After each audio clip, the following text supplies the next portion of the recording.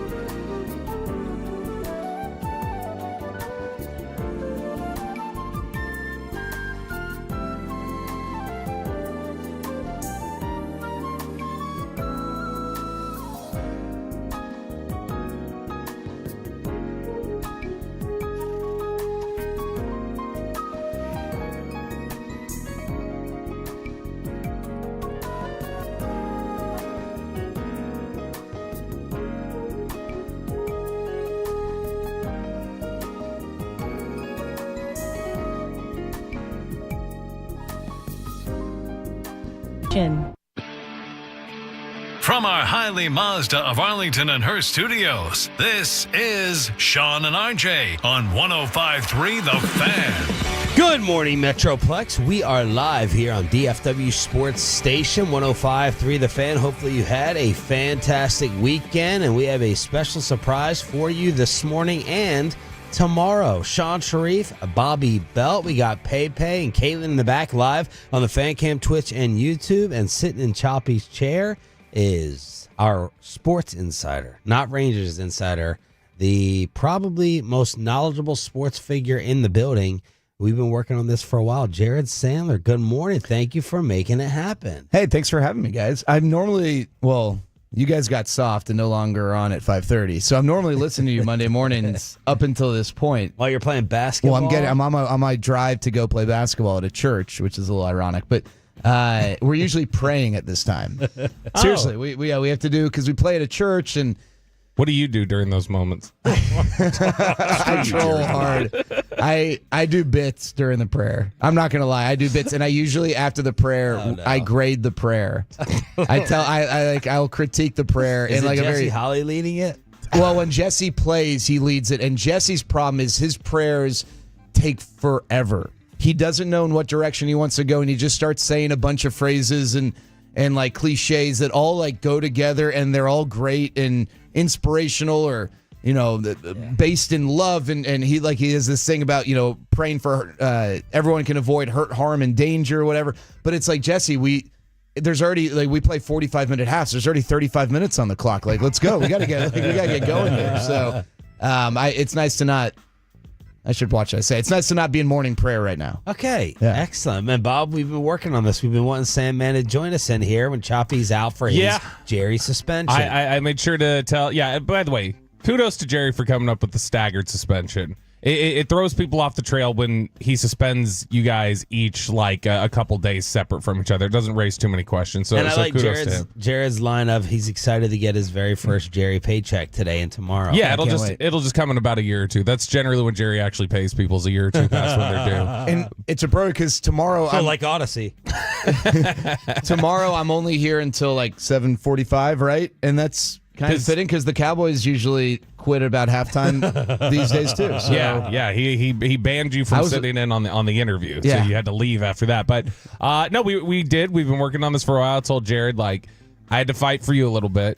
Like, Sean was a little hesitant, didn't necessarily want to share airtime with you, but I was like, look, he brings a lot to the table, and Sean was like, no, he's going to talk pitch clock and USC. I don't want that. Totally false, because normally every day now, because I now have 3 children, Bobby being the other one, I text at 5, are you up? Are you awake? Making sure he's not late for work. Well, after what he pulled this weekend, I did not text him, kind of hoping he missed the wake-up call, and it would just be you and I while he was driving in for 6:30. Because I missed the wake-up call for hanging out, or because I left early?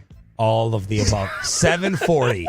7:40 we'll get to. I can't wait for 7:40 after another meltdown. I can't. I love in the not description. Not a meltdown. It's a meltdown. I love in the rundown description where it said double standard trolling. I can't wait to get into that part of it. Yeah, I was hoping you wouldn't read the email. I was reminding myself of notes. I side texted Sean yesterday when we were giving you a hard time. I said we probably shouldn't do this, because that's only going to heighten your antenna to come up with some bogus defense. Yeah.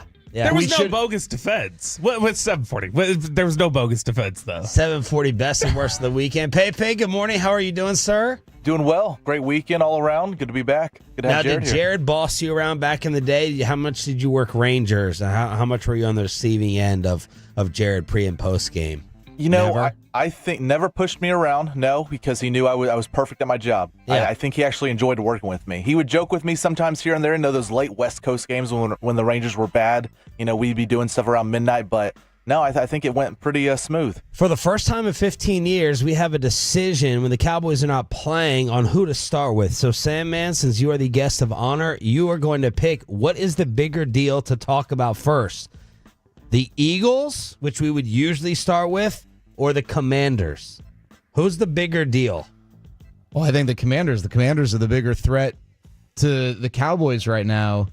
Everybody's a threat to the Cowboys. No, but who's been the better team? The Commanders have been the better team. Let's start with them. They're going to run a play. Mariota is in the gun. Eckler to his right. Quick snap. Looking to his right. Now moving to his right. Rolling. Throws toward the end zone. Caught! Zach Ertz! Touchdown! Touchdown, Washington! How about Marcus Mariota? I still can't believe Brian Weinstein got the play-by-play. But anyway, that's because Dan Snyder's little right-hand bucket boy, Larry Michael, had to go out with the trash. Jaden Daniels gets hurt, dealing with the ribs. All of D.C. is freaking out and panicking. I got RG4 texted to me by someone who was saying, oh, here we go again. That's pretty good. Strong. RG4, it does not matter because Marcus Mariota comes in, and more importantly, they're facing the horrific Carolina Panthers. The Commanders keep it rolling, Bobby, with Jaden Daniels banged up. They win 40-7. Yeah, is this a feather in the cap of Cliff Kingsbury?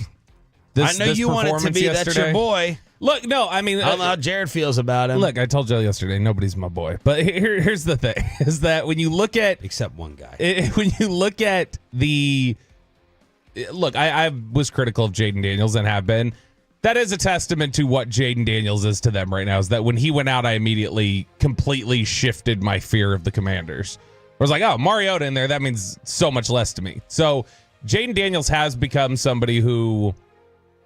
is more than just a plug and play or like, oh, this is designed around it. Like, he makes a difference. And so that was something where that you can feel the hope too. Yeah. You can feel the whole hope of the entire District of Columbia on this guy, just like it was for RG3 early on. Yeah. And this is something that I think people were always concerned about with Jaden Daniels, though, was the frame and the running style, and people have been waiting on the injury. And so it did not look like some serious big-time hit.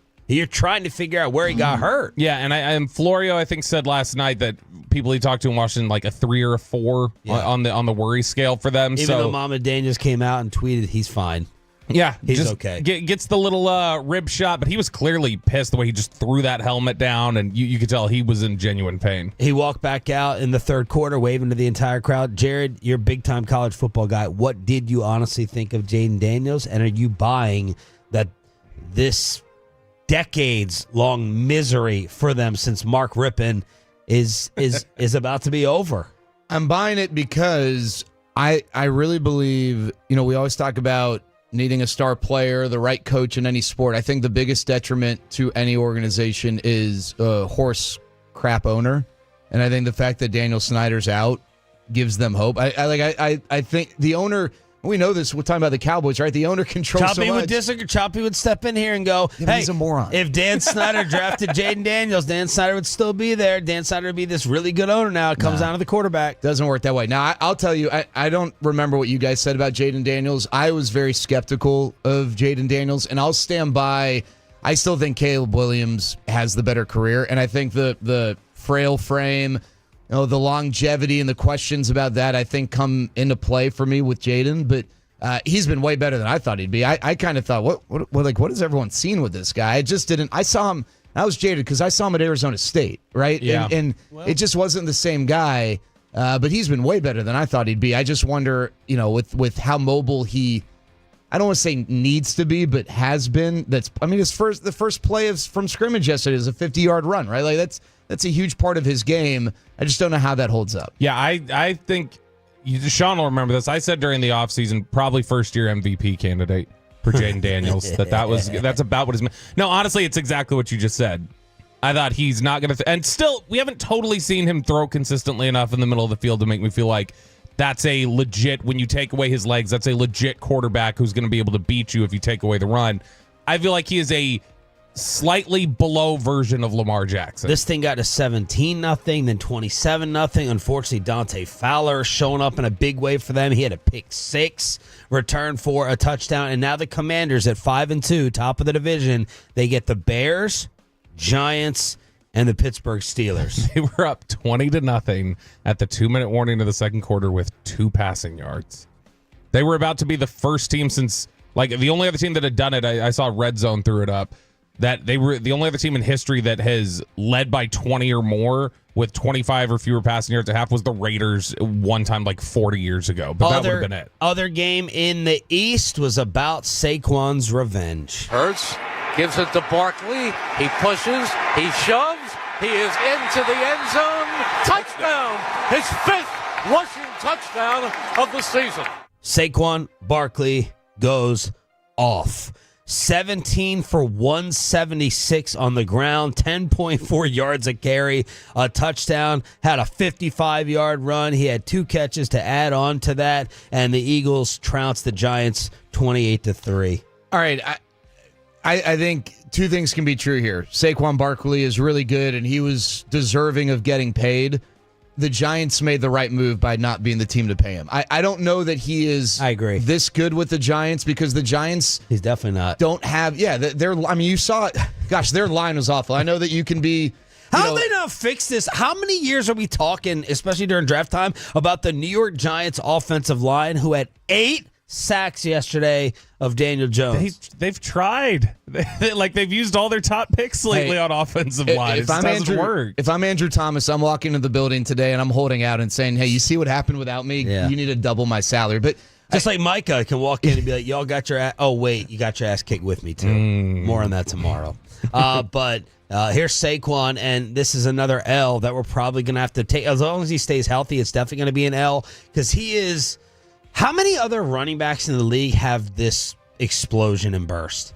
You can just see it with him. It's different. And if he could finally get to the second level, he is going to do what he did yesterday. And I know it's the Giants, but so far this is working out well for them whenever Sirianni and Kellen Moore decide to give him the football. But here are the Eagles at 4-2. Giants fall to 2-5. Boy, that Kellen Moore rushing offense, that's what Mike McCarthy had been clamoring for. He just wanted to run the damn ball, and it took Kellen getting to Philly before they could achieve it. But no, this is what's it's a little concerning looking at what Philadelphia is when they've got their full complement of weapons. When everybody's been healthy, because I think we forgot that context. We were too excited to watch Philly struggle those first couple weeks, and we didn't have the proper context of, okay, Lane Johnson, A.J. Brown, Devontae Smith, like when those guys are out, that kind of makes a difference in what Philadelphia wants to achieve. But they look impressive the last few weeks. The Eagles have still not scored, though, a first quarter point this season.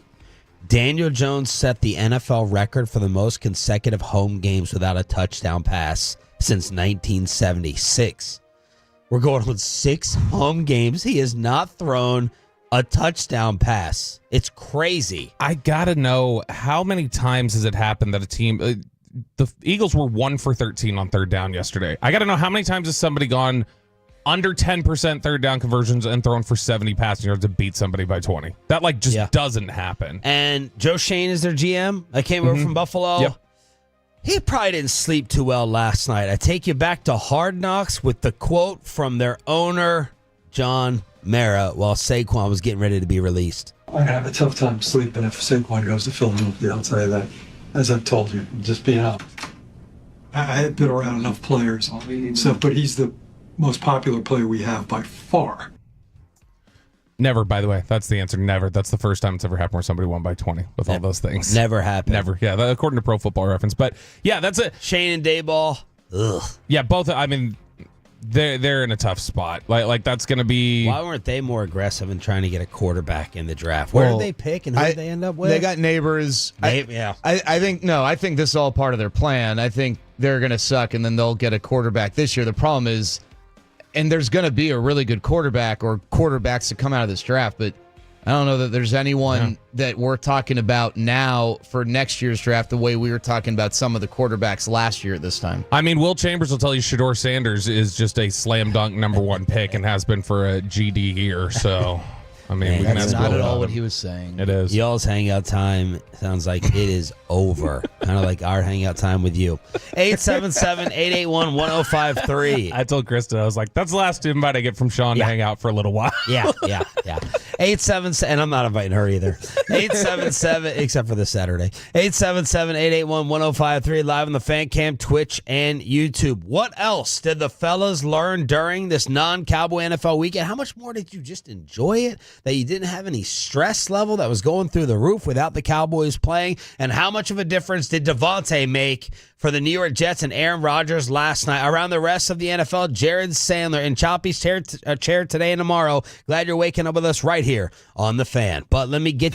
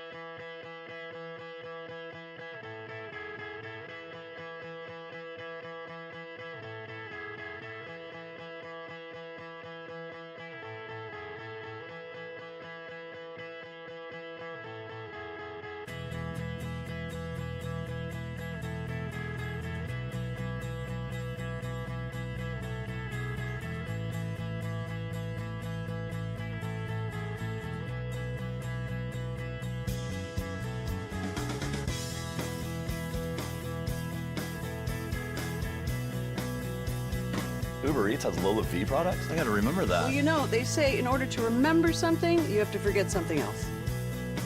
Okay, now that is a very cute haircut. That's like a little shag. I've never seen it before. Well, I mean, of course you have. It's the Rachel. Oh, is that your name? No, I mean like your name. No, I'm Jen. My name's Jen. Right, but I just mean like this is your haircut. But that's hair on your head. I'm not saying this is your hair. Okay, freaking me out a little bit.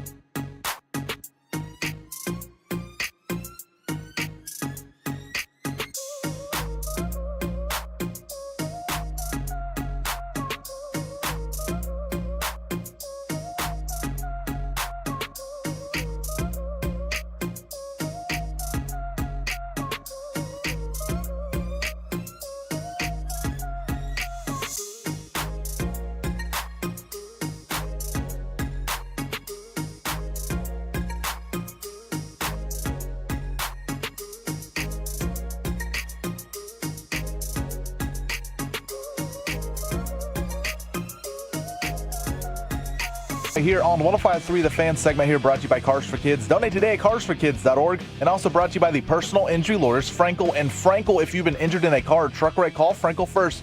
214-817-333-3333 with Frankel and Frankel. There's never an out-of-pocket cost. They only get paid when you win. Frankel and Frankel, the go-to car and truck wreck attorneys in Dallas. Wilson gets the snap. Lofts, right corner of the end zone, and it is hauled in by Pickens. Touchdown, Pittsburgh Steelers.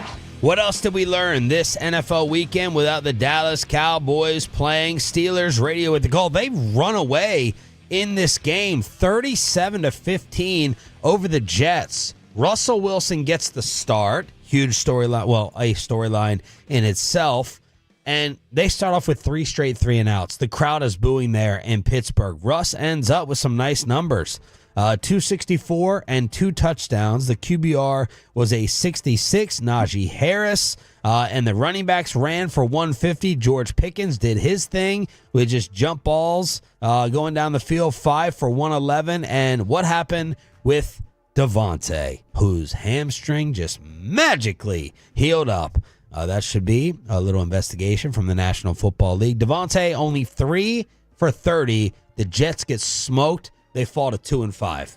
This was, you know how this game got out of control. Like I'm watching this in the third, and like I'm getting ready to lay down. Like okay, like boring ass game, and then bam, 37-15. Yeah, as Pittsburgh outscores them, but 24-0 in the second half. I was sitting there and. Early part of the first half, or near the end of the halftime, you're watching, you're going 15-6 sounds about right for a Jets-Steelers game. This is pretty ugly. But watching this game, you have teams that you root for, and like, you know, we have Cowboys fans and listening to us who are like, you know, that's where the rooting interest lies. A big rooting interest for me this year is just everything going wrong for the Jets. And I'm so happy that Aaron Rodgers gets exactly what he wants. He pushes out Saleh, gets Devontae Adams in there, and it's a disaster right out of the gate. And Tyron Smith Tyron Smith is broken. This is a 40-year-old team. This is your 2000-2001 Redskins. This is trying to create the super team, and they're really just about 500 or below. Now, Jared, you know Aaron Rodgers better than all of us, checking him out in Green Bay for all those years. Did you think that this was going to work? Did you think that he was going to have something left? Where did you have the Jets before the season, and what are you seeing in him now? Well, it's funny you brought up that Washington team. That was like, with my age at that time, that was the first team I remember in football that tried to build a Super Bowl in the offseason and fail. And so I just don't, in general, believe, as a rule of thumb, teams that try to build through trades and free agency. It doesn't work that way, and they've had some good draft picks. Except for your world champion Rangers. Here's that Jerry paycheck coming in. I'm talking about football. Okay, football. Yeah. I mean, I don't think in general it works incredibly well in all sports, but baseball is this. I mean, there's no salary cap. It's a little bit easier to do that. But yeah, that's a roster of names that are either injured and not as good as they used to be or past their prime. So no, I did not think that this was going to work. It didn't end up this way, but I remember Bill Simmons had a tweet right before the 2010-2011 season, the year the Mavericks won the title, where they had Sean Marion and Dirk and Jet and everybody, and he said at the time, watching the Mavericks this year is going to be like having front row seats to a 50 Cent concert. You're going to say, dang, this would have been really cool in 2005. And that's kind of the way it feels with the Jets, where it's like when you watch them, you're like, man, this would have been a great team like 5 years ago. And right now it's a mess. But hey, this goes back to, I think Rodgers, and I don't know if he'll ever admit this or acknowledge this, but he came from an organization that is really well run, that is not dysfunctional. And now he goes to an organization that is not well run and is dysfunctional. And things just don't come together the same way when you are mired in dysfunction. And I think he felt like, well, I'm Aaron Rodgers. I'm one of the greatest quarterbacks of all time. I'll figure out a way to make this work. Yeah. And he is still really good. He's not as good as he was, but like that Garrett Wilson interception yesterday, that was a perfect throw. That's not on him. Yeah. But everything around him just isn't what it was in Green Bay. That pick before halftime changed everything, too. Yeah. He threw a really bad interception himself, and then Wilson had to go off his chest. And you could see that Aaron was ticked off. So here are the Steelers sitting at 5-2, and the decision to start Russell Wilson. What did we think of it? All right, I sent this to you guys before the game. I think the Steelers were losing 15-6 when I clicked send on this. I think it was a great decision. I think Russ sucks. I'm not a Russell Wilson fan. I think it was a great decision. I respect the fact, and if this is their reasoning, I respect the fact that Mike Tomlin looked at Justin Fields and said, hey, thanks for getting us to 4-2. We're not doing anything more than what we've done the last few years with you as our quarterback. Russell Wilson might end up being way worse than Justin Fields, but at least with Russ, there's the unknown and the possibility that if it clicks, that maybe they can do more than what they've done, which is just playoffs and see you later, right? It's almost like I think Mike Tomlin could have made the safe decision, stuck with Justin Fields, kept his non-losing season streak alive. But to me, this is, hey, let's figure out what Russ has. We got a bye week in a few weeks. If it doesn't work, we go back to Justin Fields. But I actually like the decision because I think this is a decision to try and do more than just be okay. Yeah, I get why he did it. Like with Justin Fields, it was there's a lot of boom or bust potential there. It's not consistent with Justin Fields at all.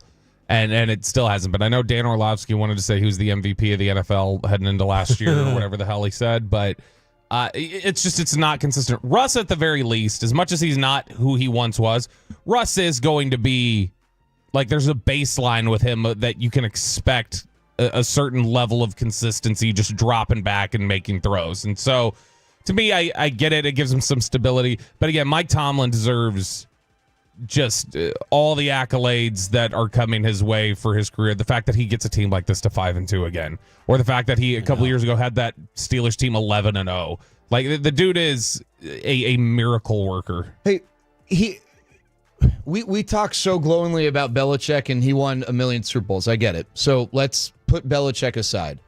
But Mike Tomlin is the best coach of his generation? Second best? Second or third. Reed. Reed is right there. So Reed I look at as it depends on what you need. Reed is going to be the better.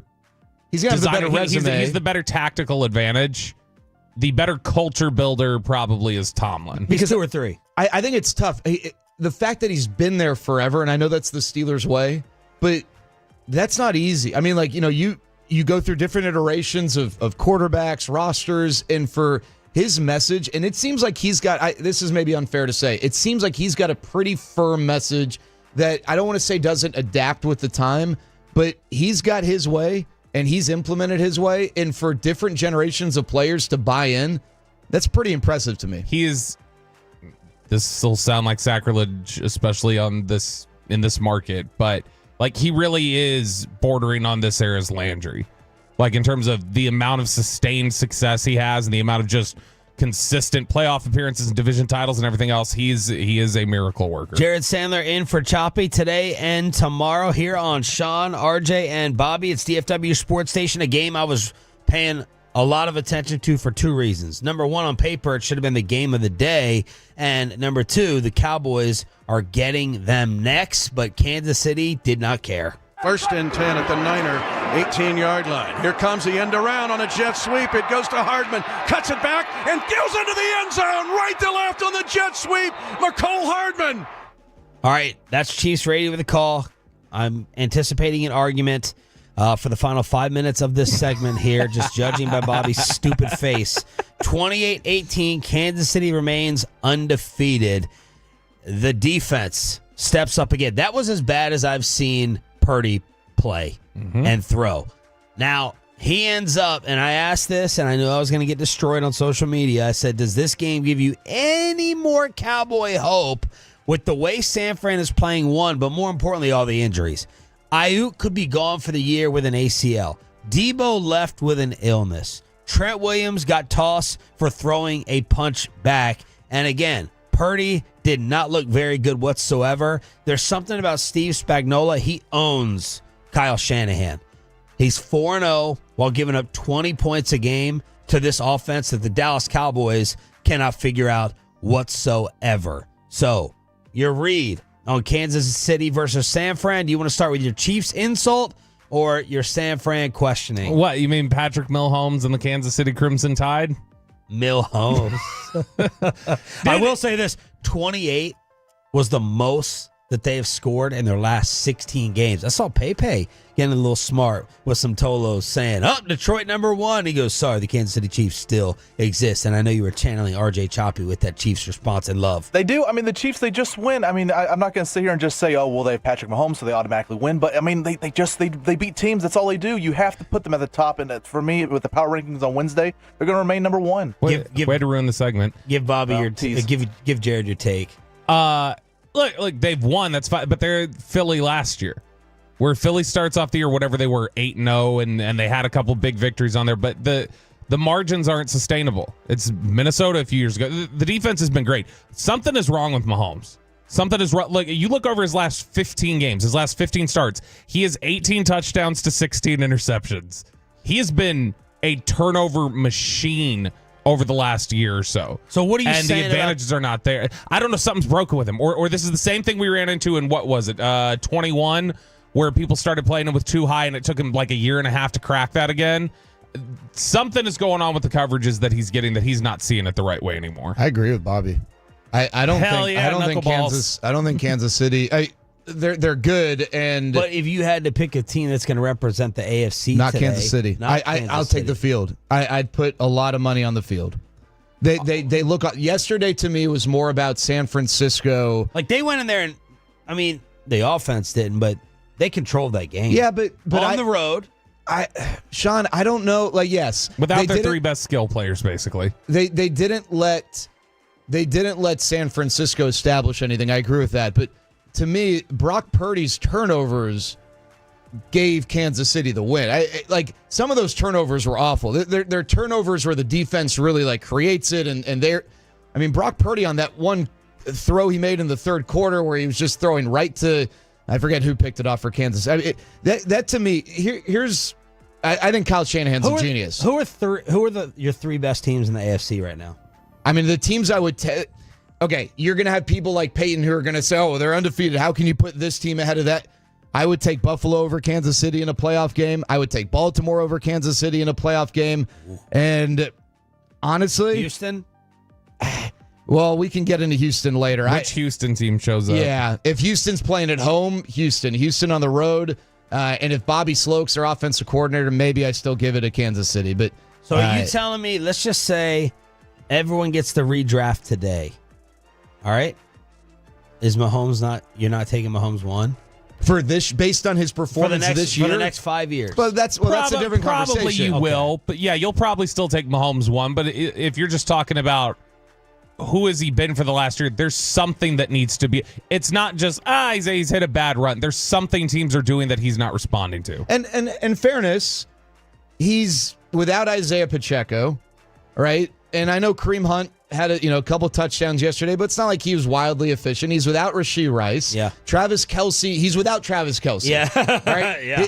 There's the Monstars, or Taylor Swift zapped Travis Kelce's power. So but like that's a part of it. And whether it's Mahomes' fault or not, I don't know. But to me yesterday, looking ahead to San Francisco, that's a team that looks broken to me as well. I'm genuinely, and I know you're not saying anything like, well, Mahomes has been great. I know you're not saying that. But how would we, if over a 15-game stretch, Dak was a 1-to-1 touchdown to turnover ratio, be talking about him? We'd be losing our minds. Yeah. And I get it's a different conversation because of his background and what he's done in big games, but still. Are we going to talk about San Fran more later? Yeah. Okay, because they just, especially with them playing the Cowboys this weekend, this could be I don't want to say a get-right game for the Cowboys because that suggests they're going to turn their season around. But that San Fran team does not look like San Francisco to me. Do you know the spread? Crosstalk. Do you know the spread? What was it, 5.5, 4.5? Yeah, 5.5. There's a couple different books, but 5.5 is what I saw yesterday. I saw 6 yesterday, over under 48. Right now with that, you would do what? I would take the Cowboys. Cowboys getting 6, I'd take the Cowboys. I mean, I'm assuming Ayuk's got Jerry the ACL. money's good, isn't it, Jared? No McCaffrey. No, I think the Cowboys. I think the Cowboys are a 7-win team, but I mean, we can get it. There's some interesting numbers about San Francisco and how bad they've been this year. Did we just get our Dream World Series? The baseball guy it's not you anymore, Bassick. We got Jared Sandler in studio today and tomorrow. Is the Dream World Series set? That's next on the home of the World Series champs. Still for now, 105.3 The Fan. got to forget something else to remember that Uber Eats has groceries. No, that's absurd.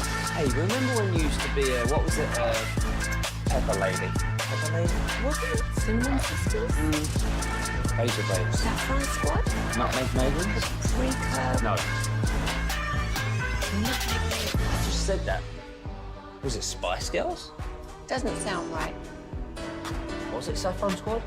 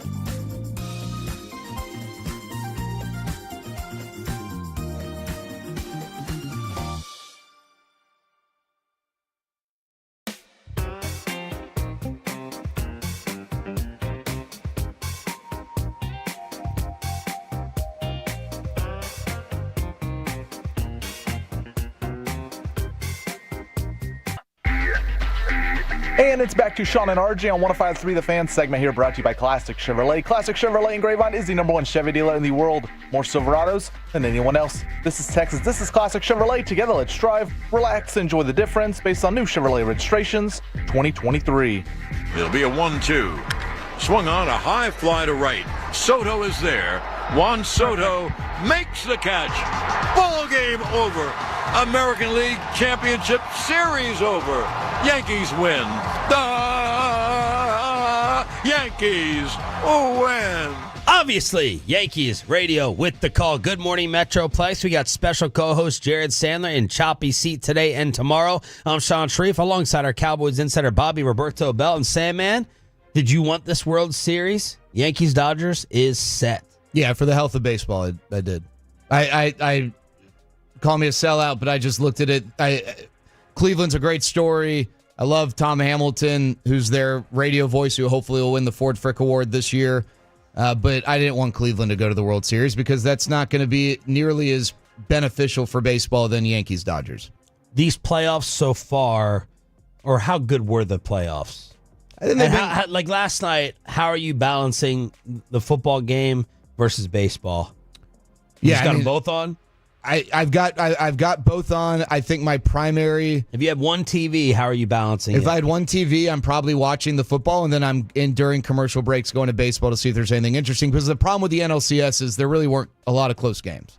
I mean that game yesterday got out of hand quickly. So I am excited though for the World Series. Me too. The problem is, and maybe this is just a different perspective because I'm older now, but like I feel like 10, 15, 20 years ago, there'd be so much more discourse on the ALCS and the NLCS and just the Yankees being a part of it and the Dodgers being a part of it and the two best players in baseball being. Yeah. It just seems like it's, this is happening. But back to the Cardinals-Chargers game, I mean, that's kind of the way it feels for me right now.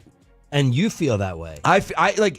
I'm not saying that is the way way I'm having operating. these discussions with you because when I had this with Bassick years ago, my life was threatened way more than Jerry last week.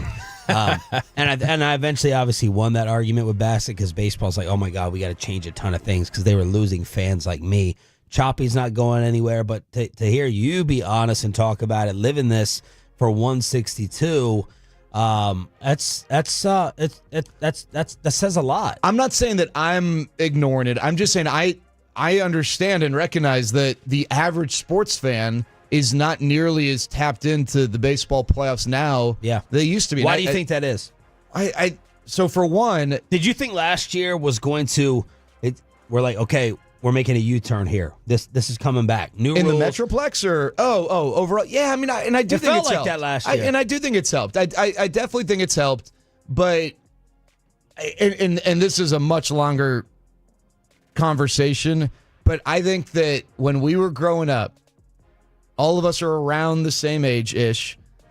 We still had SportsCenter when it was at its best, and that was highlights and coverage of all sports. So you might watch SportsCenter as a football fan, but you're going to be exposed to Dan Patrick's funny jokes and Keith Olbermann and Stuart Scott and the nicknames, and you were going to watch the baseball highlights because that was a part of it. Yeah. And now we've got the NFL Network, which is great, and MLB Network, which is great, and NBA TV and NHL Network. But the problem is, if I'm a football fan, I'm going directly there. If I'm a baseball fan, I'm going directly there. So I'm not getting exposed to the other sports that I'm not as dialed in on. Yep. And so I think it takes away the ability to convert the general sports fan or the sports fan whose priority is a different sport to other sports. And I think baseball gets hurt by that the most. On your Twitter feed, at Jared Sandler, follow it if you love all sports, but especially baseball.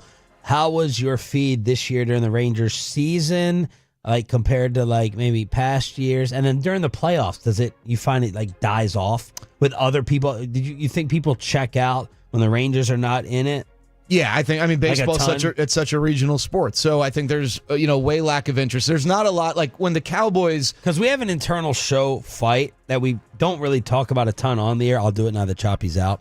But Choppy's like dying to save baseball on this show, and Bobby will put in Mavs prep and content. And Choppy hates that. And then it's like he's like trying to save baseball and keep that above the Mavericks because we kind of group them together, like NBA regular season, baseball regular season. But you can feel the resentment from RJ whenever Bobby wants to talk Mavericks. He wants to bury the NBA, whereas a lot of people were talking about Major League Baseball being buried. There was a couple weeks ago when you were out, we were stacking the show, and I'm just running down what we're going to do. And I said something about 9 o'clock, like a quick NBA reference. Yeah. And Choppy goes, that's the second time we'd be talking basketball on the show. I think we can just, if you want to throw that into the first time. We don't need to talk about basketball twice. RJ watches as much basketball now as he did when he covered the Legends, which was not very much.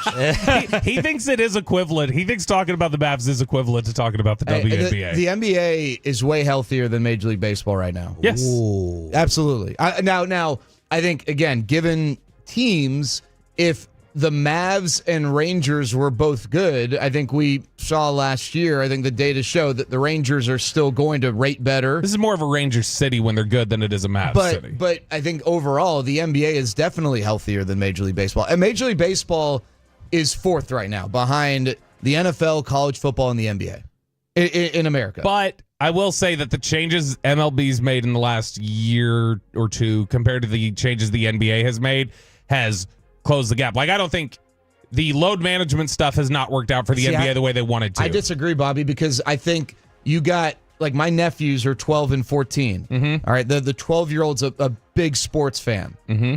But kids these days, and I think of, like, the next generation of fans, because in 5, 10, 15 years, these are the people who are going to be carrying, each sport. The children are our future. The kids, Thanks, Whitney. kids these days aren't fans of a team as much as they are players. Yeah. Because they go on Instagram and TikTok and highlights. In basketball, just in general, House of Highlights, it's more conducive to that medium. Right. And I think that plays a huge role in growing the sport. Sure. I would just say that the changes MLB made clearly made the game more engaging. And the two biggest changes from the NBA in recent years, one was trying to address load management by saying, well, you're not going to qualify for certain awards. That didn't really do anything last year to get those stars out there on the court more consistently. And then the other was that NBA Cup, which was just lame. Yeah.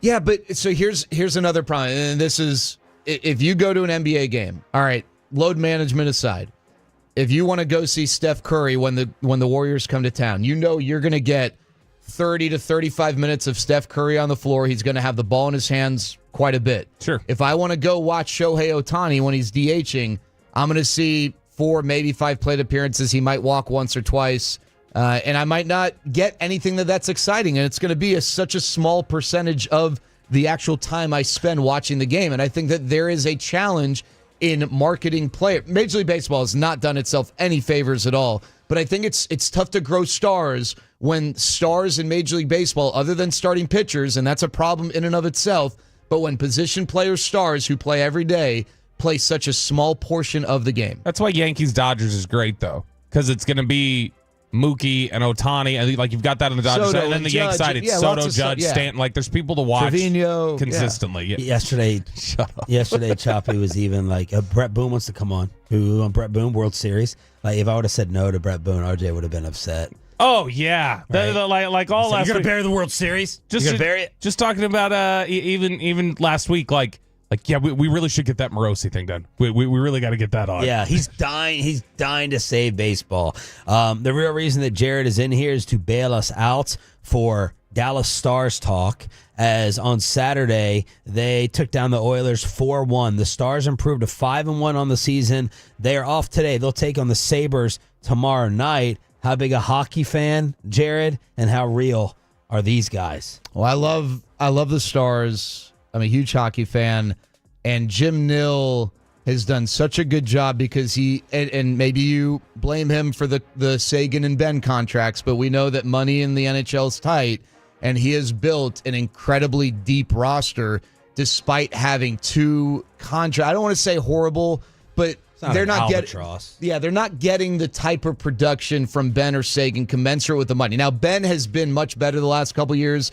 Sagan's healthier, but they have drafted so well, and they have so much good young talent. And then they obviously locked up Jake Ottinger over the weekend. But this is a really good team, and they are once again a Stanley Cup contender, no doubt. I had to rely on Jared for that, and I have to rely on Bobby for this. Carlton lobs it in, taken away by Beamish, off to Stewart. 28 years in the making. The New York Liberty are WNBA champions. The original franchise has its very first title. Sounds like ESPN, I think. I'm guessing, Pepe. Ryan Rucco. The Liberty beat the Minnesota Lynx overtime to win the title, Bob. And did you hear the roar of those dozens of fans in the stands? You like that? Just going bananas. It only took 28 years for Liberty to win in the United States. Man, fantastic. Just every shot, every chest pass, every bounce pass was, gosh, the 35 seconds it takes to run around in circles and then granny shot from the 3-point line. It was magic. I did grab this for you, Bob. The New York Post reported the WNBA because I think Angel Reese was crying about her salary the other day, and they compared. God, you're kidding. She cried. I know about something. She complained about something. They compared it to the NBA. The WNBA is going to lose $40 million this year. It's their most popular season ever by far. They got like 14 people hired at ESPN that Stephen A now has to talk to and take abuse from. It's the 26th straight year where they will fail to turn a profit. The 26th straight season, even with Caitlin Clark. That's so weird. I saw so many social media hashtags and things and NBA owners are ticked. That's what the New York Post did this story, and they're like, James Dolan's leading it to Adam Silver, like, get us out of this and get us a damn return on the as they're expanding. Like, it's got to take somebody as toxic as James Dolan to stand up in the face of a social mob, like the WNBA mob, to say, nope, this isn't working. Get us out of this because this isn't.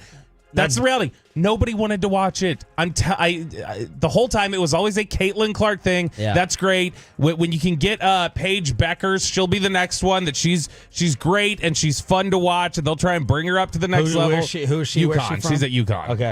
But I mean, she's really fun to watch. But those individual players that they got to lean on, and then you'll have a whole league bitching about that and going, "Oh my gosh, it's about more than that. We can all play. We can all hoop." The reality is, it was always about Caitlin Clark, and nobody cared about anything else. Yeah, I would say and Angel Reese. Right, I think Angel. Yeah, dude, Angel Reese. Caitlin Clark can exist on her own. I don't know if Angel Reese can exist on her own, but she doesn't need to because the Caitlin Clark Angel Reese narrative is interesting to people. Did you get into this season? I watched more WNBA this year than I have in years past, but I didn't go to a game. To admit. But but like no one cares about Jonquel Jones. Like, she's a really good player. I dead serious. When you said Jonquel Jones, I had no idea if you're talking about. She won the MVP of the final series. She's a good player. Oh. Breonna Stewart's one of the all-time legends, but people don't care about them. I mean, I shouldn't say people don't care, but the average sports fan does not care about them the way that they maybe have an interest in Caitlin Clark and Angel Reese.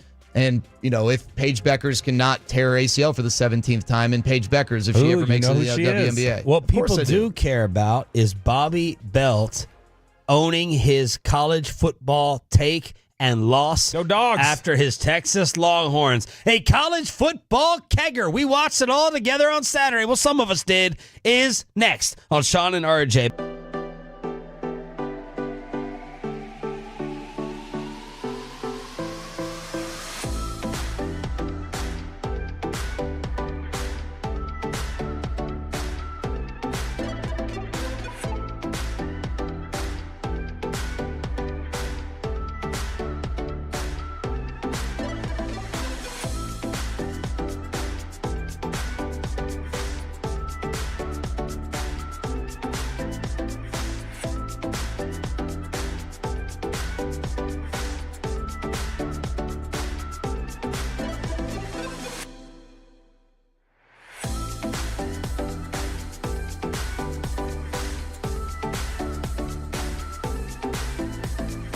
Uber Eats has Lola V products? I gotta remember that. Well, they say in order to remember something, you have to forget something else.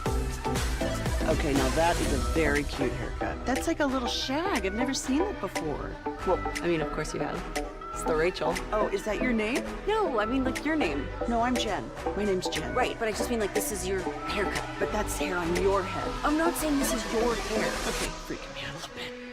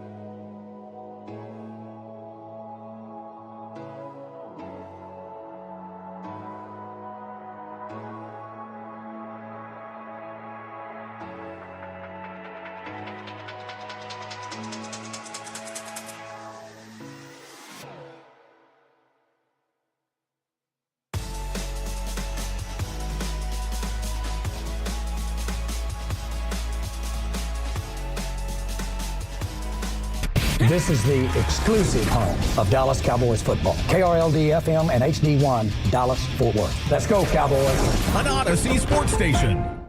From our Highly Mazda of Arlington and Hearst studios, this is Sean and RJ on 105.3 The Fan. I'd like to know where Lou Holtz is right now. Well, I win. Google me. We're not hosting an intergalactic kegger down here. Two receivers left, one to the right. We're on the far hash, moving to our right, out of the pistol, hand it to ETN. And he runs straight down the hash, breaks the tackle 5, falls towards the goal line. Touchdown! Touchdown, ETN!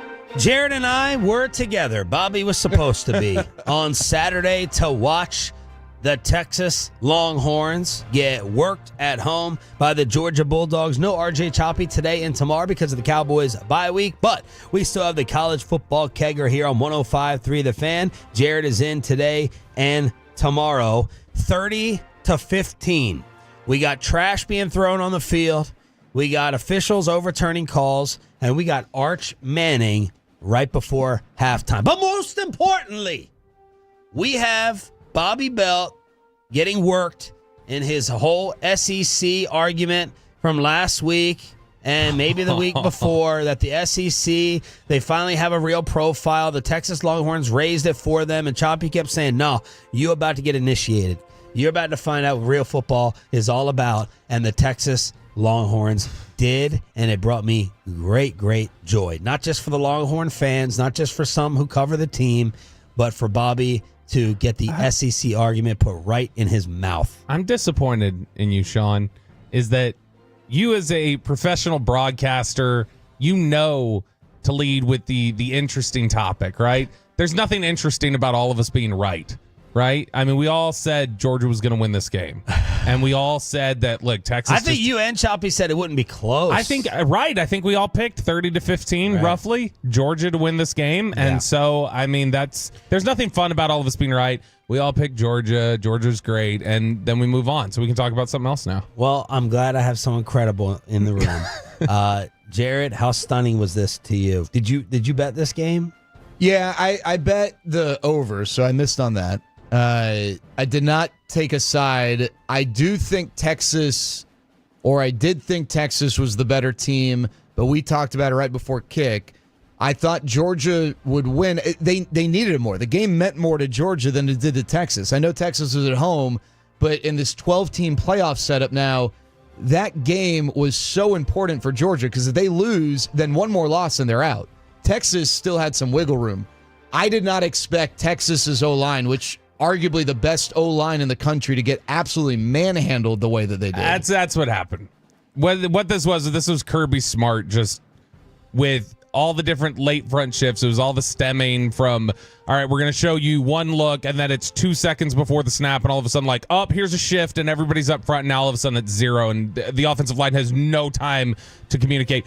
That's great stuff from Kirby Smart. It's inexperience from Texas's O-line and lack of preparation to respond to that. That's where the game was won.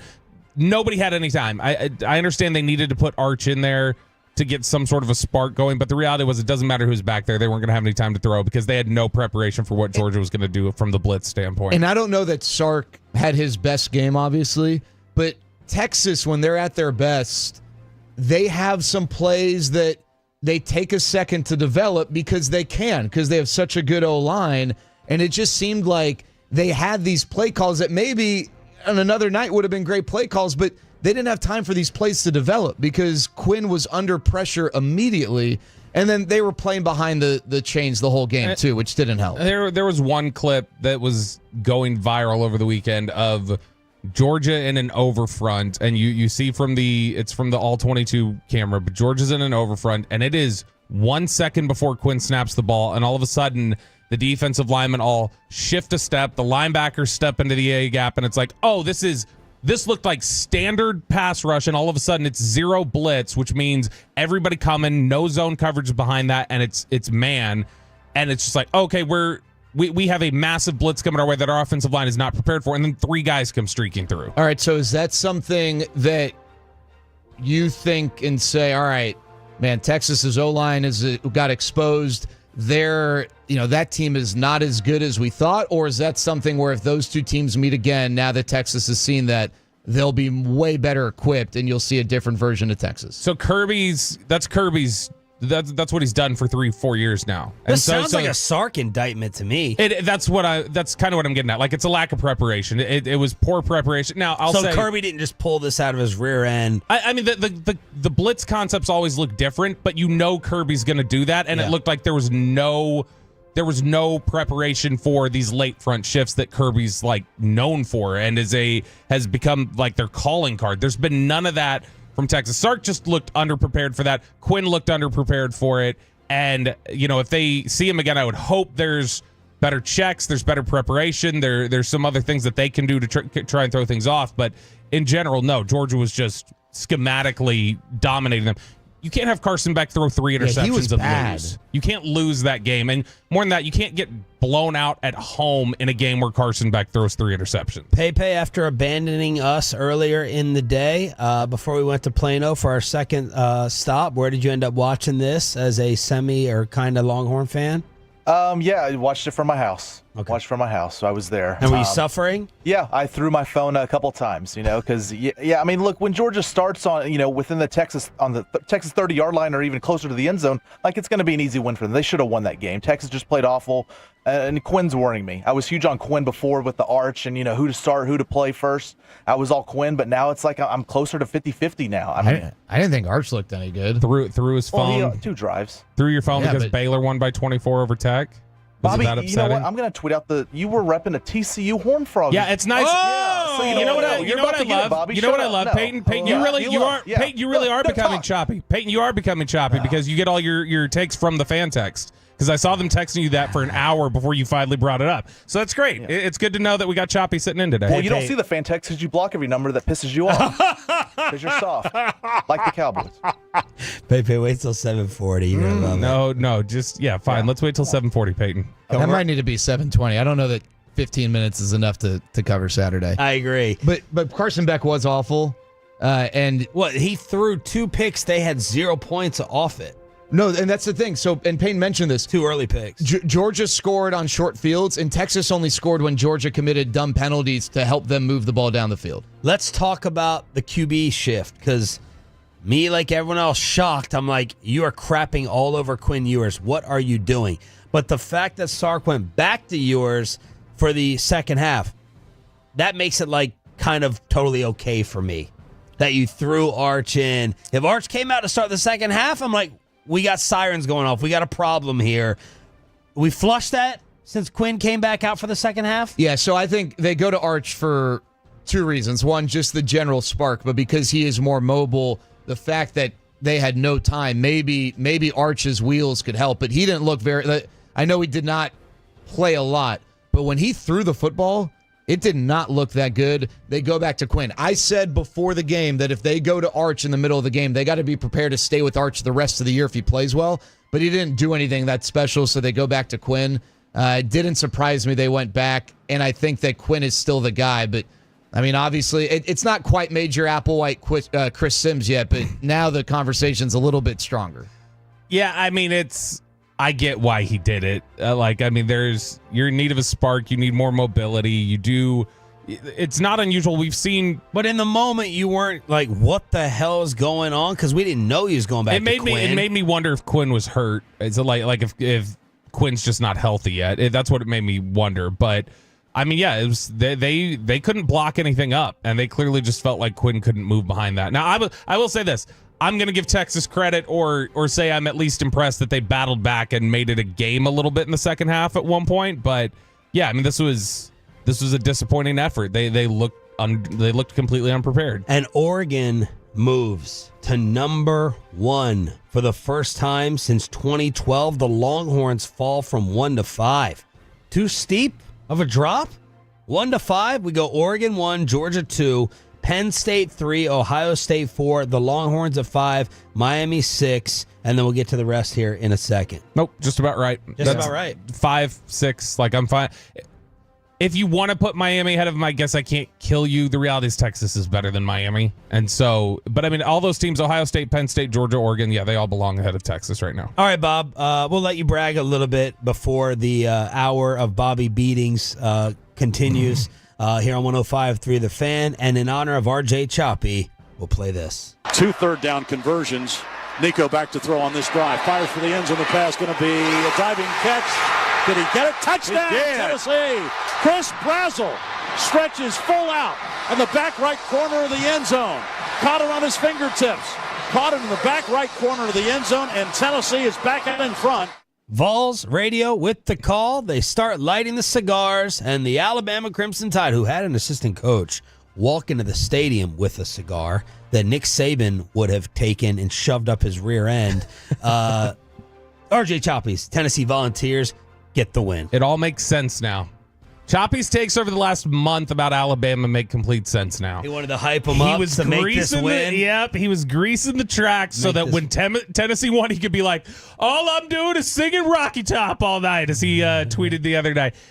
This is just an example of, here's Alabama's offense. Here's what Kalen DeBoer does. He puts the football in Jalen Milroe's chest, and he says, just go run around or try to find Ryan Williams. That's our whole offense. That's what Alabama does. This is 6 straight games where they've trailed. He's done. This is just Alabama's done. Like, Alabama's done as a legit contender this year. Like, obviously they can do something else in the future. But, I mean, 2 losses now, and there's probably others on the schedule. They've still got LSU ahead. They've still got one other, I think, that is another potential loss on the schedule. But, I mean, this could potentially be a 4-loss team this year. And that's just the reality of this is what Alabama is now. They've got no real offense to speak of in terms of any sort of offensive game plan, and way too consistently you're seeing teams able to move the ball down the field methodically and gash them, and in big moments like that one with Braswell right there, teams are able to score when they need to. They got Mizzou this weekend. Loss. It's at home, but that's a top 25 matchup. LSU, I mean, OU, that's not a tough game anymore. But yeah, I think Kalen DeBoer is a good coach. I do too. I think it's an interesting juxtaposition against Nick Saban and the assistant coach walking in. I mean, yeah, if that would have happened, that coach would have been sent home. I mean, right? Like, do we have any doubt? Yeah. It just seems like some of the little details that help keep teams together, you now have a greater appreciation for with Nick Saban, because that team just looks a little bit slower and a little bit off compared to. I mean, you didn't like their roster last year, right, Bobby? No, I thought their roster was good. I didn't think their roster was Bama, Georgia quality. But you thought they got maybe more out of their roster last year with Saban? I was surprised that they played as well as they did by the end of the year, because I didn't think they were as good as a one-loss team, essentially. And would you say that they have underachieved or achieved at the level that you would expect based on your assessment of their roster? This year? Yeah. About the team that I think they are. And Nick Saban, in previewing Alabama versus the Vols, he had to pull out the knife to stick it right into the Auburn Tigers on the College Game Day set. For our players, this was a bigger rivalry than any other game that we played. Any game? What? I'm talking about rivalry game. Yeah. Even bigger than Auburn to our players. Really? That's always difficult for me to get our players up for the Auburn game. It was never difficult for the Tennessee game. Wow. That says a lot. How about that clip? He's tried punching down the last few weeks. Yeah. Boy, Bama's running out of areas to punch down to. They're looking about eye level with everybody in the SEC lately. All right, little college football kegger part 1 with Bobby Belt. And we got Jared Sandler in Choppy's chair over the next 2 days. We have a brand new giveaway for you turning it on, leaving it on. We have Dane Cook tickets to hook you up with next. We go commercial free. What did Amari Cooper do with his brand new team? And what the fellas were learning and thinking about the Cowboys while you are enjoying them not playing this weekend. Commercial-free Expressway with best and worst of the weekend is next. But let me get you to that next job and that next paycheck that you deserve at mycomputercareer.edu. Gain real skills. Their curriculum combines in-depth knowledge with practical real-world.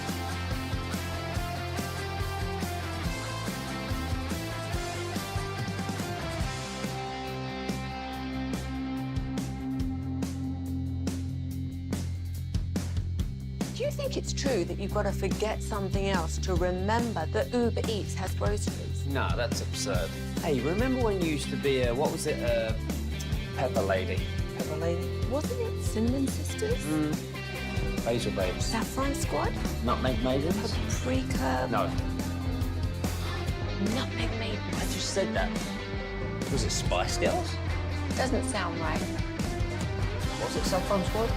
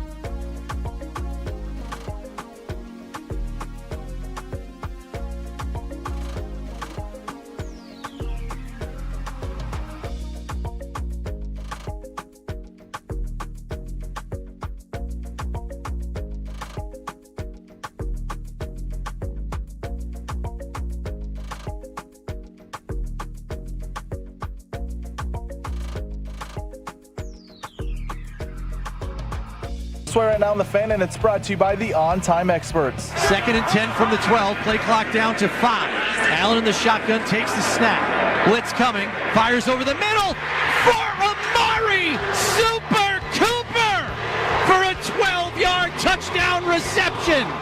All right, it is time for the commercial-free expressway here on DFW Sports Station. Yes, we are still your home of the Cowboys. Are we confirmed with Jerry Jones tomorrow? Allegedly. Look, I mean, subordinates are not supposed to ask questions of their bosses. But, I mean, that's what I've heard is that we are confirmed. He was not on Friday.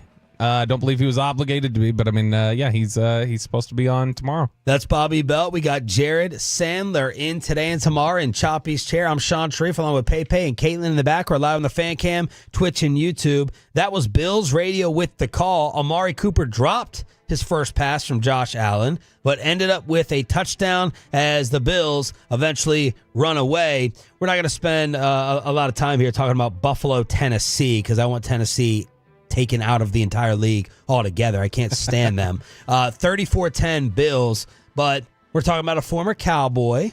We talked about Davante Adams basically doing nothing last night. That was a Cowboy half-segment radio discussion because we know the Cowboys aren't going to do anything. 3 for 30 for Davante last night, and the Steelers beating up the New York Jets. But, Jared, you were thinking about the Cowboys with some of these other names. Well, yeah, and the irony with Amari Cooper is the Cowboys actually did this when they acquired Amari, but it just doesn't seem like they do it consistently enough given the fact they've had Super Bowl contending rosters. But you take a look at some of the teams around the league, whether it's holes that are identified in the offseason or holes that are identified in season, teams go out and they do things about it when they've got a chance to win, right? We're not talking about the Cleveland Browns. They're not a Super Bowl contender, but the Bills go and get Amari. They clearly disregarded the receiver position this offseason. They thought letting Stephon Diggs walk and having Khalil Shakir be your number one guy was a solution. They learned it wasn't. They go get Amari.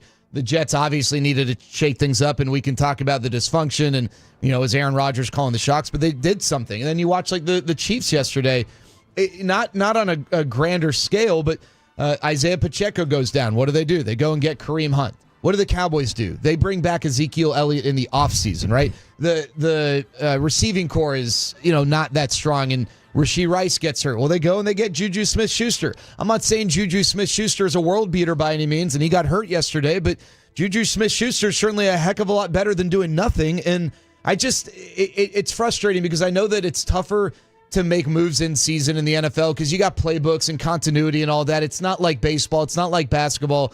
But it just seems like other teams do more, whether it's in the offseason or in season, to not just make moves for the sake of making moves, but identifying holes, identifying weaknesses, and figuring out ways to try and address those. That was the whole Jerry argument last week, was the idea of just when you talk about where this roster is, and he goes, what do you want us to go get 20 players for San Francisco? It's like, no, I wanted you to get 20 players in the spring. Yeah. Like, that was the whole point. Yeah. And during the offseason, they're not a player away. They're not going to foolishly do, I don't think, like the Jets did, where they go, well, Davante Adams will fix everything. Let's go do that. It's like, well, no, you need like 5 moves or 6 moves. Like, your team is just not very good. You need 5 or 6 moves and to have your defense get healthy before you can even talk about being a team that's legitimate. right now they're not, and it's just not even worth investing in. And you can speak to this a lot better than I can, Bobby. But I can, yes. Some of this is not just about the willingness or wherewithal to go and get a player. It's having the financial ability to do so, right? And the flexibility to make moves because of the way that they maybe have hamstrung themselves with some financial decisions in recent years. Ezekiel Elliott shouldn't cost you $8 million this year. Like, we talked about that on Thursday, and people were saying, he's $2 million hit. You can't count the 2 charges. Yeah, I can, because it's mismanagement. Yeah. The fact that he's costing you $8 million on 2 separate cap charges because you didn't know how to manage getting rid of him last time, and then you went, well, let's just bring him right back for another $2 million. That all needs to be taken into context. But they are... This is what they've brought on themselves. They have poorly managed the cap. They have made poor personnel decisions, and now you're looking at what is a team that's not 3-3. You're looking at a team that's lucky to be 3-3. That is genuinely one of the 5 to 10 worst teams in football right now. What were you tweeting about yesterday and thinking about them over the weekend? It kind of blew up. So I was watching the games yesterday, specifically watching the end of Houston and Green Bay and Detroit and Chicago. I was struck by, you're not... Detroit, you're nowhere, Minnesota. Or Detroit, Minnesota. You're not... We were just talking Chicago during the break. Got stuck in my head. You're not anywhere near these teams. like you're not anywhere near these 4. And it's not like Houston right now is playing like some world beater that you feel like, well, of course, that's the very top of the league. It's no, they're a decent team right now, but you're nowhere near them. And so I'd asked yesterday, because we had kind of kicked this around last week, the idea of how many teams would you confidently pick the Cowboys to beat right now? And like I said at the time, don't do a bit. Don't tell me 0, because nobody's picking the Patriots. You think you're going to beat the Patriots. But what's the real number? And it pretty consistently fell down to 4, 5, 6, roughly around there. Now, you had a couple that were, one person said, I'd say 15 or 16 if they're fully healthy. Somebody else said, because they're not healthy, I'll say 13. But I mean, did these people talking about health not watch the Saints and Ravens games? Yeah. Micah Parsons played. He was healthy. Yeah. Tank Lawrence played. He was healthy. And you got destroyed. New Orleans hasn't won a ball game since they came in here and whooped your ass. That's crazy. For you, what's the number? Because to me right now, I'd say probably 4. Confidently, the Cowboys would beat? Yeah. Panthers. All right, let's go in order. Let's just go in order from the AFC East down. They're going to beat Miami. I don't think so. What are you talking about? Miami can't score 10 points. Dallas just scored 9 against Detroit. So their 10 beats Dallas. It's not. I'm just saying I would probably pick them. There's no confidence in picking them against Miami, though. I have Miami on my list. I disagree with you on that. Yeah. So Miami's on the list. I watch more football than you. The Patriots are on the list. Patriots they would beat. Drake May looked pretty good yesterday. I like Drake May. Drake May looked pretty good. What about the Jets? I don't have the Jets on my list. Okay. I can't confidently say that they would beat the Jets. I agree. What about Cleveland again? I have Cleveland. Although I will tell you this, if Jameis is the quarterback, I don't know that I have Cleveland on my list. If Dorian Thompson-Robinson is the quarterback, then I have Cleveland on my list. So the answer is no, then. You can't confidently say. Yeah, I guess, I'm confidently saying it. I don't feel comfortable saying they beat Cleveland definitely. I mean, they handled them week 1 on the road. Just it feels like a different makeup completely. Who's their quarterback? Arguably the worst of the 3 quarterbacks on their roster. Yeah, and Jameis Winston. Jameis is better than sucks Deshaun too. Dude, he's better than Deshaun. I know we all like him. Jameis Winston sucks. He will lose you a game in a heartbeat, but he could also win you a game way more than Deshaun can. I'm putting the Titans on here. Yeah, I put the Titans on there as well. Bobby, don't be stubborn. Probably New England and Tennessee. That's 2. All right, Jacksonville and Tennessee. Jacksonville and Indy. I put Jacksonville on there. Indy's +2 net touchdowns this year against their opponents, and Jacksonville has played better. Jacksonville's been in a position to win games the last few weeks, so no, I wouldn't say Jacksonville or Indy. Raiders belong on Raiders, there. I would pick them to beat the Raiders. Raiders belong on there. The Giants belong on there. I would not comfortably pick them to beat the Giants. I don't feel great about that. What? Yeah, they just did. Dude, if they didn't comfortably beat the Giants. When I went back and watched that tape, I thought Dallas should have lost that game. Okay, well, you're the only person. I never thought at one point during the game that they should have. What was the final? It was 20-15. But I wasn't worried during the scoring game. Drives from the Giants. If Daniel Jones doesn't just overthrow receivers 3 different times, they beat them by 2 touchdowns. The Giants had the ball with a chance to win, right? If I remember, and then Jones. Yeah, threw they the were on their interception? drive and he threw the interception. Yeah, I don't comfortably say the Giants. No one in the North. Nope. Carolina, obviously, Yes. and then no one in the West. Yeah. I would say. Were you going to say the Cardinals? No, I'm just going to say New Orleans. Definitely not the Cardinals. New Orleans with Spencer Rattler right now. I don't know. I just don't know that Dallas could win that game. I think I don't know that I'd comfortably pick them, but that's not what it was 5 weeks ago. So I think I'm at like 7 teams. Yeah, something like that. I'm at my list 4 is or 7 5 as well. 4 or 5 teams. I think they could be. They're going to be picking in the top 10. I feel like Dallas is. And how much feedback did you get on it? What range were we in the most? If it was a poll question, So it was just direct responses, but I would say that the general range was between 4 and 8, and that was with 300 replies. I thought of the Cowboys, not much, and a lot of people were like, stress free. It made no difference that they weren't playing for me. This is the first year in which I'm not getting upset when they're. I know Jerry doesn't think any of us are fans. And he only talked to real fans or football people. Just employees. Like Troy Aikman, who destroyed their wide receivers late last week. But just employees. I don't get stressed. I don't get worked up. I told you, the evil devil on one of my shoulders wants to see them get annihilated and taken up and lose by 40. Just because of this fight that they've been picking with us, not just last Tuesday, but since the beginning of the season. I don't understand why people are so concerned. I don't get it. How defensive and how insecure they are. And I believe it's the only thing that can cause like some actual real change when you get embarrassed and humiliated like they are right now.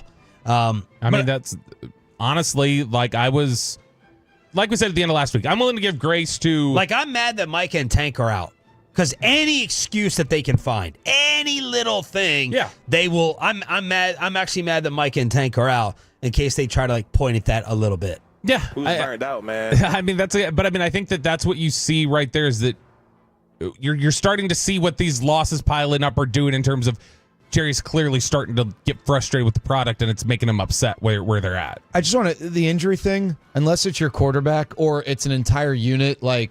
Yeah. The 49ers yesterday with their receivers, I just think that's a bogus excuse. I mean, the Lions didn't have any problem getting to Sam Darnold and creating pressure without Aiden. I understand. I know what you're saying. 4 of their top 5 defensive players were out for Detroit. I get it, but how many of those? They're not beating them, but still. How many of those guys move the needle? Obviously, DeMarcus and Micah, but the other two are not. I mean, like, yes, collectively as a group. Would you agree that their best defender on each level of the defense was out? Yes, Bland, Kendricks, Parsons, and Lawrence. It just seems like this is such I know it's a cliche, but a next man up sport where we talked about it last year with the Packers before the playoff game. The Packers were absolutely ripped apart with injuries last year, and they found ways to make it work. They got to the playoffs, and then look what happened. I just think that, and it's to what you were saying earlier, this roster is not equipped as well as other rosters to handle injuries. Yeah, it's just the reality. They get no pass because ultimately it's like we had talked about during the offseason. We were trying to figure out where is their roster rank? How good is their roster? Like the line I kept consistently using was 1 through 22. Their starting lineup when healthy is one of the 10 best in the NFL. Guy 23 through 53 is one of the worst rosters in football. Yeah. And so as soon as injuries hit, which they're going to, your team falls apart. And that's what the Cowboys are running into, in part. It didn't matter before injuries even. They were losing games, though. I did think about them for a minute after the London game. All the London games are now done. It will move on over to Germany now. But Gerard Mayo, after the Patriots lost to Jacksonville 32-16, I thought it was against, and I thought Jerry let us know it's against NFL rules to make trades and moves. I thought you were frozen once your season started, and I didn't think that you were allowed to call your team this after Mike McCarthy's press conference last week. This is Gerard Mayo at the podium. Good evening, or whatever time it is. Look, disappointing game. We came out, we started fast. What I would say is, look, we're a soft football team across the board. We talk about what makes a tough football team. That's being able to run the ball, that's being able to stop the run, and that's being able to cover kicks, and we did none of those today. They controlled the ball for most of the day. Their run game averaged over 4.5 yards a carry. Our run game Not sure what the average was, but it wasn't good. How much do you think the NFL is going to fine Gerard Mayo for saying that? You're not allowed to say that. You better be careful when you call a team soft.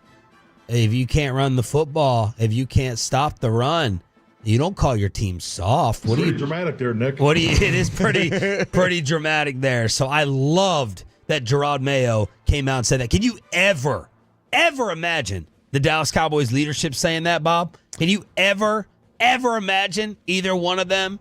Three, Jerry, Steven, or Mike saying that? No, it'd have to come from players, which players have done before. Like Cowboys players have said that before, but it would have to come from a player because Mike's not going to do it because Mike's trying to save his job. Mike's not in the business of angering players, and so he's not going to do that. And to admit that a team is soft would be to admit that, for Jerry, would be to admit that he put together a soft football team, and he's not going to admit that he put together a bad football team. Because that was months ago. Why would we even talk about that? The big matchup in the NFC took place with a back and forth in the North. Jake Bates with a 44-yard attempt, hash mark right side to give the Lions the lead. He's ready. There's the snap. There's the spot. Kick away. It is up, and it is good! Jake Bates sends it through!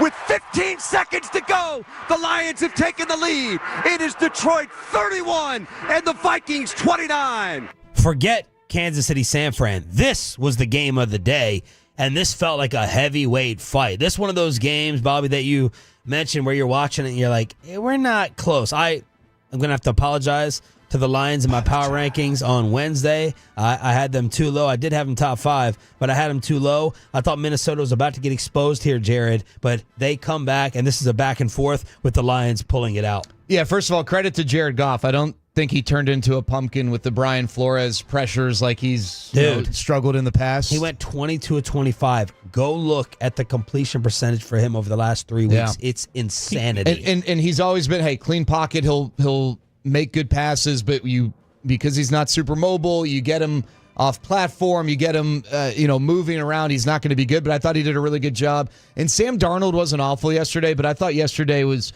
a pretty good look at why Sam Darnold has this team with a lower ceiling than what their record would suggest. I don't think the Vikings are frauds. The Lions are a really good team. You can't expect that the Vikings defense is just going to be able to suffocate teams every single week.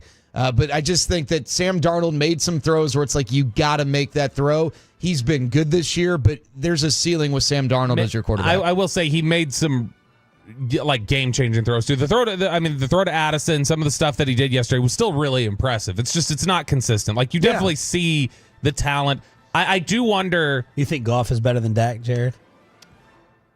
I think it's really tough. I think it's really tough right now to make an argument against that. His completion percentage over the last 4 games is 84%. If we stop I know we've tried to figure out where the jockeying is and stuff like that. If you stopped the NFL season right now, Jared Goff wins MVP.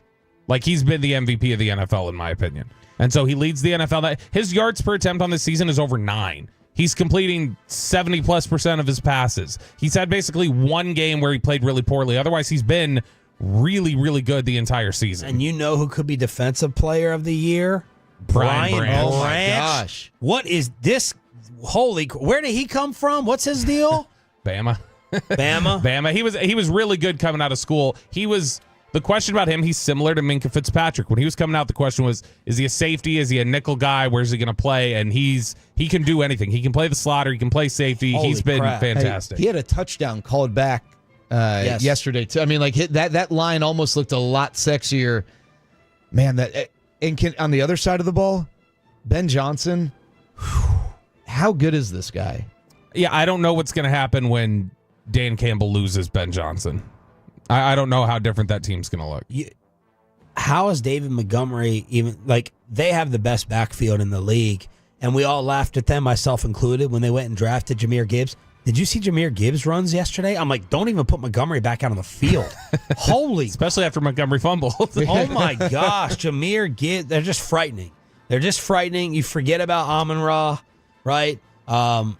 Would you say they're if you were to say right now, evaluate, would you say Detroit's Super Bowl favorite right now? They're the best team in the NFC right now. But they're playing the best team in the NFL. You talking about to win the whole thing? Mm-hmm.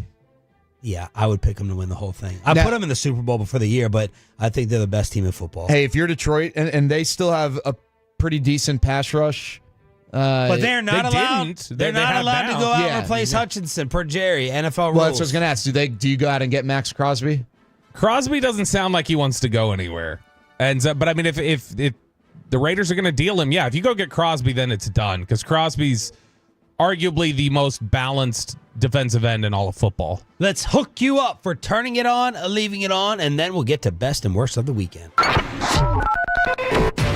All right, Tolos, that's right. Right now, caller number 10 at 877-881-1053 wins a pair of tickets to see Dane Cook at Majestic Theater in Dallas this Friday, November 1st. That's caller number 10 at 877-881-1053. Do you think Peyton knows who Dane Cook is? Comedian, isn't he? Yeah, well, yeah, but that's about all you get. Hit the intro. Ladies and gentlemen, the weekend. I'm having a bad fucking weekend. I'm so happy that Jared Sandler is here today because this subject it's actually painful for me. What happened on Saturday, I tried to organize a station gathering and get together. We had Pepe show up, Alec Medford, Will Chambers, Zach Wolchuk rolling with the baby and the wife, myself, Jared Sandler, screw you, Derek, Too Cool Holland, said he got too hammered before we met. I said, we met at 1. He's like, yeah, Michigan just sucks, man. So Derek, he's now out on the invite list. Josh Clark. And Ruben, I thought, was pranking me. As I said, you never texted back, man. What's the deal? He goes, sorry, I have yard work and a water polo play-by-play to get to. And I was like, you can just say you don't want to come, man. You don't got to mess with me. But no, the great Ruben is actually doing water polo play-by-play somewhere in the Metroplex. But Jared, I want you to take it away and explain what went down. We first stopped in Dallas, Boomer Jacks Dallas. RJ Choppy can't even show up to his own spot as he's at the State Fair. Choppy here. And then we ended up at an awesome place that you suggested in Plano. So we're watching football and Bobby. Okay, so first of all, and I told you I was going to be a little bit late. Yeah. And I get a text from Sean that he's like, where are you guys? And I immediately responded, hey, I'll be there soon. Nothing from Bobby. Bobby overslept. What excuse did you have? You were like MIA. So I'd worked earlier in the morning, and then I went home and I was like, I need to nap because I'm dead. And so I went home and I slept, and then I didn't wake up. Okay, so Bobby shows up. It looks like he kind of rolled out of bed. He's wearing the TCU hoodie that Peyton brought up earlier, and he immediately, he wants to order shots. He definitely embellishes the amount of alcohol he consumes because we went over it after he left at our second stop. But Bobby, we have this hold on, we have this wide open space. No, because there's not gonna be a solution here. But we all agree. What are you saying? I claimed I drank. You claimed you had 4 doubles and you only had 2. One of the double shots you had sat there in front of you for 15 minutes, and I took it. No, you did. No. I had 3 doubles and a single. I had 4 shots. There's 3 doubles and a single. You definitely said 4 doubles because we all talked about it, but that's okay. That's fine, Jerry. So, Bobby, we have this wide open space. The first thing that stands out to me about Bobby, and I should have known this, he does not sit still at all. Like, he has a seat. It's almost like I have a condition. He goes and sits there for 5 seconds, then he hovers, and then he hovers, and whatever. But then it really started to get spicy when you and Will Chambers started talking football. What was your perspective of all this? Well, I was just whispering to you, this is why I don't do sports talk fights anymore, outside of work. They're yelling and screaming. Yeah, it was actually kind of embarrassing because there were other people in this area and they kept looking around like, Zach's what is baby's going trying on? to sleep. Yeah. and Peyton. Are you embarrassed? Peyton, you were there for the fight, right? Well, you were right next to them probably. They were fighting over scouting. They were fighting over... Huh? It was Will and Bobby, right? Have you been Never listening? mind, he wasn't there. Have you even been listening the last 2 minutes? Well, I was doing a giveaway, Jared, so I was... They were fighting over scouting. I think Will was saying Mel Kiper is just as plugged in as the scouts at the Star in Frisco. Basically, what he said was, we were talking about Shedeur Sanders and where he was, and I said Shedeur Sanders has been thought of as a late first rounder heading into this year with a chance to potentially move up. And Will came back and said, Shedeur Sanders has been the number 1 pick for 2 years. Like, I don't give a damn what like Chris Trapasso writes on CBS Sports, Will. That has nothing to do with it. And then he just wanted to go on this rant about how anybody who's making mock drafts knows better the value of a player than the people who work in the league, was his argument. You guys it was a flawed argument because... And he said Shedeur's going to go 1. Yeah, Will said Shedeur's going to go 1, which he very well might. Probably not. But he probably is going to be a top 10 pick. Yes. You were arguing what scouts were saying. Will was arguing what's going to happen in reality. No, he's been arguing that for 2 years he has been the number 1 pick and that everybody has known it, and anybody saying otherwise was wrong. Okay, so... I didn't hear that. That's not what I heard from Will. Look, it doesn't matter. But yeah, you guys got out of hand. The fact that this went to the level that it did, fight. the fact that it got to this level, and Bobby I thought was going to smash the shot glass. He was like banging the shot glass. He was like twitching. On the table. He was twitching. He was so mad and so upset. And Jared's like, all right, let's go to this place in Plano. Well, hold on. Bobby took a shot, I thought, very unnecessarily at Will about like what Will does when he's not broadcasting. I just said my scouts are employed. Go sell more insurance. Yeah, Bobby was acting like a 7-year-old kid who mommy and daddy didn't let stay up not for 5 more mommy's minutes. dead. So I thought it was over. We go to the next place. Bobby sits there for maybe 5 or 10 minutes, and then he texts me, I'm out. No, he goes to the back. He leaves. And I asked did go someone, to the bathroom. I know. I believe that. And I asked someone, I said, hey, do we need to have eyes on went Bobby? To the bathroom to pour shots out. Yeah, exactly. Do we need to have eyes on Bobby? Like what? Because he's just not in a good place. And then you jump in with the text. Yeah, he's like, I got stuff to deal with at home. Plus, Will's like really ticking me off. And where I'm so mad at you and so infuriated with you is to allow a fight over football scouting to get into your brain, to factor into you leaving when we don't get together like this. It's Cowboys bye week. We're all trying to have a good time. And you got to allow something so stupid and so small to factor into you storming up and sneaking out and getting in your car. It's ridiculous. And you are the reason I wrote double standard in my notes. You are the king troll. You get such a high off of getting under anyone's skin. But when Will does it back to you and he gets under your skin, you can't take it. Like you deliver it and you get up and leave and try to mess up guys' day out. First off, did you see when Wolchuk tried to draw me offsides? I was going, Stafford's so much better. That's trolling. Where I go, this but doesn't even... But that's what guys do, just Bobby. Disagree. Right, Bobby, I just sat here and listened for 5 effing minutes. No, Let me finish talking. That's a bogus... That is what he's about to do it again. That is what guys do. We hang out. We give each other a hard time. We that's what is wrong with what Wolchuk said? Nothing. Nothing. Exactly is my point. My point is that didn't draw me off sides because it's so badly trolling. You're trying to get me. The issue is when Will has a genuinely bad point that he's like, who cares? Hold it. Who cares? I can't stand when people are wrong. I can't. Who cares? I can't. Like you have to, and it's enough for you to leave. It's enough for you to roll out. Again, there was a whole deep context here of just. I was already tired, clearly. I had to go home and, sleep and knock that out. Not my fault. I mean, somebody's got to provide because the wife doesn't work. So there's that aspect of it. I needed to go home and have an argument with Kristen, and I also was just not thrilled with Will. And so it was multi-pronged. And I'd also been drinking, and so that made me mad. And so... It's just... Okay. And I just spent... As someone who likes you... Okay, I can't wait. Give me your therapy take again. If having a couple shots, is going to put you in that spot, we gotta address that because I was genuinely looking forward to hanging out with both of you and then whoever else joined. Right, like I was bummed that Peyton got whipped and didn't go to the next spot, but that's fine. But I know in your head, and I say this, and I love you, you know this, I know in your head you feel like you've got some Mike Tyson record where, you've won every sports argument that you've ever had. But, yes.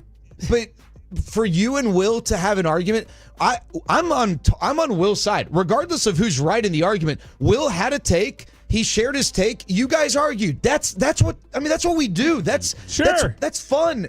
That's what sports talk is, except in real life. That's why people sit here and think, what Sean and Bobby do for a living is awesome. That's what me and my buddies do. We just don't get paid to do it. Yeah.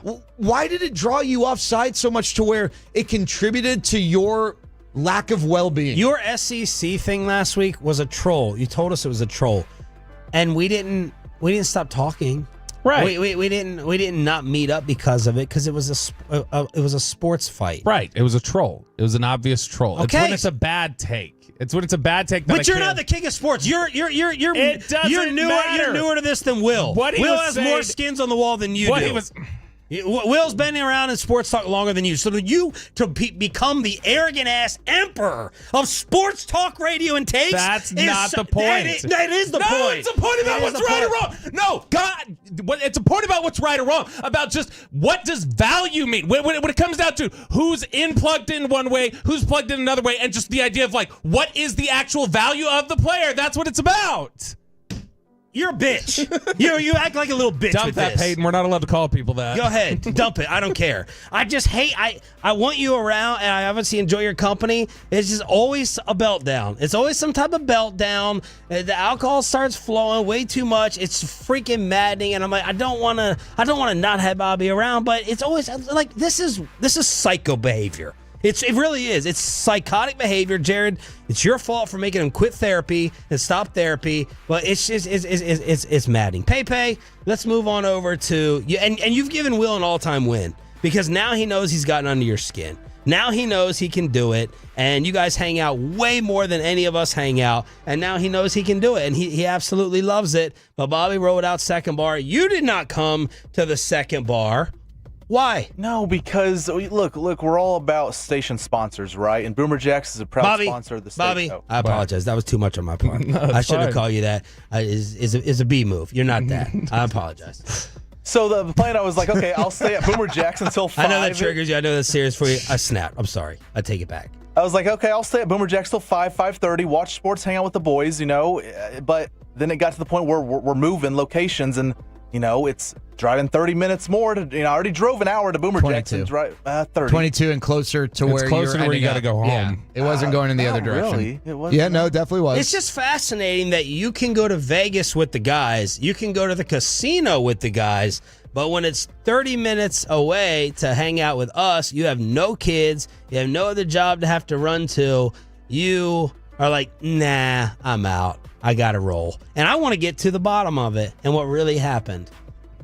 And why did she come in the first place? Well, I didn't really bring it up to her. Because I sold it wrong to her. I said, we're going to watch the sports and hang out. And I was like, nah, maybe football wasn't the right thing. I should have just said hang out and drink. I was in that same predicament. Amanda's like, I don't want to go watch football with just the guys.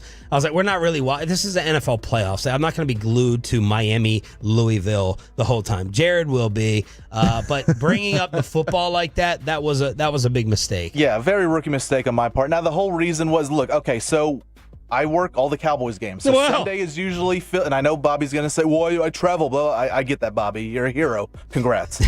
But look, so Sundays are booked. I really only have Saturdays to do anything. Friday nights, it's like, she's going, she's at work, coming home a little later. So, we don't really have Friday, but Saturdays are our day. Isn't she a school teacher or something? Well, never mind. I don't want to get into all that. You make it sound like she works at Baby Dolls, like just coming home at 1 a.m. Like, is she done at 4 later than me. p.m.? I get off at 10 a.m. on Friday. You're like, Friday night. I'm like, I think school's done at 3:34. But I mean, we're burnt out from the week. So so I had promised her Saturday was going to be our day. With Sunday, because Sunday we had family stuff, or I had family stuff. So I was going to that, so we didn't really get to hang out Sunday. But Saturday was our day, and I was like, hey, I got Boomer Jacks. I'm going to hang out with the boys for a little bit. I'll be back in the evening. And then so it turned out that way. I'm going to give Peyton a pass. My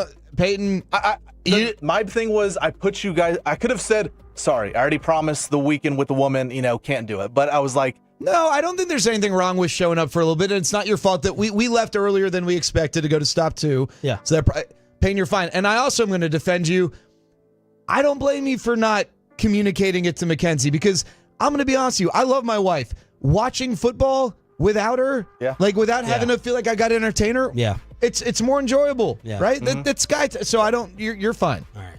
Hey, are we good? Yeah. Ooh. By the way, Can you do shout a out group hug in the to outset? Tolo Cody for getting me $900 saved over at Conlin Tire on the Ford Explorer, which was screwed up. So I was getting ripped off. All right. Forget everything you thought you knew about Deshaun Watson. Someone from Texas says he's been a model citizen on and off the field. Around the rest of the NFL, next on The Fan. We chapter your favorite.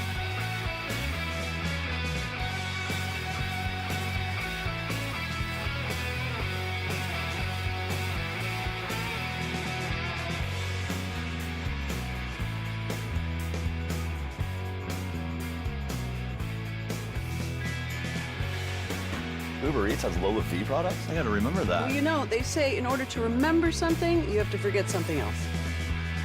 Okay, now that is a very cute haircut. That's like a little shag. I've never seen it before. Well, I mean, of course you have. It's the Rachel. Oh, is that your name? No, I mean, like your name. No, I'm Jen. My name's Jen. Right, but I just mean like this is your haircut. But that's hair on your head. I'm not saying this is your hair. Okay.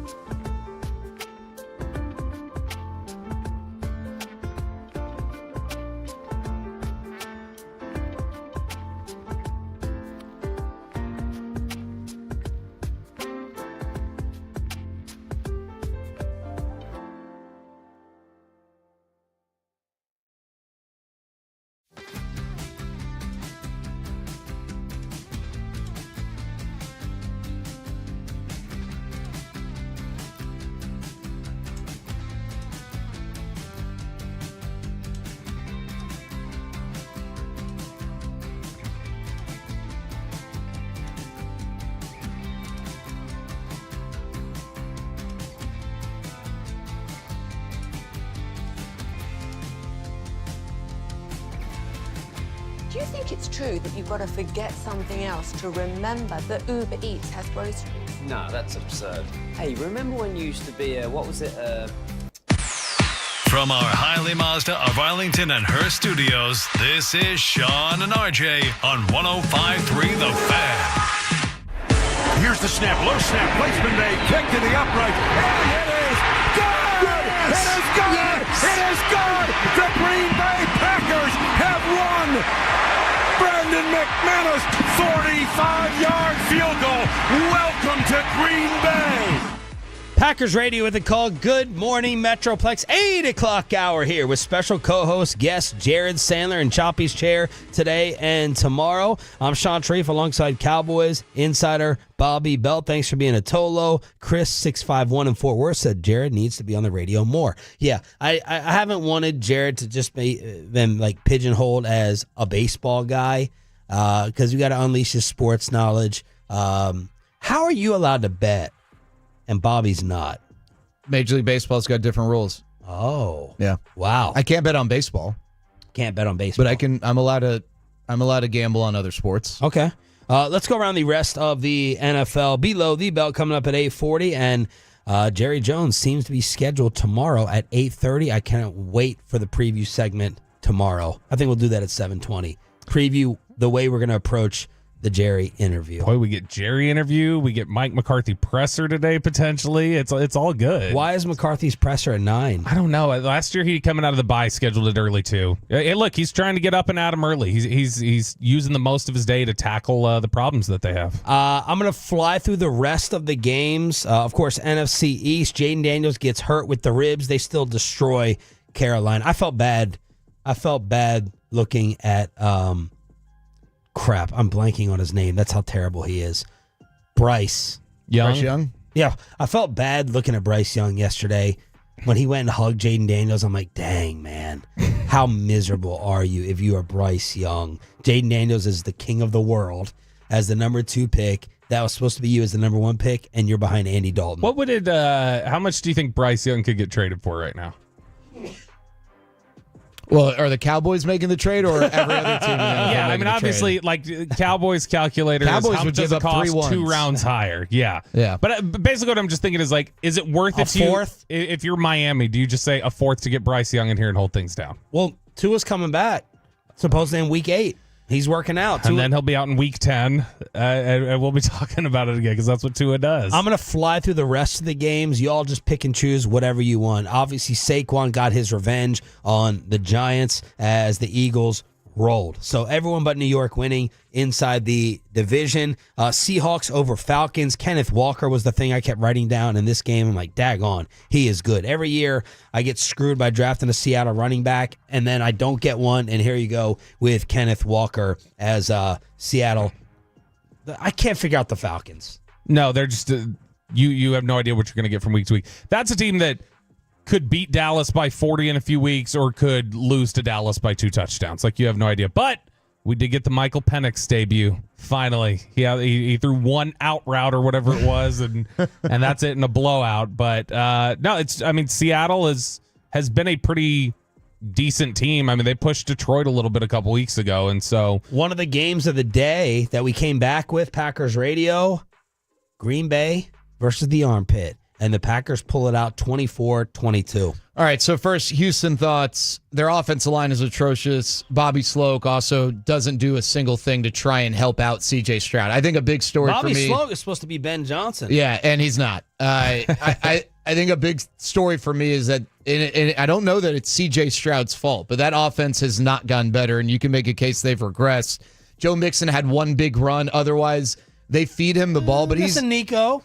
Yeah, but they got Stephon Diggs and Tank Dell. I mean, how many teams would be okay with that receiving Schultz? Stephon Diggs getting in fights pregame with Jair Alexander. Jair Alexander is like Jordan Lewis in terms of S-stirring. Yes. I mean, but the Packers are an interesting team to me. So they've been very boom or bust defensively with turnovers. Yesterday, they got tremendous pressure on C.J. Stroud. Again, the Texans' offensive line is awful, but Jordan Love is a roller coaster. If I'm watching, like, we think Jameis back when he was with the Bucs was fun because he'd throw 4 touchdowns and 3 interceptions in a game.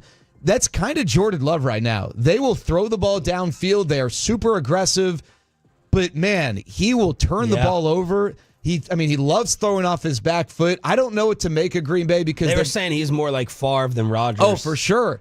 But he he looks just like Rodgers. Yeah, well, he'll throw in these unconventional setups, but he's obviously got the potential to be really, really good. But, man, Green Bay almost lost that game. Look at C.J. Stroud's line. C.J. Stroud did nothing yesterday, and Green Bay needed a last-second field goal because of some bad clock management by the Texans to win that game because they tried really hard to give that away. They're still a year early, it looks like. Houston is. And I thought they were going to click into place. I thought they were ready to jump up a step, and it doesn't look like they are. And you think that Jordan Love is a perfect case study for new draft picks and quarterbacks even sitting? Yeah, so obviously you take a guy like Jaden Daniels, he's been great. And I'm not going to sit here and tell you that Jaden Daniels needs to sit. It just seems like when we were growing up, it was more the norm for a quarterback to sit for a year. And I watched Jordan Love yesterday. I don't think, Jordan Love sat for a few years behind Aaron Rodgers, and if you believe what was written that he was awful when he first came out in terms of how he looked in practice and whatever, if you run that guy out there as a rookie in a different situation and he struggles, I don't necessarily think that it's okay, well, eventually he'll get to the point where he is now. I think that they're guys who their career, maybe Bryce Young, their career is wrecked because they start playing, they get fed to the wolves before they're ready. And I always have this debate with Choppy. Yeah. He believes that you really don't have anything internal. I mean, Choppy's kind of a sociopath, so he's dead inside. But I believe in getting scarred early. And you probably see it more in baseball. I mean, you could make the argument that it hurts you more in baseball too early than anywhere else. Like, is Jack Leiter scarred? I don't want to get into a Jack Leiter thing with you. I know how that goes. Did you watch his last start? Nobody did. I actually disagreed. Well, I don't want. I'll Screw talk you, about Jared. it. I'll talk about it in the commercial break. It has nothing to do with Dawson. I guess I need to change my evaluation, my expectation for high picks. But that's now we're getting into baseball. Yeah. That's another. That's another discussion. Anthony Richardson is the guy who really triggered that thought yesterday because I'm watching him. He looks terrible, but he's got tools, right? And Jordan Love, when he was drafted, had tools but wasn't ready. Will Chambers did text me, and he said, to my argument with Bobby, if you watch one game of Florida Gators football, one. Well, you can never find any evidence that Anthony Richardson should have been drafted where he was. That's why scouts, those football people, are dumb. Will texted me that yesterday. Yeah, Bob. and I know a scout who said that Anthony Richardson was last one in the building, first one out the door at Florida, and so nobody believed in his work ethic. So there were a lot of people who didn't think he'd be able to put it together. So you're saying Will's right? Well, I mean, that About just means everything. it just means that homework behind the scenes matters, and who puts in the homework and which teams don't. And Indy has shown consistently they don't put in the right homework because they drafted A.D. Mitchell and then said, "What do you mean? Nobody says there's any problems off the field with him." But to the point of quarterbacks being ready, a lot of the transition over the last decade has been because NFL teams are running college offenses. The college pro offense has blended a little more, so they feel like the learning curve's not as steep and that guys can come in and play right away. But this year has been and the last couple of years has been a great argument against giving up on quarterbacks too early and letting them grow, because some of the high-profile names we're seeing who are having success this year are Geno Smith, Baker Mayfield, and Sam Darnold, who are three quarterbacks who were left for dead. And before that, really the only example we had in the last 20 years, it felt like, of a quarterback who was left and came back and did something was Tannehill. Probably was the only other guy who'd been left like that and bounced back. And now we've got three examples of it in the last 2 years. Yeah, where it's the last couple of years, it's Geno, Baker, and Darnold all showing that you can't give up that early. And not every quarterback needs to sit right away, right? That the argument is not one size fits all. Do you think Bryce should be playing right now? Not in Carolina. No. I just think if you put him back out there, I mean, that team is so bad. That's not going to help him at all. But do you think Drake May should have started game one? No, I'm okay with the fact. Like, I like that they did not, and maybe he's more. Like I said this earlier. I thought he looked pretty good yesterday. I didn't get to watch his first start. I thought he looked pretty good yesterday, but I'm okay with it. They're not. Listen, lightning in a bottle, sure, but the Patriots weren't playing for anything. So why do you need to rush a kid out there if he's not ready? And unless he is a world beater, unless he looks like a dog right away. I mean, heck, Patrick Mahomes didn't start right away. Yeah, he sat for a year. I'm not saying that Patrick Mahomes would have been, less than what he is now had he started right away. Hard to be less than what he is now. But it just seems like a strategy. It seems like there are pressures from fans and then ownership on down to start quarterbacks when they're drafted high, even when they're not ready. Then is there wisdom to what the Cowboys did in going and trading for Trey Lance? Where they said, I'm going to go take a top 3 guy who was broken by a system too early, and we're going to let him sit. You got to find the right guy, but I don't mind getting darts. Sure. Did they give up too much? Yes. And have they doubled and tripled down? Maybe, irresponsibly? Sure. But I don't mind taking darts and taking a shot. Bengals over Browns 21-14. Since he's now 3-4, the Browns are 1-6. The story of this one is the post game. Deshaun Watson's leg blows up on him. He is gone for the entire season. And here is Texas A&M's Myles Garrett in the post having a problem with the dog pound booing Deshaun while down and hurt. Man does pretty much everything right. He's been a model citizen through college and most of the pros. He plays the game as hard as anyone I've seen.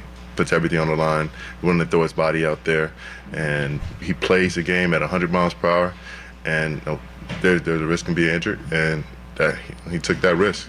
But we have to be there for him as a team, as an organization. We can't look down on the guy because of any mistakes on the field or anything off the field. We don't have anything. We don't have any more high ground to look down on the guy. Quote of the year? I mean, Jerry might own quote of the year. I don't know. But from a player, he's been a model citizen through college and also the pros. Wow. And you can't look down on anything he's done off the field? What? That's...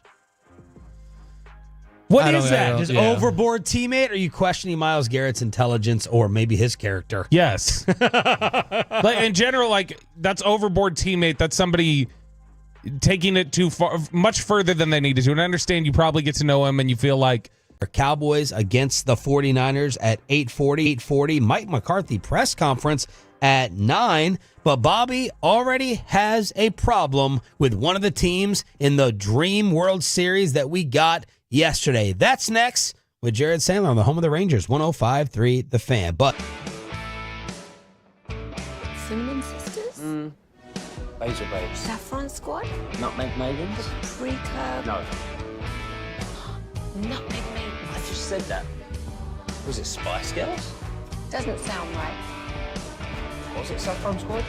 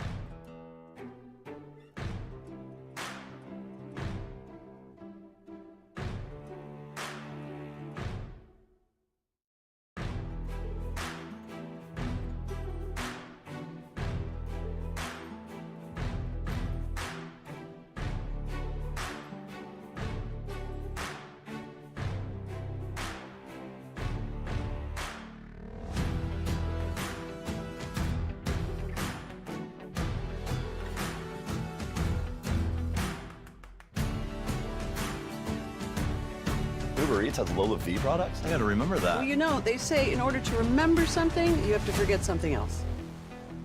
Okay, now that is a very cute haircut. That's like a little shag. I've never seen it before. Well, I mean, of course you have. It's the Rachel. Oh, is that your name? No, I mean like your name. Brought to you by Cars for Kids. Donate today at carsforkids.org. And also brought to you by the personal injury lawyers, Frankel and Frankel. If you've been injured in a car or truck wreck, call Frankel first. 214-817-333-3333. With Frankel and Frankel, there's never an out-of-pocket cost. They only get paid when you win. Frankel and Frankel, the go-to car and truck wreck attorneys in Dallas. McNeil goes for second. Alvarez swings. A bouncer to second. Taylor has it in the glove. It's over! It's over! The Dodgers win the pennant! Dodgers radio with the call. They double up the Mets to end the NLCS in 6 while Sunday Night Football was taking place, and the Pittsburgh Steelers end up blowing out the New York Jets in the second half. Good morning, Metroplex. Sean Sharif, Bobby Belt, and Jared Sandler, special co-host in Choppy's chair today and tomorrow. Dodgers against the Yankees. Jared, how good is this just from a matchup standpoint? I'm talking about on the field with the talent. We know the hype. We know Major League Baseball's dream coming true, but these two powerhouses. Yeah, no, I mean, I think when do you have an early, easy favorite? I think I'd probably go with the Yankees. But it's weird because both these teams have these great lineups, but they both have major holes on the mound. The Yankees bullpen is a little iffy.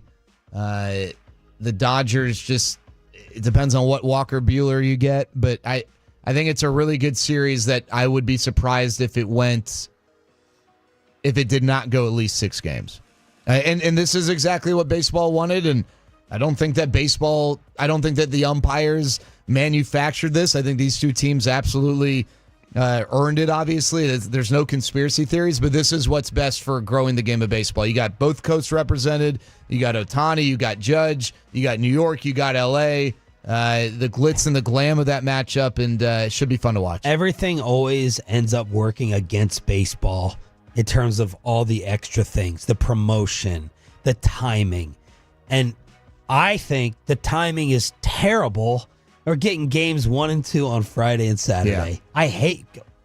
I know you got to do what you got to do. Coasts, traveling, rest.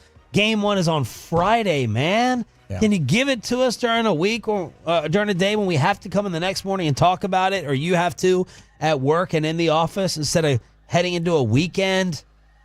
I had someone share with me. Like, could they have started this? RJ's real big on schedules and everything. Could they have started this Wednesday or Thursday? They decide the dates well in advance, right? Like, I think in August, you get a release from Major League Baseball. Here are the dates for the postseasons. NLCS Game 1 is this day, and blah, blah, blah. So these dates have been determined. It has nothing to do with the teams. But they know if the World Series is going to start on a Friday. No, Saturday, for sure. But it didn't have to do. It's not like they made a decision.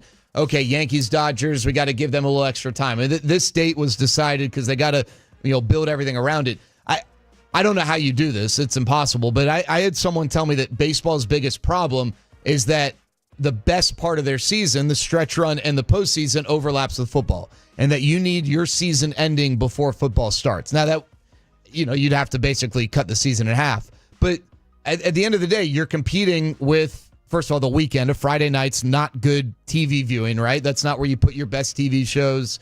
Saturday's college football, Sunday's the NFL. I mean, it's tough when 3 out of the 4 days of the week, and then Monday's Monday Night Football, right? So it's just the reality that's been created by the monster of football. Football is so dominant that 3 of the 4 days, Saturday, Sunday, Monday, are going to be days where you're competing with the monster. When would Game 7 have been? Both these series.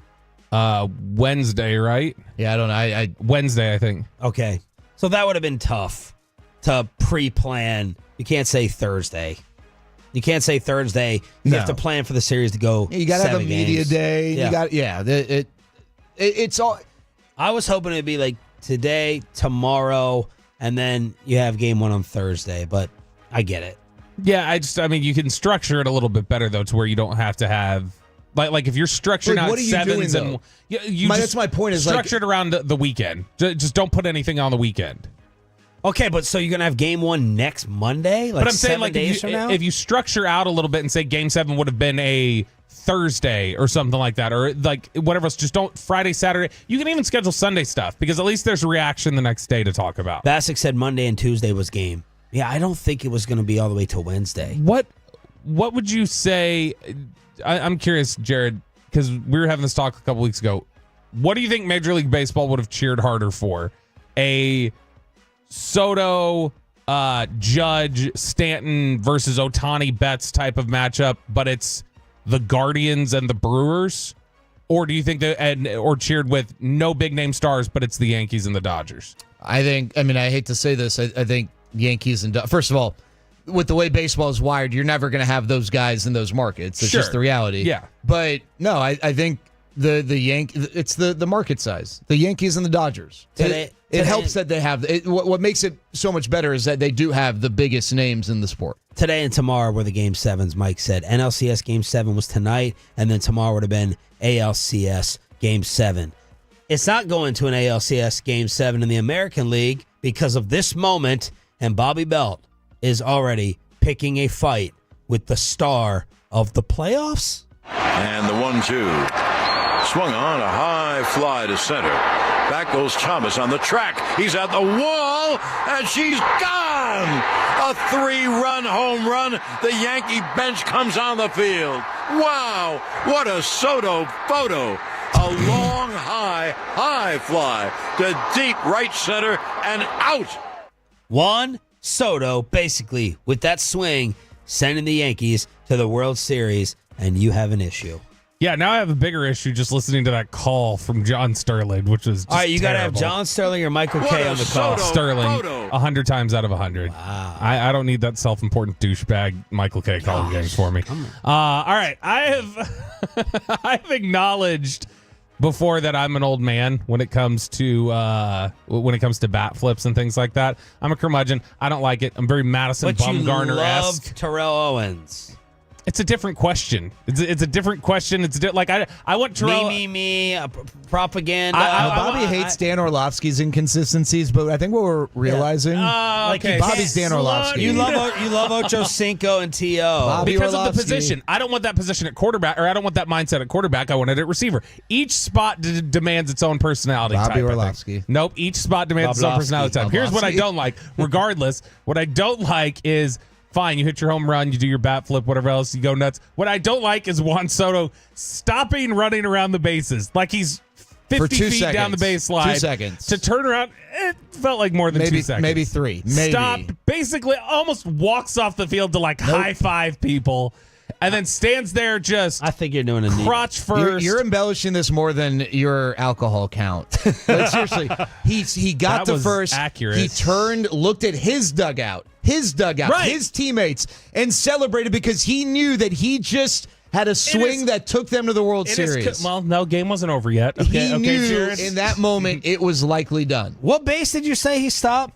It was right in before front of first their base. dugout It was at right first before base. first base. Okay, I'm reviewing this because when I went back and watched it yesterday, it was 2 seconds. It's exaggerated. It's get around the bases and then do all the celebrating you want. Like to stop down in the middle of it and just be like you're screaming like a maniac. If he would have turned to Cleveland's dugout and pounded his chest, all right. Yeah. I no need to do that. He Jared, did it with his teammates. Jared, you'll be proud of me, Bassick's Get listening. down the line. You'll be proud of me. Going back and watching the 3-minute and 30-second breakdown that MLB Network had of this, did you watch it? No. I love this. That's how long it took for him to get to first base, 3 minutes and 30 seconds. I have never seen, and how long you stayed at the second bar. Made it there unlike Peyton. I have never seen a hitter look back and forth with the pitcher with the stare down that Soto did. And the commentary from MLB Network of this was a badass at bat. This is a badass all-time moment, I think, in baseball history where Soto is like, I'm gonna foul everything off. And he's staring down this pitcher, Jared, like with the utmost confidence that he's gonna do exactly what he did. And then to deliver on it, holy crap, this is exactly what sports needs. When the biggest names come through in the biggest moments, he'll be an all-time Yankee legend for this and what he's been doing this year. But just go and look at the stare downs back and forth and the head nods of like, you are no match for me, and it's only a matter of time till I get fastball. That's what I thought. He's got a great on-field personality about him.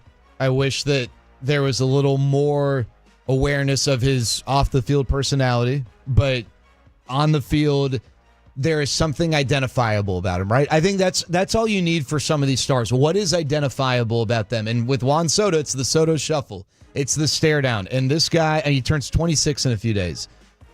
I don't know.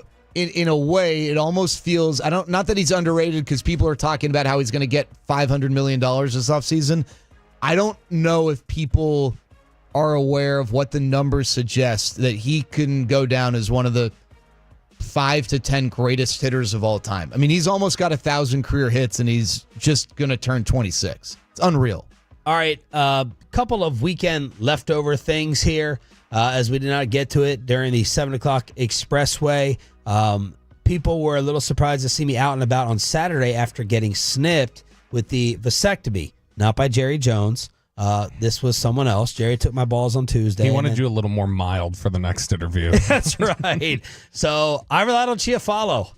Like when I walked out on Wednesday, RJ's like, "What hospital are you getting this done?" I'm like, "Oh, it's not a hospital. It's some like doc in a box thing from Eric." And he like looked at me sideways, and I got in the car with the man. And I'm like, "Should I be at a hospital for this?"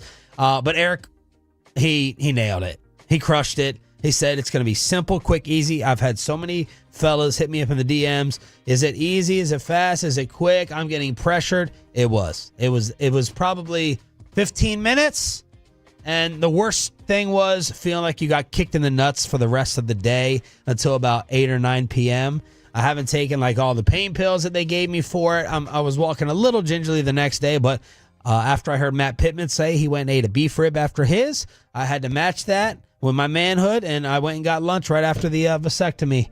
Could have been good enough to drive if I wanted to, but fellas, nothing to fear whatsoever. Chiafalo, he's your connection. So, first off, you and Eric are Eskimo bros now is what I'm hearing. Second, he's good looking. Are you even a little concerned about the first time after? Oh yeah, I'm not. I'm not operating as normal. I would be worried there's scar tissue Ever or maybe again. a knot in there, or like, and I don't think I could do this. Are you on the shelf for a certain amount of time? It's like 5 days, I think. Okay, 5 days on the shelf, but not safely uncovered for yeah, like that's 3 like months. 3 months. Yeah. Oh, But it takes 3 months. You can still conceive 2 months later. Oh, I'm not taking any risk of that whatsoever. Boy, how mad would you be if you got this whole thing done and then it was... Oh, my gosh. Devastation. Absolute devastation. Somebody at the firehouse, which, by the way, shout out to Denton Fire Station number 3 on Friday. They were great, and we had so many listeners come out. It was awesome. But one of the firefighters was telling us, they said the worst part of it is when you start seeing, like, the smoke come up from behind there and you start smelling the burns and everything. I didn't smell anything. I didn't see or smell anything. Eric said his wife watched. Yeah. Like wanted to see the whole thing get done. Yeah. They asked the man, I said, no, she's not coming back here. No. And then I was worried, is it going to be cold in there? Am I going to get judged? And like, do I need to do something beforehand to like be a little more impressive? And then I was further intimidated after I heard Donald Trump talk about Arnold Palmer at one of his rallies. Have y'all heard this audio? No. You haven't? No. I love the setup, though. Arnold Palmer was all man, and I say that in all due respect to women, and I love women. But this is a guy that was all man. When he took showers with the other pros, they came out of there, they said, oh my God. That's unbelievable. Yeah. So then I heard that. I was even more scared going in. Old Arnold Palmer, according to Donald Trump. You guys don't have to say anything. Let the audio speak for itself. All right. We have Mike McCarthy's press conference at 9 o'clock this morning. If Dallas can beat San Fran this week, Does that change everything for the Cowboys? And Jared Sanders is going to give you some hope that it can happen. That's next in Below the Belt, 105.3 The Fan. But let me go ahead. This is your haircut, but that's hair on your head. I'm not saying this is your hair. Okay, freaking me out a little bit.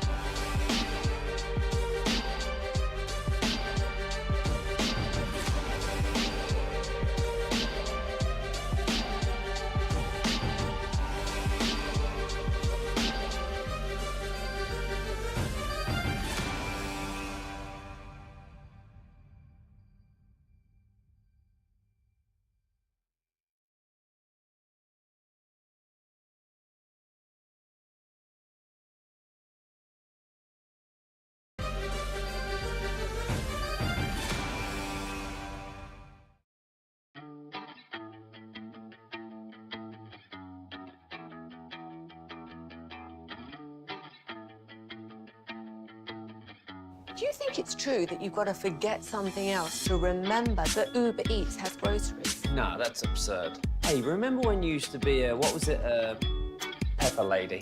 Pepper Lady? Wasn't it Cinnamon Sisters? Basil Babes. Saffron Squad? Nutmeg Maidens? Paprika? No. Nutmeg Maidens. I just said that. Was it Spice Girls? Doesn't sound right. Was it Saffron Squad?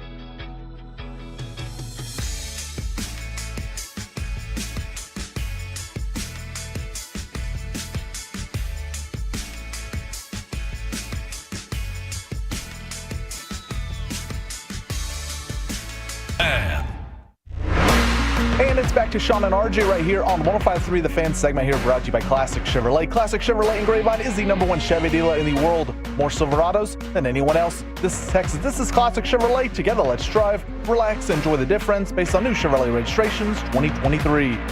The great Bobby Belt. Bobby Belt is an idiot. Don't make me take off my belt. Don't make me No, take out my belt. we're not. Over to you, Bobby. First and 10 at the Niner, 18-yard line. Here comes the end around on a jet sweep. It goes to Hardman, cuts it back, and goes into the end zone, right to left on the jet sweep. McCole Hardman.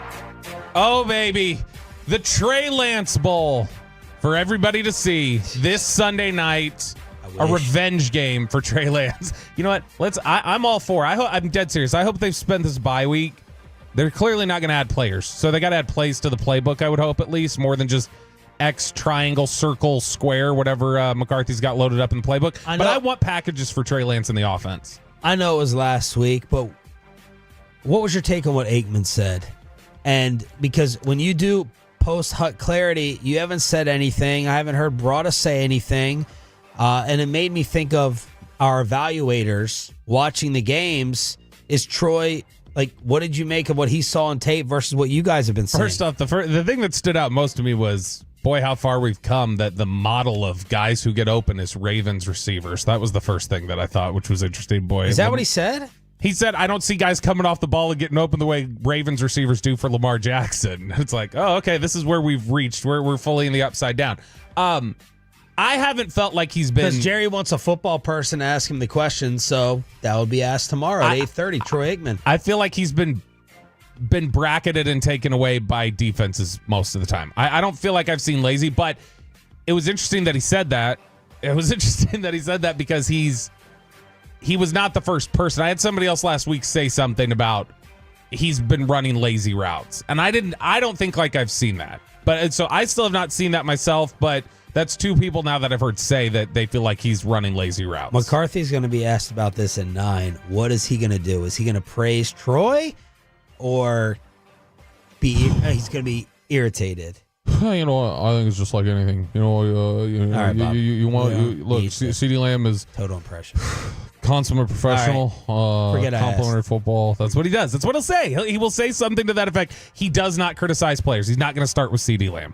All right, Cowboys and 49ers will square off this week in a game of two roughly 500 football teams, but a great example of why 3-3 does not mean 3-3 to me. And 3-4 does not mean 3-4, because I don't think that these are two similar football teams at all. I think that this is a 49ers team that's still much better than Dallas, even with McCaffrey out and Ayuk out and Samuel out, I still see the Cowboys having a hard time in this game coming up. But if they were to win this game, spread is 6. If they were to win this game, I think it could, more than any other potential game they could play this season, 5.5 now. It could do a lot to neutralize some of the negative climate in that building really quickly. And it could be an ugly victory, whatever else. If they were to beat San Francisco, I think what happens if you lose at Atlanta, Philly, and Houston, and then the Commanders? That's what I'm saying, is that I think you're in a better position to win those games if you win this one, just from the mental boost you get. I think if they lose this, it's status quo. If they win, I think the type of benefit they get towards the climate in that locker room and believing what they're capable of shifts really quickly.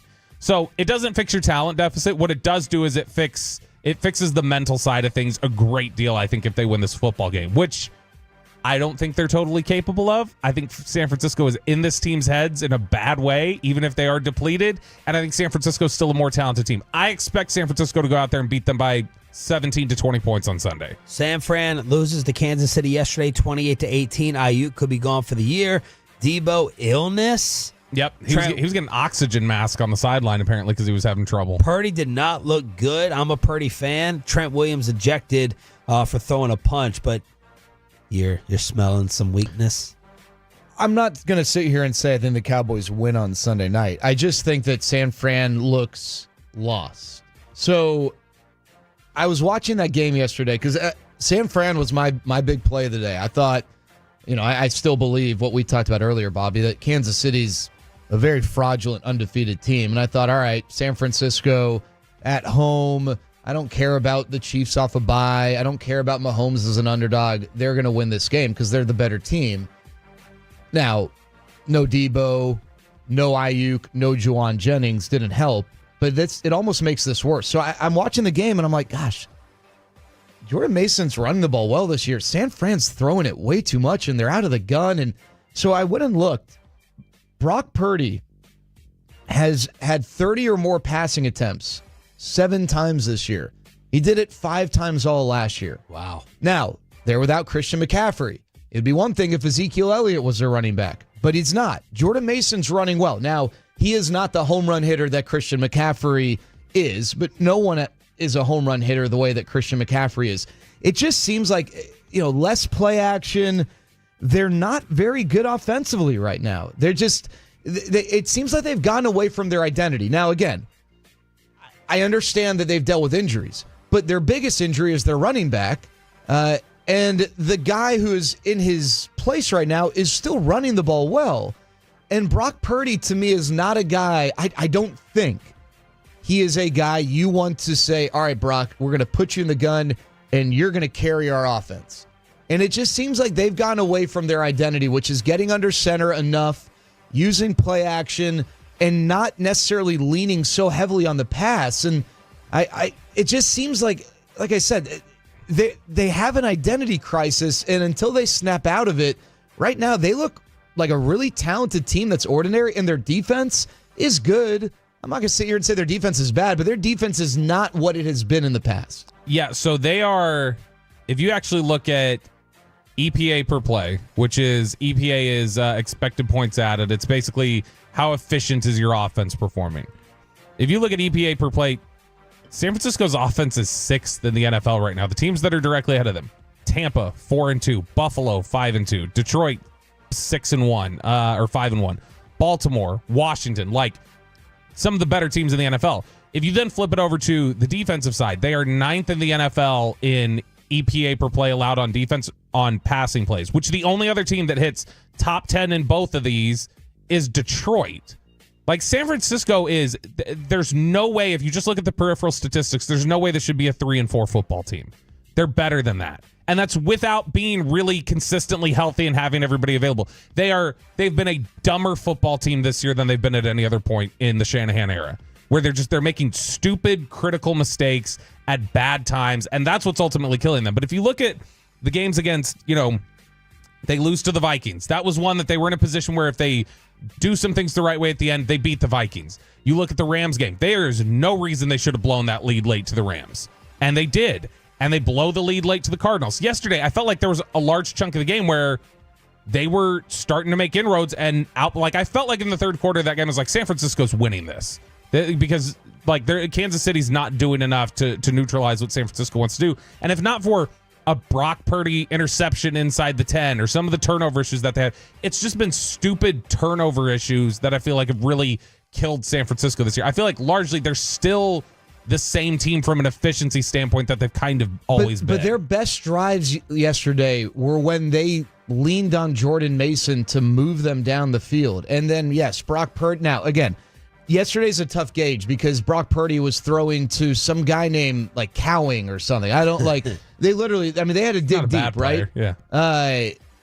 But it just, I San don't Fran know. versus Kansas City tomorrow on a neutral field, Bobby. Who's healthy? I mean, sorry, is it a healthy? Because I'm going to answer that. San Fran beats Kansas City if both teams are like at normal level health. Yeah, San Francisco's just had a lot of injury. But again, even before all the injuries set in, San Francisco's done dumb things that I can't explain. I don't know why they're playing so poorly in big moments. Like, they're turning the ball over. Yeah. The first Purdy interception yesterday was awful.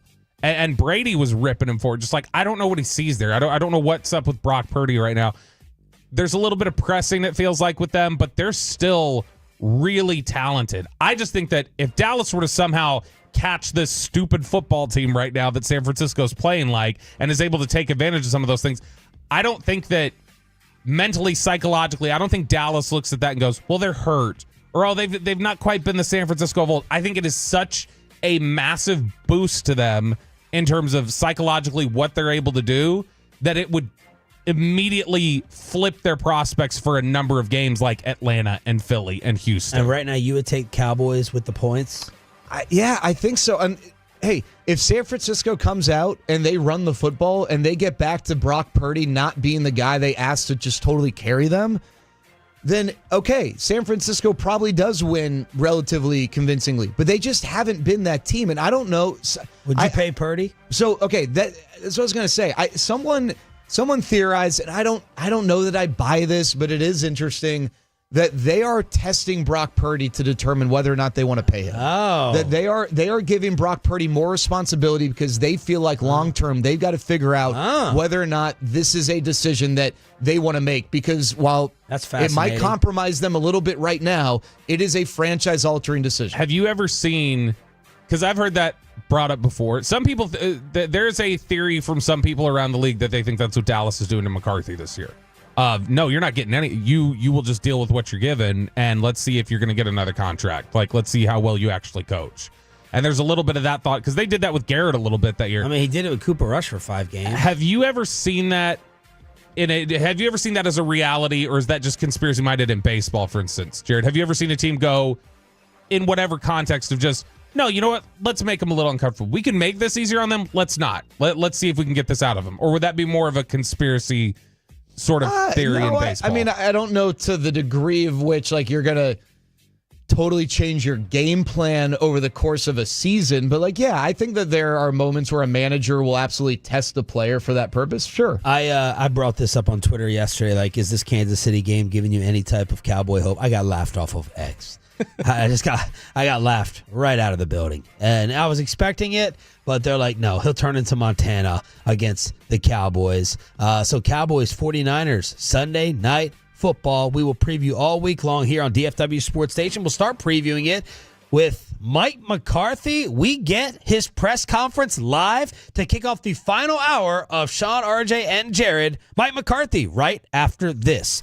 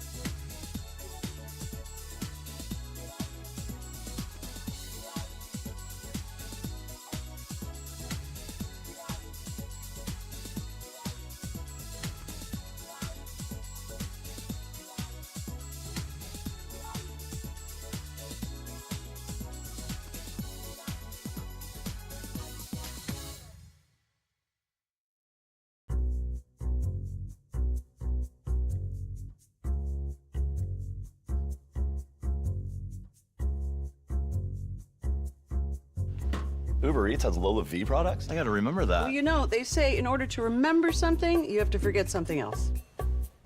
Okay, now that is a very cute haircut. That's like a little shag. I've never seen that before.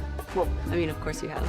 It's the Rachel. Oh, is that your name? No, I mean like your name. No, I'm Jen. My name's Jen. Right, but I just mean like this is your haircut. But that's hair on your head. I'm not saying this is your hair. Okay, freaking me out a little bit.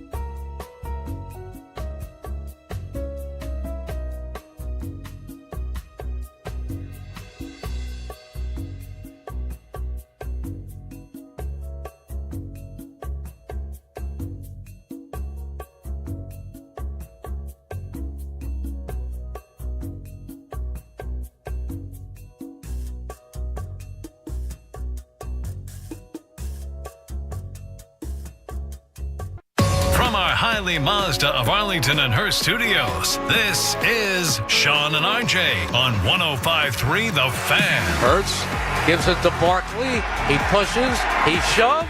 He is into the end zone. Touchdown!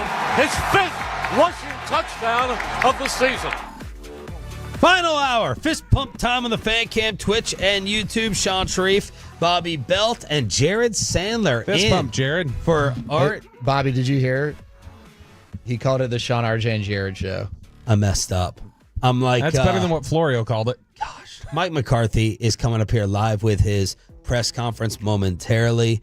Peyton will let us know when it has started. Mike McCarthy presser brought to you by your North Texas Ford dealers. Ford is the best in Texas. That was Saquon Barkley getting his New York Giant revenge and more. Filthy and the Commanders both win yesterday in the NFC East, even though DC loses Jaden Daniels to ribs. What happened? This is I was tuning into the Pro Football Talk podcast last week, and Flory was interviewing Jason Garrett and asked him about our interaction with Jerry. And what Jason said wasn't really relevant. He didn't give us anything good. But as usual, what we did get was this great setup from Mike Florio. Jerry Jones, Cowboys owner and GM, otherwise known as Jerry, on 105.3 The Fan, the flagship station with RJ and Choppy, and it got more than a little choppy. And it really became a big deal. But credit to RJ and Choppy, or Sean and RJ, I'm sorry. RJ, Choppy, and Sean Sharif. Twice you got RJ and Choppy without a bit either. And I talked to this jackass too. More on like Choppy Tuesday or doesn't Wednesday. text him. You talk to him more than anybody else Choppy does. doesn't listen to Dan Patrick. He got invited on Dan Patrick. Choppy went on Dan Patrick without any hesitation. Choppy's going on Oprah. He's going on Oprah. So there's Florio. My guy, kicking me right in the what I used to have before the vasectomy. So Jerry is supposed to join us tomorrow at 8:30. RJ and Choppy, man. Both two times. I think Holland started that. Well, and now it's something where I don't know what it is. What is it that he can't remember Sean and RJ? Why is it RJ and Choppy? Rodney Dangerfield, man. No respect. That's exactly what it is. Rodney Dangerfield. Who's Rodney Dangerfield, Peyton? Well, he was an actor for. Was I close, Jared? For who? Hey, you're on the right I track. got the actor part. Okay. Was it He's an actor for, like, he plays for a team. Yeah, like it's a team. He's an actor for MGM. He's a comedian. He's a comedian. So yesterday, around the rest of the NFC East, what jumped out? Boy, Philly, I think, is as much as we mocked them early on and we were going after them a little bit, they've figured some stuff out offensively. Like when they've got A.J. Brown, Devontae Smith, Lane Johnson in there, and of course, Kellen Moore drawing things up for you. There you go. Boy, legitimately, though, that offense is figuring out how to move the ball efficiently. They've been really good the last couple weeks moving the football. Jared, how does the NFC East end up at the end of the regular season 1-2-3? Are you assuming that the Cowboys are one of the 1, 2, 3? Yes, I am. I'm not. Oh, okay, yeah. The Giants aren't finishing ahead. If you don't want to start betting money, the Cowboys have a major fall apart factor if they get out of it. The New York Giants are not being in fourth. I just period. If y'all want to start throwing money down, let's throw money down. I just want to run down the list of teams ahead for Dallas. At San Francisco, at Atlanta, home versus the Eagles. We got Mike McCarthy live here on the Fan. Away too. So. Kick us off. Anyway, David Moore, Dallas Morning News. What did you? I know previous bye weeks you've talked about, you've kind of gone through and you've isolated some things and tweak on both sides and eliminate. Can you talk in general what your process was this time? Will there be some tweaks you incorporate schematically and some you leave out going forward here? No, absolutely. I mean, it's a format that I've used for quite a long time, as far as back as I can remember. So the format and the filters are very similar to the past, but every year is different, and this year is definitely different than some prior years. I mean, there's some things that, you can use as comparables in 23. Some years the things you can use as comparables in 22. 22 and 23 is a good production comparable, but the reality of it is, every team's different. So, but yeah, you definitely go through the filters, look at everything. We had the offense and defense, special teams on Monday, Tuesday, and into Wednesday.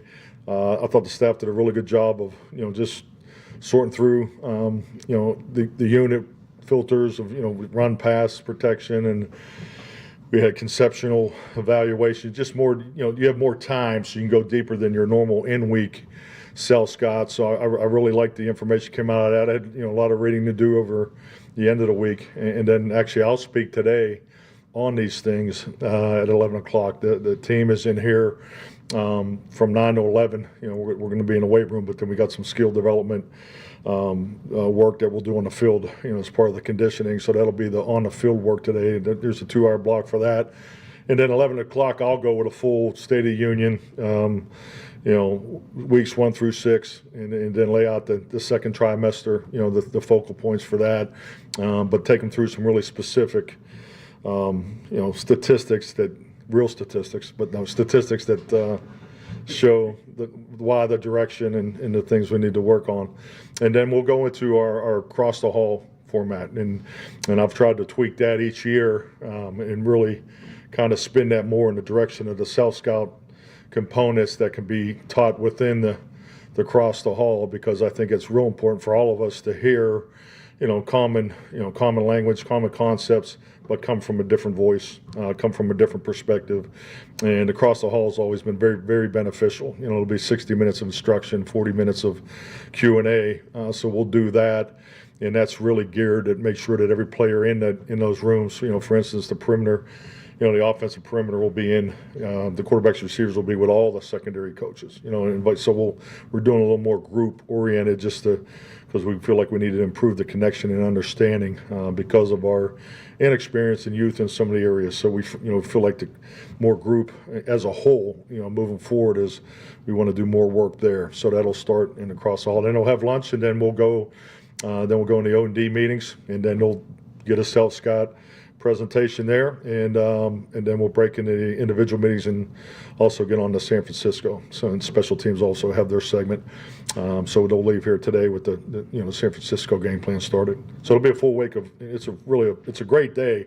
I mean, it's a day as a coach you love. I mean, it's self-scout, self-improvement, self-discipline, all the things that just to highlight some of the things we've done in the offseason, the utilization of O2X and the tools and the emotional toolbox that they've laid out for us. So just you have a chance to really go back and review those things. But at the end of the day, it's about how it's going to be applied, because, you got to get these things regimented into your 7-day work week because, once you get it regimented, it's regulated. It becomes part of your everyday process. So this is, I've been here the whole week preparing for this, and I got statistics buzzing out of my ears, and I'm looking forward to getting together with the team at 11 o'clock. So the other side, now following up on that, you talk about all that emotionally, especially coming off a loss like you had, when you start to hear the criticism that's just naturally going to build outside the building, even having Troy Aikman and his comments. Do you feel the need to address those with the players at any point? I don't. I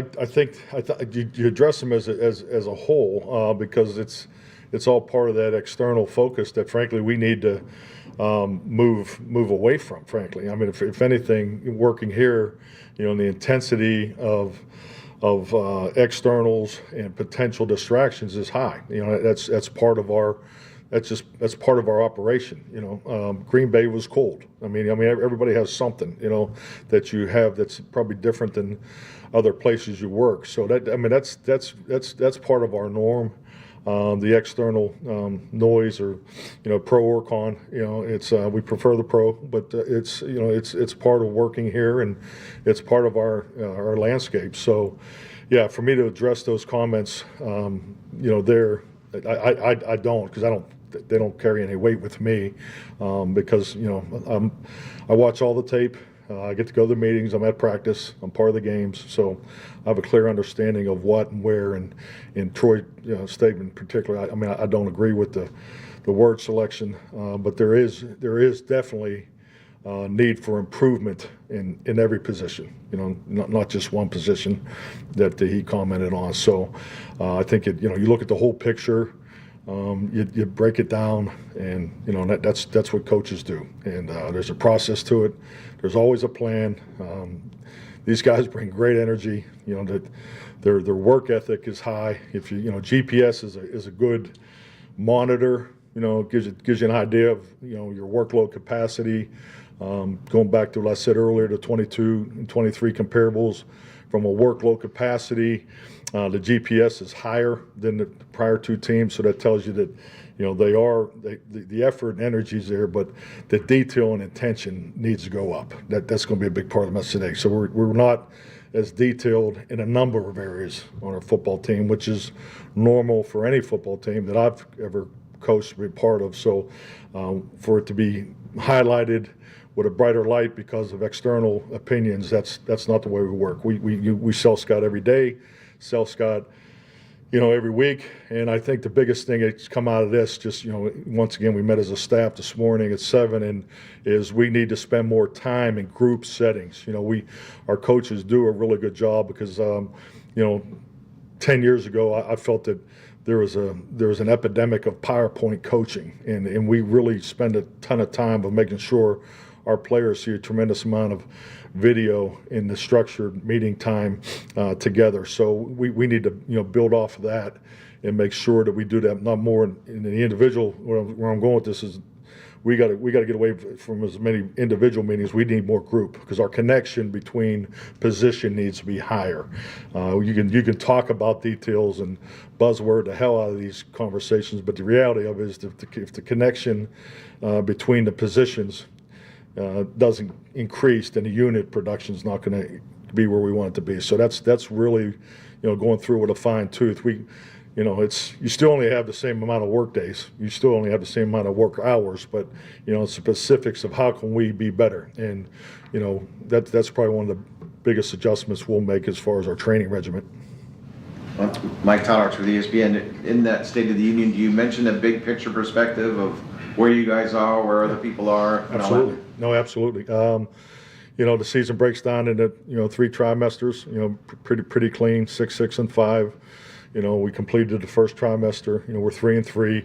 The ebb and flow of our production and performances, the peaks and valleys have been too high, too low. So we need to stabilize our the way we play, and I refer to that as playing more balanced games to the complementary football formula, which we haven't done. So, it starts with the ball. The first one that just jumps off is the obvious, the ball security. We're not winning the turnover ratio, so that's something that really the ball protection is something that's way off. The -6 is a glaring statistic that's also backed up with video, and so we had the ball exposed too many times, twice the amount of times this year than last year. So the good news is that's what's behind us, and it's an opportunity to learn and grow and emphasize and do that. So, and it really goes back to what I just talked about. We need more group, more run blocking unit work together, the courses and those types of things, and then no different in the passing game. So, but yeah, that's part of what this meeting is. And last week for Micah, was he here pretty much the whole time? Yeah, Micah was here. Yeah, he's doing good. He was in here every day. going through the rehab. We obviously had a big group in here all week last week, and hell, there's a lot of guys in here working extra. So that's always I'm always appreciative and impressed with that because saw a bunch of guys in here over the weekend. So yeah, you couldn't tell it was an off week or a bye week really, just based off the number of guys that I've seen in the building, rolling through here throughout the week. So, but yeah, Mike is making progress. Calvin Watkins, Dallas Morning News. When you talk about the turnover ratio, since you've been here, you guys have really forced a lot of turnovers. When you have your State of the Union, how much will you stress to the defense? That's what we have to do. Absolutely. We call it the Cowboys 6, and that's a number one, 6 fundamentals of football, and, ball security is definitely at the forefront of that. So, we break it down to ball security into 2 categories of ball protection and ball extraction. So, the ball extraction, our takeaways are down, but our opportunities are pretty consistent last year. So we need to be, positioned. The first part of taking the ball away is the positioning of the defense. So, obviously the film study, the instincts of where, and it's the connection part of it that I just talked about. That needs to increase because that'll make you play a step faster. The footwork, and that's where all the team fundamental drills, that's why we do them every day. The footwork, the anticipation, the proper angles, the pursuit and the finish, the energy to the football. So the opportunities compared to the last 2 years is a little lower. But the fact of the matter is, last year I think we were at 12 at this time and 6 this time. But we converted those opportunities at a higher level last year. So I've always just really focused on the positioning of it because they do come in bunches sometimes, and sometimes the offensive guy does a little better job protecting it. So on the flip side of it, we're not protecting it. Our exposed opportunity is 2-1 compared to last year. So that's obviously a major emphasis for the offense and the return units. All right, there's the Mike McCarthy press conference brought to you by your North Texas Ford dealers. Ford is the best in Texas. Jerry Jones supposed to be joining us for his usual appearance tomorrow live at 8:30. Who is actually the best team in college football? That's next on Sean and RJ 105.3 The Fan.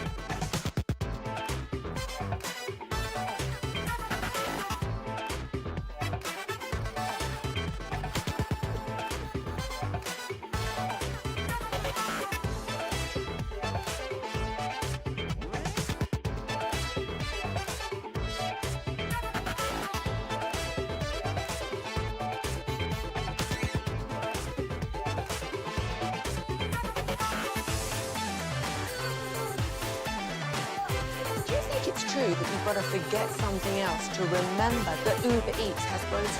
No, that's absurd. Hey, remember when you used to be what was it, Pepper Lady? Pepper Lady? Wasn't it Cinnamon Sisters? Basil Babes. Saffron Squad? Nutmeg Maidens? Paprika? No. Nutmeg Maidens. I just said that. Was it Spice Girls? Doesn't sound right. Was it Saffron Squad?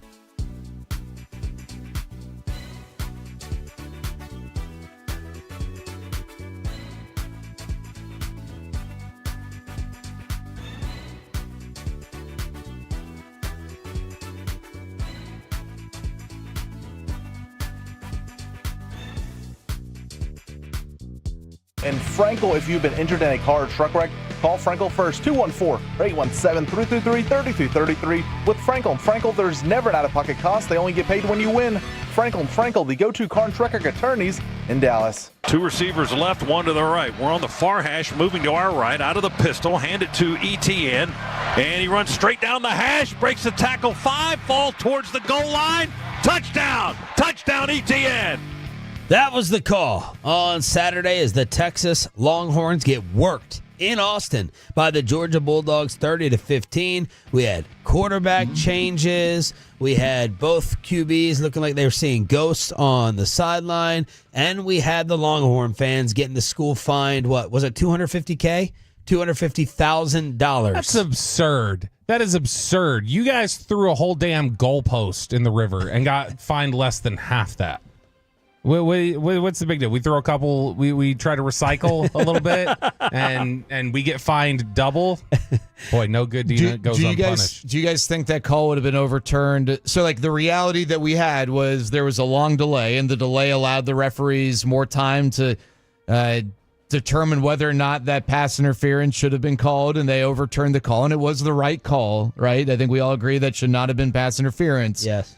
But there's a lot of discussion as to whether or not they would have huddled and had that same conversation. And the big thing that I saw from someone is they said that the referees during that little delay were able to see the replay on the video board, and that's what led to the conference. But people are worried about a slippery slope now, about throwing water. But where do you stand on all that?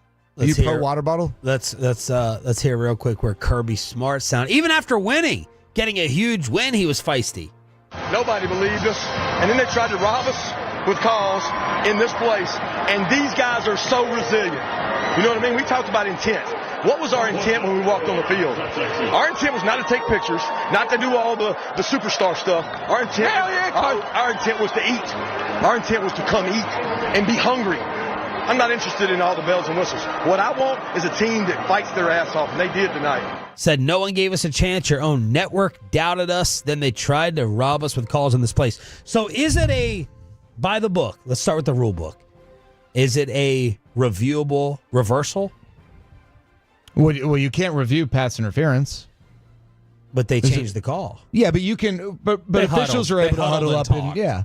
They can talk and go, was that really the right call? Did they get a review? Did they get someone in their headset looking at it? They probably looked up. To be fair, they probably did review it when they're not supposed to. It probably wasn't just a... Someone joked that every university is going to make sure they've got a big video board after this for and bottles situations in like everybody's that. hand. Yeah. And Kirby said, well, now we've set the precedent.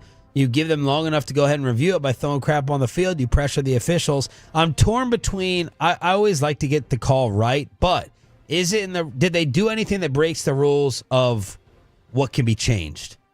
Did they do anything to break the rules and get the assistants in the headset of, hey, we're reviewing this in New York, the eye in the sky, someone in the booth, change it back? I think they probably on the field reviewed it looking up and went, let's. I don't think they just had like a change of heart. I don't think it was like, guys, I feel differently about that call than I did 30 seconds ago. And in that case, I'm fine with it. I like to get it right.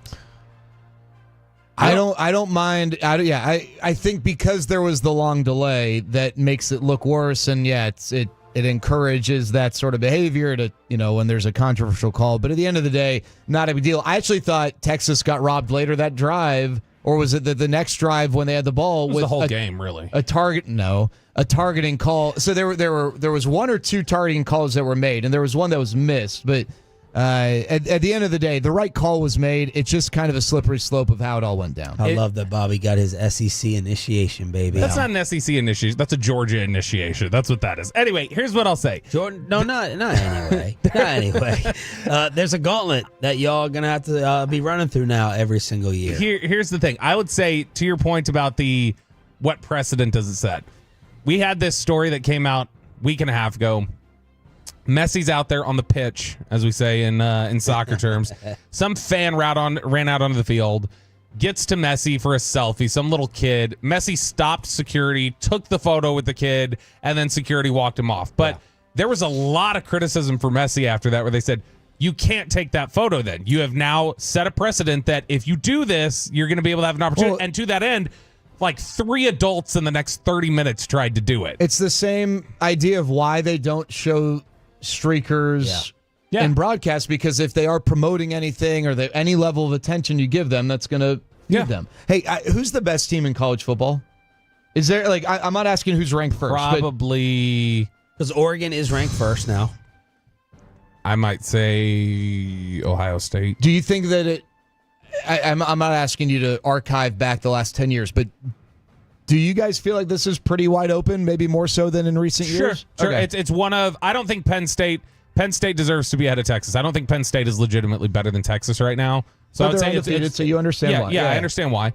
I would say the best team in the country is one of 4. Like by the end of the year, we're going to be talking about either Georgia, Ohio State, Oregon, or Texas. I think you're doing a little bit of what you got on the committee for doing when they swapped out Texas for Bama. But Texas was undefeated at the time. You have said consistently that Texas, and I have not disagreed, Texas is far and away the best team in the country. Yes. So this 30-15 loss, it opened up. Not only knocks them out of the top spot. You were fine earlier with them going from 1 to 5.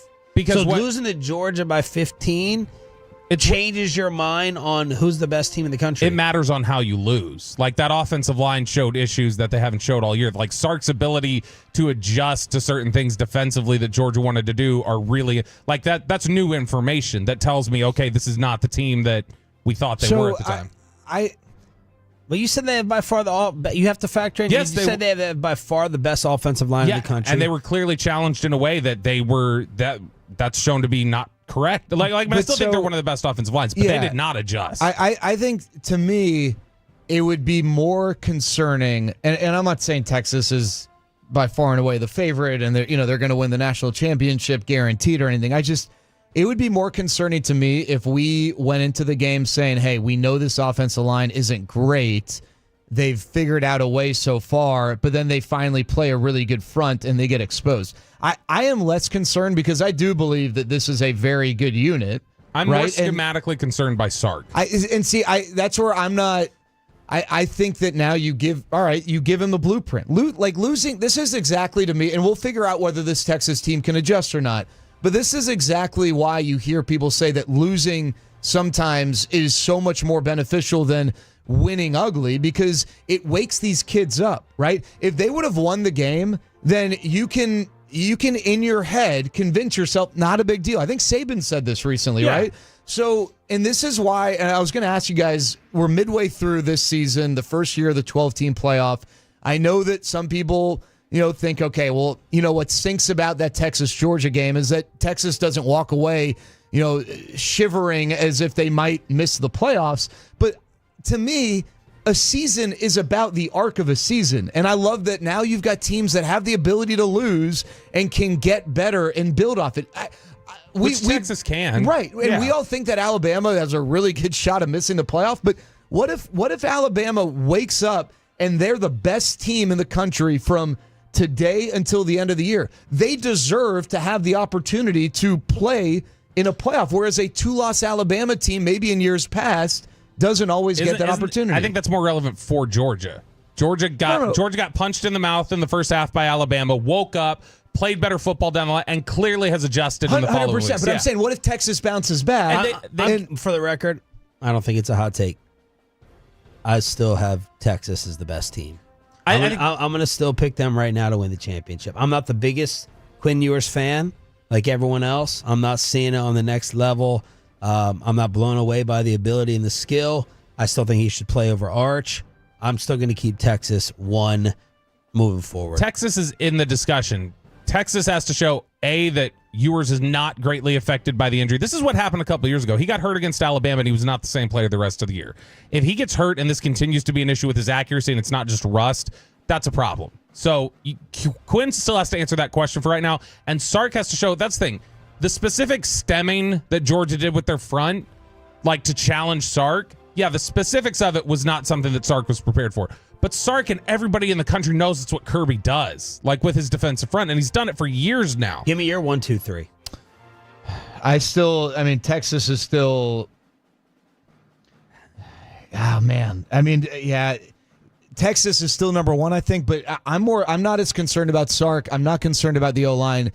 I'm concerned about Quinn, because the Quinn Ewers I saw, not yesterday, Saturday, in the opportunities in which he did have a little bit of time, still, and the Quinn Ewers I saw against OU did not look like the Quinn Ewers I saw down the stretch last year. Now, I'm going to give him a pass for Saturday because, again, he had no time. And even when he did have time, I can't tell you, because I've never been in this spot, how it impacts you mentally when you are 9 out of 10 dropbacks given no time. That 1 out of 10, it's like, it's not like you're prepared for it.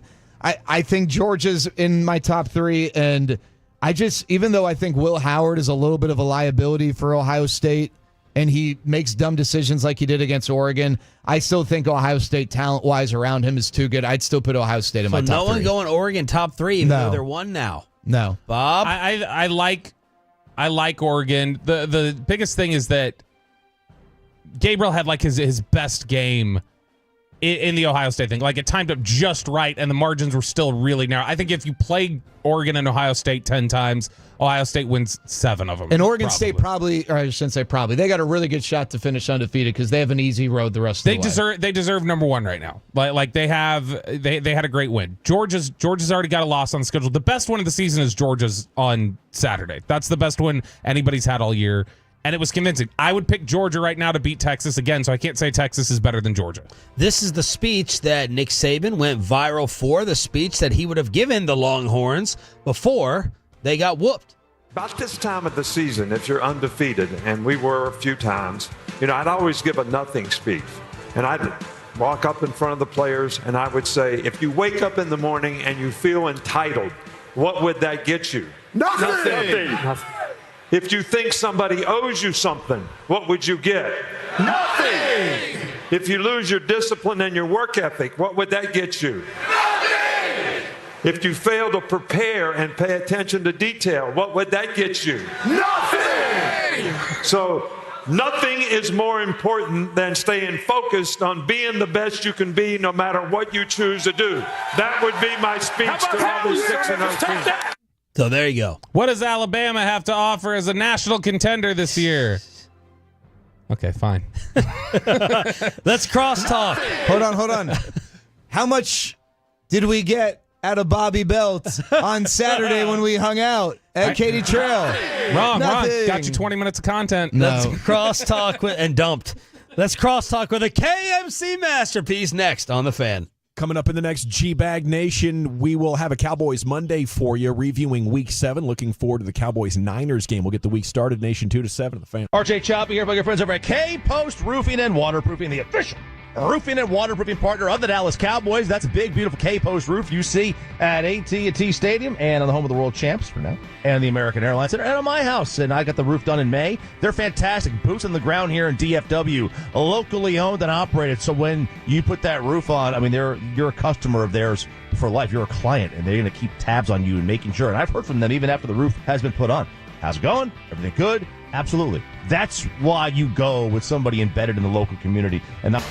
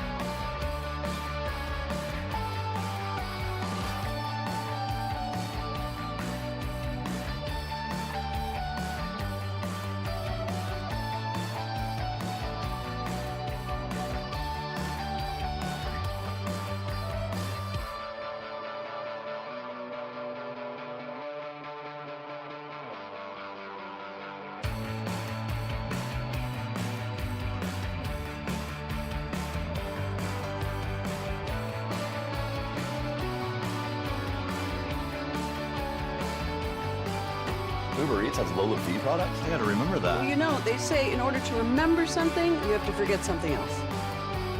Okay, now that is a very cute haircut. That's like a little shag. I've never seen it before. Well, I mean, of course you have. It's the Rachel. Oh, is that your name? No, I mean like your name. No, I'm Jen. My name's Jen. Right, but I just mean like this is your haircut. But that's hair on your head. I'm not saying this is your hair. Okay, freaking me out a little bit.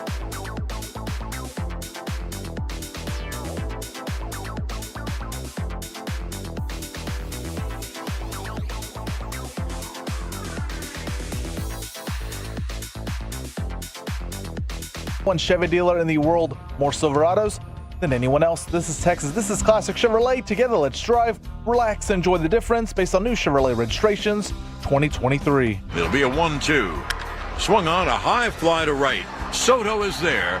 Juan Soto makes the catch. Ball game over. American League Championship Series over. Yankees win. The Yankees win. Crosstalk with the KMC masterpiece. Everyone Juan back. Soto. And Juan Soto on Yankees radio as we get the Dream World Series we've been talking about. Jared Sandler in for Choppy today and tomorrow. What was better, the baseball this weekend or my dump cake this morning? Ooh. Dump cake. You got to get dumpy. So is this not peach cobbler? It pretty much is, but they call it a dump cake because you just dump it into a cast iron skillet. Now, I didn't do it on like the green egg. Yeah. But a lot of people like doing these things like on, I'm like, the smokiness isn't going to, it's a sugary treat. It's fantastic. When I saw you walking with a cast iron, that's a boss move. You walked in with a cast iron pan. I'm like, what the hell is in that thing? And this is incredible. I don't, it's brown sugar. What is this crumble on top? Yeah, it's butter and brown sugar. Oh. So Corey got I don't know if upset's the right word, but I made a dump cake for Dave Raymond and the crew at the end of the regular season. Like, where's our dump cake? You already made him a carrot cake this year, and you still haven't made me a carrot cake. Yeah, carrot cake is a little bit more, like, I have to put more effort. I love into carrot that. cake too. Okay, I'll make a carrot cake. It's big. Shredded carrot? I miss your biscuits, your sausage biscuits and gravy from Ree Drummond. That's her name. She's the pioneer lady. The pioneer woman is kind of her recipe. I'd like to tell you I'm super creative and come up with all these things on my own. I just follow recipes and then I'm like, ooh, that's good. It's outstanding. Very good. Are these canned peaches? Yes. Okay. That's Mrs. Drummond, right? Yeah, Andre Drummond. Kevin could be Mr. Drummond. There was no Mrs. Mrs. Drummond. Right, you are. Yeah, you could you're have been Mr. Drummond. There was no now Mrs. the Drummond. world don't know to the beat of just one drum. What might be right for you may not be right for some. What you talking about? Corey, what's coming Hold up? on, Peyton. Do you have any clue what that's from? No idea. Yeah, I didn't think so. Bob, you ever heard Sanford and Son, yeah. Oh my God! You ever heard of Different strokes, relax. What you talking about, Willis or Arnold? You never heard it? Yeah. What you talking about, Willis? Oh, well, I know that. But What do you know it from, though? Like, just from people saying it. I have no idea. You don't know like who the person? Okay. We do have Wanker of the Weekend at 11:20. All right. And we'll start the show with some Mavs talk, especially now. I'm confused by the whole launch of their streaming subscription service situation. is confusing. What's the problem with it? It's $125 for the season. Yes, which you can get the whole year. Or $125. Yeah, or you could subscribe for $15 per month for a 6-month season. So it'd be $90. So what you get with the $125 subscription For a limited time. you get 2 tickets to a Mavs game or a $75 like merch card. That is true. Kevin, that was very important to include. I know. I wasn't done yet. Oh. But that is also a limited time offer. So if you miss out, then obviously you should just go month by month. So what is this channel 29, KFAA 29, the official broadcast partner? They're going to air 70 of the team's non-national broadcasts. That's the new Bally? Essentially. 29. Yeah. My issue is Thunder Dan, who goes to all of the Buffalo Wild Wings. I love Thunder Dan. He gave me an antenna. Oh, he did? Yeah. It doesn't work for channel 29. Oh, no. So you need to get a digital antenna? Yeah. If you get a digital antenna for whatever, $25 to $40, I got to do that today on Amazon, and you plug it into your TV, then you should get channel 29. Yeah. But he gave me an antenna, like this white square thing. Antenna. And it does not. Well, I know, but I think of antenna as 2 wires. You know. So hold on, who's got the remote in here? Can someone see? Please tell me this is on DirecTV. The bottom one or the top? Whatever. The top. Is on DirecTV. No, it's not. It's not on DirecTV channel 29. No, I don't think so. No, it's not. Hey, wait. So with this digital antenna thing, So all of a sudden that will pop up. Is it under a different It's source? just over the air. Hey, there it is. KFAA. Well, never mind. Well, that looks like it's in Spanish. That looks They're like changing it's a Spanish format. station. Yeah, they changed formats yesterday, supposedly. But all right, so Well, it's still hit that Toronto chorus. a goal. All right, let's see if it comes up. No compression. Oh yeah, I'm good. What is Okay. that? Ha! What are you not gonna? That does not look Are like. you gonna come up here to watch the game? I have DirecTV. Oh, okay. So you're saying. Sorry. Why do you think I'm asking? But YouTube does not have it. No, No, I don't have YouTube it. TV does not. Oh, that's Ooh, a I wonder if- sting. Victory for us DirecTVers. Yeah. DirecTV. I'll tell you, I'll dry my eyes with my $75 Mavs gift card, Sean. I have YouTube TV now, and so I didn't know you could get the Saturday was my first day to watch college How football great this is year it? for the most part, and you get the quad The game. multi-view. It's awesome. It's really dude. cool. And then they had multi-view for Sunday Night Football, the NLCS, and the WNBA Finals. And I watched 2 minutes of the WNBA Finals last night. That's 2 minutes. And Very those back. are the best women in the world playing basketball. There you go, Mike. Did you Nice work. see? Wait, they're the best women in the world who happen to play basketball, or they're the best basketball playing women in the world? It was an ambiguous statement. They're women who are playing basketball. And they're the best they were at in the NBA Finals, and they're the best at it. They're losing money for the, what did I say? 26th straight year. They're losing. Hold on. $40 million they're losing this season. I heard this morning, Sean. So I went to look things up. New York Post. They were projected to lose $50 million. So You're that's right. a $10 million gain right there. Hold on. Are you giving me the President Biden inflation spin? Whoa. When he was like, hey, it's 9%. It went down to 8%. And people are like, hey, when last year it was like 3%. He goes, inflation is down. And you're like, hold on. No. That's from not- last month. Okay. And the NBA owners, led by James Dolan, they're like, this sucks. Like Adam Silver, get us our money back. We're bleeding with this They WNBA. really still lost $40 million this year? Their New York Post says $40 million, 26 straight year where it will fail to turn a profit. Yet Angel Reese wants to keep crying about her salary. There's nothing they can do about this. It's just the way God created men and women. Oh, Lord. Oh, man. There was, at one point watching this game, they try to throw an over-the-top entry pass to the post. The pass at most was max 8 feet high. And it just goes out of bounds because the woman can't get to that pass. Like someone was fronting that. Yes, Okay. and it wasn't like, it was as tall as the rim, like 10 feet. Maybe it was 9 feet. I'll give them 9 feet. And it just takes a bounce and goes out of bounds. And I'm just like, I get it. These women are outstanding at basketball. There are no two teams better than those two teams playing last night. But if all you do is watch men's basketball, there's this dude I watch who does basketball cards, especially Michael Jordan cards, and he played college basketball, and he's a good dude. But he doesn't watch women's basketball either, but he has two girls that play basketball, and so he turned it over last night, and I was watching him this morning on YouTube, and he was kind of like, okay, so I watched. I don't really watch women's basketball, but I watch. But it's you think Reggie led with this today in Houston? It's difficult. We got to text him. It's difficult to watch men's college basketball and NBA basketball and then watch women's WNBA basketball and think it's the exact same product or close to. What was the most electric chest pass you saw in the 2 minutes you were watching? I mean, at one point, they rotated the ball as fast as they could to then get an entry pass to the post, and it still didn't matter. And then it's kind of like watching at times like USA Soccer when people really know soccer and they throw these high lobbing passes. It's not going to work. It's you gotta make quick passes, and they oh no, I got stopped on the baseline. What do? I jump in the air and throw it 12 feet in the air back to half court, and I have a girl run underneath it to catch it, and then what were you celebrating over here? You got Channel 29? Oh yeah, I got on can I say it? Yeah. Spectrum. I got Spectrum. That's what in my area. I gotta buy I got it on Fubo, antenna. so I'm happy. $40 million though. Yeah. When they smashed all attendance, and they're expanding ticket sales. They're merchandise, adding more teams. Viewership. But this is year one of added excitement, right? It's not all going to change in 1 year. I'd be curious next year. Caitlin Clark has to make the finals. Yeah, that's it. 100%. She has to either make the conference finals or the finals. But if you go back and watch old Jordan basketball and they have the commercials in it, they are promoting the WNBA back in the late 90s too. You won't believe it, new product out, women's professional basketball, and nobody's better. We got them all. Yeah. And you're they've been promoting it for 25 plus years at a very high rate during NBA playoff or NBA finals basketball. It doesn't matter. Yeah. All right, fellas. This will be the last time we speak before the Jerry Jones interview, supposedly tomorrow at 8:30. What did he say supposedly? I haven't gotten official boss confirmation. Be fine. Yeah. How do you think? He's a professional salesman. He knows what he needs to do. How would you approach it?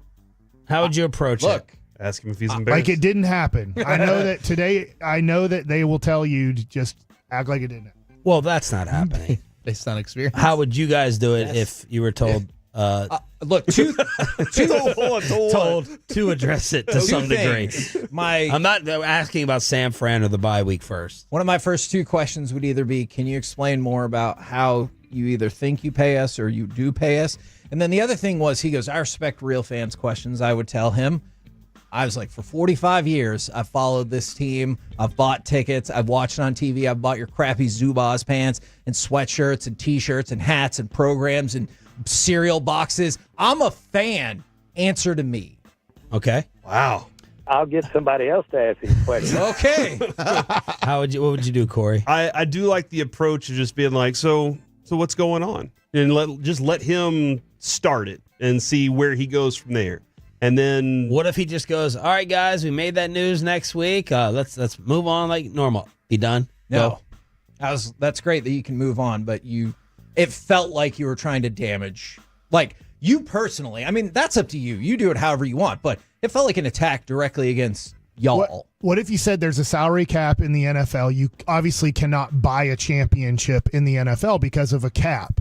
But you can kind of do it now in college football. Have you thought about just giving Arkansas $100 million next year to buy all the best players? Awesome. If he says there's not a check, there's not a check I wouldn't write to win a Super Bowl. I think he could write a big enough check to Arkansas to say, I want you to buy the 5 best players at Alabama, the 5 best players at Texas. I literally want to overwhelm this world of NIL at Arkansas because but I'm not convinced he would pay top dollar for Sean Payton or Bill Belichick. That's what I he would. He wouldn't. That's why I would ask him. You actually in college football now, you can. It would be tough, but you can buy the championship. You can buy all the best players in college football. You can overwhelm the market because there is no NIL cap. Have you thought about winning the championship at Arkansas by overwhelming the market? Would he then want to have a say in the players, just like he does with the Cowboys? I think so. But well, then do you trust him to find the right players? If you want to pay Arch Manning next year $20 million to be the quarterback of Arkansas, I think he would transfer. I know that the money's not an issue for the Mannings, but would you give $20 million to the best quarterback? Tell Shedeur Sanders, don't go back to Colorado. Yeah. Come to my school for $20 million. Screw your dad. He would pay $20 million for a quarterback and end up with like Tate Martell. Yeah. That's what would happen. Ask him what his favorite moment was and then play each one of the drops that you have and just be like, which one was your favorite? And just kind of see if he laughs. All right. We'll see what happens tomorrow. It didn't seem like that helped. I don't feel like it helped him at all. Mike took it to NIL, Arkansas. Well, I'm just saying, if there's not a check you wouldn't write and you really care about your team. But Mike, that has nothing to do with how they lead off the interview. Jerry, I want to talk about NIL. No, Chiafalo was hilarious. What if he said this? I haven't watched a game this year. All right, tell me about the Dallas Cowboys. What if we do like 10 straight bit questions that aren't too obvious? Like Chiafalo was hilarious on Friday saying, hey, Zeke hit like 12 miles an hour on his top run. What do you think of that? The GPS. Let's talk about Aubrey's greatness as a kicker, and like 7 more straight questions. Will we get in trouble for that? And how cool is it that you have $20 million in cap space or so to carry over next year? Say you had a buddy do the Frisco tour and it was unbelievable. Yeah. Ask about the award-winning art gallery. All right, we're back tomorrow, and then maybe that's it. The KMC Masterpiece is next on 105.3 The Fan. Thanks to Comerica, you can listen to Sean and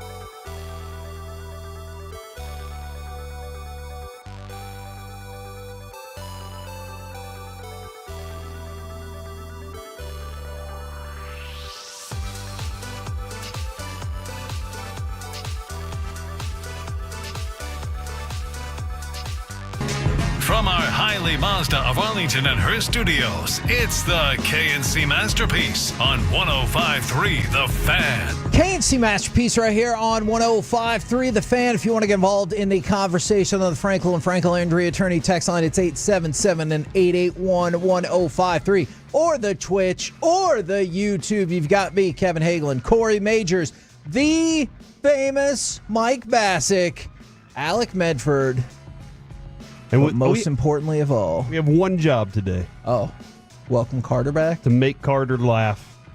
Okay. Because he's missed out on this show for a minute. So getting that dude to be like, oh, yeah, this is why I love working with this show. Because we're the only show he worked with, I think.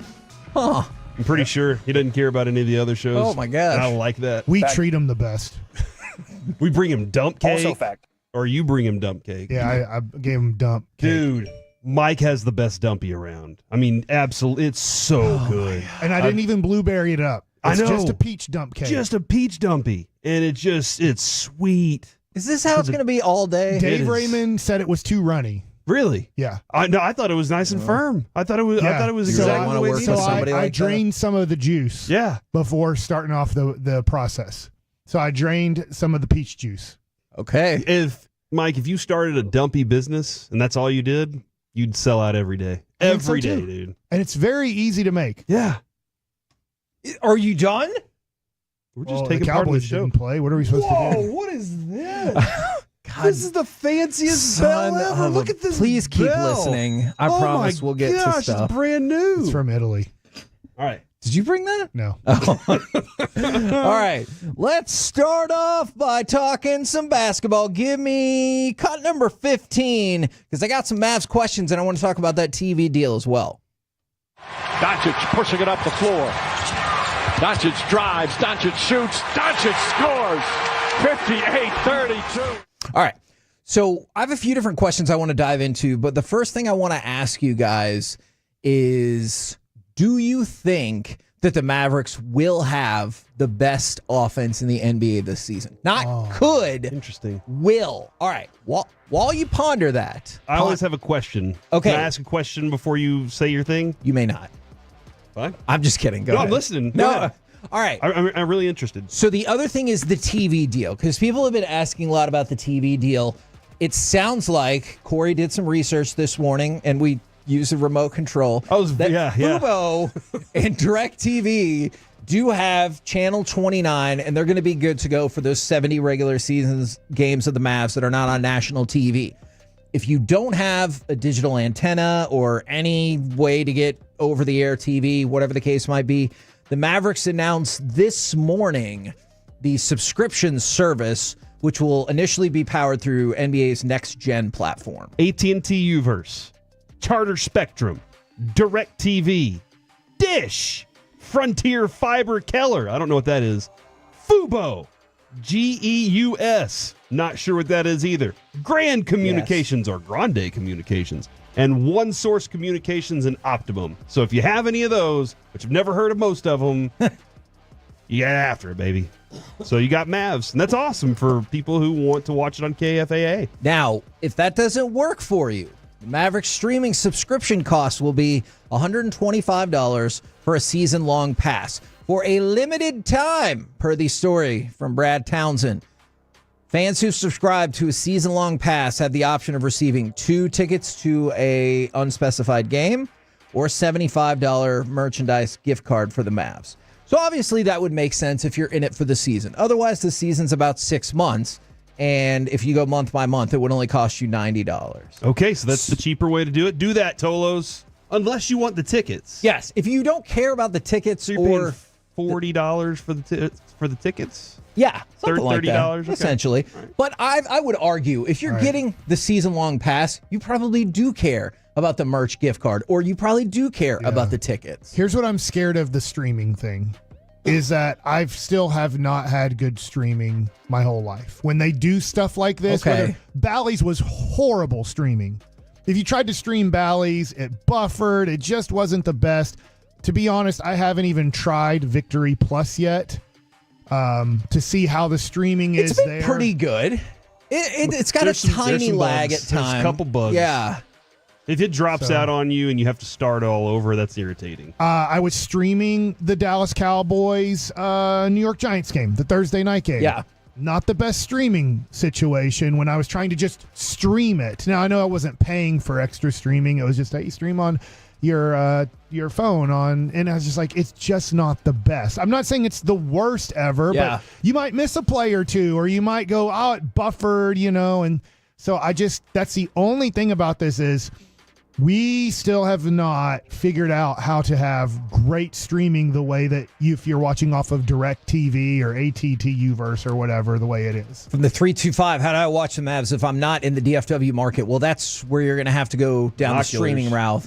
Streaming route. By the way, if you are part of Club Mavericks, so essentially not Zach and Eric. I was about to say, that's G-Bag. I'm assuming Zach and Eric will be taken care of, but essentially you're a season ticket holder.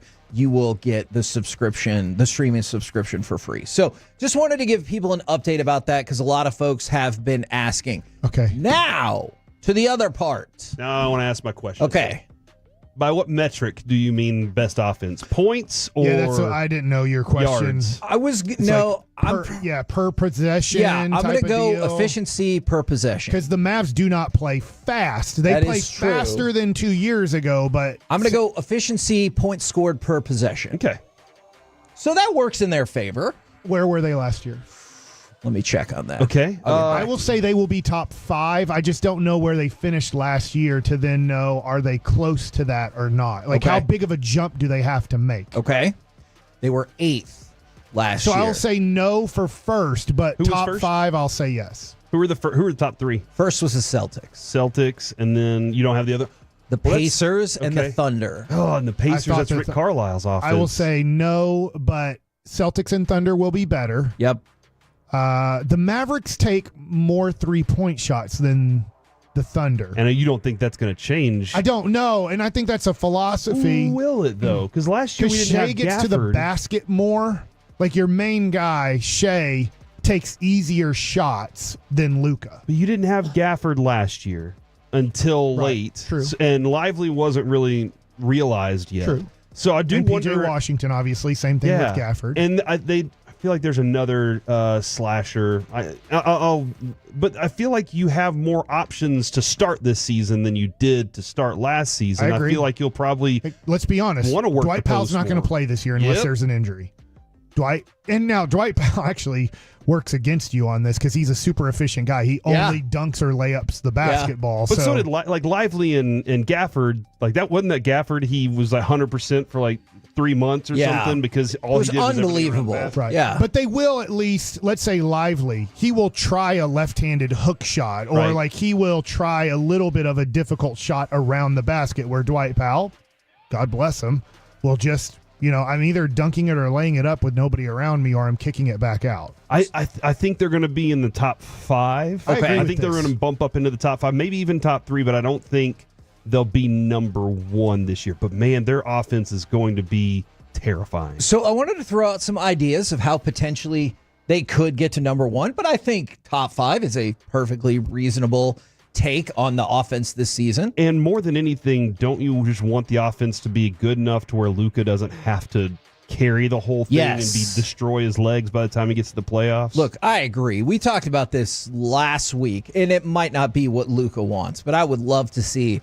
a slide in the regular season of about 5 minutes and 5 points per game. Yeah. Now, that might not be totally doable. He was 33.9. So, I mean, literally, if you just want to go to 34 points, if he gets down to 30, I think it would be better for the team. I would be good with that, and I would be good with a slide in minutes as well. But Klay Thompson is essentially replacing Derek Jones Jr. Now, I know if you dive into it, it can be more complicated than all that.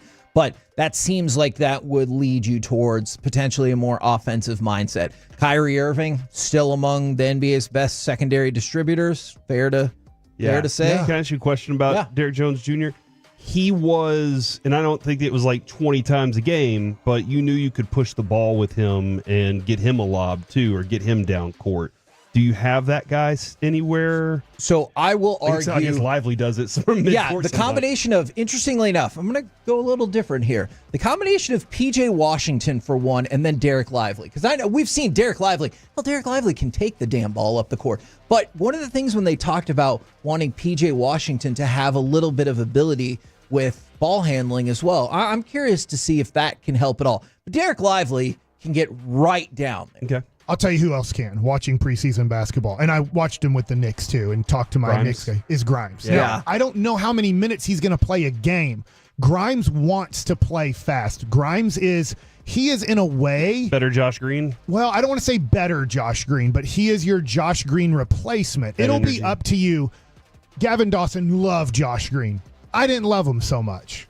So it just matters. He lost at times. Well, yeah, he sometimes you're like, hey, you got to stop. Like, I know this is an exaggeration. He didn't do this, but you're like, are you on some sort of amphetamine right now? Like, is it because of all the jump passes? Yes, you got to calm the F down. Like, you got to play within yourself. As like Derek Harper would say, you got to know when to slow and know when to go. And he was just like, I'm just on go 100% of the time. It's like, you can't be in the fifth gear at all times. And he was learning. He is getting better. And I'm going to be honest, I don't even know what team he's on this year, but I don't care. Australia. Charlotte, I think. Oh, Charlotte. Oh, good luck there. I think Grimes can be a guy who wants to play at a faster pace. Now, we know this. You're going to play at a faster pace when Luka's off the court. But Luka did become very Kevin Love-like on rebounds. He looks for now the 80-foot outlet pass or the 70-foot outlet pass when he gets a rebound. If he knows a guy like Grimes, P.J. Washington, somebody has taken off. Now, another thing to go along with this, obviously, look, we're talking about a lot of different things because you don't want to boil it down to Luka. Like, I get that that's the answer to most of these things, but okay. I did want to throw this out there because this is an incredible list to be a part of. Luka is coming off 5 straight first-team All-NBAs. Here's the list of players who have done that in their first 6 years. So 5 first-team All-NBAs in their first 6 seasons. George Mikan, Bob Cousy, Jerry West, Bob Pettit, Elgin Baylor, Oscar Robertson. Hopefully you're noticing a trend. They're all old. Exactly. They play with plumbers and firemen. And then Larry Bird, Tim Duncan, and Luka. Oh, so the greatest. So, yeah, if you look back at the past, I think like 55 plus years, your group is Larry, Duncan, and Luka, which is just incredible. Now, I know that the discussion's going to be, well, Duncan had 5 titles, Bird had 3 titles. Yeah, we'll get there. You know what's incredible about that is that Bird and Duncan played their 4 years of college basketball or played like they entered the NBA at an older age. So for like, I don't know, a Kevin Garnett, a Kobe Bryant, a Tracy McGrady, like they entered at such a young age. It was tough for them to accomplish this because of coming out of high school. But Luka somewhat came out of high school. I know he's playing pro ball over there, but came into the NBA at 18 years old and was able to accomplish this. And I wanted to throw that out there because it's incredibly impressive. And I know so much of this season is going to revolve around variations of Luka, but that was one of the reasons I kind of wanted to chop it up in a just non-Luka fashion. And Jordan, unfortunately, his second year got hurt. Yeah. So that what eliminates him. But still, pretty incredible company. Which I'm surprised LeBron's not on this list. Yeah, because I know he didn't make it his first year, and then I think his second year, maybe he was like second team or something along the line. So there's been people who have made 5 All-NBAs, but not 5 first teams outside of that group. He's still very mad that he wasn't an All-Star his first year. That's what I learned from Is he? 5. Yeah, he's like, I still, because it would be perfect. He'd made it every year since then. It's true. We're out of time, but my boys are so excited about Thursday night. Me too, man. Like, it's almost like is it weird on game 1 of 82 to throw like a part, like almost like it's the start of the Cowboys season opening day for the Texas Rangers? You can't go 82-0 if you don't win the first one. Okay, Mike. I got sucked into this trap before. And you NBA, start hot and you stay hot. It starts tomorrow. Like, I know the Mavericks don't play until Thursday, but the NBA starts its regular season tomorrow. And we don't have Tuesday night football anymore, so this is really good. That is true. Was that only a byproduct of COVID? Yep. All my rowdy friends are here for Tuesday night. They brought it back just for that. Yeah. We're the KNC Masterpiece right here on 105.3 The Fan. Coming up next, the marquee 3 NFL games of the weekend and their impact on the league. Let's talk about it next right here on The Fan.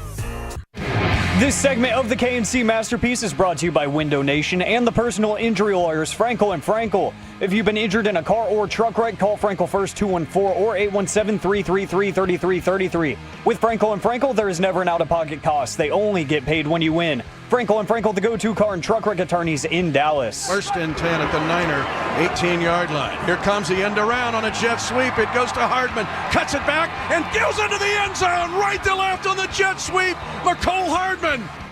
KNC Masterpiece right here on 105.3 The Fan. The marquee three yesterday. We talked about this a lot going into the weekend. Packers-Texans, Lions-Vikings, and Chiefs-49ers. These are the three games that matched up. Arguably 6 of the best 8-10 teams in the NFL. And the first comment I see, and we don't have to dive into this. We can just break down the games if we want. It's up to you guys. But I understand from the 806, watching Vikings, Lions, and Packers, Texans made me realize just how far away the Cowboys are. That absolutely should. Was that your takeaway while watching these? Not necessarily, but like I see it. Yeah. And the people who are running the Cowboys should watch those games too, to be like, man, How close are we to that? They should ask themselves that question because I've asked Steven about that. I've said, hey, how far away do you feel you are from the best? And he's like, it's not how far away we are. It's what we can do to get to there. And it's like, okay, so you're admitting that you're far away right now. And I'm going to sound like a Jones here. I get where the Jones family comes from. We've won 36 regular season games the last 3 seasons, not including this one so far. And so they're like, we're not far off because you have a record similar to or better than those teams the last 3 years. The issue is whoever texted in, I agree with you, watching those games, it's like a different sport physically I can see that those teams are playing. Yes. The way that they want to kill you defensively. And defensively, the Cowboys can be really good at times, but they don't want to play that style of football. They do not want to see who's going to die when we collide with each other. They want you to just fall down when you touch them. And so I watch those teams and I go, I don't know how the Cowboys, they can't beat those teams in do or die games because those teams are ready to die physically for the win, and the Cowboys want to finesse you to the win. And I'm not saying that changes at any point in the season for the Cowboys, how they play, but I do wonder how if you can keep that kind of physicality sustained all season that we're seeing from the Lions and Vikings and San Francisco and Chiefs, that kind of physicality is just different. And can you keep your body through that season? It's a long season, so you do want to peak at some point and not too early. Because if the Vikings fall apart from here, that start of that season was for nothing. This is the thing I just cannot get over. The Chiefs are undefeated, right? But how? Patrick Mahomes this year, 6 touchdown passes, 8 interceptions. And they're undefeated. Mm-hmm. So if he plays, I don't know, even mediocre Patrick Mahomes football, that is still significantly better than this, and they're still undefeated, and their defense still looks good. Yeah, what did they do well yesterday? Their defense played great. Their defense is good. They ran the ball. Kareem Hunt was fantastic yesterday. He's somehow immediately found the fountain of youth. Yes, and I think Brady was on that call, right? I think Brady brought up sometimes you are incubated in a system and then you go somewhere else and that system's not there and they don't know how to use you. And then you go back to that system and it's like, we know exactly what you are. I know you're not a big fan of Tom Brady. That's true. But when he was talking during that game about Patrick Mahomes has put up the 50 touchdowns, he's put up the yards. Sure. So what? He knows now it's about how do I manage my team to a win. And this is where, look, I do this because I stick up for my guy Troy Aikman. Whoever it is, I love my dude. But Jeff Kavanaugh doesn't think Troy Aikman was that good of a quarterback because all he does is look at the stats. Right. And if you just look at Patrick Mahomes' stats, you will say he's a bad quarterback this year. And this would never win an MVP. I don't even know if Troy Aikman ever finished top 3 in MVP, to be honest. I know that Emmett won it in 1995. But I look at the way Patrick Mahomes played that game, and no, it wasn't great. But he makes really good decisions at times by throwing incompletions. Agreed. And Tom Brady points that out. That's a good incomplete pass because it was jumped there and he had to throw an incompletion, or he figures out a way how to extend a play or to get a crazy run down the left sideline that he's not fast, but you wouldn't know it by the way he plays. I definitely agree with you. I think he's a smart decision maker, and I don't need him by any means to pad the stats. What still surprises me is the turnovers. True. So he's had an interception in every game this year, which that doesn't feel, I know he's not averse to taking chances and stuff, but that doesn't feel Mahomesy to me, because when you were talking about he is smart and knows how to say, hey, this game's over, so let's just ride it out. That usually comes fairly turnover free. And so the yards don't really bother me at all. Because like I said, who gives a crap? Everybody knows he's the best. But it's the turnovers that I'm curious about. And I see it one of two ways. Either is this going to be something that's going to hurt them in the games that matter, or is it the exact opposite? The fact that he's turning the ball over and nobody can still beat them anyway. Yeah, their defense being what it is. I mean, what it was last year got them the championship. Mahomes was good. Their defense was exceptional last year. Their defense looks better right now. They've given up more than 20 points in a game this season one time. Nice. See, this is where my problem is, Kevin. My brain instantly wants to go, well, what have the Cowboys done? And then I'm like, don't ask. Yeah, so that's frustrating. And then here's the other thing too, which is tough to quantify in sports, but it's real. I will use the Chiefs first, and then I'll use the Cowboys second, unfortunately. When you are now playing the Chiefs and Patrick Mahomes, there's a lack of belief you're going to beat them as the game progresses. Agreed. So you get a turnover from Patrick Mahomes, and that's great. It ups your confidence as a team. But as the game progresses, you know who you're going against. You know you're going against the best, not only quarterback, but probably the best team still. And it ruins your confidence as it goes on, and it presses you into bad decisions, or you try to do too much. You get outside of your gap because you got to make this play, and they take advantage of you maybe being over-aggressive because you don't truly in your mind believe you can just beat them straight up. Yeah. I think I so agree. I think Brock Purdy yesterday was out of character in the Chiefs forced it a little bit with their pressure. There were times that he was throwing. He's not even looking at the fourth or fifth option. He's trying to force a throw that he didn't need to. And I thought that was, I didn't want to say panic, but uncharacteristic for sure because he usually seems so calm. It does change real quick for the Cowboys. That's the unfortunate part is you know that they're going to collapse on the sidelines, and then you see CeeDee Lamb upset. You see them screaming at each other, and you know you're like, we got them. They've now lost it. And then also you have the belief, we've seen them on television so many times lose it to good teams. As long as we're a good team, we can make them lose it. By the way, Troy Aikman finished top 5 for MVP voting one time. Not top 3, but he was 5th in MVP voting in 1993. He had 3,100 yards, 15 touchdowns, 6 interceptions. He had 15 touchdowns, Kevin, and he had a 69.1% completion. Nice. Knew. Actually, at that time, that's a really high completion percentage. It was his highest of his career. All right. Do you guys want Packers-Texans or Lions-Vikings? Lions-Vikings. That was a blast. That was an absolute blast of a game. All right, Alec, if you can, give me that game-winning field goal. For the lead, Bates has delivered. Detroit is on top with 15 seconds left. Now, both of those games were literally won by last-second field goals. Jared Goff, well, we could go any direction you want with this. Jared Goff's last 3 games. We have 4 incompletions? He actually has 10. Okay. In 3 whole games. He's 58 for 68, 887 yards. Great. Stat. No interceptions and 7 touchdowns. The Lions have won all 3 of those games, and now they're in first place in the North at 5-1. The touchdown throw he got to Amon-Ra St. Brown may have been the prettiest throw I've ever seen from him. It was beautiful, and he was wide open, but because Jared Goff threw. Remember whenever we were scouting him, Kevin, and we were Knights still, I believe. Sure. And I kept telling you 20-plus yards, he's the most accurate quarterback I've ever seen. He puts it on a dot as 20-plus yards. I don't know how much he got opportunities with the Rams, but he looks confident. He's got that accuracy that you've been asking for. I wanted to ask, though, did you see the final play of the game?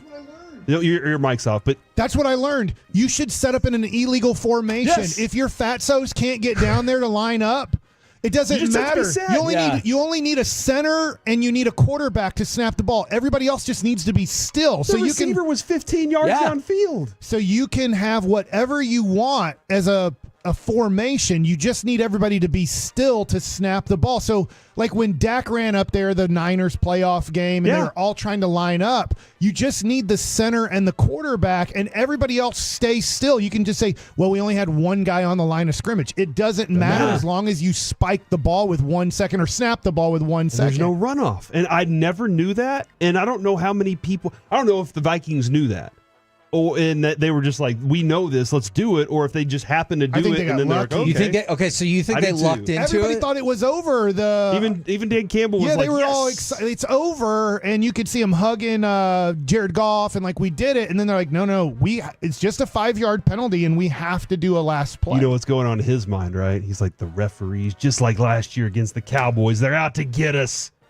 Now, and then they sacked Sam Darnold. But that was fascinating too, though, because the big touchdown to Justin Jefferson, you're like, oh my gosh, this one's over. And then, the Detroit comes back and scores too. That was a fun game, man. Detroit at one point broke off 21 straight points. And are they and this might be a question for tomorrow or down the road, but just quick snap decision. Detroit is the team to beat? Yes. In the NFC? If Aiden Hutchinson comes back healthy.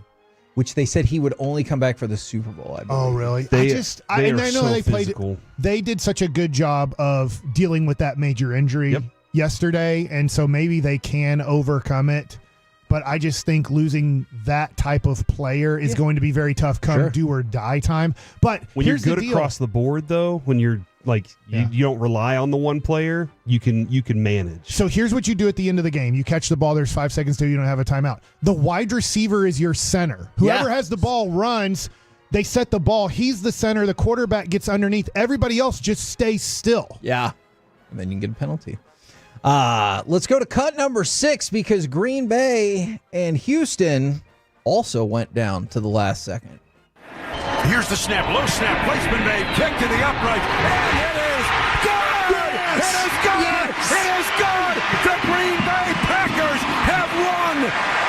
Brandon McManus, 45-yard field goal.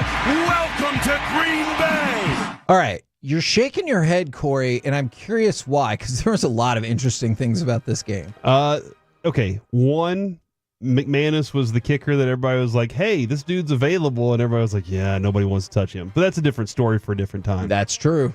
The amount of turnovers that Jordan Love had, I felt like he shouldn't have won that game. Yeah. But suddenly, Stroud is constantly having pressure down his back. And that's like, he didn't seem to have that last year. He seemed so poised and so capable. And I don't know if it was because they were better at protecting or he was just getting the ball out faster, but Stroud is starting to, their offense has started to slow. Yeah. And that's where I'm kind of confused. But I just didn't think that Green Bay deserved to win that because their quarterback didn't play great, but there you go. They turned the ball over 3 times. Yeah.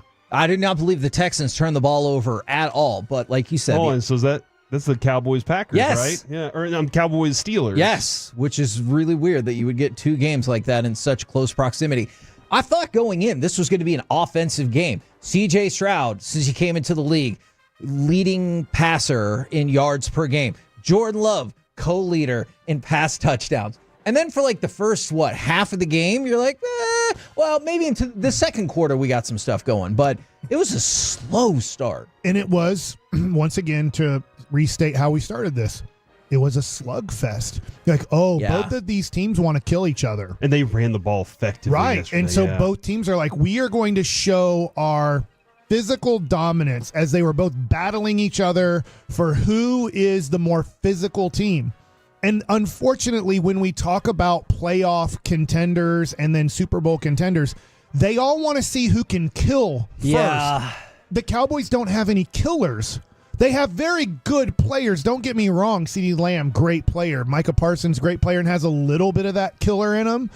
But, you got to have 11 killers. Some dude number 6 I know it's a different game, San Francisco, Wake Forest rookie wants to just kill everybody when he's trying to hit them. I'm like, dude, they got these. You got Donovan Wilson. That's about it. Yeah, and he's number 6 too. Yeah. But you have you watch that Green Bay Houston game. I was with you too. At times I thought it was slow. Yeah. But then I'm watching it and I'm like, these 11 guys on defense, they all want to kill the ball. And don't you get the sense before the game it was a Malik Mustafa is who you're talking about. Let's not take the lead early and just coast the rest of the way or ride it out. Hey, we're probably going to get punched in the face. I personally am probably going to get punched in the face.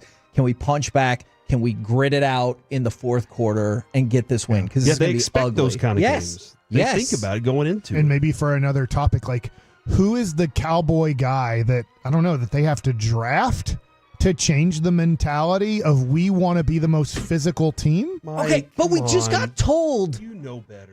Not this maybe it was change. It was last year, I think, in the draft. Didn't they say that was their draft to toughen up the team? Yeah. They were like, "This is the draft. We're going to change our mentality." Jake Ferguson's another guy that I think will fight to the death. But Mike, when we started talking about is Micah that culture change guy, you were like, you said it.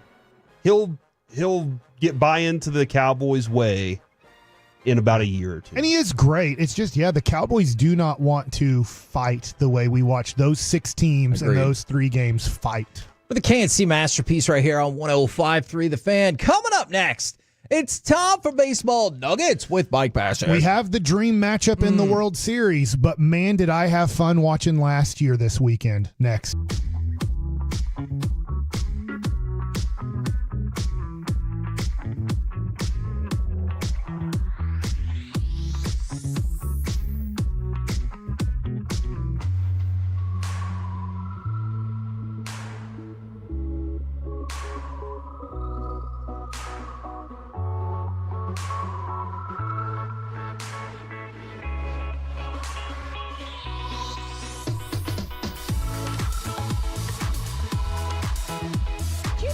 That you've got to forget something else to remember that Uber Eats has groceries. No, that's absurd.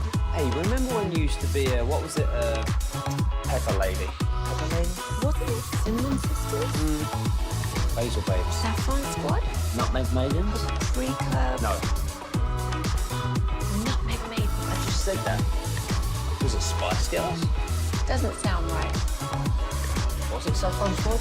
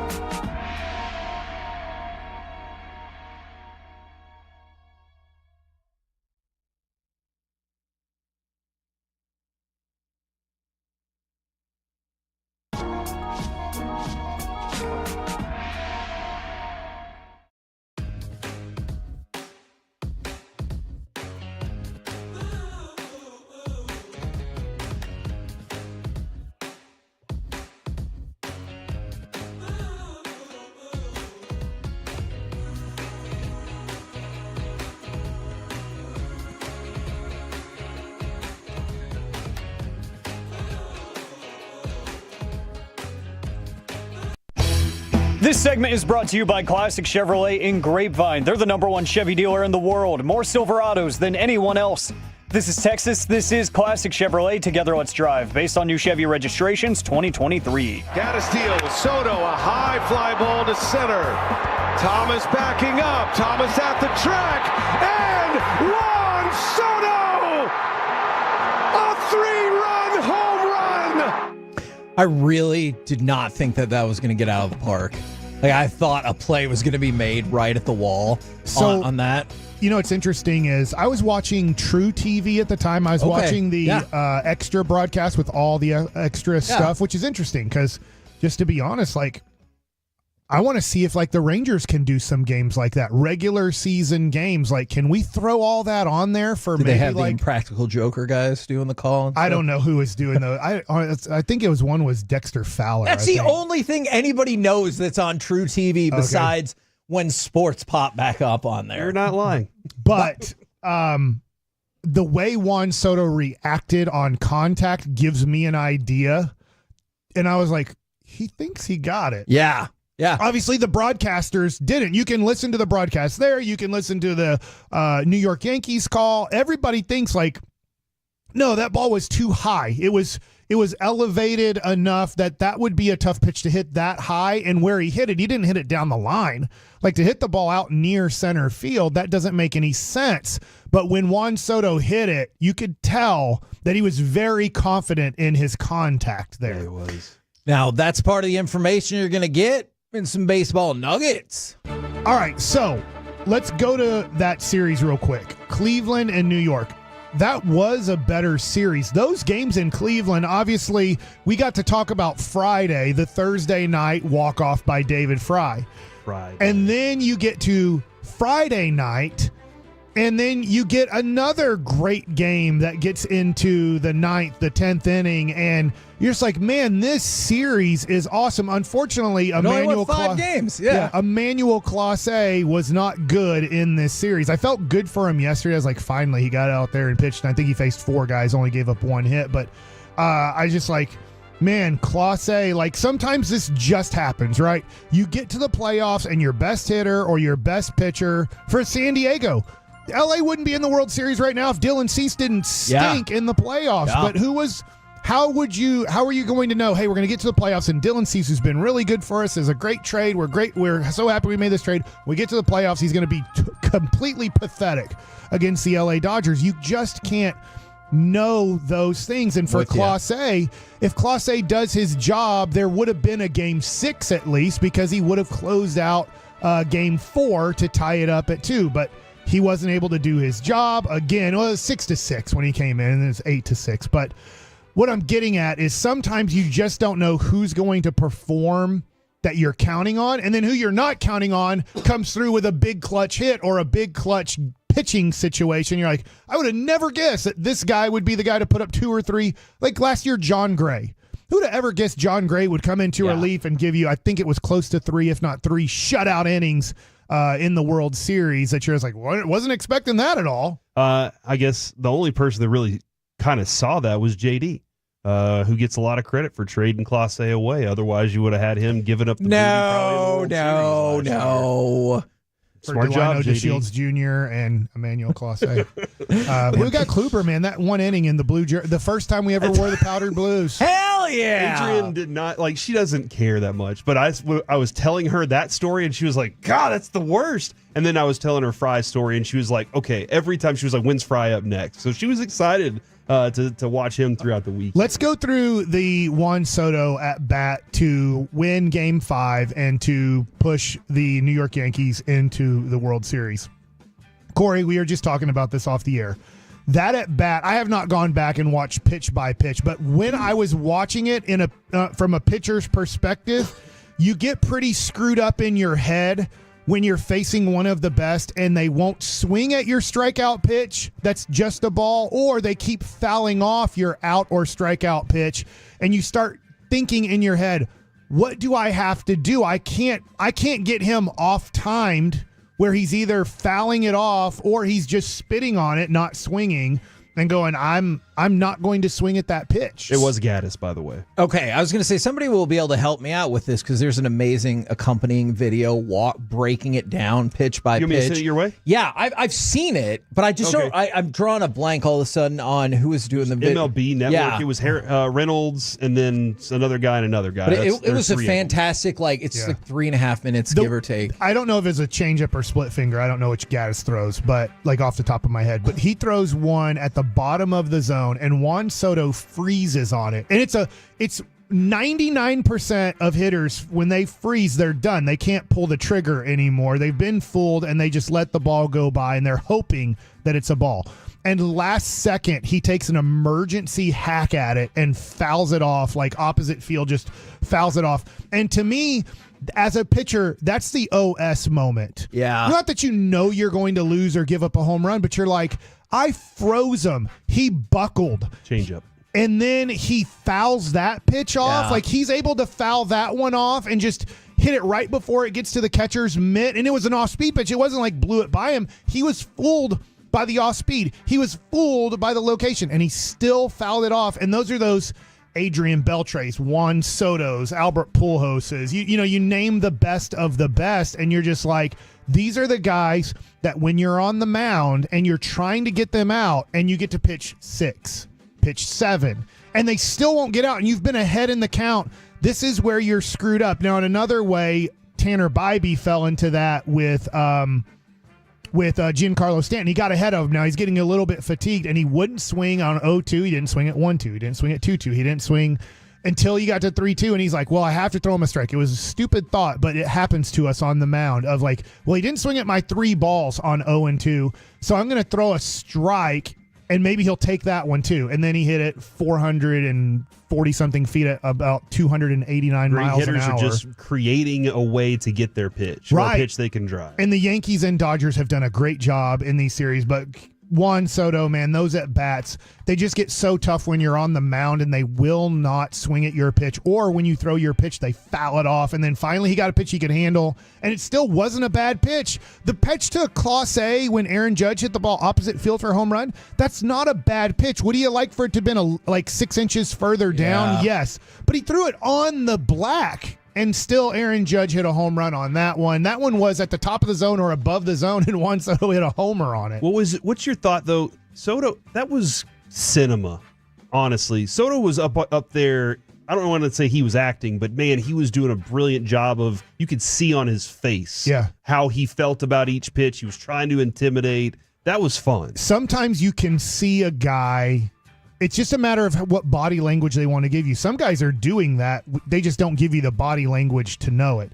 Juan Soto is giving you all the body language on how he's thinking, what his mentality is. Aaron Judge isn't going to do that, right? Or Shohei Ohtani is not going to do that. He's not going to show you, I got him.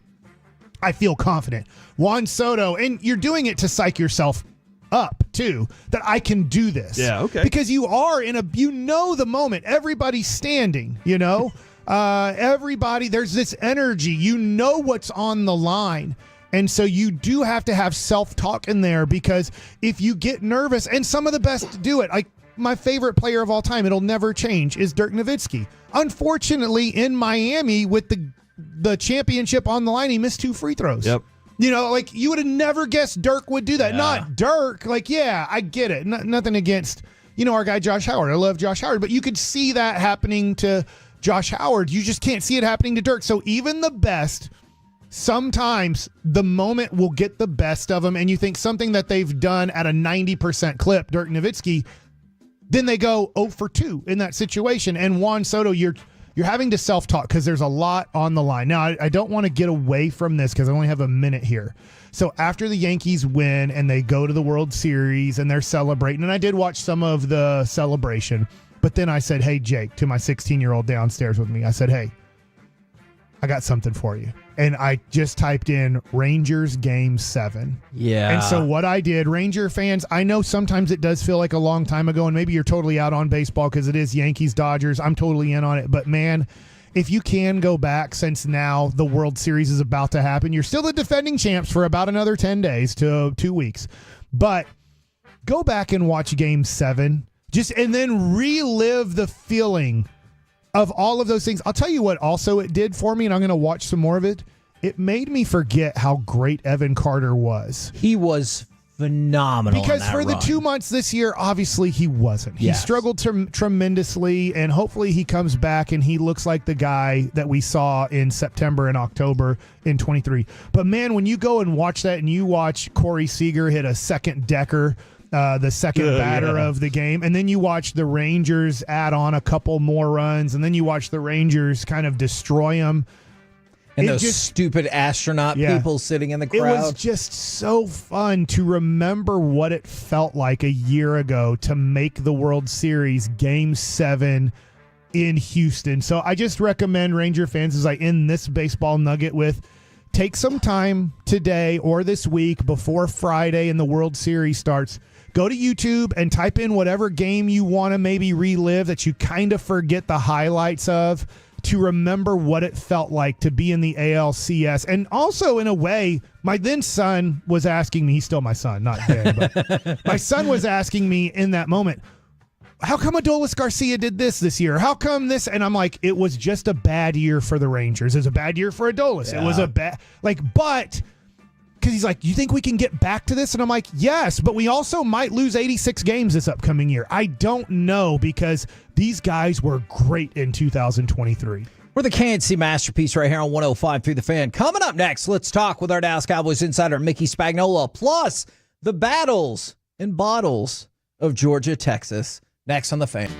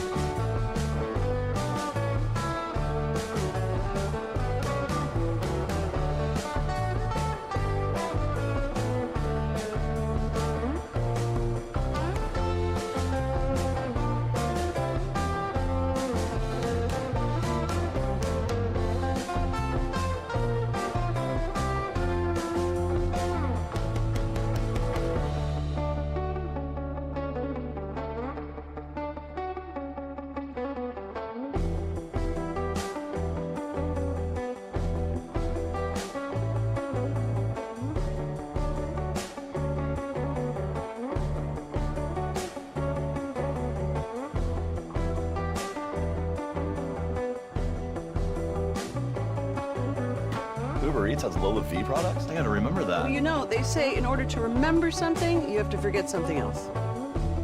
Okay, now that is a very cute haircut. That's like a little shag. I've never seen it before. Well, I mean, of course you have. It's the Rachel. Oh, is that your name? No, I mean like your name. No, I'm Jen.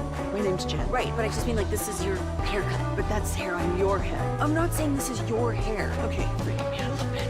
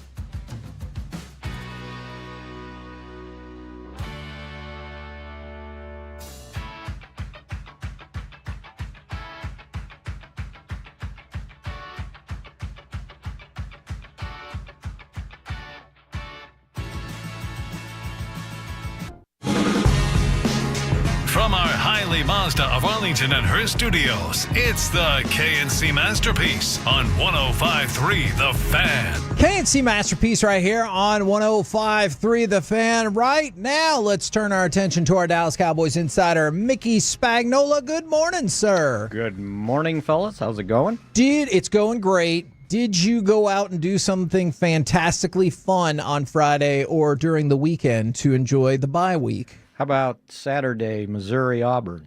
You went to the game? Yeah, I did. Look at you, Mickey. That is fantastically fun. We had a group of 8 guys get together. Do you think that you're the toughest human in the world if you have to go to the hospital and get checked out and then still make it back in time for the rest of the game to help your team win? He's not going to have to buy a beer the rest of the week. Dude, I'm talking saying. about Brady Cook, the Missouri quarterback who got hurt the first series of the game and came back right at the end of the third quarter and led 2 scoring drives, 80 yards and 95 yards to win. How Pretty about damn that? impressive. They did an MRI. I know. It's super impressive. And he pointed out afterwards that, when you go do the MRI, you're not allowed any electronics, right? Oh, yeah, so he watch the couldn't game. monitor Yeah. the game, right? And then he went and worked out, and they were going, nah, we don't think so. And then they said, we can do one more thing to make it work, and evidently it worked. So they didn't reveal exactly what they did. Yeah, I think what they did was they slapped their hands together and rubbed them together just a It's little bit. not like Mr. Miyagi Put some every spit on there time. and rubbed it in. Yeah. No, I don't believe that to be factually accurate. But to be fair, It worked in Karate Kid. Yeah, it did work in Karate Kid, I guess. Now, we didn't get an opportunity to talk about this, but since they were just coming off the bye, I was curious your thoughts on mock drafts at this point. To me, are preposterous, but people like them. And the ESPN one had the Cowboys taking the running back that is just taken over Boise? the college football discussion. What would you think? Isn't he from here? I believe so, yeah. Yes. He's in the Frisco area. Yeah. What would you think about a first-round running back selection, especially if it was in the middle to Yeah, I was going to say, later where, part? of the what are first- we talking about? Right now, 16. Yeah, well, what about a defensive end that can rush the quarterback? That's a fair point. I mean, there's a lot of things we can go at. Obviously, that's the low-hanging fruit. Sure. It's got to be the running back. How about somebody to block for the running back? True. So, Oh, you did draft 2 of those guys this year. I know. I have more questions about that. Like, I'm not saying you're wrong. Yeah. But do you think the Cowboys view it that way, seeing as the assets they've pumped in monetarily and draft pick wise to the offensive line? Well, okay, but what if Zach Martin says, okay, that's it? Valid. Yeah. Still has a giant cap hit. Ready to too. roll with TJ Yeah, Bass. and will. the other have- side. Yeah. So, yeah, I think it's way too much. I mean, I wouldn't be mad at him if the guy's really good. And again, one of the things that they considered going in, this past draft when they got down to they didn't have a 4th-round pick, did they? Yeah, how's that working out? Yeah, well, he's sitting there watching. And then by the 5th round, it's like, okay, whoever I take, will they be better than, Rico Dowdle? And I think that was probably the thinking. Feeling like he was the better option. Oh, well, and then the 5th-round pick ended up starting at cornerback, right? Yes. It was necessary. Can you kind of explain, because I was trying to keep up with what McCarthy was saying this morning. Can you explain what they're all about to go through here? Because it sounds like their schedule is pretty stacked. Well, they're not going to do a full practice, right? Team, 11 on 11 or whatever. And what he was pointing out is he said he learned the lesson a while ago that you come off the bye and then right away on Monday you go out and start practicing very heavy, and you chance suffering some soft tissue injuries because you don't know what the guys did for a week, right? And then all of a sudden you go out there and start pushing everybody around, and so it was going to be more kind of running, a lot of just skill work out there, throwing, catching, run, but there was a lot of running. I'll let you know that for sure. Just to get guys back into it, and then they take a day off on Tuesday. What? Thanks a lot, collective bargaining agreement. I mean, it's just mandatory, right? So, but yeah, and then it sounded like a lot of meetings. They do the across the hall type deal where the defensive coaches analyze, the opposing offensive position and vice versa. And it just sounded like, talking about, because if you remember last week when we interviewed the assistant coaches, it was all about the details, right? Mm-hmm. And so I guess when they got back, they gave them the details that needed to be cleaned up. And it just sounded like a lot of meetings, though, didn't it? It did. Yeah. But we'll see, what they get into. And then from the injury standpoint, it looks like, we kind of got to wait to whatever they do on Wednesday to see where some of these guys are. But I thought it was encouraging what he said about Micah and Deron Bland. And he didn't really specify Kendricks, but it looked like he should be ready to go also, which I think is huge, getting him back on the field. Did you like, or were you intrigued by his spicy comments responding to Troy Aikman? Now, Troy Aikman, I believe it was last Thursday, was on the ticket and said he did not care for the routes run by CD and company. Mike McCarthy pushed back on that pretty hard. I got it transcribed here if you want to hear it. Yes. Can you read it like Mike McCarthy? Yeah, I don't know. I hope I can read it like me. For me to address those comments, I don't, because they don't carry any weight with me, because I watch all the tape. I get to go to the meetings. I'm at practice. I'm part of the games. I have a clear understanding of what and where, and Troy's statement in particular, I don't agree with the word selection, but there is definitely need for improvement in every position, not just the one position that he commented on. So the one thing I don't love about the response, and I totally get it, but when he says, I'm at the practices, I get that, but I feel like Troy was more talking about like in the games, the routes. He said he was at the games too. Yeah, no, that is true. I mean, good. If he were not, that would be troublesome. Where do you fall on this? Because that's kind of hard for me to analyze, route get-offs and how accurate they're running routes. Maybe Troy was questioning the route tree as it was, but it sounded like it was more about the players, right? Yes. And when you start going down the line and you're starting to use guys that aren't used to playing that many snaps, maybe the execution isn't great. Go ask the 49ers. How'd that work out with your top three wide receivers not in the game? Yeah, not very well. Right? And Purdy throws 3 interceptions. So, injuries do matter. If Brandon Cooks is out there, maybe it looks differently. If Tolbert's not the third receiver, when he's not the second receiver, he's the third receiver, and everybody else is fourth and fifth, maybe it looks a little different. Now, you didn't seem to be enamored with CeeDee Lamb's routes, but I think what Mike was trying to say is we can't sit here and worry about external stuff. We got to take care of what we can take care of in-house and not belabor what everybody else is saying and kind of drag your guys down. Yeah. So, look, yeah, I understand. We'll see, if he came out and he was like, you're right, Troy, these receivers are trash. Like, I understand why he wouldn't say that. Like, what a captivating presser that would be, but I understand why he wouldn't say that. Or, good idea. I never thought of it. Right? Yeah. We didn't see that. So, I don't know. Troy's usually pretty spot on, though, from what he says. So, we'll see where that goes. And, and look, a little bit better blocking up front will help this passing game, right? Agreed. Go ask the Longhorns, right? Yo, what a transition. Thank You very much, Mickey.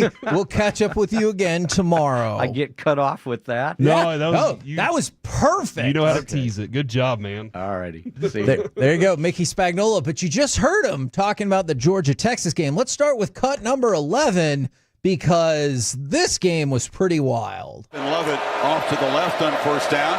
Etienne. Trevor Etienne barrels down, dives for the end zone. Touchdown, Georgia. It's all dogs in Austin so far. Now, Georgia would win the game 30-15.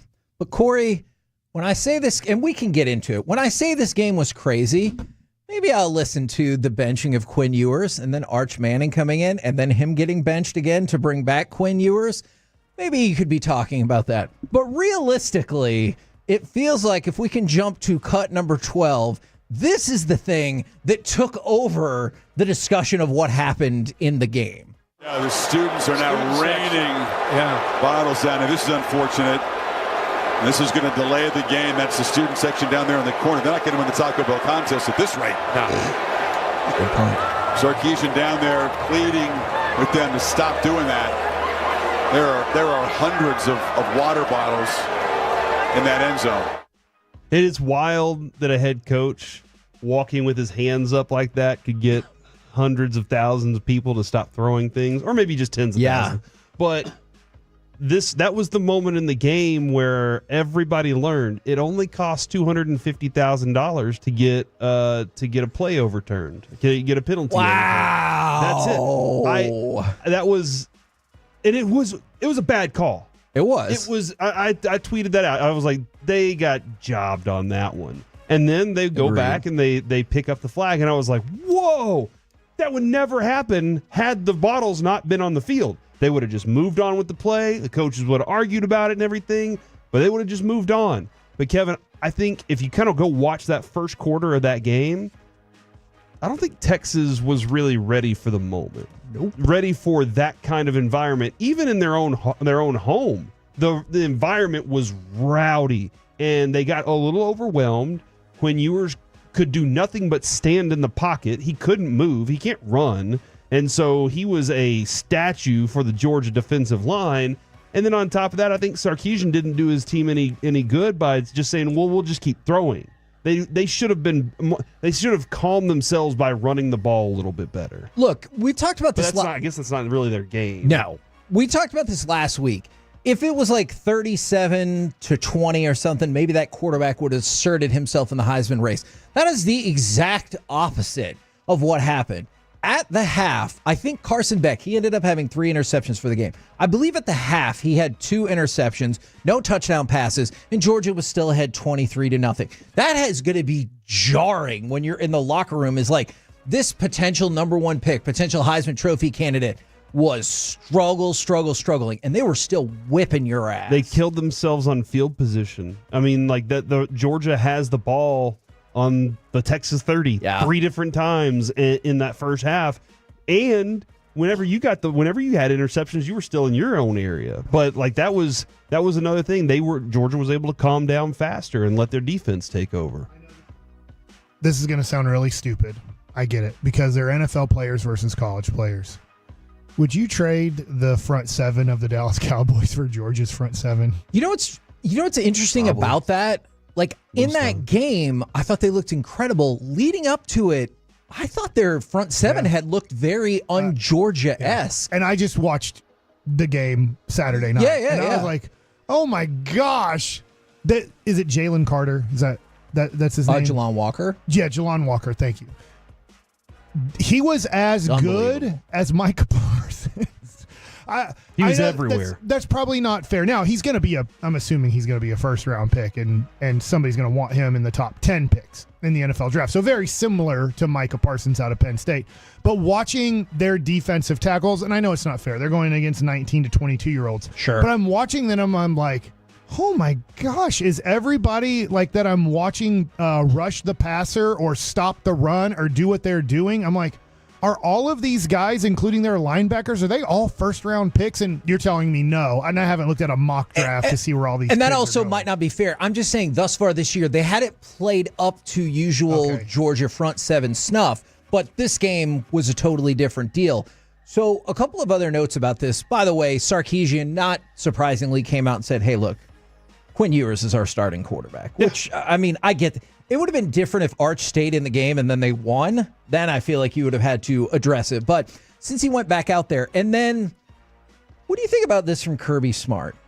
Well, Texas got fined $250,000, and the SEC, I want to know how they're going to carry this out, is also requiring Texas to use all available resources, including security, stadium, and television video, to identify those who threw trash on the field or at the Bulldogs and prohibit them from attending future Texas events. I want to know how much work gets done on that front. My daughter probably wants that work done because she was not happy she didn't get a ticket in the lottery system. So you pay $200, and then you get a season ticket to all UT stuff, except for, I don't know, maybe when they play Kansas in basketball, and I guess that's over because they're in the SEC now, but that there's a lottery system for football games and maybe big-time college basketball games, but she's obviously a sophomore, and so I think Broadus was telling me it actually trickles down, so she's really not getting – she got tickets to the first game of the year, and I think she ended up getting Mississippi State tickets. Okay, because obviously they're not that great.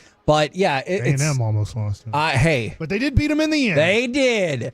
And, hey, we've won 2 whole road games this year, which is the first time in, several years that's happened. But the other thing, this is Kirby Smart. Listen to the part that he says he doesn't have a comment, and then listen to the rest of the quote. Kirby Smart, the Georgia head coach, I won't comment because I want to respect the wishes of the SEC office. Okay. That makes sense. That's good work right there, man. But I will say now we have a precedent that if you throw a bunch of stuff on the field and endanger athletes, that you've got a chance to get your call reserved. Oh, wow. He's with me on this. I like it. I did not make that up, but that does feel like it a little bit defeats the purpose of I have no comment. Yeah, because he then commented. That was a lot of comments. It's like Jerry. A lot of times Jerry will be like, guys, I'm not talking about that. You ask him there's again. NIL like, money. Do you pay kids that are at school? You give them like $1,000 to just be ready to throw stuff on the field. You give them the sign on like that was maybe a bad call. We need more time and I don't have a challenge, or they're not going up to replay review. I just have 100 kids throw things or whatever, and we all give them $1,000 for doing it. I mean, that call specifically was bad enough. All right, so it's got to be a call as egregious as that one, because I thought it was that bad. The good news for Texas is I still think they're in phenomenal position to not only make the playoff, they're still in a decent enough position to get a bye into the playoffs. I think they're going to be fine. This felt like a game Georgia needed to win. Yeah. And now the only undefeated teams in SEC play are LSU and Texas A&M, and they will play this weekend. We're the KNC Masterpiece right here on 105.3 The Fan. Coming up next, it's time for Wanker of the Weekend.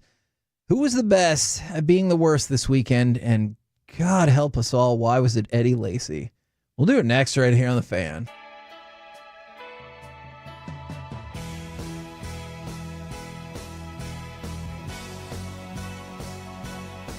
Do you think it's true that you've got to forget something else to remember that Uber Eats has groceries? No, that's absurd.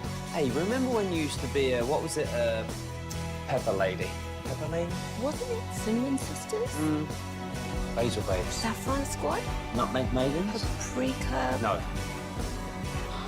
Nutmeg Maidens. I just said that. Was it Spice Girls? Doesn't sound right. Was it Saffron Squad?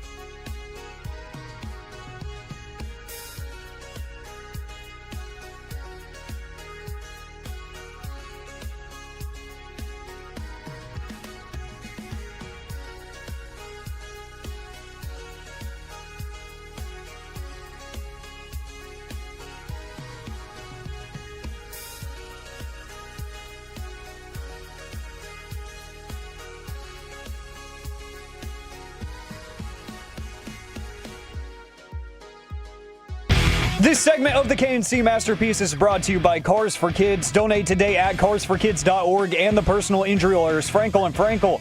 If you've been injured in a car or truck wreck, call Frankel first, 214 or 817-333-3333. With Frankel and Frankel, there's never an out-of-pocket cost. They only get paid when you win. Frankel and Frankel, the go-to car and truck wreck attorneys in Dallas. McNeil goes for second. Alvarez swings. A bouncer to second. Taylor has it in the glove. It's over! It's over!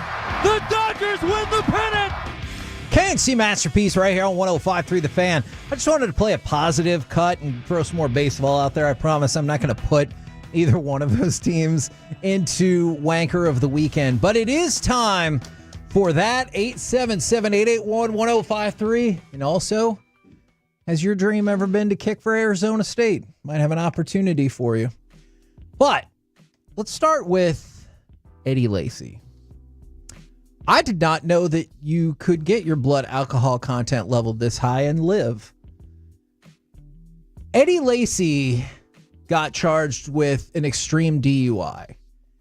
His blood alcohol content was... And is it official? It's called extreme, or you're saying? No, extreme is 0.2 or higher. Okay. Because the legal limit in Texas, I don't know all the other states, is 0.08. So if you get... Some states it's triple... But if you get a 0.2 or higher, it's an extreme DUI. His blood alcohol content was 0.325, which was more than 4 times the legal limit.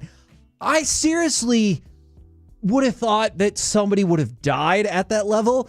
He told police he had a single shot of tequila. No, there's no way.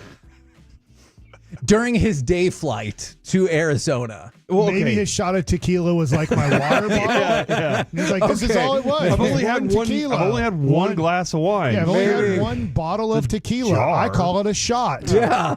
The vase glass. I guess, but that is got to be the highest blood alcohol content level I think I've ever heard. I don't know. Yeah, I don't know if I've ever heard of another one 0.325? I mean, it sounds like it, but I don't know. Yeah, I don't know that for a fact either. It's just the highest one I could ever remember. I mean, hopefully people don't text in, but I guess you could and say, I've had a higher one, but I'm sure you went to jail for at least 24 hours. I hope so. What was he doing? And from the 940, how is he alive? That's, I can't, I mean, I'm glad he's still alive. He's probably still recovering. But I can't believe. I'm just glad that he didn't kill anybody. Yes. Like he shouldn't, like there's no way keys should have been in his hand. Yes. Agreed. Now, Corey, have you ever wanted to be the kicker for Arizona State? Okay. I'm going to say no. Okay. But I haven't either. I wanted to play baseball for Arizona State. Oh, okay. I did watch. That was a cool school. I did watch a highlight of Pat McAfee's career, and I was like, damn, you can have swag and be a kicker too.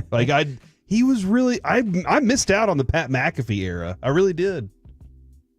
For the playing. Now you're in the media. Yeah, now I'm in the media era of it. So the deliciously named Ian Hershey, he badly missed on kicks from 48 and 41 in the game this weekend. And one of their other kickers missed a field goal in the opener against Wyoming. And so Arizona State's coach, Kenny Dillingham, he was like, hey, it looked good in pregame, so I thought we were good, but we were not. And then said, I'm dead serious. We're going to put this out on our socials. We're going to have kicking tryouts on Monday. We've got to find somebody who can make a field goal. It makes it even harder late in the games when it's clearly a kick scenario. Now, Mike, you gotta go to the school, right? I assume. You can't just be like, I want to kick for you. With NIL now, who knows? Now, Mike, I'm assuming your suggestion is going to be for them to recruit Kathy Ireland.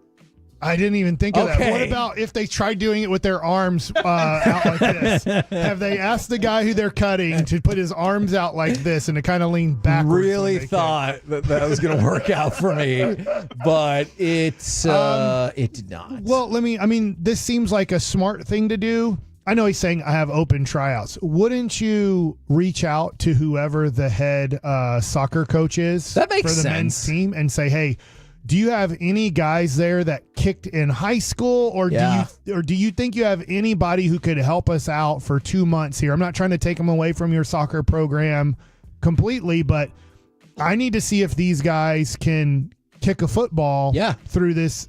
Can you give me maybe your top 5 guys and have them come out and that seems like more realistic than saying, hey, the dude who's drinking a little too much as a freshman and making C's and having to tell parents you don't get to look at my grades.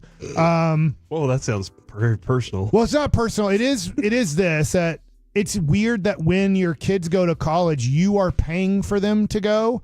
The checks come from the parents, and then the college says, no, you don't get the right to see what their grades were. And that's why I tell my older child, I'll take your login now, please.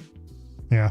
So there you go. But anyways, I would just think that rather than a random student who we see the Dr. Pepper toss during those conference championship games and they're like underhanding them. I'm pretty sure you're going to get some really bad kickers to come out. But if you just ask the soccer coach, maybe you get lucky.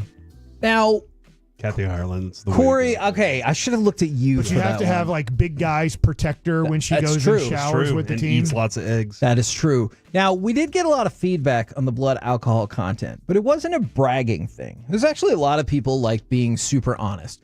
From the 903, I checked into rehab at 0.401. Oh, man. Sidebar, I've been sober since July 8th, 2022. Congratulations. Yeah, absolutely. From the 682, I arrested someone with a blood alcohol content of 0.48. And then there are multiple people saying at 0.4 is when your brain stops remembering to breathe subconsciously. And so that's what leads to death for a lot of people. And then somebody texted in, crap, I lost it. There we go. I should have died. I had a blood alcohol content of 0.5. I'm grateful to be sober for 42 months today. That is from Samuel in Arlington. So I do like a lot of these more positive outcomes, but you could easily see how, think about it. How many people didn't text in because they're in jail or they never kicked it or whatever. They're not with us anymore. Yeah, exactly. So I appreciate everyone who is attempting to turn their life around and a lot of really interesting feedback that we're getting on this. Now, I don't know if this should count, Corey. I'm going to need your feedback on this. Should LA Rams lineman Connor McDermott be the wanker of the weekend because he had his playbook stolen from his car? He plays for the Rams. I don't know if I already said that. Yeah. But on the flip side... All I was thinking, though, was he was Dougie McDermott's brother or something. And I was like, that's all I want to do is make a McDermott joke. I don't believe that is the case. Okay. But they also won.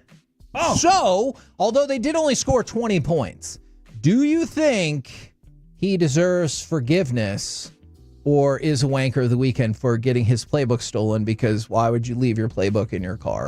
It got stolen out of his car. I guess, the playbook has a general base of the things that you do all the time really well. And so, that's one thing, but it does have something lined up for that week specifically. That could be used down the road, Kevin. That's true. It could be used at any point. It could be sold to anybody after it got stolen out of that car. So now that's a hot commodity out there. I'm sorry if I wasn't listening well enough. It was on his team-issued iPod. Okay. iPad. Okay. I'm sorry. Whoa, there's yeah, we went back in time. I'm sorry. You can only listen to the place. His team-issued iPad. I apologize. Okay. And so he had it in his car. The person who stole it, they probably don't have the code to get into it. Okay. You understand what I'm saying? Yeah. Whatever the whatever, right? Or the numbers.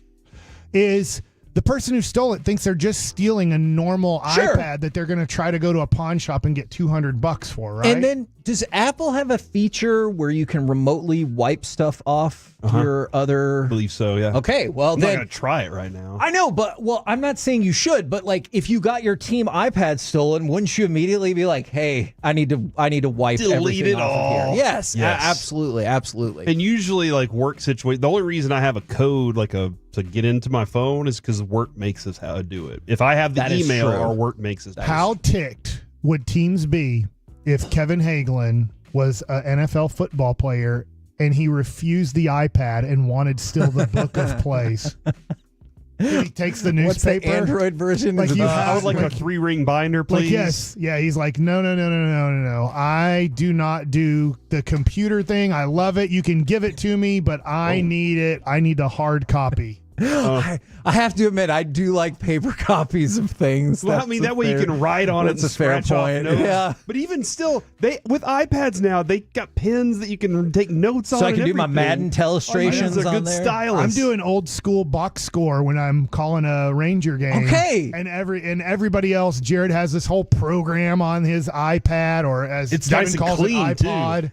And, I meant iPad. and so does like Dave Raymond. So they're always like, yo, you're still doing it by hand. And I'm like, I feel like if I write it down, if I'm coloring it in myself on a piece of paper or writing F5 there or whatever, I feel like I'm going to remember it better later in the game. Yeah. Where sometimes I don't have to look at it. I remembered writing down what the dude did rather than a computer just hitting, F5. Read, write, recite. Like that's how you because all of us are different learners. Sure. Some are auditory, some are, all those different ways. Mike remembers by writing something down. But with the app that Jared has, because I've seen the way he uses that. I think Dave Raymond uses really it cool. too. It's really clean. It looks good.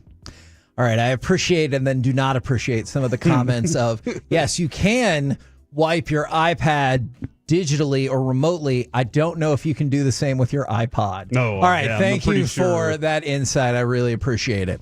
We're the KNC Masterpiece right here on 105.3 The Fan. Oh, this is going to be a good one.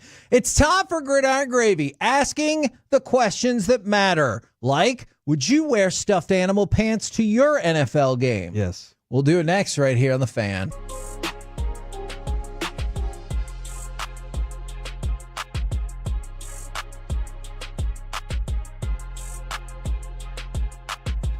Uber Eats has Lola V products? I gotta remember that. Well, they say in order to remember something, you have to forget something else. Okay, now that is a very cute haircut. That's like a little shag. I've never seen it before. Well, I mean, of course you have. It's the Rachel. Oh, is that your name? No, I mean like your name. No, I'm Jen. My name's Jen. Right, but I just mean like this is your haircut. But that's hair on your head. I'm not saying this is your hair. Okay, freaking me out a little bit.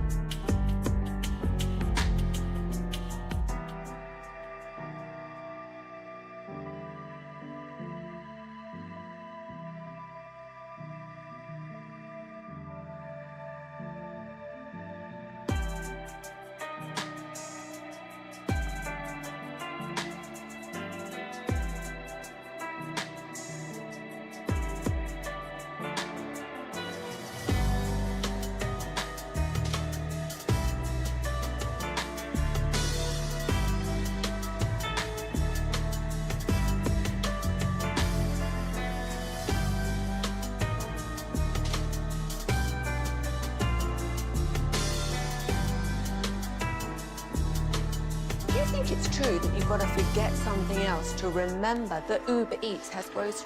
No, that's absurd. Hey, remember when you used to be Pepper Lady? Pepper Lady? Wasn't it Cinnamon Sisters? Basil Babes. Saffron Squad? Nutmeg Maidens? Paprika? No. Nutmeg Maidens. I just said that. Was it Spice Girls? Doesn't sound right. Was it Saffron Squad?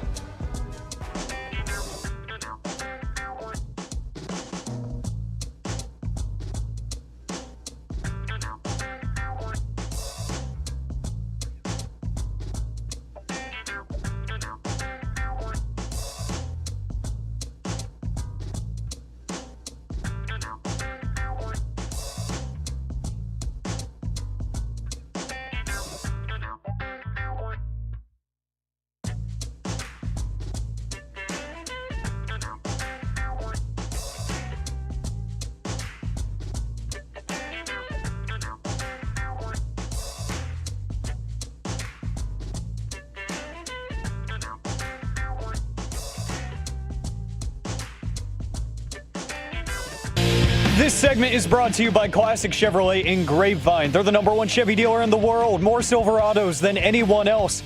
This is Texas. This is Classic Chevrolet. Together, let's drive. Based on new Chevy registrations 2023. And we're off and running here in Cleveland. Charlie Jones going to play it. But a half step inside his own end zone. And he's got a seam. Jones. Hopkins unable to beat him. And here we go. Jones. One man to beat him. And he is in. Let's see what the officials say. They may mark him back. Now they say touchdown. Touchdown right there and right now. We go around the entire NFL and dip into some gridiron gravy. Gridiron gravy brought to you by Rhino Shield. Why paint your house, Corey, when you can shield your home? Visit rhinoshieldtx.com. Why do they call it a touchdown? Because back in the day when they created the word, you didn't throw it, so it wasn't like the ball touched down. Did you have to touch the ball on the ground? You touched the ground. You did have to touch it. Touch up was taken by makeup and cars. Thank you. If you have a better answer than Kevin's, please text it. I asked the question, so I don't have the answer. I'll look it up. All right. I love that look from Mike right there. All right. So we got a lot to get to. The Browns did confirm this morning that Deshaun Watson did indeed tear his Achilles. So obviously he's going to be out for the rest of the year.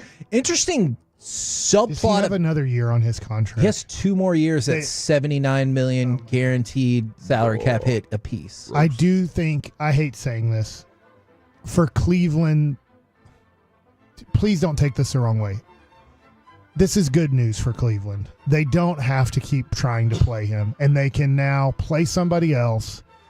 Now, you're guaranteed a loss with Deshaun Watson playing. That's the only thing, is they have to take a quarterback in this upcoming draft. And to me, I think you have to just take the $79 million hit and release him. But for each of the next 2 seasons. 79 each year? Yep.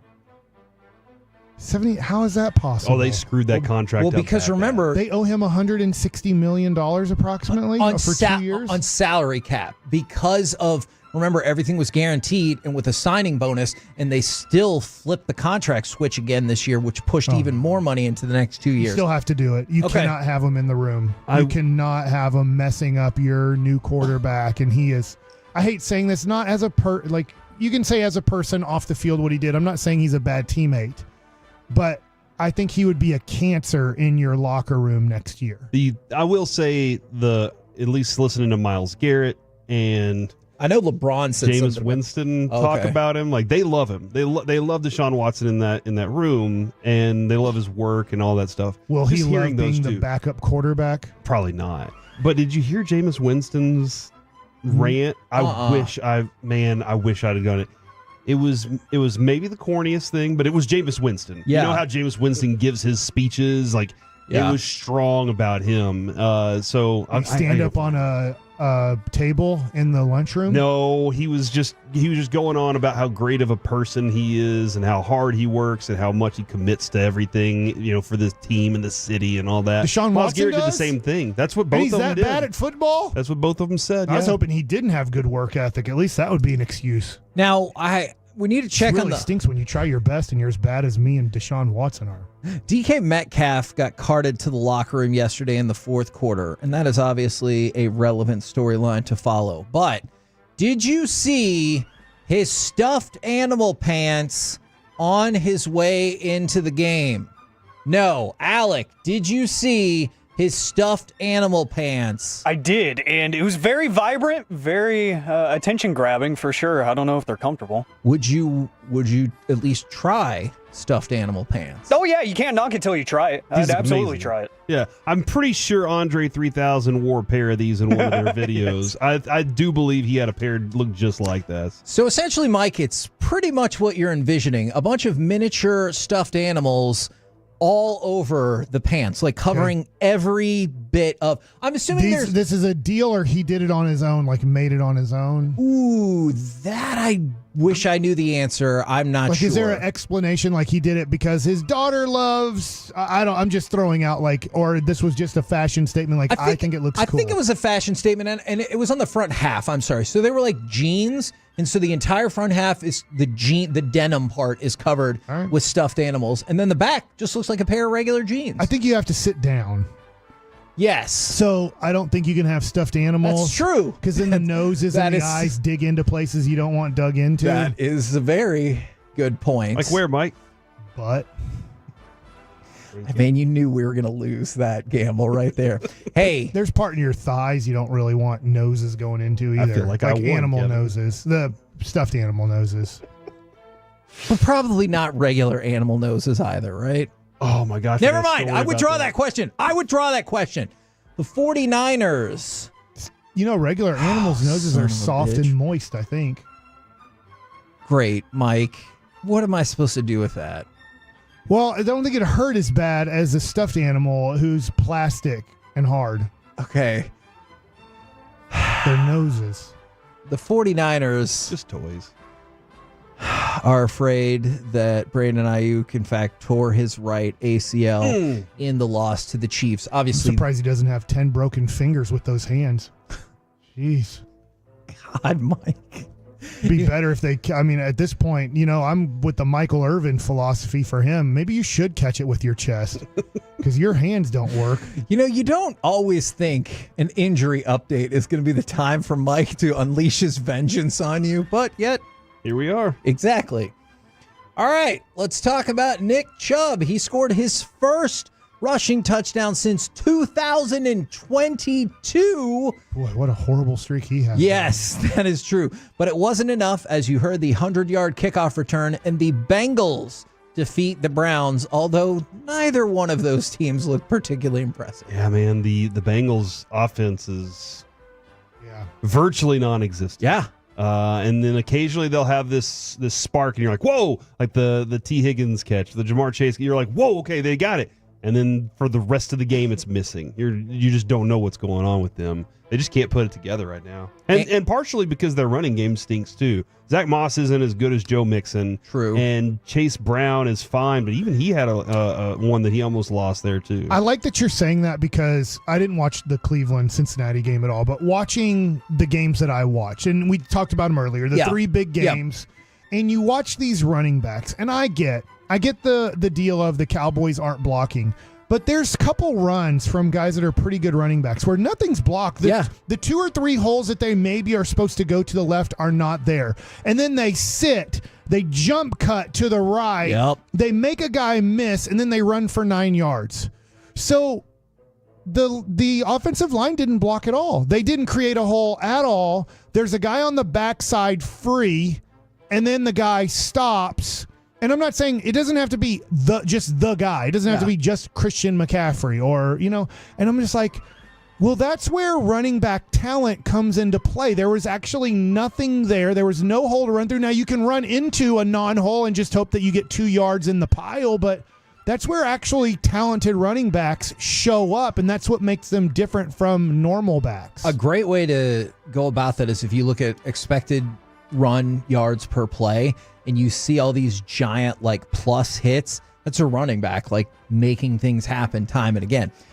Now, Jaden Daniels. So obviously the Commanders dominated yesterday, but Jaden Daniels left the game, I believe it was on the first drive, with a rib injury. His mom tweeted out at halftime-ish that he's fine. However, Jaden Daniels is undergoing more tests today for a rib injury to determine if he would need to miss any time. He didn't look fine when he was trying to throw on the sideline, and he was just looked like he was in pain. Yeah. That being said, though, they beat the crap out of the Panthers. And that's an NFL football team. Is it? By name Is and it? contract, yes, they are. Because the Panthers trailed in the second quarter against Washington 17-0. This was the fourth time in 7 games this year that they've fallen behind by 17 or more in the first half of the game.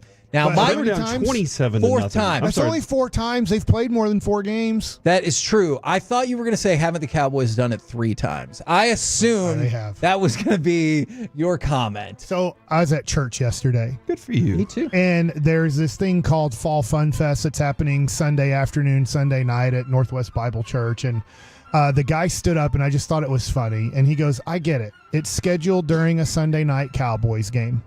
But let's be honest here. They just lost at home 47-9. Yeah. This ain't the year. Yeah. And so I just thought it was kind of fun or funny that even at church, they're like, look, we get it. We might have scheduled something that is during a Dallas Cowboy game, but let's also be honest here. This ain't the year. I'm with you on that. Now, the most amazing feat accomplished this weekend. Ricky Pearsall. He made his first NFL catch 2 months after getting shot in the chest.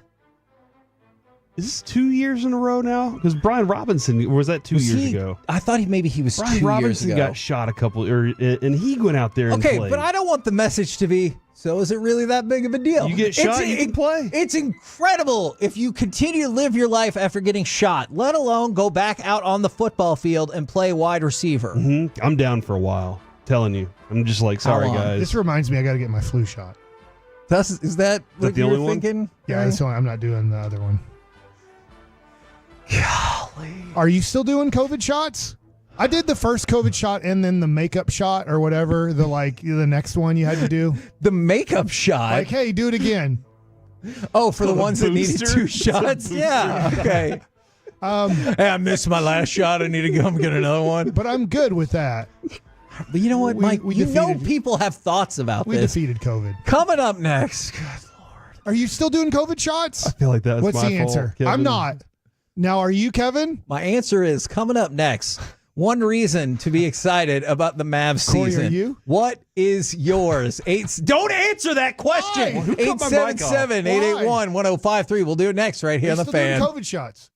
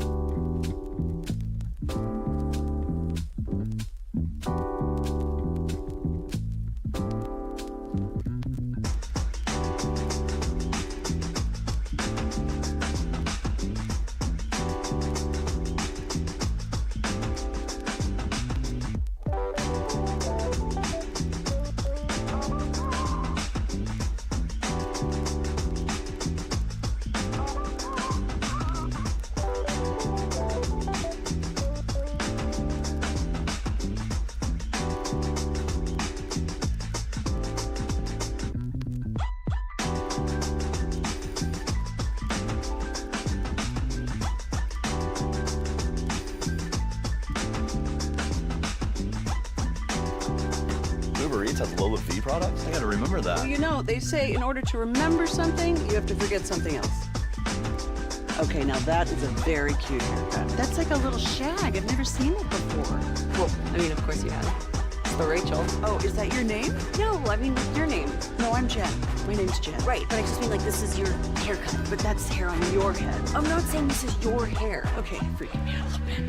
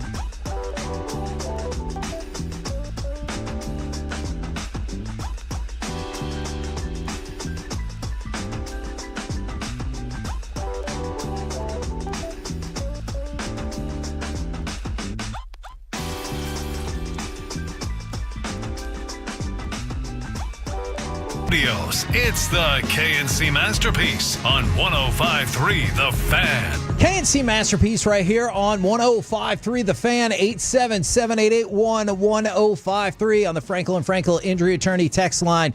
What is the one reason that you're excited about the Mavs season? Now, it could go in any different number of directions. I'm going to tell you this. My answer, not Luka. But hater. You always hated that guy. Yep. You always want to try. Why don't you just what? No. Hell he no. wanted DeAndre Ayton. No. Yep. I said Luka is the best player in this draft. Who was the kid from Duke that went to the Kings? Lefty Magoo? Bagley. Yeah, that's who you wanted. Starvin' Marvin Bagley. No, that's Starvin' Marvin You're like, Bagley. He's the next Starvin' Marvin. Danny Ferry. I don't know. All right, so well, at least hear my answer out before you crap all over it. One reason to be excited about the Mavs season. What is yours? All right, I hope this makes sense. This roster that the Mavericks have is better than the NBA Finals team. Is this roster better than the championship team? Ooh, I'd have to think more about that just because of how different they are. I think that's worth conversation for sure, because I don't know. Crazy that it doesn't seem that long ago, but it's a totally different sport. Yes, now. exactly. Oh, you're right about Remember, that it's too. 14 years ago too. You didn't have a player that had what Kyrie Irving has on that team by any means, let alone Luka. You had Dirk, which was very unique. So when you say better than last year's team, yes, I agree. And that's my number one reason. Like, obviously, I understand if a lot of people say Luka. That makes all the sense in the world to me. But to me, we've seen Luka be the man and still struggle because the pieces around him were not very good. So I'm excited that this roster on paper, always got to qualify it with on paper, looks like a better roster than the team that just made it to the NBA Finals. I agree with you there. Doesn't mean you're going to make it to the NBA Finals. True.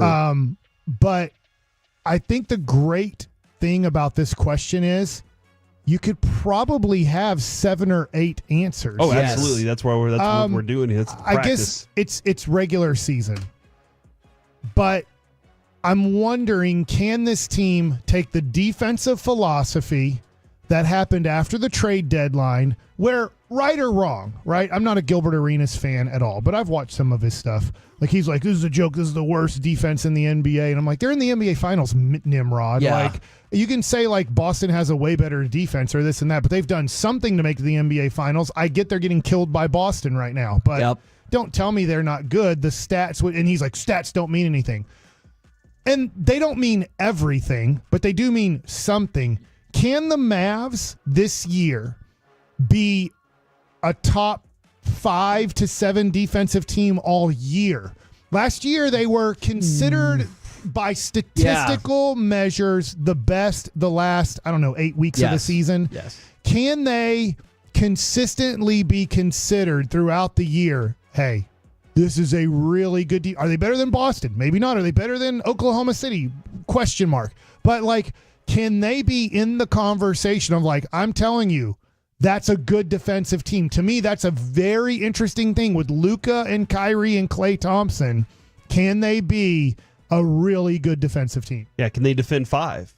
And I'm not saying the 5 position, but can they defend 5? That's what Boston does. They defend 5. Yeah. And they can do it very well. Kevin, I have 2. I have one that I'm very excited about, and then one thing that I hope happens. Okay. Which one would you like first? The excited one. Lobs.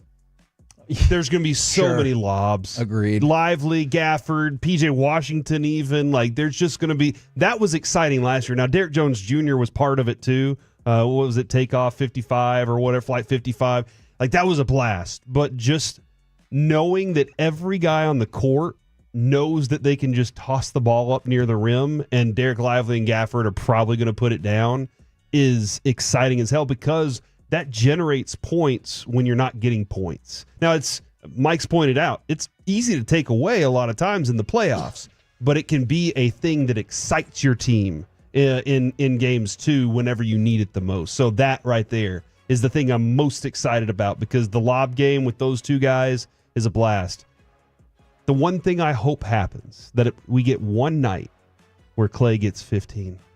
His record, 15 3-pointers? The record is 14. Okay. But because I think he's going to have a night where he'll have a night where he's so wide open and then he's just in his place, he's in the zone, the basket's the size of a trash can, he's got a tennis ball in his hand, and he's just like over and over and over. I think they'll have one of those nights that I'm hoping for. We can get 15. Okay. So what's really interesting about that? Those both offensive things. I wanted to throw out this, and I saw this on Bleacher Report.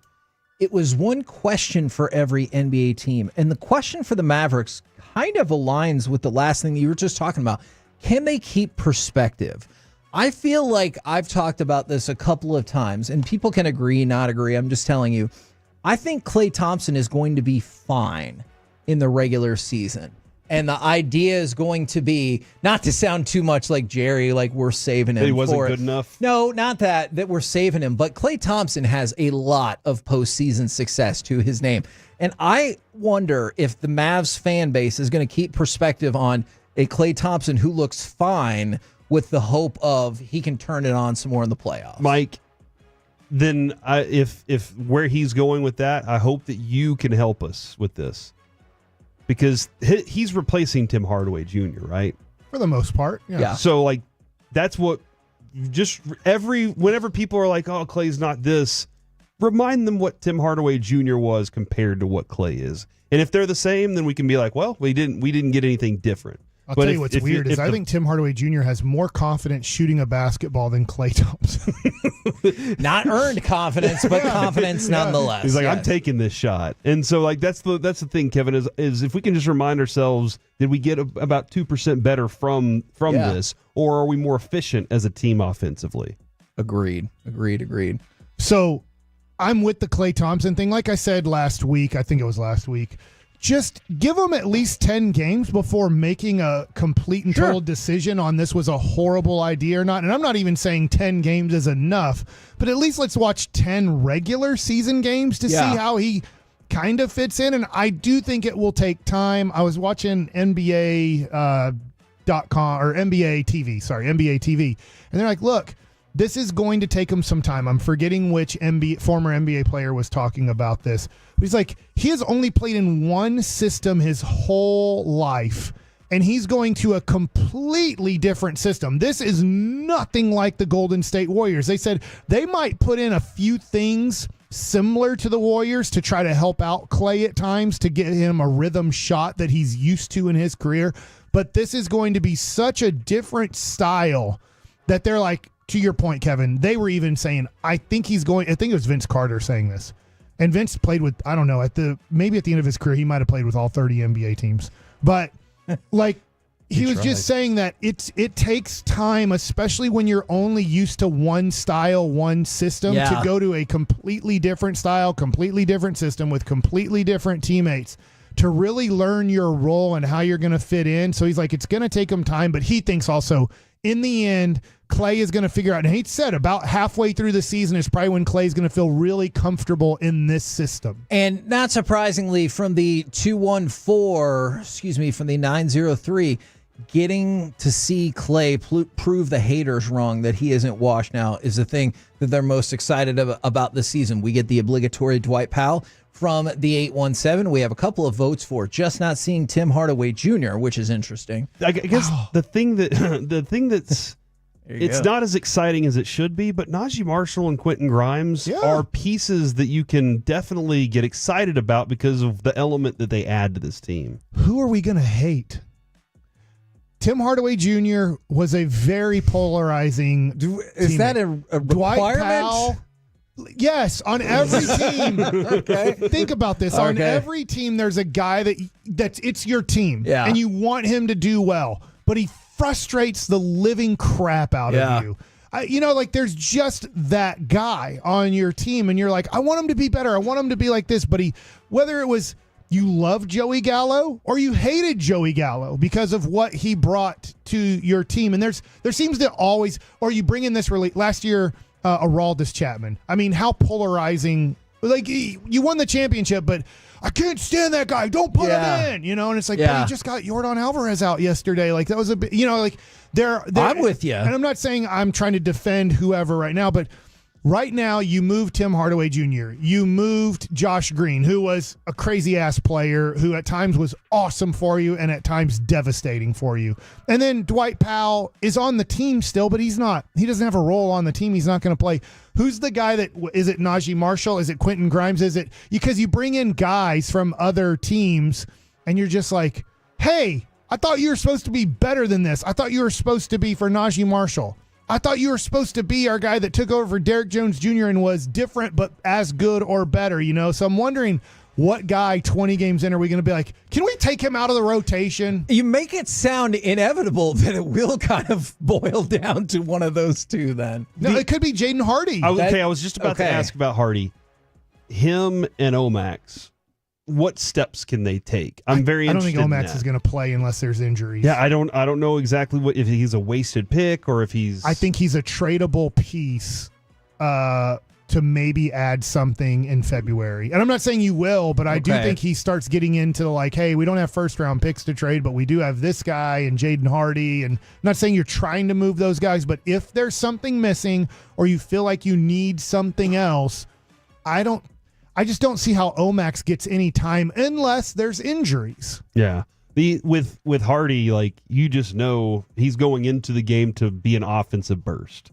Yes. Whether it's just running as fast as he can to the basket, which he did pretty well. Yeah. I don't hate it. Be confident taking your threes, but he can score. I'm excited to see this. And they did not do it in the preseason, so I don't know. This goes to Kevin and the trade deadline. Yeah.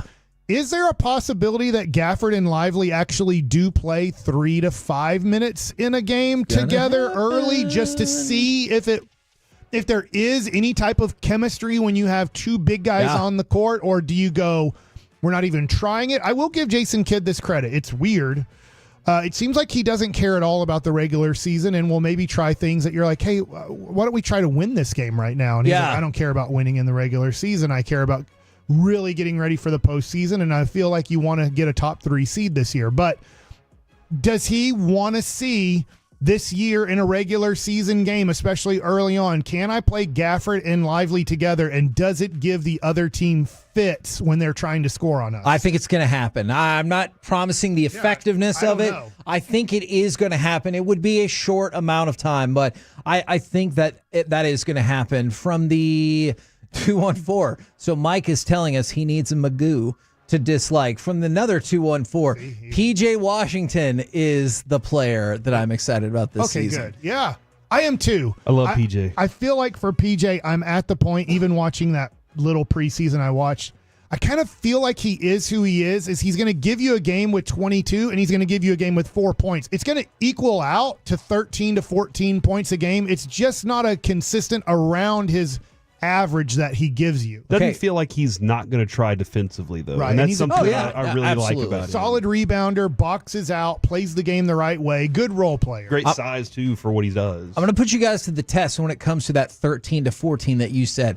Over under points per game for PJ Washington this year is 13.5. Oh, is that the real number? And last year he had 13. So, Mike, for the Mavs or for both teams? Oh, Good question. I think it was for both teams. I think that number's down probably if it's the Mavericks. It was only. for both teams. For the Mavs, it was 11.7. Okay, yeah, I would say closer to that. Okay, so you're going to take the under? Yeah, I'll say barely under. I would love... See, here's the deal. It goes back to our conversation earlier is... If you can get Luka to not want to score so much and set up his guys, and hey, man, score as much as you want late in the game. I need you late, but he loves getting 20 in the first quarter. Well, if he's getting, let's get his average to more normal, 13 in the first quarter, which is kind of an average for Luka in the first quarter. Well, the starters then, if you're going to score 30, that leaves you 17 points for the rest of the team in the first quarter. So that does hurt guys like PJ Washington. I would love to see him around the 13, but I think that would mean for Luka, he really believes I don't need to score 10 to 20 points in the first quarter. The KNC Masterpiece right here on 105.3 The Fan. Coming up next, we were going to do this on Friday. It didn't happen. I'm very excited about this segment. It's time for the Combo Platter. Movie you still love no matter what. Give us a sports opinion, and then what is a movie you still love even though it might not hold up or it might not age well with societal norms. 877-881-1053. We'll do it next right here on The Fan.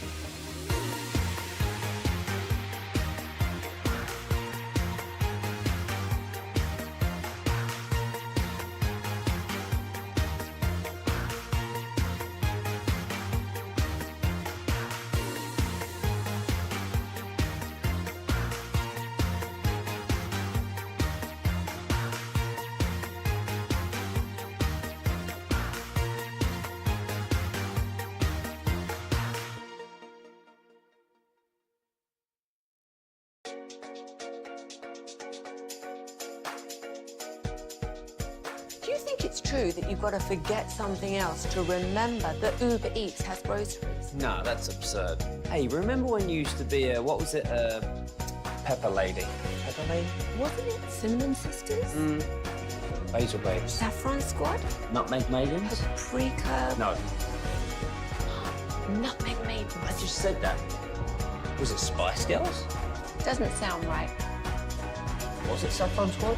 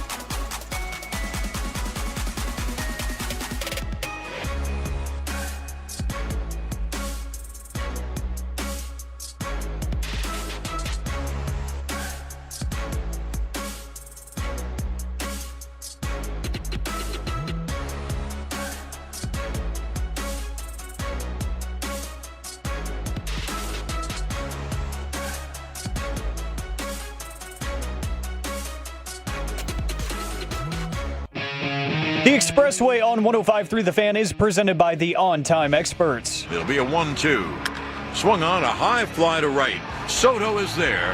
Juan Soto makes the catch. Ball game over.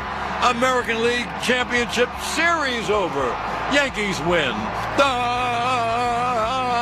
Yankees win. KNC Masterpiece right here on 105.3 The Fan. It's time for a combo platter. Give us a sports opinion and then movie that you love no matter what. Maybe it doesn't actually hold up anymore, or maybe it does not fit in the modern day culture. This is a great example that I know Corey likes to dump on this movie. Sports opinion. Kyrie is in more danger of regression for the Mavs than Clay is. And man, I watched The Goonies this weekend, and the acting in that movie is awful. But how many great actors came out of that movie, except for Corey Feldman? Like, there's so many great actors in that movie. What movie? Goonies. And the guy who played Baby Ruth, he didn't do much after that, I don't think. I mean, the sloth or whatever it is. I don't know his name. I have no clue. I mean, you know who he's talking about. No, I know, right? but I don't know who. Baby Ruth. No, you know what? Actually, I thought that voice from you was going to be a lot worse. So I accept that. All right, John Matuzak. He's a football player, right? Machota? No, not John Machota. All right, who would like to start? I can do this. Okay. By the way, Jerry Jones is confirmed for tomorrow, Kevin, with Sean and RJ and Bobby and Peyton without RJ. Are they going to tell Jared not to ask any questions? I think Jared's leaving before. Oh, yeah, that's right. But yeah, so he is confirmed. Woo, Lordy. Will you, do you expect fireworks? Yes. Or do you expect duds? I'll be tuned in at 8:30. I do think it's going to be something. Drama. Sports opinion question. Actually, I'm going to go with my opinion instead.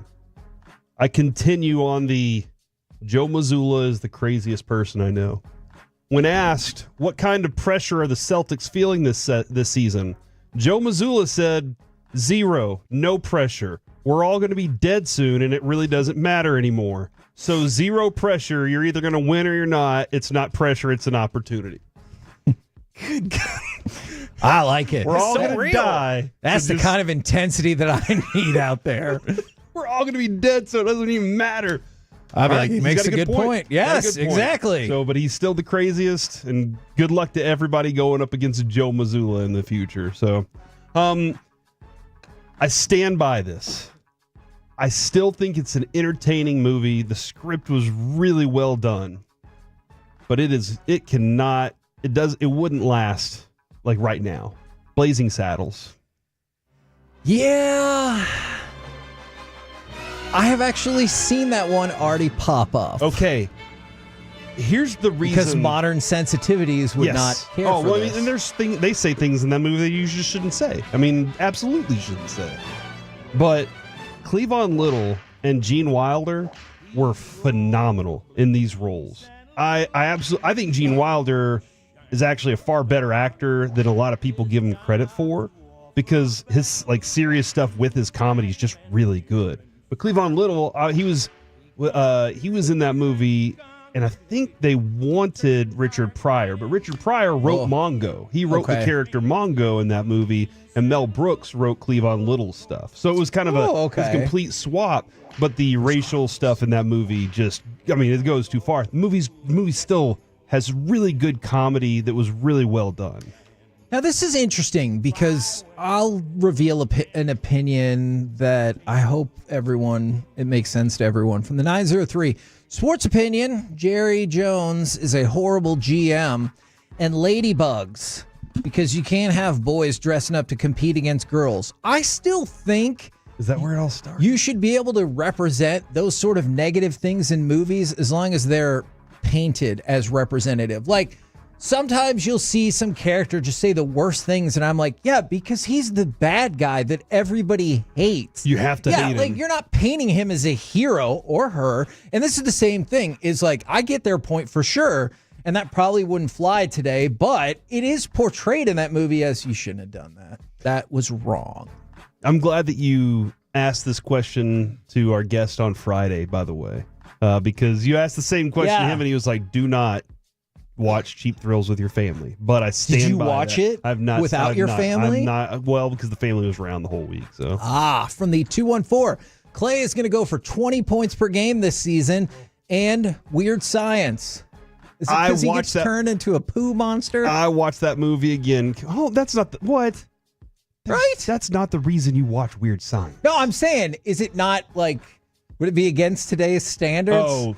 Because the guy who goes, game over, man. There was some weird stuff in that movie. I remember that movie, but don't remember that movie. They put bras on their head and they made like a perfect woman or something. Yes. And Kelly LeBrock was. Yes. Absolute hold on. What year was that movie? 85? I was 4. Oh my gosh, I was 4 years Have you old. watched it before? Corey, have you watched that movie? Yes, I have seen that movie. I used to watch it a lot. But it has to be at least 30 years ago, so I can't remember the whole poop thing that you're talking about. And now I see some people saying, oh, this movie stands up, that movie stands up. That's fine. But what I want to know is, what's the movie that you still love, even though it probably doesn't stand up, or you shouldn't be watching it under I still am not sure if I should watch Usual Suspects, but that's because of a specific individual as opposed to issues with the movie I knew itself. It was him all along.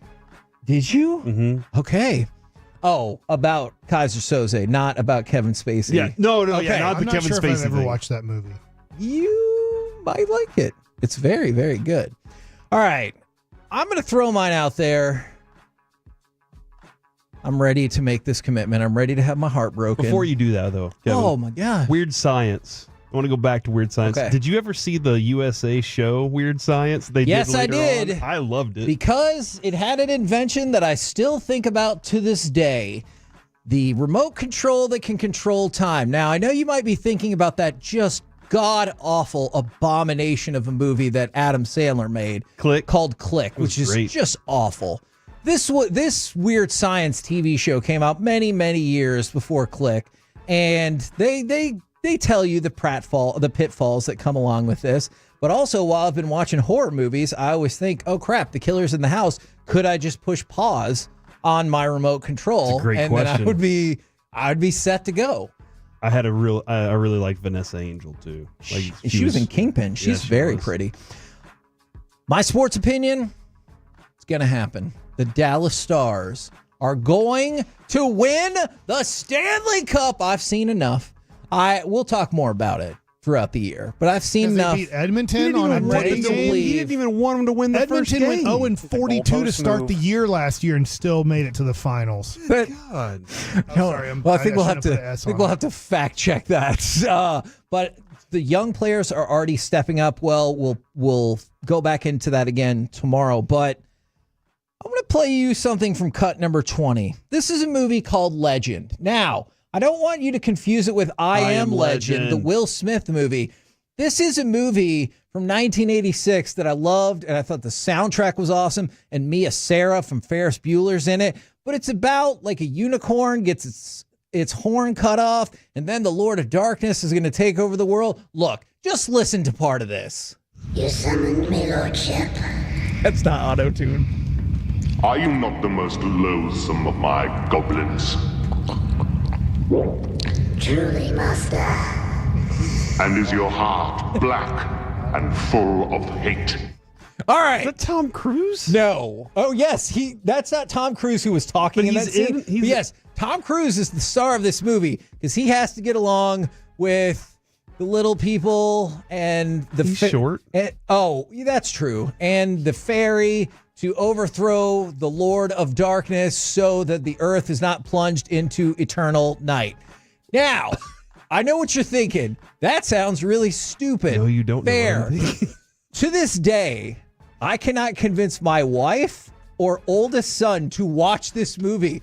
This is my son. I wouldn't either. And the person who pledged their life to me is like, I will pledge my life to you, but I will not watch this stupid movie you're talking about. Movie either. Soundtrack is fire. I still love that movie. I don't care what anybody says.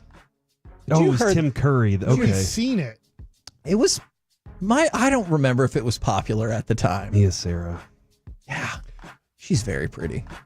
Ferris Bueller's Day Off. Yes. Yeah. That still holds up, by the way. I mean, none of it actually happened, but you're right. Like Cameron's really friends with those popular kids. Get out of here. All right, Mike, would you like to go? Would you like us to pass it to Alec? I have a sports opinion. Okay. I was listening to The Weekend with Will Chambers and Chris Arnold here. Not like the whole show, but when I was in the car. You could have just You can listen to the whole show, though. I think it's a good thing to do with your But they were going over the Cowboys schedule, and they're like, at best, they're going to win 7 games. Remember, I am not a Cowboys fan. I am not rooting for the Cowboys or optimistic Cowboys guy.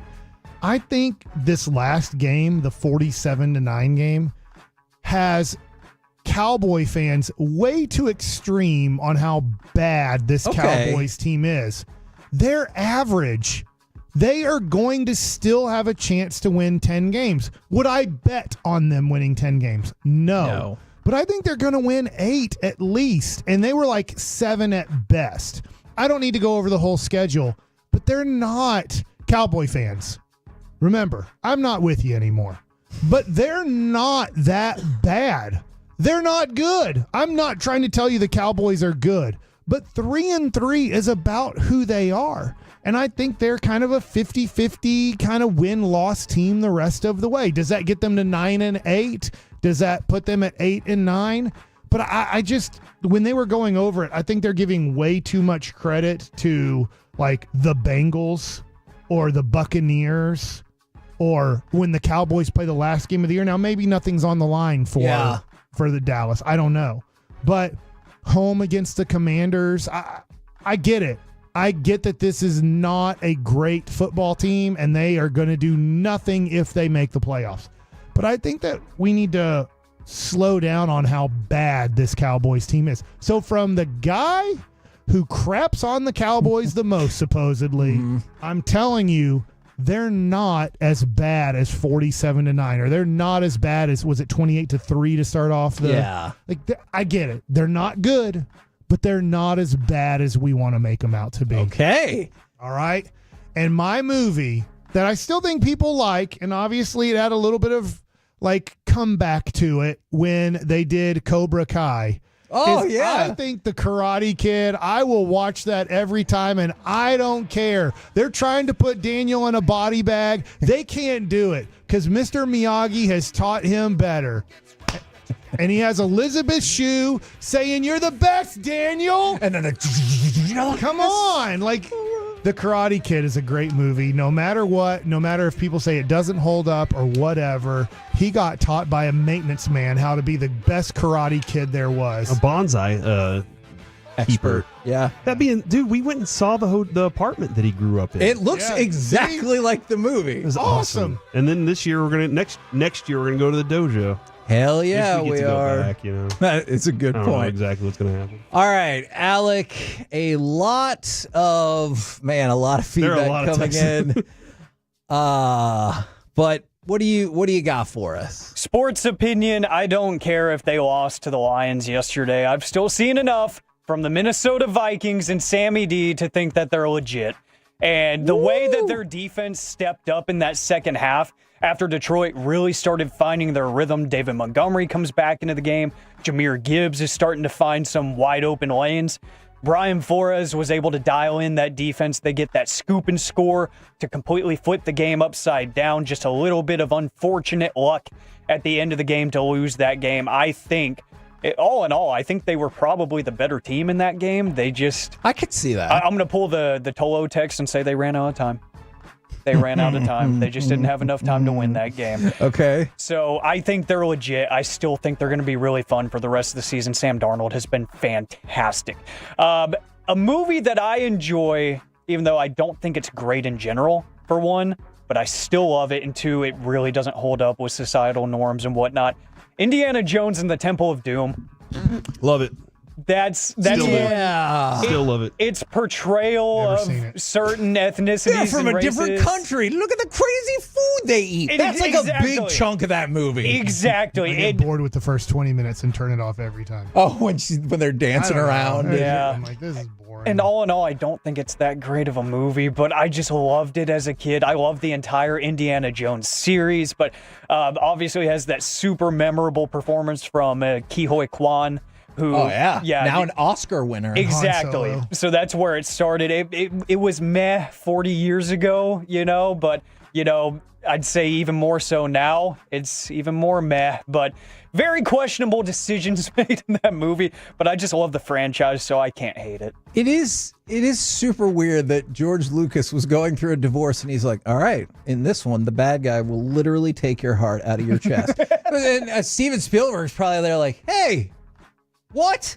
You can't tone it down a little bit? And he's like, nope. That's reach your fingertips in and just push and then remove the heart. That's what we're going or with. Check your soil. From the 817 Sports Opinion, Texas will beat Texas A&M for the SEC title. Not gonna lie, if A&M is in that position, I could probably live with that. And the movie is American Beauty. Man, there's a lot of stuff in that movie that probably doesn't fly anymore. You know right? how they'll show, hey, watch Max because all these movies. Yeah. And then there's that one scene of what's her name in the Roses? Nina Suvari. And my Carter was walking through and was like, oh my gosh, what are y'all watching? I was like, it's a long story. You can't watch the movie, so. All right, so stuff that's in that movie. And stuff that's coming out in the world of Hollywood and like the world of entertainment. Like a lot of those things you think, wow, we think are crazy, but it seems like it was pretty common with those people. Yeah. It's just another day. Yeah. I mean, like, isn't still one of the biggest stars Leonardo DiCaprio? Couldn't he be like grandfather age to the people that he dates now? Same with, I know it's not quite Hollywood, but Bill Belichick. I think that's kind of weird that gets celebrated. I saw somebody say Surf Ninjas, Kevin. But they didn't give a sports opinion, so I couldn't say. But Three Ninjas was awesome, and I still will watch that. You mean Three Amigos? Three Ninjas. But Three Amigos was great, too. There's probably stuff in there. Probably too, so. that I'll doesn't tell you fly what. anymore. Watch Three Amigos like about 5 or 6 years ago, and I think it was on like a TNT or something. Still good. Okay. Maybe not as good as I remember. I will say not as good as I remember, but still liked it. Still want to do the pelvic thrust. You want to do it right now for the camera? It was almost like Macarena. You know what's interesting? Neither one of you stood up to really give the effect to the camera of that. From the 612, Jerry Jones is going to make a blockbuster trade just to prove you guys wrong. That would be great. And Blues Brothers. I don't think you're supposed to watch that anymore. It feels like if there's a comedy in the 70s or 80s that you're probably not supposed to watch it anymore because it has offensive things in it. Like the sports opinion that person just gave. Why are we chasing a bad season, Cowboys? I just told you they're not bad. This is not close to a championship team. Don't trade future assets to help out a crap team like that's not going to, and I say crap like I mean it as in they're not going to be Detroit or Green Bay or San Francisco's a little bit tough right now. They're not playing well, but I think you can see, Cowboy fans, this is not your year. So don't try to trade so you can maybe squeak into the playoffs to get hammered again by 20. Like it's I'm with you. I've already said this, but Cowboy fans, if you really care about the future of this team, you should really go in the opposite direction and start talking about a few players you should trade to get future assets.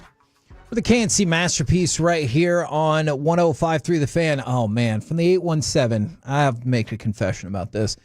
Cowboys should lose out because this ain't the year. Take the draft picks. And Monty Python and the Holy Grail is the movie they still love no matter what, and it holds up. I have to tell you something. I hate that movie, and I hate another movie because when I was in college, instead of like going out and being young people out in a college town, my friends are like, man, you got to watch it. It's crazy. And I was like, I get it. They're like, hello, I'm dressed like a lady.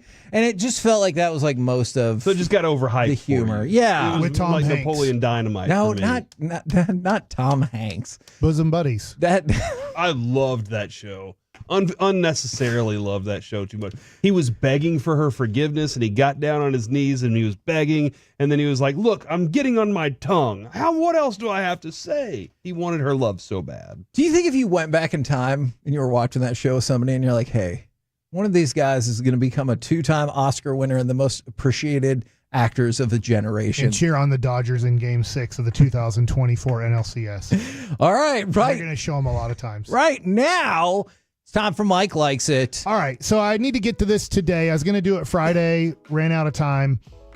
Watching the Guardians play at home, the 3 games they played against the Yankees, here's what I was surprised with. I am, if you don't know, in your face, I am a former Cleveland. I say Indian. You can say Guardian. When I played there in 2001 and drafted in 1996, they were the Cleveland Indians.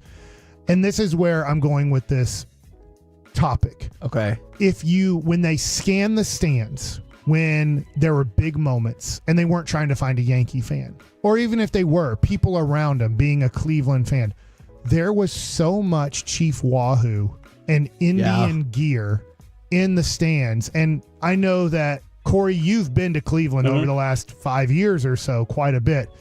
It was amazing to me, I guess, that they've been the Guardians now for 3 years. Yeah. And it might be more than that, but I think this was their 3rd year to be the Guardians. And it's like their 4th or 5th year to eliminate Chief Wahoo. So much Chief Wahoo, so much Indians gear. I just wonder, as a fan of a team that's been a name for almost 100 years, how mad they will not give up that they are the Indians when you look in the stands. And I just wonder how it would be if we were here in the Metroplex. And I get it. We don't have a name that's like the Indians, even though if you go look over the history of the Cowboys, it's not really a good name. Do you think do you think Cleveland could have kept its name if it had a different mascot? That's what people are, I guess, also saying. If you just eliminated Chief Wahoo, is it still bad?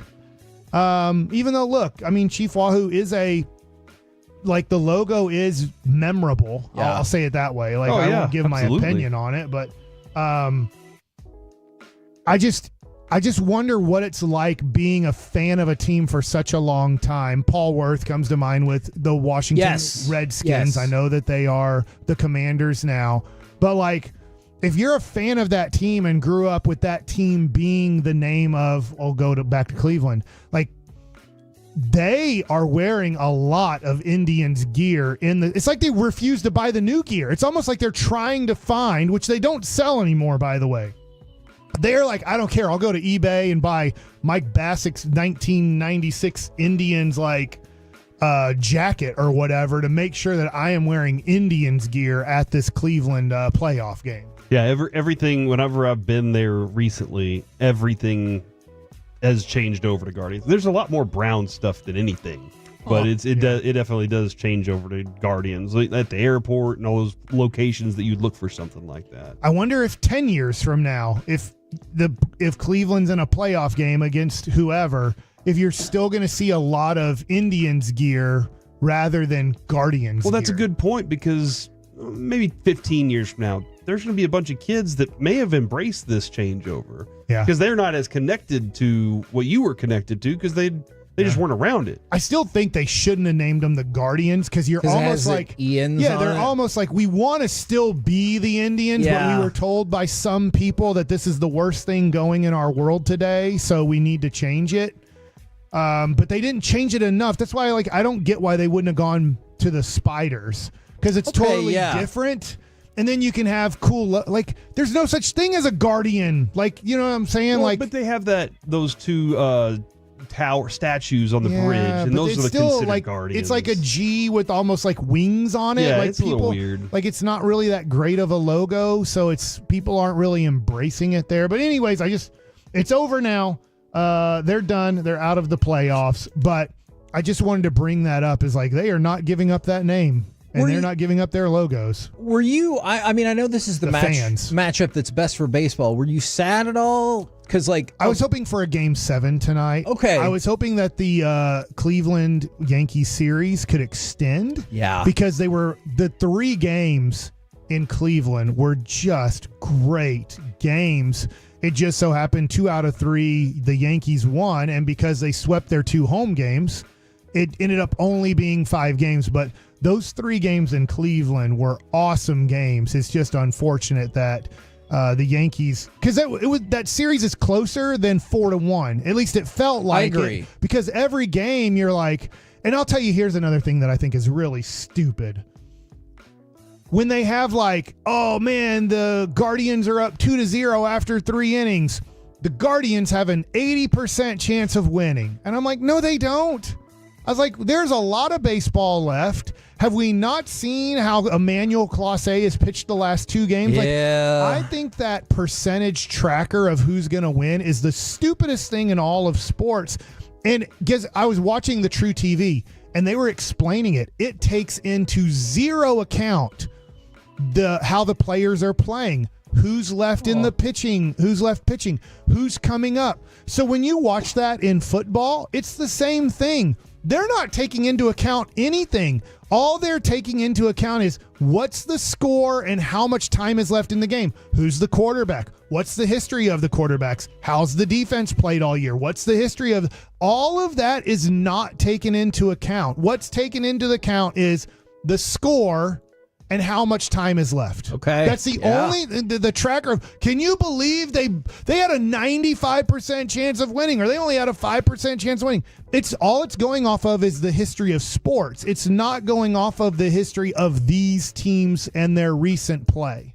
So just remember the percentage is a pretty stupid percentage. Can I ask a question too? Yo. Do you think the Mets captured something this playoff season, or do you think they can replicate it and do that again? I like what you're asking. Here's the tough part. Philadelphia is going to be really good again. They just have a very talented team with guys in their prime.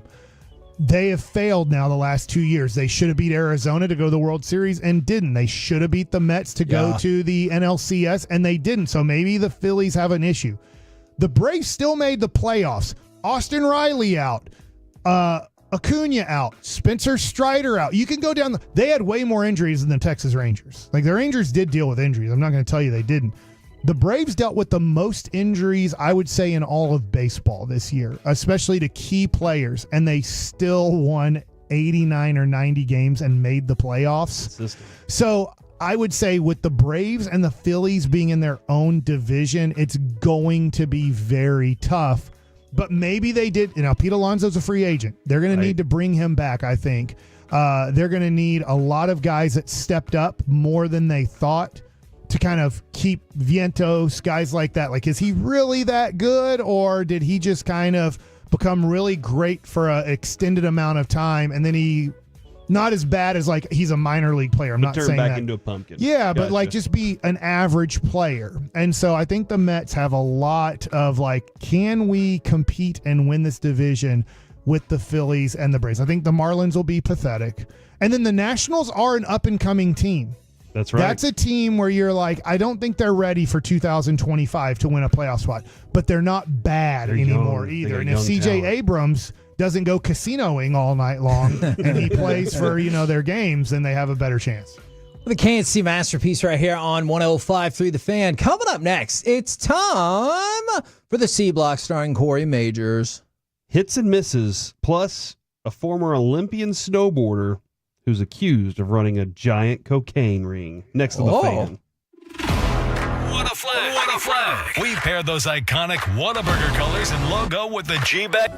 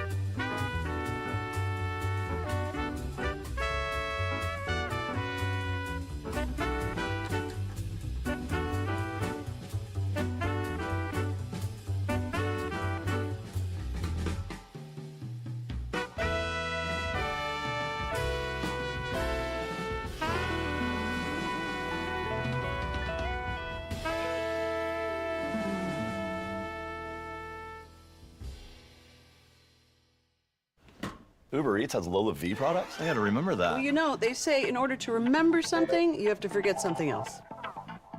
Okay, now that is a very cute haircut. That's like a little shag. I've never seen it before. Well, I mean, of course you have. It's the Rachel. Oh, is that your name? No, I mean, like, your name. No, I'm Jen. My name's Jen. Right, but I just mean, like, this is your haircut. But that's hair on your head. I'm not saying this is your hair. Okay, freak me out a little bit.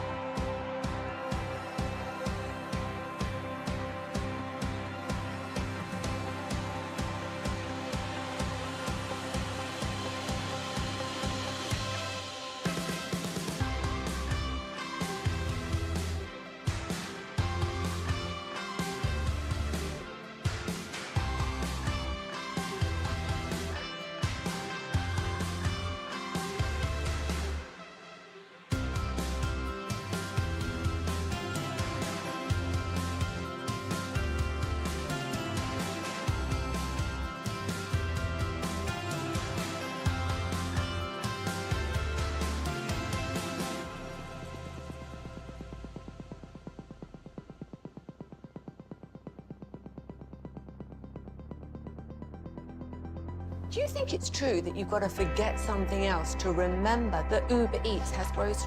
No, that's absurd. Hey, remember when you used to be a, what was it, Pepper Lady? Pepper Lady? Wasn't it Cinnamon Sisters? Basil Babes. Saffron Squad? Nutmeg Maidens? Pre-curd? No. No. said that? Was it Spice Girls? Doesn't sound right. Was it Saffron Squad?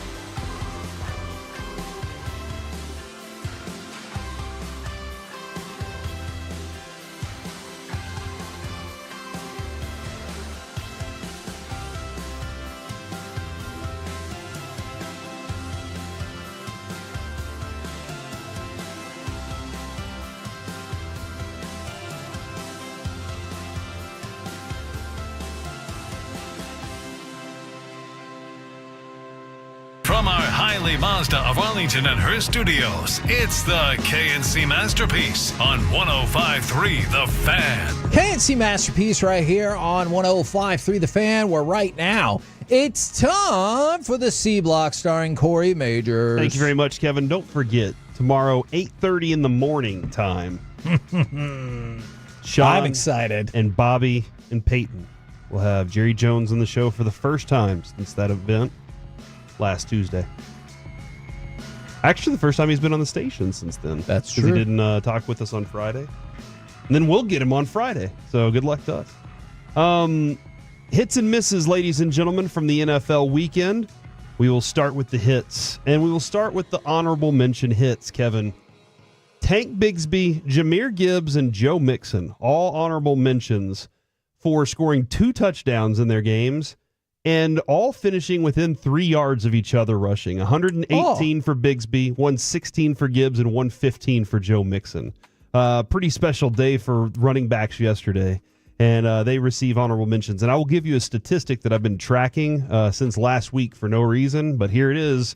We'll figure out how it's working. Number 3 on our hits and misses list for hits, Josh Allen, 21 of 33 for 323 yards, 2 touchdowns, only 1 sack, and he had 3 carries for 1 yard, it looks like.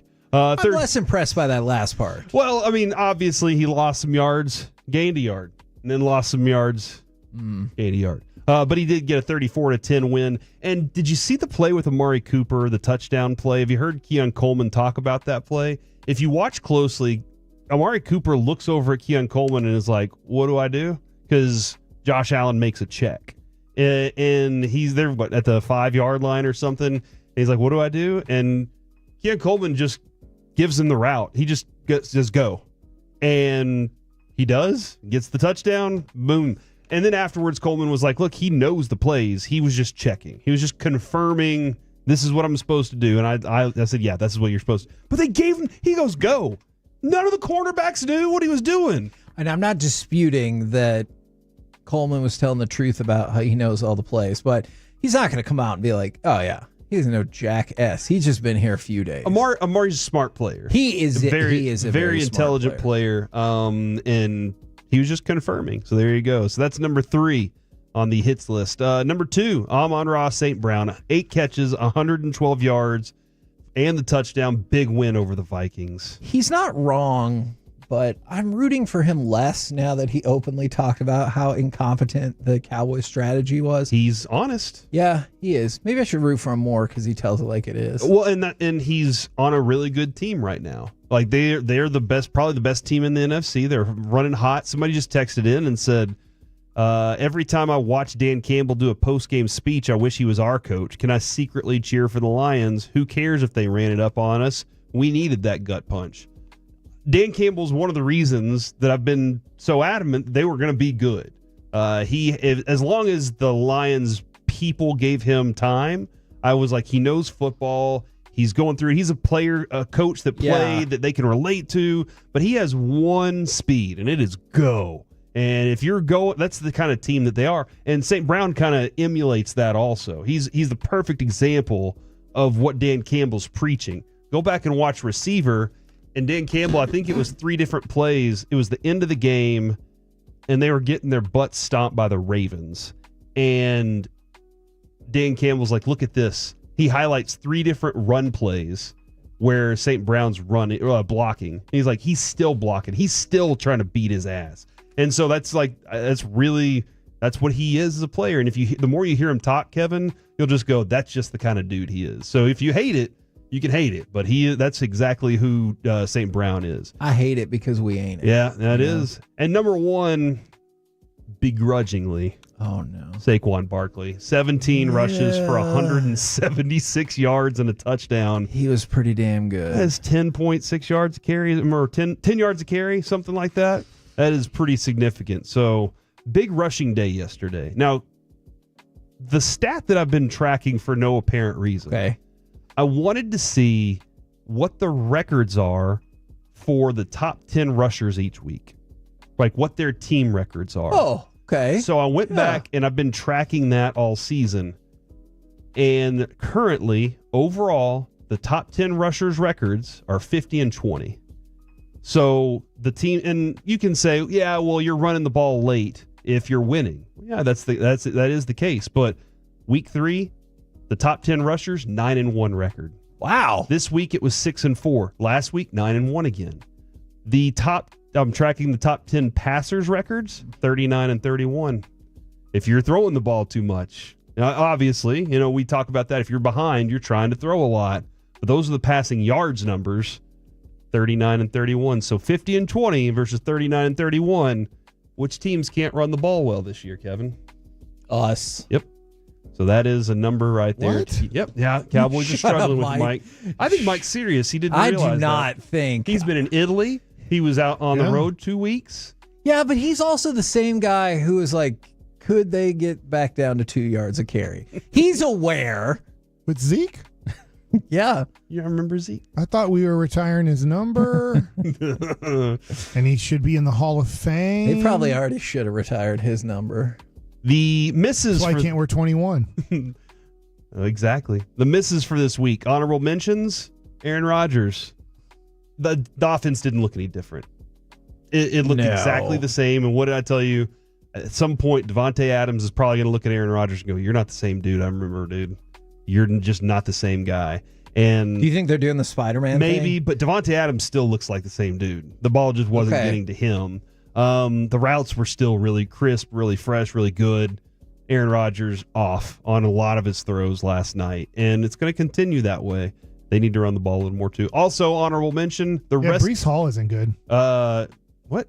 Isn't he the running back? Mm-hmm. Doesn't he every time I look, he runs for 30-something yards. I'm not saying he's not good. It's just his numbers aren't good this year. I think he had 93, but that was receiving last night. He caught, I think, a lot of ball, not a lot, but he had... His yards per carry is pretty terrible this year.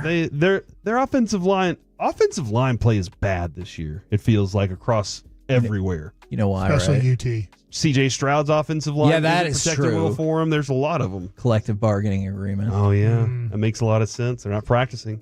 Other honorable mention, the rest of the Patriots. Drake May actually wasn't terrible, but the Patriots are. And so that's another honorable mention there. Number 3. Finally, Trevor Lawrence. They're turning it around. Man, you don't think that at all. Not at all. What They're about to lose by 20 points to the Packers. He goes to London, everything changes. Yeah. That team just needs to move to London, which we should get a conversation about London here in a minute, too. Oh. Number 3, Kirk Cousins, 2 interceptions, a fumble, -1 rushing yards. He was hit 8 times in this game. He was bad. He wasn't good at all. Number 2, anybody who was forced to watch Dolphins and Colts. That game did suck. Potentially the most boring game I've seen all season long.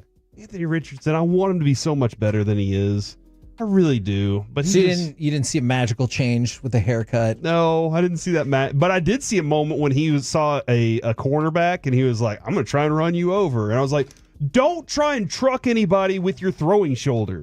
Jalen Hurts did the same thing. I was like, guys, why are y'all trying to truck people with your throwing shoulder? Slide. They give you the ability to slide and not be hit. Do it. I know you get a big penalty if you get hit, and a lot of guys are like, I don't care, I'll take the penalty. And then number 1 on the misses for this week, Brock Purdy. 17 for 31, 3 interceptions, and a 36.7 rating this week. He played like butt right after I asked if he should be better more entrenched in the MVP conversation. I know Ayuk got hurt, but he did not look good. And I know Devo's always hurt. He's a physical player. He's always hurt. He's not checking down to Mason enough. He's forcing passes into places that I don't think he needs to. And I was saying, hey, squint your eyes and see if he looks like Aaron Rodgers a little bit. He kind of looked like Aaron Rodgers this week as he was just throwing it to the other team a lot. So that was one of those that he didn't have a good game. Did the Chiefs force it, or is he kind of in his own mind right now, not having McCaffrey on the field? I will give credit to the Chiefs. Their defense is very good. Yeah, they are pretty good. Do you know who Scotty Scheffler is? The golfer, Highland Park. Yeah, he is. Did you see that he was on game day? Oh, I did not. He did make his way onto game day. Go ahead. Not to go all Chiafalo right here, but a lot of times I don't watch the TV pre-game shows and stuff like that because I feel like we've been talking about it all week. I got the idea. Oh yeah, I just turn it on like in the morning.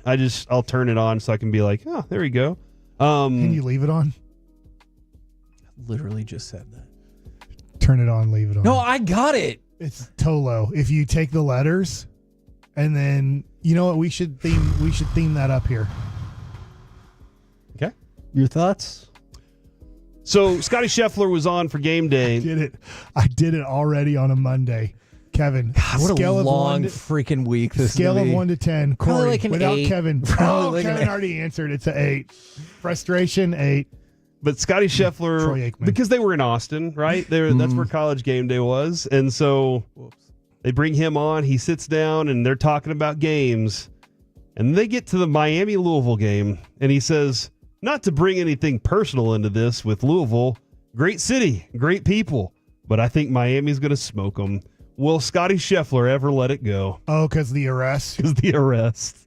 He threw. Oh, yeah. That being said, Miami's a really good team. Like, they're the best team in Florida. And Miami right? killed them in the end by winning by 7. Yes, that game actually was super competitive. Cam Ward continues to pile up the numbers. Yeah, it was. I always wonder about Michael Irvin. If you're like the coach and you're like, is he trying to coach my players now? He's right there, dude. Without like being a coach. That's an interesting question. He couldn't. That one dude couldn't get tackled. But yeah, man. Yeah, Michael Irvin's right there next to the end zone. Come on, baby. Come on. I like it. He's passionate. Do you think any of the players are ever like, yeah, that's what I was going to do, go towards the end zone? But thank you for the heads up. And then this story popped up. Tell me. This is amazing. Okay.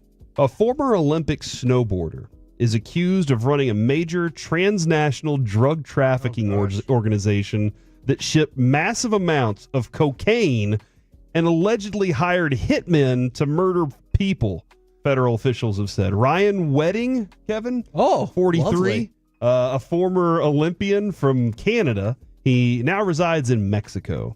He's among 16 people charged in a federal indictment. The prolific and ruthless organized crime group shipped literally tons of cocaine into the United States and Canada. So basically, and what I'm hearing here is Canada's the reason that the U.S. was getting so much cocaine. I don't know if that's always what I think, but I guess your story makes a good point. Wedding, whose aliases included El Jefe, Giant, and Public Enemy, was previously charged in the original indictment and is superseding indictment's lead defendant.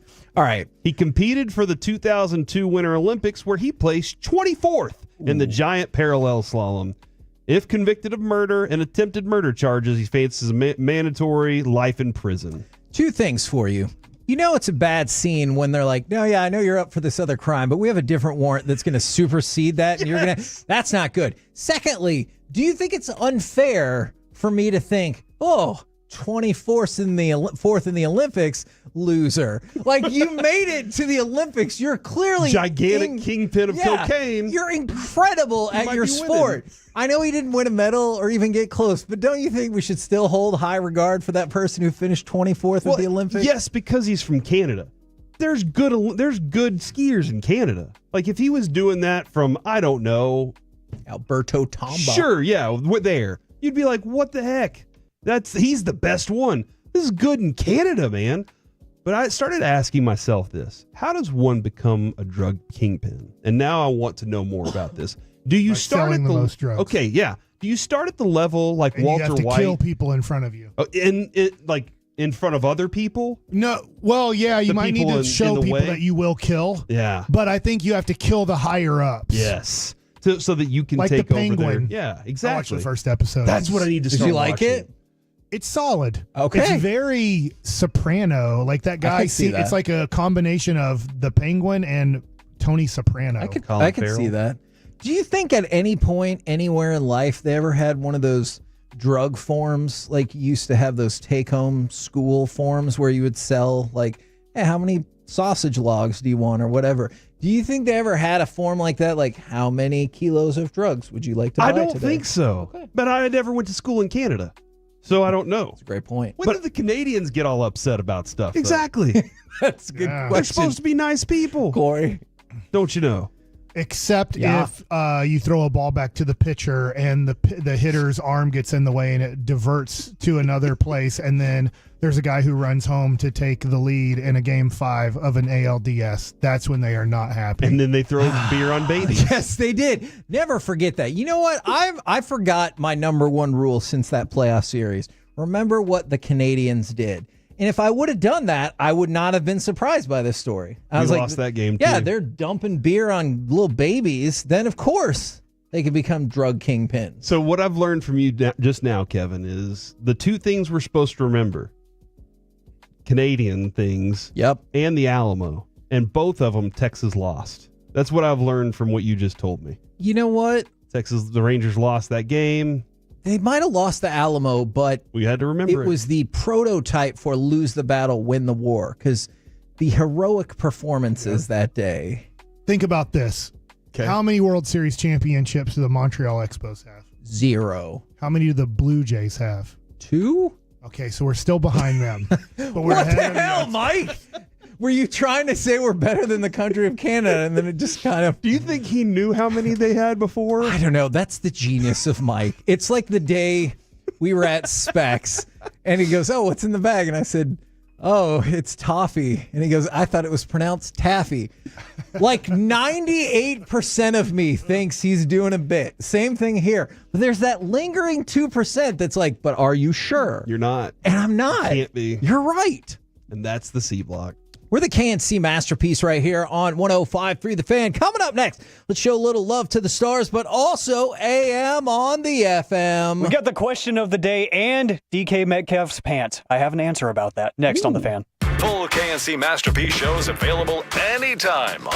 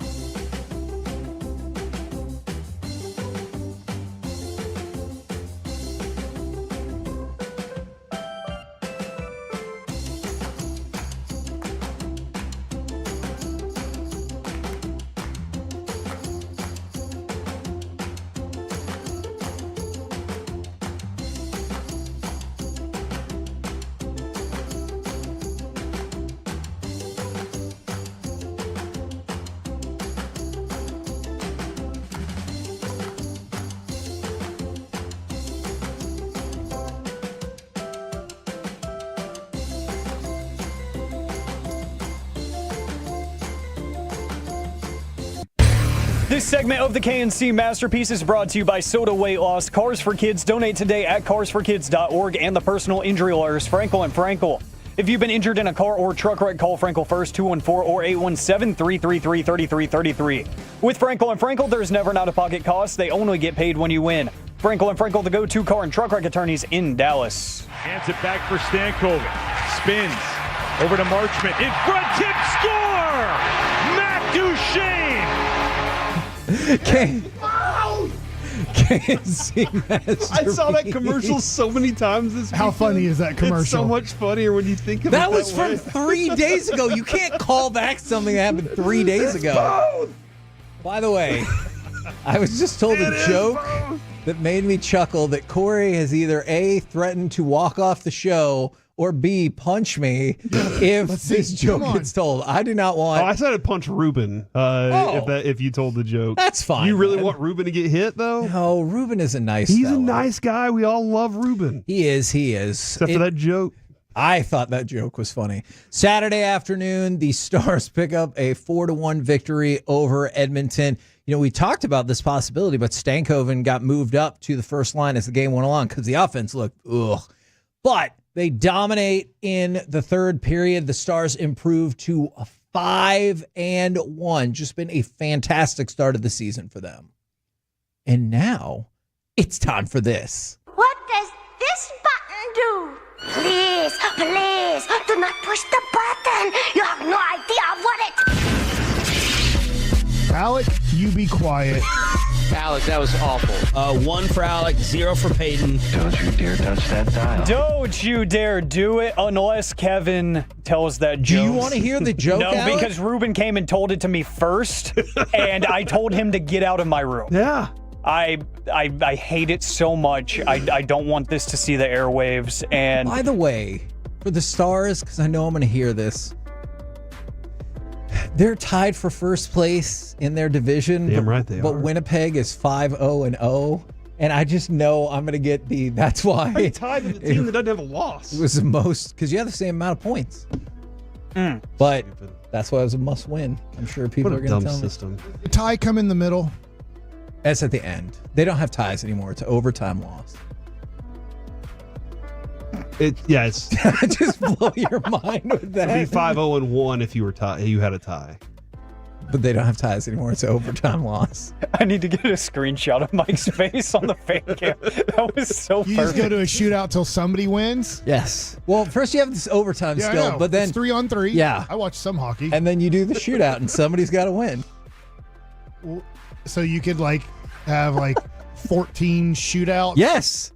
Whatever number you're thinking, yes, could be the answer. Well, 16. Yes. I'm not going down the Dwight Schrute path. They call it an overtime loss, but it's a tie. Yeah. You got credit for a tie. But the other person, do they get credit too? They get credit for a win. They get credit for a win.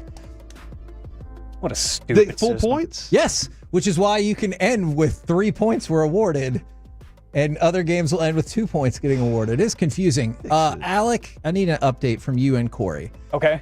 Now I absolutely have to hear the joke. I will sit in my driveway for the rest of your show until you tell this joke. Punch somebody. Okay. If you say you will sit in your driveway that long, Okay. at the end of this segment, Kevin can tell that joke. Yes. That's it. Hey, I'm here that's for how it. you hold an audience. Turn it on, leave it on, in your face. That's called a tease, Mike. You'll love it. How many Yeah. people It's holding not on? Alex. It's Alec. Thanks, Mike. I mean, he forgot my name during crosstalk like a year ago. No, so. I know his name. Uh-huh. Alec Wood. That was a reference to somebody who hasn't worked here in like 7 years. I was taught by a wood. That's a little bit different, Mike. Hey. All right, AM on the FM question of the day, 877-881-1053. That is the Frankel and Frankel injury attorney text line. If you want to give me a new last name, you can do that as well. The question of the day, even though he gave me a horrible joke, Ruben texted me last night, and he was like, this is a question I have for you, but you can recycle it if you want. And it's a really good question because I had an instant answer for this, and so did he. What is the most random but satisfying feeling that, like, just a random thing that you can do for yourself that you just love? And keep it safe for work, please. Because his answer was when you get a fresh pair of socks. and you put them on for the first time. Ooh, and mine was anytime you wash your sheets and you get under them for the first time. You're right. That is the best, most satisfying thing. That it shouldn't be that satisfying, but it is, especially during the winter time. When you take them out of the dryer, they're still a little bit warm. You crawl under, and you're just loving life. You're right. I love the feeling. I wash the sheets every week. Do you wash your sheets that frequently? My wife does. Yeah, I'm stripped to bed. We got to wash the sheets every week, but that is such a good feeling right there. Every other week for us. Okay. Right. So every 2 weeks. Yeah. I think I'm an every week guy. I try to do it over the weekend. Why not do it weekend. every day? It makes you feel so good. When I was, I don't get it. You know what makes me feel great? Well, then do it more. So aggressive. You know what? He does have a point, though. Yeah, what's your deal? That makes you feel don't you want to feel good. great tonight? Wash your sheets when you go home. I don't pay the bills, so. A haircut. A haircut is like you walk out from Sports Clips or wherever you get your haircut. And you walk out. Talking to two bald guys. and Alec has long hair. But yeah, whenever you walk out with a haircut, it feels good. And you kind of roll the windows down and let the wind blow through your hair. Okay, sorry, guys. You can say you have a short hair. I'm aware I don't have hair. I don't remember wind blowing through my hair with a haircut like yours. It feels good, just going like this, just a little bit. Oh, I love it. Do you ever have dreams, Kevin, that you have hair? No, I do. Okay, it's really weird too because I know I'm bald, but somehow my hair has grown back, and it's like a normal head of hair. I still go back to one of my favorite moments working here at the station, and Spittle sent me an email about a potential endorsement, and it was for like the hair restoration. And he goes, now this could be a delicate subject, but, and I responded and I said, why do you think it's a delicate subject? I promise you, I am well aware of the fact that I do not have any hair. So That's good. You didn't do that one? Or it was a crap product. Either way, mine is that you remember to charge your phone and you leave the house at 100%. If I feel unstoppable, like you could tell me you got to drive to Canada. I'm like, we're going to make it. Because my phone's at 100%, which is based on no other logic, but I feel unstoppable because of that. I do that with the oil change too. You get your oil change, like I can drive this car as fast as I want out of this parking lot right now because it's fresh oil. You gave it new blood. Yeah, it's not gonna fall apart on me when I'm driving out. You think an oil change is the same as like TRT or blood replacement? No. Or blood doping? Are you talking about one's Lance humans Armstrong? and the other one's a car. Yeah. But it's the same basic theory, right? I'd like to blood dope to see how good you feel on it. Like, wouldn't you want to get your blood recycled into you to be like, wow, what energy? No wonder Lance could go forever. I saw Aaron Rodgers last night smelling a bottle. I couldn't tell if he was smelling it or trying to drink. It was a water bottle, and it looked like it had some stuff in it. And I saw that too. Was he trying to drink through his mask and he didn't know how to do it, or was he That's what I want to believe now. That's what I want to believe, that he was like, this stupid thing is in front of my face. How do I drink? Yeah, I think it was smelling salts probably. Okay, if I had to guess, or something like that. Because he was definitely, and he wasn't just going like straight to the nose. He was putting it at different angles in the different slots in his face mask. Weird. So it really does look like he was like, how do I drink water? This is stupid. But I'm going to believe that's what happened there. From the 214, a good shave. Yeah, even though I don't have too much going on here. Okay, I will tell you this. When I get rid of the ridiculous hair that does grow on my head, then I feel better about it. That's nice. Because they're like, it's a really weird deal where God's like, you know what'd be funny? You don't grow hair all over your head, but the hair on the sides grow really fast. And you're like, hey, thanks a lot. What about your butt? What the hell did you just say? Like, hair starts growing on places. I don't need hair on my butt. It's true.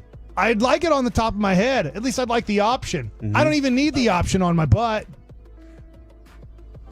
But it's there. You could have gotten the model without it. Great. I don't need this. I mean, you grow hair. You're growing hair on your shoulders right now. For what? We got T-shirts body. Have you not noticed I've worn a T-shirt my whole life? Great statement there. I don't know what to say to any of that. Oh man, I'm just gonna ask. It's like, you don't need it on the top of your head. You got hats. Yeah. Well, you know what? I'm not wearing a hat every day. Head, figure it out. Talk to your head like that. I am right now. That's hey, head. a great point. Grow hair. Hey, Mike. Like, I don't know. The voices are not winning, Mike. From the 214, new tires on the car. That is a great one because especially if you've been going with those same tires for a while, you can tell an instant difference. Mm-hmm. You really can. It feels, in cars, whenever the road's done and they're like, oh yeah, low and slow. That's what I always imagine my car is saying. So that's the time, Kevin, where I'm like, I feel like my car's probably going, thanks for these new tires. Yeah. And hey, just a heads up in case nobody taught you this when you were young. If you see like some silver on your tires, you've gone way too far on those tires. You need to get them changed immediately. Hey, I didn't have a dad growing up, okay? Oh, yeah, that's the excuse. Your mom drove a car. Wow.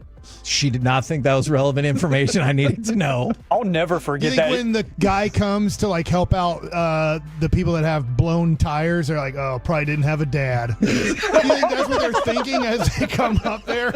A little bit. Obviously, your dad never taught you this. Another fatherless person. Yeah, they were having to like, help out. did your tire get run through like that because you didn't have a dad? And I'm like, that's true. Wow. Yeah, I had a friend in college that texted me one time and they're like, is it time for me to change my tires? There was nothing left there.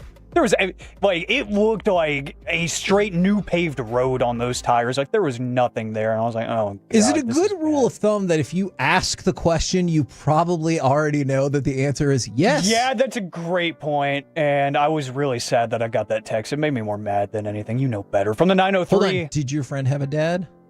I got to go ask now. I'm going to go follow up during the break. I have no idea. From the 903, leaving work on a Friday. From the 972, getting in the sauna. From the 817, I don't use sheets. That's concerning. You sleep on the bed? Yeah, just nothing there. I know what you meant, Mike, but just playing that out of context sounds so funny. Like, we have a Mavericks player on. He's like, I got a really comfy bed. And Mike goes, you slept on the bed? But you don't just... Come on, this person is just sleeping on with nothing on there. They just bought the bed from... like Dak's own sleep number, and they're just sleep numbering on the bed? Maybe. Yeah, if you got a sleep number bed, you got it right, man. I want one of those. What so about all bad. your dead skin and everything? It just goes in the bed. Going in the bed. What? Right. Yeah. That's why they made sheets and the under thing. Whatever, the helper. What is the thing called underneath the sheets? Not the duvet. That goes over it. I don't know. Yeah, the pad. The helper.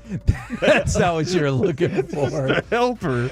I don't know what it's called. Oh, I know, Mike. I can tell. Well, you guys should know. You should help me out right now. It's more fun if we don't. Let's get a couple more before we get to Kevin's joke. But let's see. From the 214, afternoon showers. From the 469, washing my hands after a 14-hour-long shift. Watching all that dirt go down the drain is satisfying. I love that. What do they do? I'm kind of curious what their job is that their hands are that dirty. Yeah, and I don't want to know what Mike is laughing about right I know exactly what Mike's laughing about. And what I hate is I was like, is he thinking this? And then we matched eyes, and he started to laugh because he knew I was thinking of what he was thinking. Think about it again.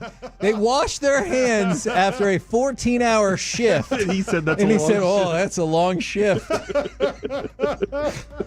This hockey? I've achieved my goal for this segment, so thank you, Mike. And real quick, I did say I got some background on DK Metcalf's pants that we talked about during Gridiron Gravy. It is actually made by some designer brand I've never heard of. Rev Nizam is where you can get these pants for a whopping $650. Oh man, that's actually cheaper. It's cheaper than I expected. Yeah. I'm not gonna lie. Pants? It features I'm not saying I'm buying them. It features 200 hand-stitched stuffed animals on the front side only. And on top of that, he had a $750 t-shirt on. The t-shirt was more than the pants that had stuffed animals all over them. It's just a T-shirt, guys. Why are we paying I that feel much like for a at this T-shirt? point we should lower ticket prices and direct TV for the NFL package, and then be like, too much money. It's too bad, Yeah. owners. You're not making that much because the players have taken all the money you've gotten and they're buying stuffed animal pants and T-shirts that cost $750. The end. We're paying too much money to all you people. All right, Kevin. Let's end this. I was going to say the right way, but I don't think it's going to be the right way. Hey, Mike, what's blue and not heavy? Democrats? Light blue. Coming up next, let's chit chat with those fellows from the G-Bang Nation. What part of you makes you think that's what was about to happen? I don't know. I was trying to answer your joke. Coming up next, Did I right get it here on right? The Fan. Coming up Tuesday morning on Sean and RJ, how are things going to go with Jerry?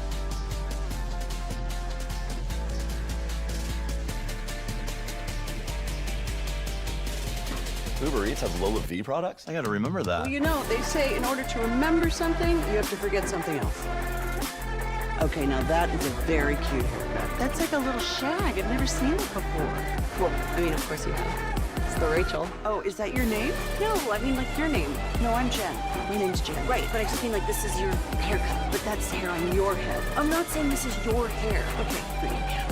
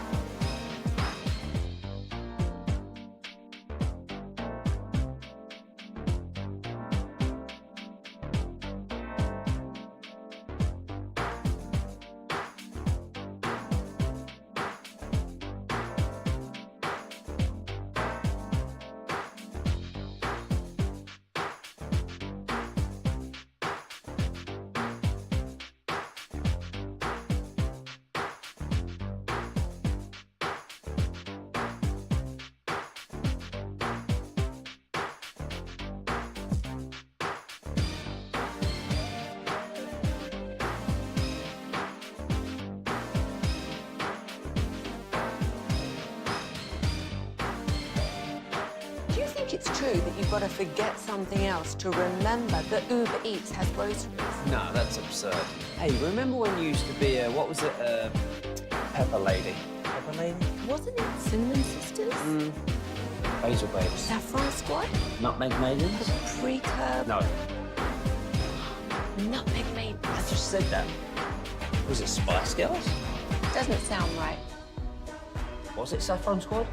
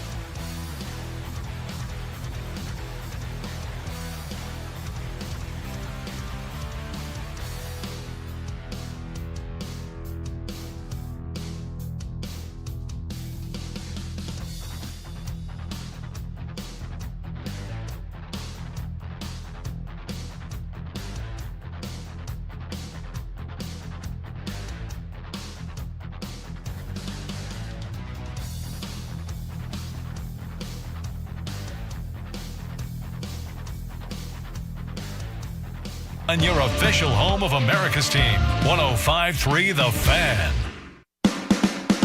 This segment is brought to you by Classic Chevrolet in Grapevine. They're the #1 Chevy dealer in the world. More Silverados than anyone else. This is Texas. This is Classic Chevrolet. Together, let's drive. Based on new Chevy registrations, 2023. KNC Masterpiece back here on 105.3 The Fan right now, courtesy of D&M Leasing. It is time for our chit-chat with those fellas from the G-Bag Nation. Gentlemen, how is you today? Excellent, Heggie. How are you? I'm doing very well. Thank you for asking. I wanted to get y'all's thoughts on, we didn't get a chance to talk about this earlier in the show. Anthony Edwards just throwing out there, if I win a ring in the next 3 to 4 years, I'm going to go play football. Now, I know you can say whatever the hell you want, but what do you thinks he could have been a pro baseball player too? Like Wow. he's like he literally thinks he was like any sport I can play. And a great rapper too. I don't know about I remember that. when he was at Georgia, he was like, I don't know, I might be a better pro rapper. And I'm like, I don't even know if you are a rapper, but he has a lot of in anything that he thinks he can do, he has a lot of confidence in it. Which I could see how he's ascended so high in life if you've got that level of confidence. Yes, and talent. You know, I think it's pretty ridiculous to walk away from like a $50 or $60 million a year salary to play football. But if anybody could do it, it's him. You know, maybe the most athletically impressive player we have going right now. How sad would you be about that, though? Because if he wins a ring in the next 3 or 4 years, that means he's probably continued his upward trajectory and to just bounce from the game. That feels like that'd be a bummer. Would be Jordan-esque. Yeah. Except he left by his own choice, unlike Jordan, who was told to leave. I'd be totally here for the crossover. I think I would rather watch Anthony Edwards punt on at least some portion of his prime to go to the NFL from an entertainment standpoint, just to see what's going to happen. I want this to happen. Now, this is a guy that knows how to stir it up. This is beautiful. He does. Like he's sending himself into the viral stratosphere, and he won't be held accountable for it in any way. It'll be fine. Help me out. There is a lot less money, but Broadus, did Ed Too Tall Jones miss a season to be a boxer? He did. Absolutely. So one of the best defensive ends for the Dallas Cowboys left in his prime to see if he could be a professional boxer? Yes.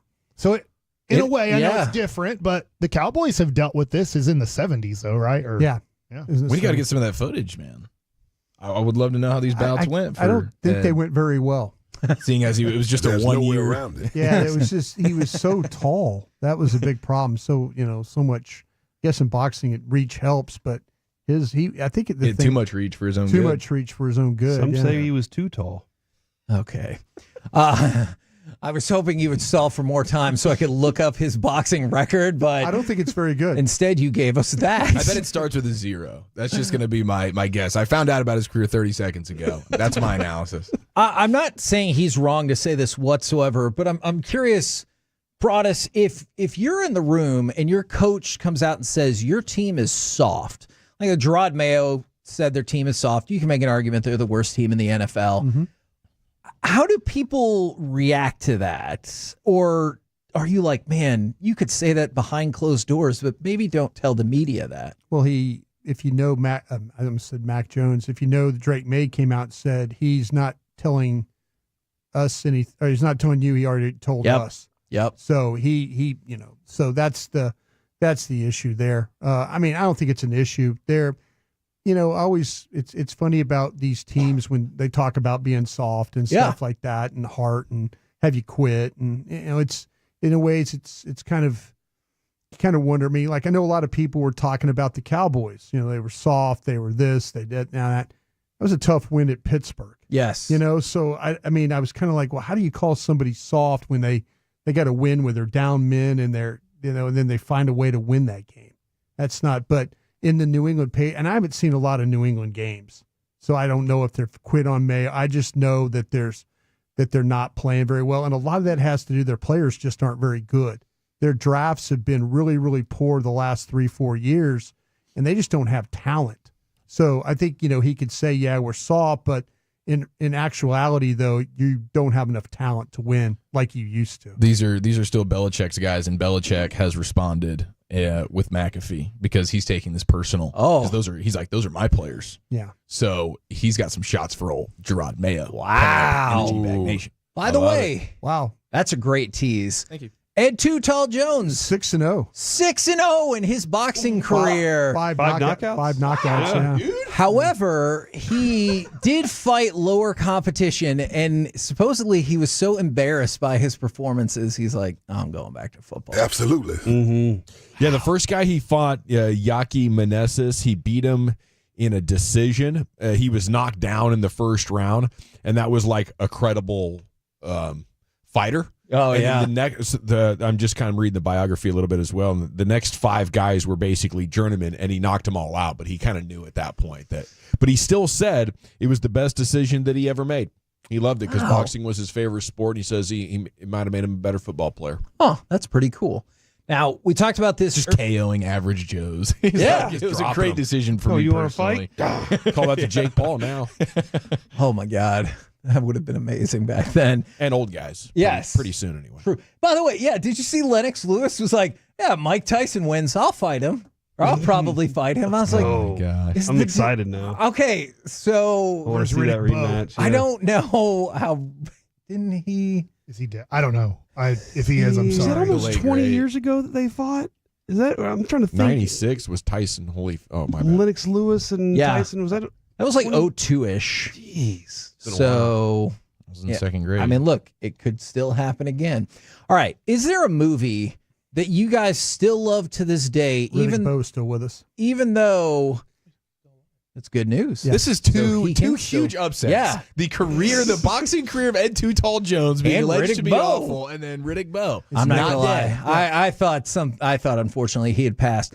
Is there a movie that you love, even though you've watched it back and you're like, maybe it doesn't totally hold up, or it would not fly in today's society? Oh, well, the not fly, Tropic Thunder. Yeah. It's interesting. I don't think Tropic Thunder is being made today. Right now, in this moment. And he was not Robert Downey Jr. was nominated for an Academy Award, I believe, was from he that movie. Really, dude? Yeah, that's incredible. I mean, and it was deserving because it was hysterical from top to bottom. It was a great movie that I don't believe would be made now. When Napoleon Dynamite came out, it was hysterical, and I don't know why. But I recently saw it again, and I watched like 30 minutes maybe of it, and never laughed. Okay, no way. I'm gonna have to run that one back. It's been a while.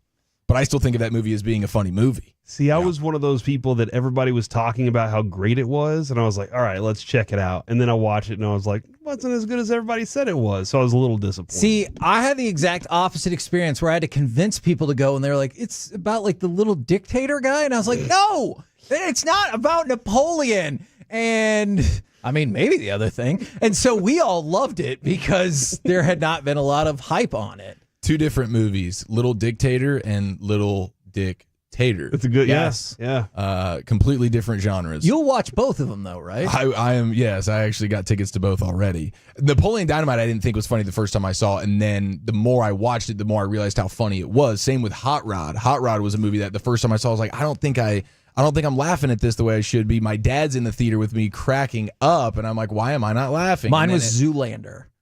I watched it, and I was like, but now I can watch it and be like, okay. I think this is very funny now. I didn't laugh that hard at Anchorman the first time I saw it, but the third, fourth, fifth, and sixth times I was like, this is genius. I think the movie Surf Ninjas is... Why is that movie coming up again? Surf Ninjas is the movie that I wish still held up, because when I think about it, I think it's one of the greatest movies, action, dominance, comedy, ninjas, and surfing. Yes, like you really have all the ingredients to make the perfect film.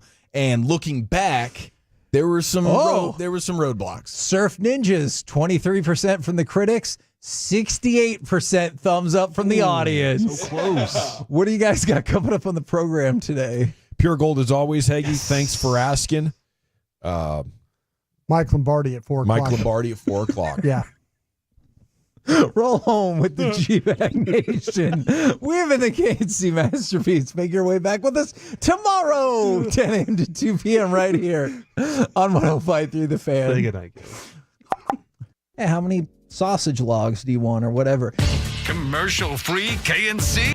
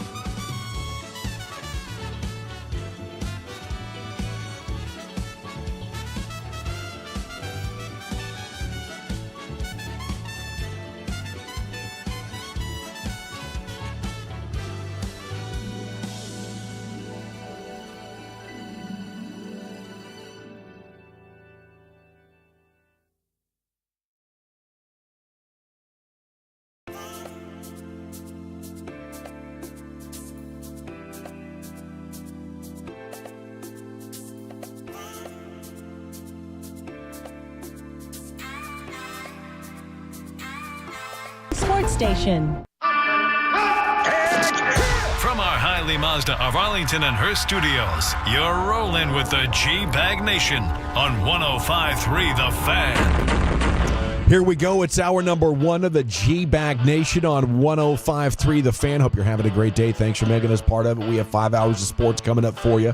General at your service. There's Brian in his LSU vest. Lucius Alexander's in the Pimp Cup over there at Master Control, ready to go 5. You got Wolchuk and Chiafalo. You have Carter Freeman coordinating your video. You can watch us at 105thefan.com, Twitch, and YouTube.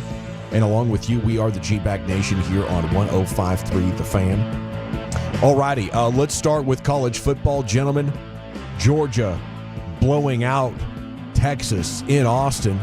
Smothering defense, 7 sacks. Longhorns get 29 rushing yards. Can Texas recover from this? Still win the championship? What do you think, or was it that decisive? Man, it was very decisive. I do think that this is certainly one where Sark's going to have to go back to the drawing board because Kirby Smart had his number. I mean, that was a masterclass from Kirby Smart, taking away everything Texas wanted to do offensively. Coming into it, we talked about it on Friday, thought maybe Texas actually had the advantage for a rare time at the line of scrimmage. That offensive line certainly got exploited. Now, I don't think better start paying more for it, huh? Yeah, I mean, hey, they've been recruiting well. They got a tackle that's probably going to go in the top 10 of the draft. I think Jake Majors, the center, local kid from Prosper, probably going to be a day 2 pick, second or third round guy. They got some talent on that line, but Georgia was a different animal, and they had an answer for everything Sark wanted to do. I don't think Quinn was particularly good. I think the pocket management of him was pretty poor. I love the way Sark handled the quarterback situation in the game. I thought they needed to go to Arch, see if maybe he could give them a spark. He didn't.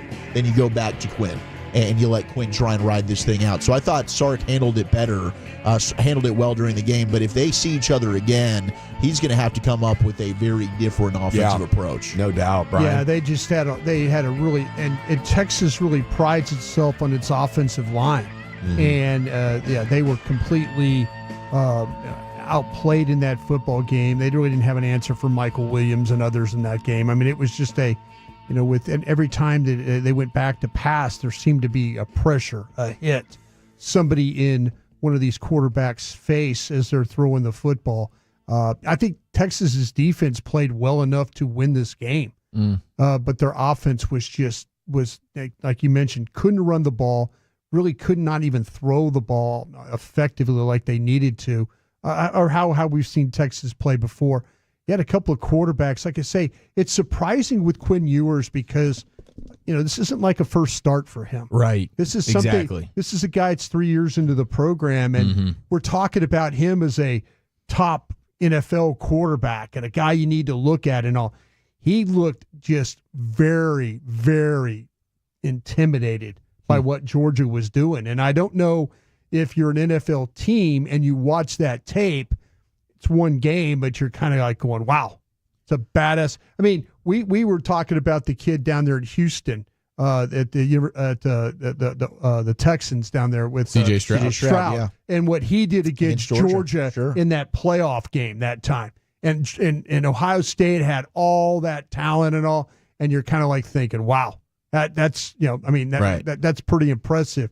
With that matchup in that game. And so all of a sudden you're kind of like, you're looking at those big games, but man, Quinn Ewers played like that. He was not very comfortable at all with the game plan or the way that he was playing. Right. And that's eye-opening, and that's part of the reason why I would probably disagree ultimately with the going to Arch there, because what makes you think your quarterback that's played against nobody really is going to come in here in this environment with this front, the mobility with what factor they got going. Arch can get plays with his legs. They were trying, and I get that. And there were point some of it, RPO plays where like Quinn doesn't have the threat, so Georgia's now just going completely with their running backs. And if you have a quarterback that can keep it, maybe you can pick up a chunk here. And in the second half, I think they did a good job of like slow-mo showing that. Quinn doesn't have that impact on the game. Arch does. So I like that they went back to Quinn, but at that time of the game with how big this is and how well Arch had actually played,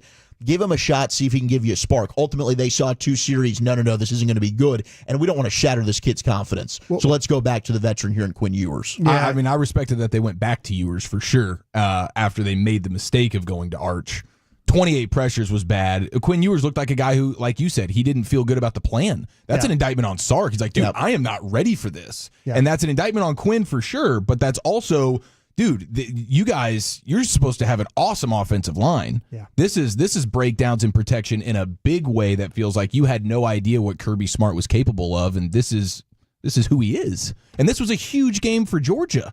And you walk in there in your own house, and you got your fans having to conjure up something to keep things going your way. Well, hopefully they can turn it into a blessing. Something like this happens at midseason. It challenges you to reevaluate everything.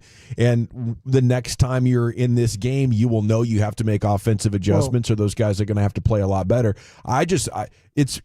It's interesting to me that we talk about the coach and the quarterback so much when it was the offensive line that really got their tails whipped. No, they did. And now the problem that Texas runs into, and the rest of the way, winnable games, except you get to the Texas A&M game, and that could be they got Vanderbilt this week. Yeah. So I mean, let's just be real. Yeah, you're right. I think that Vanderbilt is capable, but the problem that Texas has now is with the loss. Is that A&M game could very well come down to having 1 loss or 2 losses. That could be an SEC championship. Does that keep you out of the playoff scenario there? Indeed. Okay, maybe the most notable moment came in the third quarter. Interception by Jahdae Barron was negated by a pass interference penalty. Play was stopped. Fans began throwing beer cans and water bottles and other debris onto the field. Mm-hmm. Today, Coach Steve Sarkisian said the Longhorns' passionate fan base needs to use better discretion after the school was fined and threatened with further sanctions by the SEC. Not a good look there on the big stage, but that happens. You get frustrated, and the play was overturned. It was. I was trying to. I've never seen that before. The unreviewable play was overturned. I think you have. In the 2015 Cowboys-Lions playoff game. Oh, that 14 playoff game? Yeah. Anthony Hitchens. Okay. Flag picked up. Yeah. Flag picked up. That's it was true. Pete Morelli's crew. That game, they call a pass interference, and it was overturned, and they said, well, it was just face guarding. Well, in the NFL, you can face guard. In college football, you can't.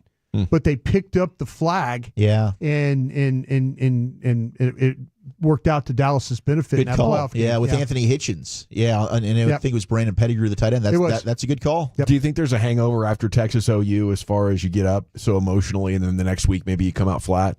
No, not against Texas and what was billed as the biggest game, like against Georgia at home that they've had in 60 years, is what Chip Brown was telling us on Friday. My gosh, if you don't get up for that game, then there's something big time wrong with you. Yeah, I guess I just think it's hard, to ride that emotional high back-to-back weeks. Well, it's exhausting. That's the issues now that Texas and Oklahoma will have to learn about playing in the Southeastern Conference. There's no breathers. There's no breather game. I mean, your breather game is playing, some other team. Yeah, this is supposed to be a breather game coming up this breather week. Game, and next thing you know, it's not a breather game, and that's something every week. But that's why the conference does get respect that way, because of every week, it seems to be a top 25 matchup. Mike McCarthy does not agree with Troy Aikman's assessment of wide receivers is the headline in the morning news as we open up Cowboys week here, where they're about to get back to work. Today, they're doing a state of the team address where he's, I guess, tweaking the practice schedule, and he's talking about their across the hall meetings where the offense and defense go share their perspectives with each other. Last year, it was maybe eye-opening for the offense to hear what the defense had to say about them. But as far as Troy Aikman's assessment, if you missed it last week, Troy said the Cowboys' routes are terrible.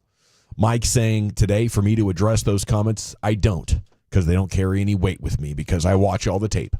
I get to go to the meetings, and I'm at practice, and I'm part of the games.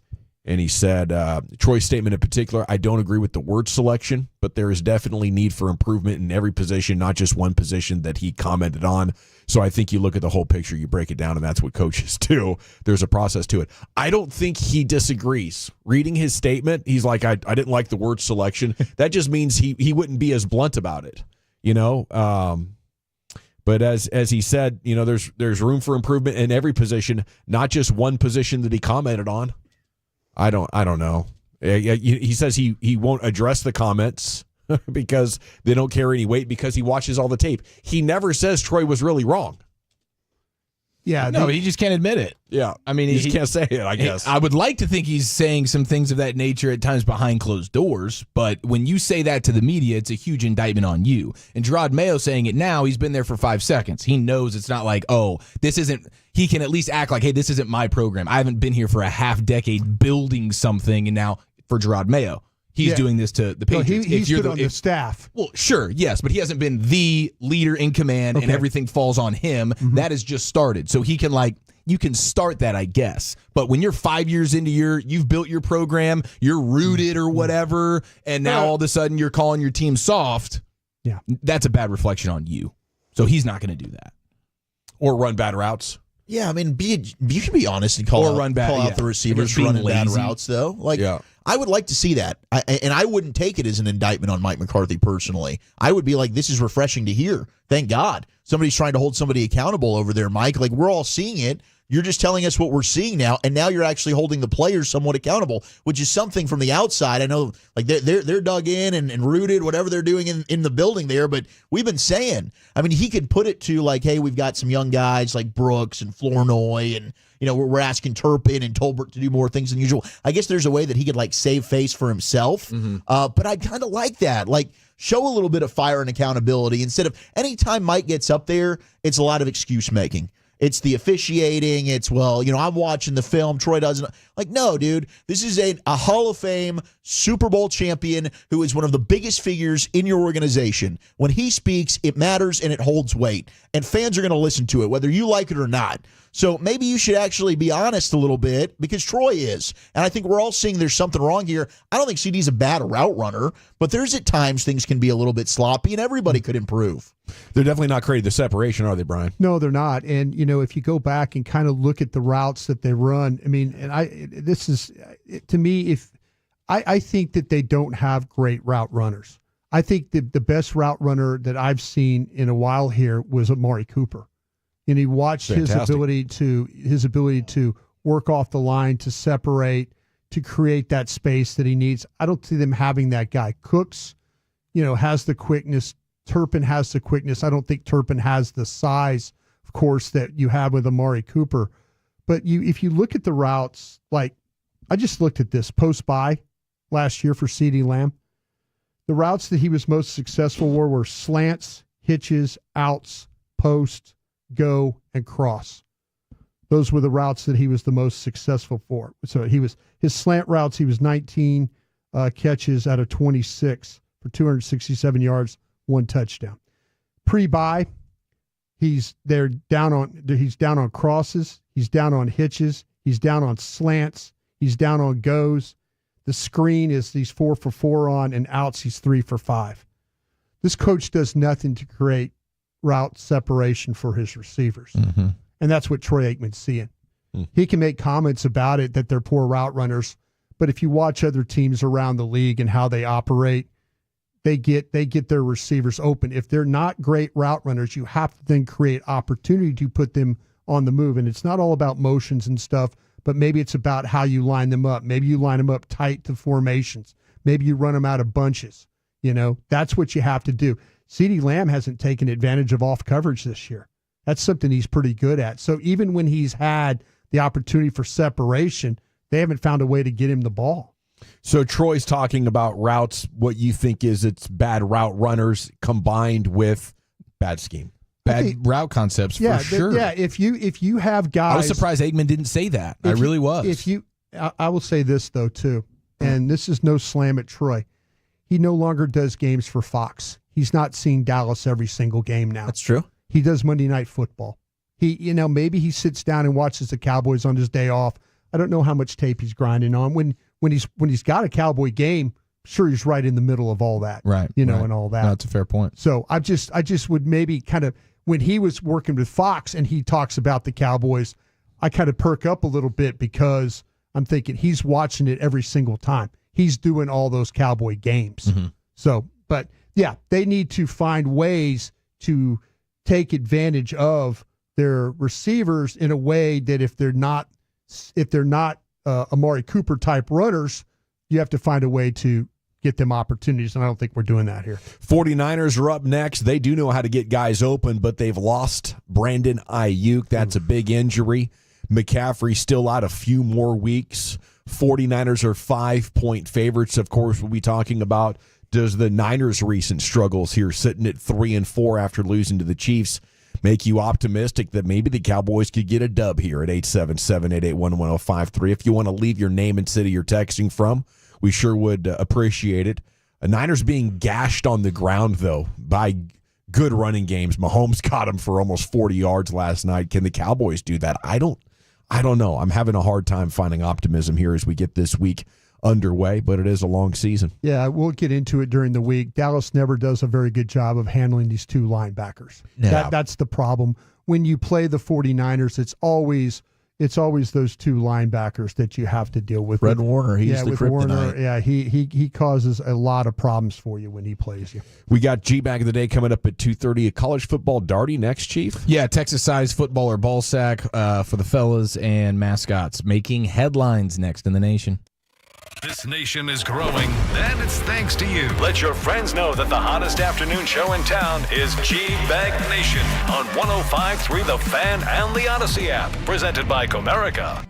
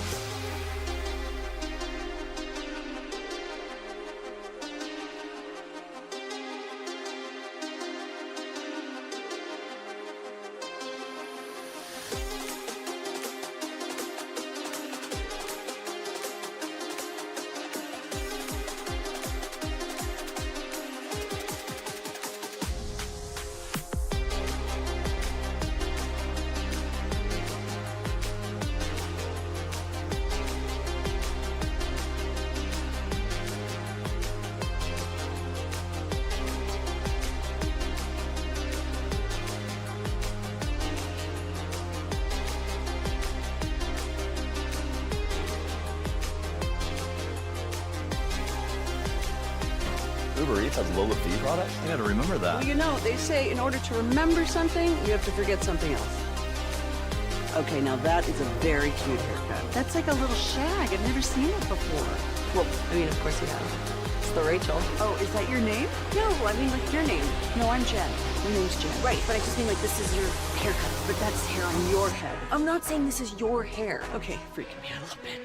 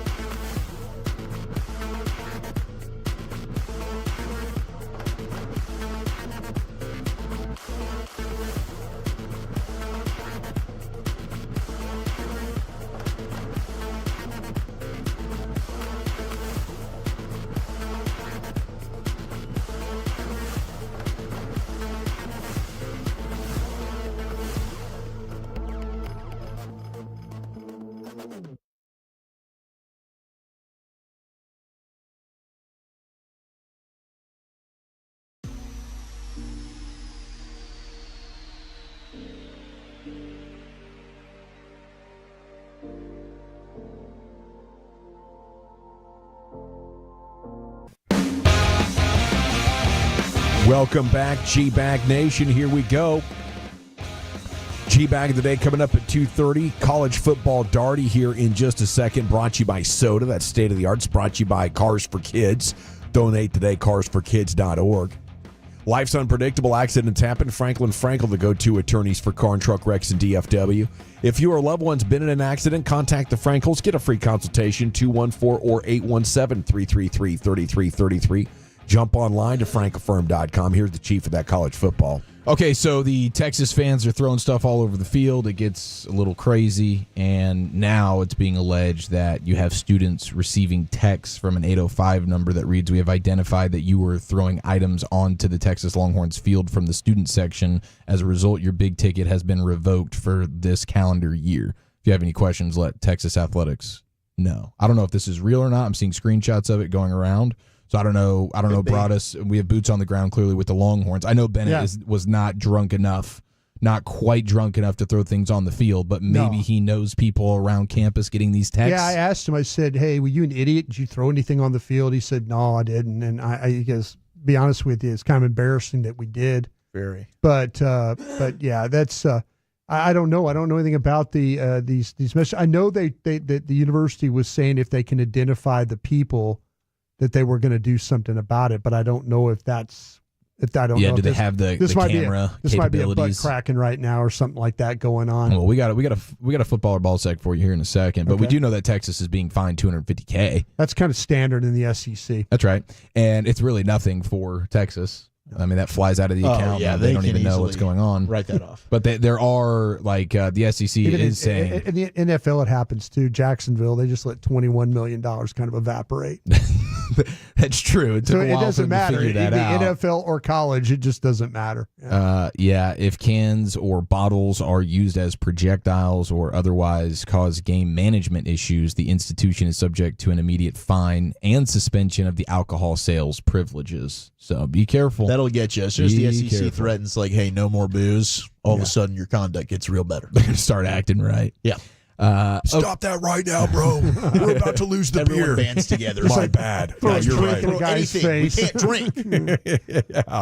Yeah, you talk about catching a butt whooping at a stadium. You be the guy that gets the beer thrown out. Forget about it, man. You can't show your face. You're Bartman times 10. Texas fifth now. After taking the L, we feel all right about that. I mean, I think that's pretty par for the course there. Ohio State 4, Penn State 3. Look at old Penn State. Franklin, the demise it's around the corner somewhere. Oh, yeah. I mean, they might be able to beat Michigan this year, but I don't think they're beating Ohio State. They seem to always lose those games, but Michigan seems ripe for the picking for them this year. Congrats to Oregon for being number 1 in the country, though they did have a very sad situation with their mascot that we'll throw on the fan cam here momentarily. But I did have a stat of the day for you guys. Kirby Smart now has 100 wins.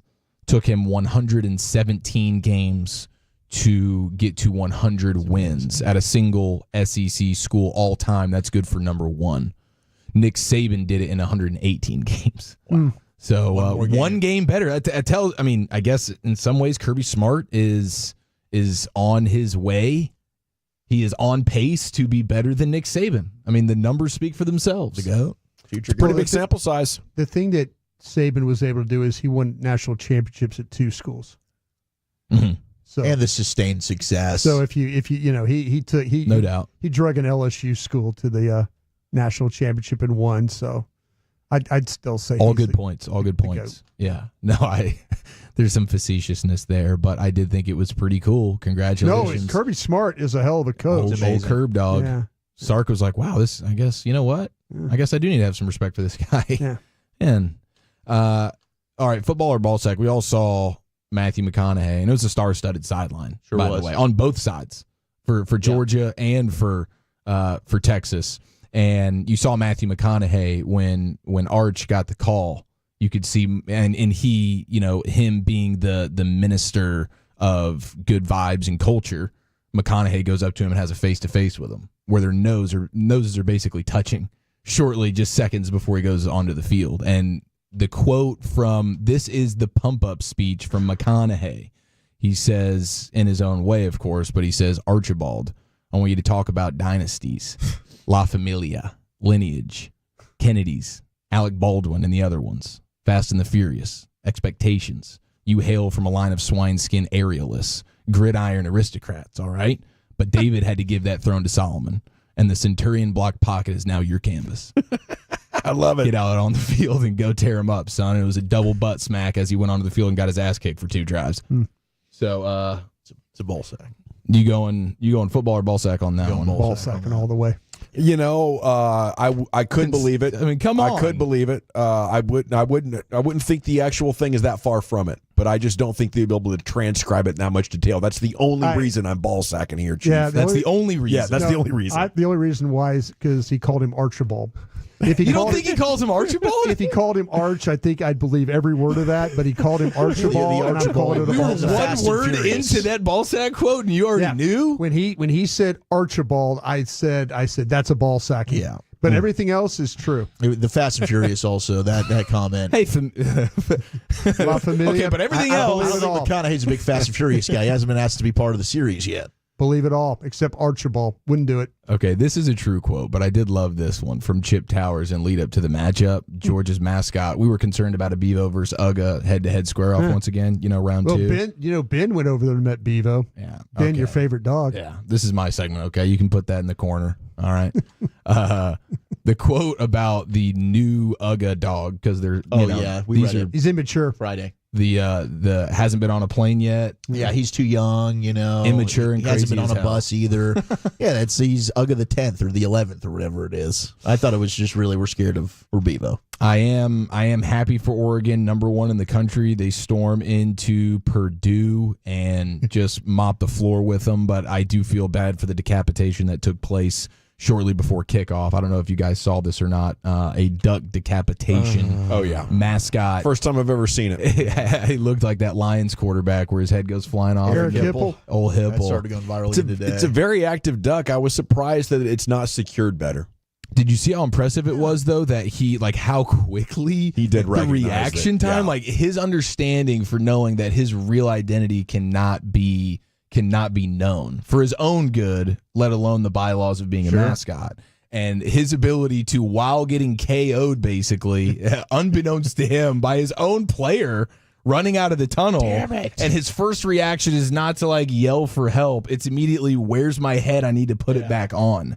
And the video is pretty amazing. I do think the photo of the Texas fan, though, is probably my favorite thing I saw all weekend outside of the whale video that we'll be showing you in Best of the Weekend. But that Texas fan with the biggest blowout hair you've ever seen, and he's just super Very ticked off. 1980s. Oh, my gosh. Very 1980s So hair. many Guardian cap jokes were flying. He went as viral as anybody over the weekend. I feel bad for him, but I'm also happy for him. It was pretty awesome. Gotta love the hair, man. The retro looks are in. It's time now to go into the Pimp Cup where Lucius has your G-Bag of the day.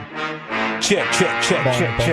What up? Here we go on a Monday. Here we go, man. Let's see here.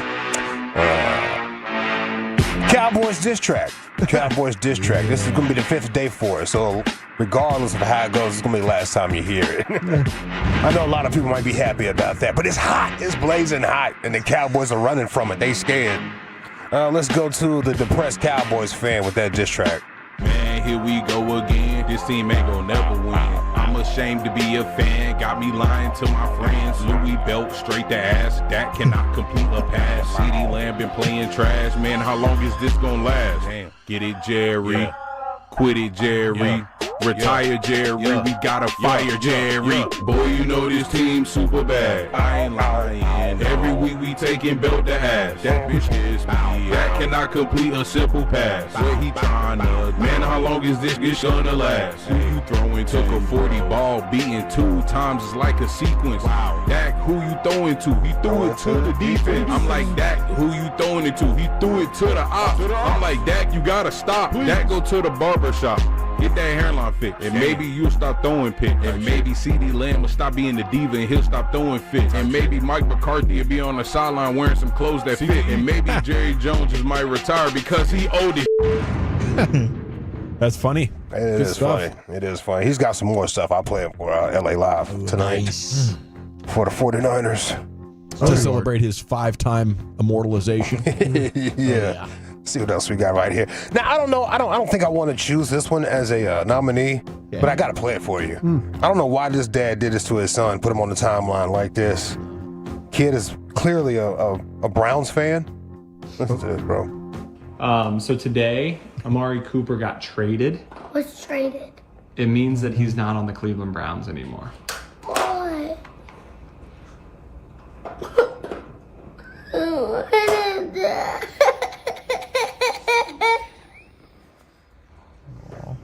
I know, man. It's really sad. Man, the whole time just holding the camera at this kid, getting that reaction so I can press send. Get these likes up. That hurts, man. Dad. Jeez. Come on. Jeez. It's not good, Dad. His friends are going to see that in like 5 years when he's in 8th grade. Yeah, you can't put that on the internet, man. Oh, man. That's going to live forever. Supposed to build your kids up. I felt the same way when he got traded to Cleveland. And I was like, oh no, Yeah. you can't trade What are you him. doing? No. No. But at least we got a 5th round pick for him, Broadus. That kid's not getting anything. I thought Jerry'd be the last person in the world to trade somebody for not masking up. Yeah. Hey. Yeah. That's what I thought. That's what I thought too, really. He had two things like pulling against him. He's like football and off the field. Dang it. I guess football took over for one of the few times. Go ahead, bro. It was really money, though. That's true. That's true. Money, yes. Let's go to Steelers running back, Najee Harris. Well, that Steelers game, I'll tell you what, it was like neck to neck at the halftime, dude. All of a sudden, I woke up in the fourth quarter like, whoa. What's going on? Whoa. Mr. Unlimited is back. Yeah, he played well. Unlimited. Najee Harris was in the post-game presser talking like it was just you and me. You see the friend? Possessed tonight, bro. Oh, shut up, my. Oh, shut up, my.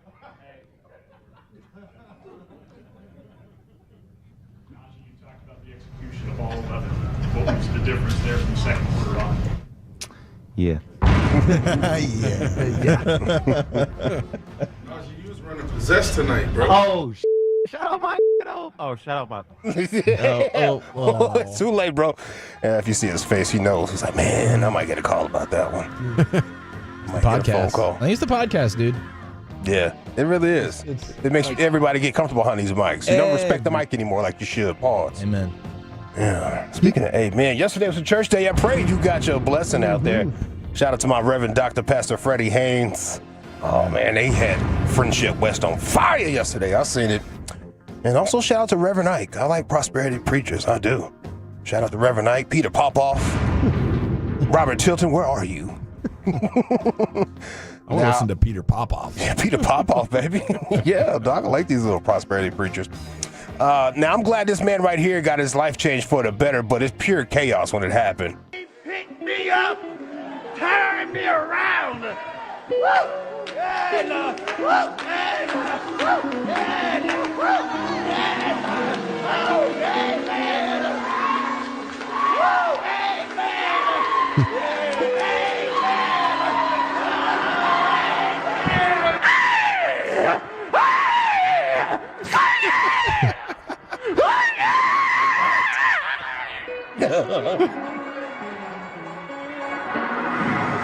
You can't pray with this. Pray with this. I'll pass.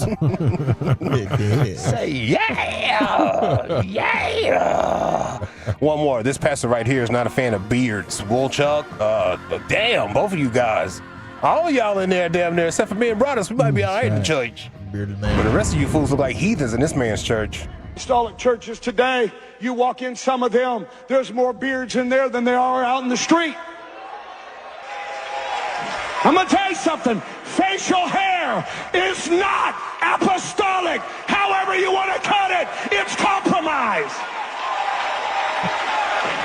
I don't care if your leader says you can wear a beard, honey. Beard's nothing more than pride. You're not going to be dipped in Holy Ghost oil and run around looking like the world. I didn't realize it was that big of a deal. Yeah, neither did I. Got to rethink my beard. I think my man had my alopecia or something. He can't do it.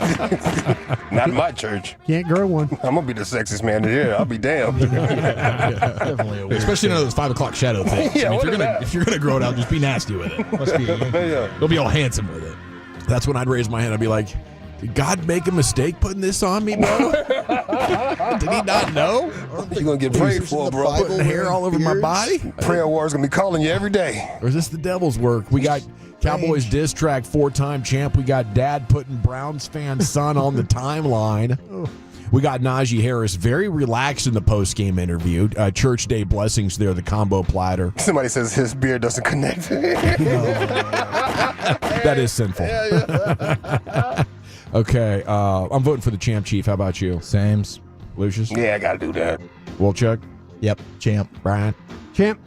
By a score of 5-0, he's done it, becoming a 5-time G-Bag of the Day champion. It's the Cowboys diss track. Alrighty, coming up next here, little besto, Chief. Yeah, well of a disaster in San Antonio, next in the nation.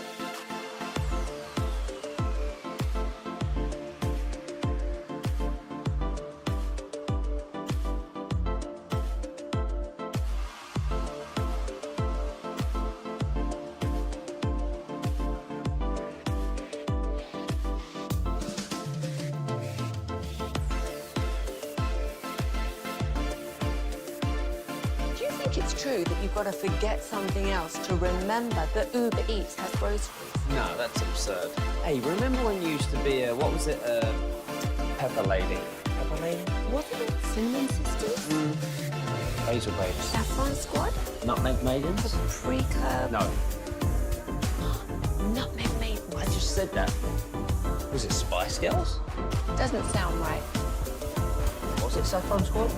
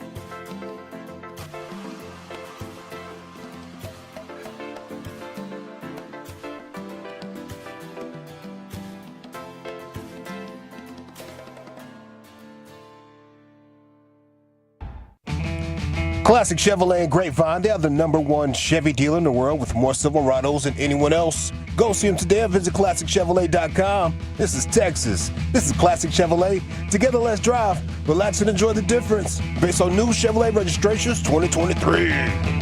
Yeah, buddy, welcome back. NFL News of the Day coming up at 3 o'clock. We're back here on a Monday with you. Sports Hodgepodge coming up at 3:20. Time now to celebrate the best of the weekend. Here's the Chief. Yes, sir. Thank you very much. It was a great weekend. It was an awesome weekend. I know Wolchuk will have some sounds and some words to speak on his a little bit later on in the program. But fun weekend overall. We didn't have Cowboys. You know, this feels nice. kind of like a victory Monday. I think everybody good on their bet payoffs. Mercy Monday.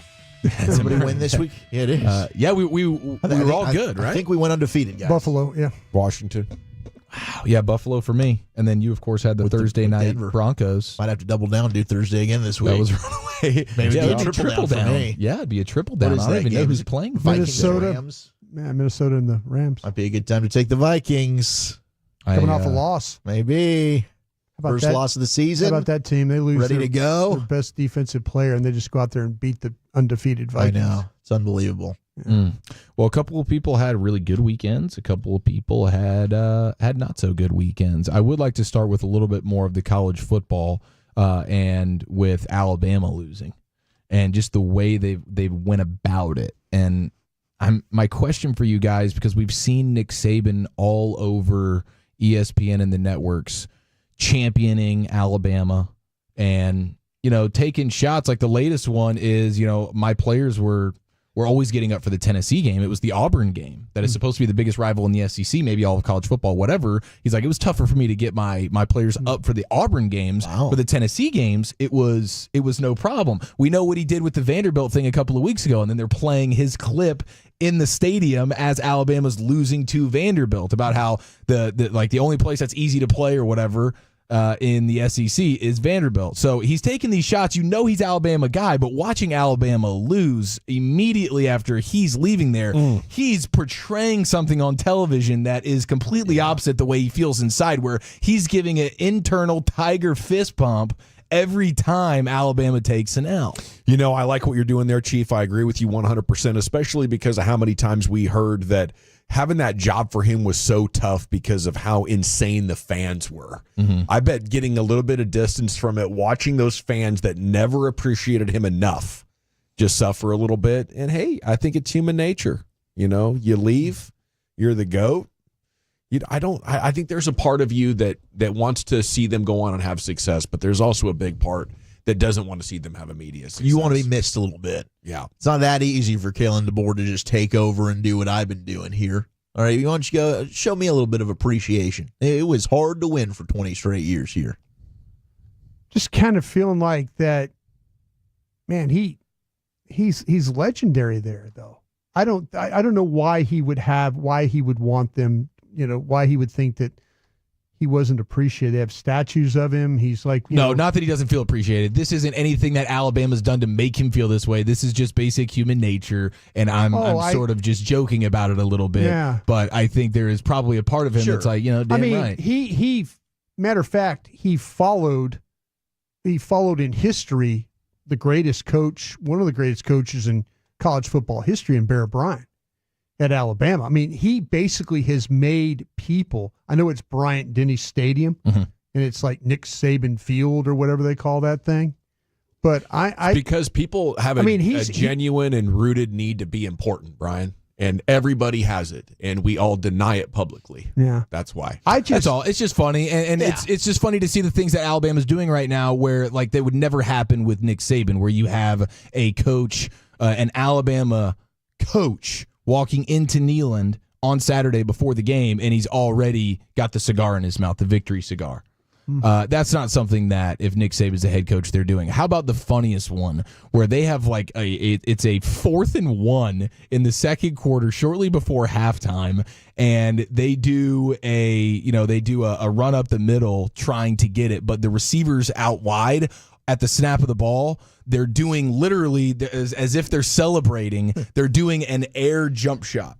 At the snap of the ball, the receivers are both doing a jump shot inexplicably, while their guys in the trenches are unable to get the half yard they need to convert on fourth down. Tennessee football going the other way. The visual of them coming up short on fourth down and 2 of their 11 men on the field are doing like as if they just scored a touchdown jump shots. You're like, this is in the snap of a finger. It's a completely different program now. I gotta look this up. That sounds hilarious. Did they think it was such an automatic? It's hilarious. Yeah, I would love to know. I haven't seen quotes on it. Maybe, I mean, you have to ask Kalen DeBoer about this after the game. Like, what is it that your players are doing on fourth down where I guess they don't really have anything to do with the play, sure, but it's an awful, awful look. I'll tell you, and I just DM'd it to you, Dawson. The biggest problem, I think, they almost lost the game the previous week to South Carolina. So I think if you look at overall, what Alabama fans should be disappointed about the most is their coach doesn't have the game management that their coach did for the previous 15 or so years. Mm-hmm. That's why their attention to detail in these games is beyond reckless in the way that they play, play. So to me, that if I was an Alabama fan, that's where I would be. I would be like, man, our guy does not get it done in these games. 4th and 22 late in the game. Yeah, screw it. We're going. Saints running back Alvin Kamara was in the building, former Tennessee Volunteer and former Alabama Crimson Tide, but he was a Tennessee man. That's where he made his name. And reports over the weekend, speculation about him wanting out in New Orleans based on the disaster that he's living in right now. Big old contract to get rid of. Yeah, he tweeted out at one point, he just said, I ain't request a trade, so that's a lie. I'm in orange robe on the way to Knoxville. #whodat.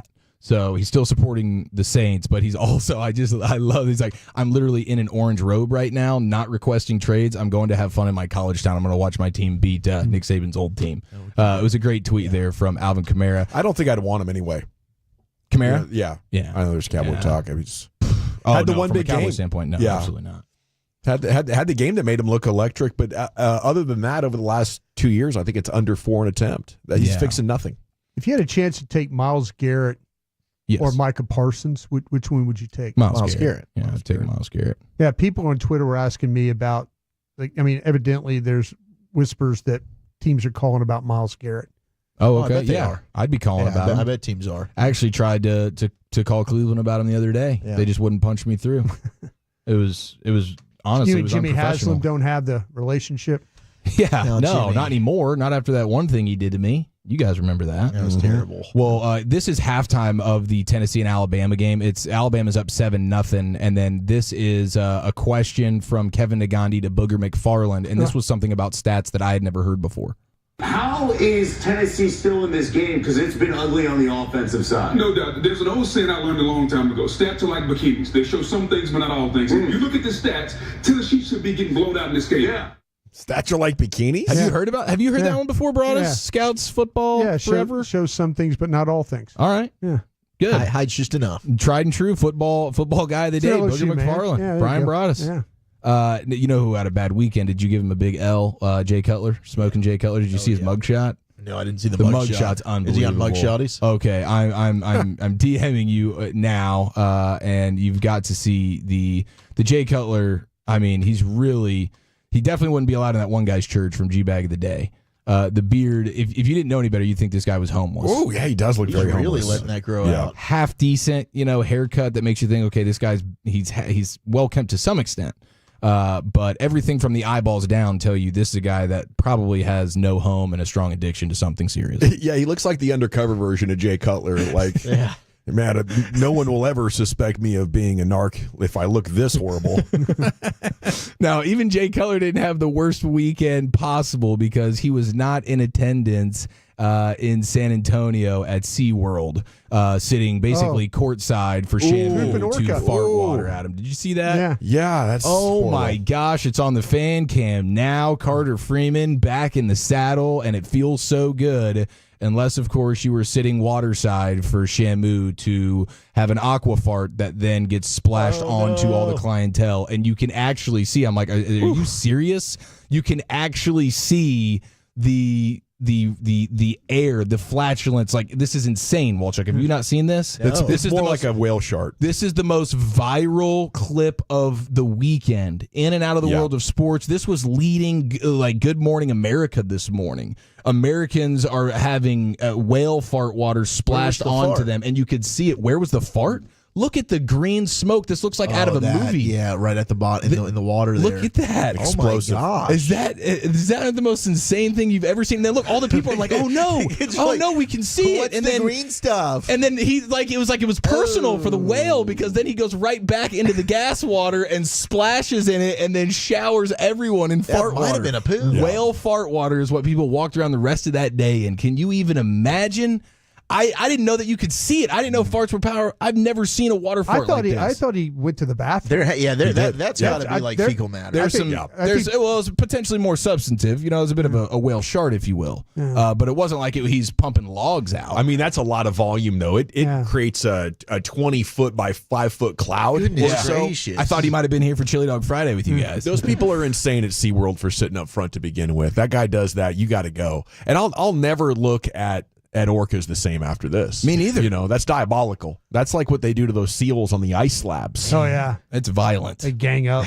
That is aggressive. Yes, agreed. I'm glad you guys all agree. Lucius, did you see that video? Yeah, it was a whole S show, really. It really was. Oh, my goodness. Like what happened to my I think he did it on couch this purpose. Yeah. Thank you. It felt personal. terrible. I'm like, were these people, were they purpose. chastising the whale throughout his performance? And at the end, he's like, he'd had one enough. big finish? Yeah, he'd had enough. That's Eat just my bleed. diabolical. Put me in a small little pen down here, and I'll show you. Krusty's Corner's coming up in about 45 minutes. NFL News Today is next. Chuck, what's in store? We got some big time injury updates. Mr. Unlimited. And was this fair or foul? That's next.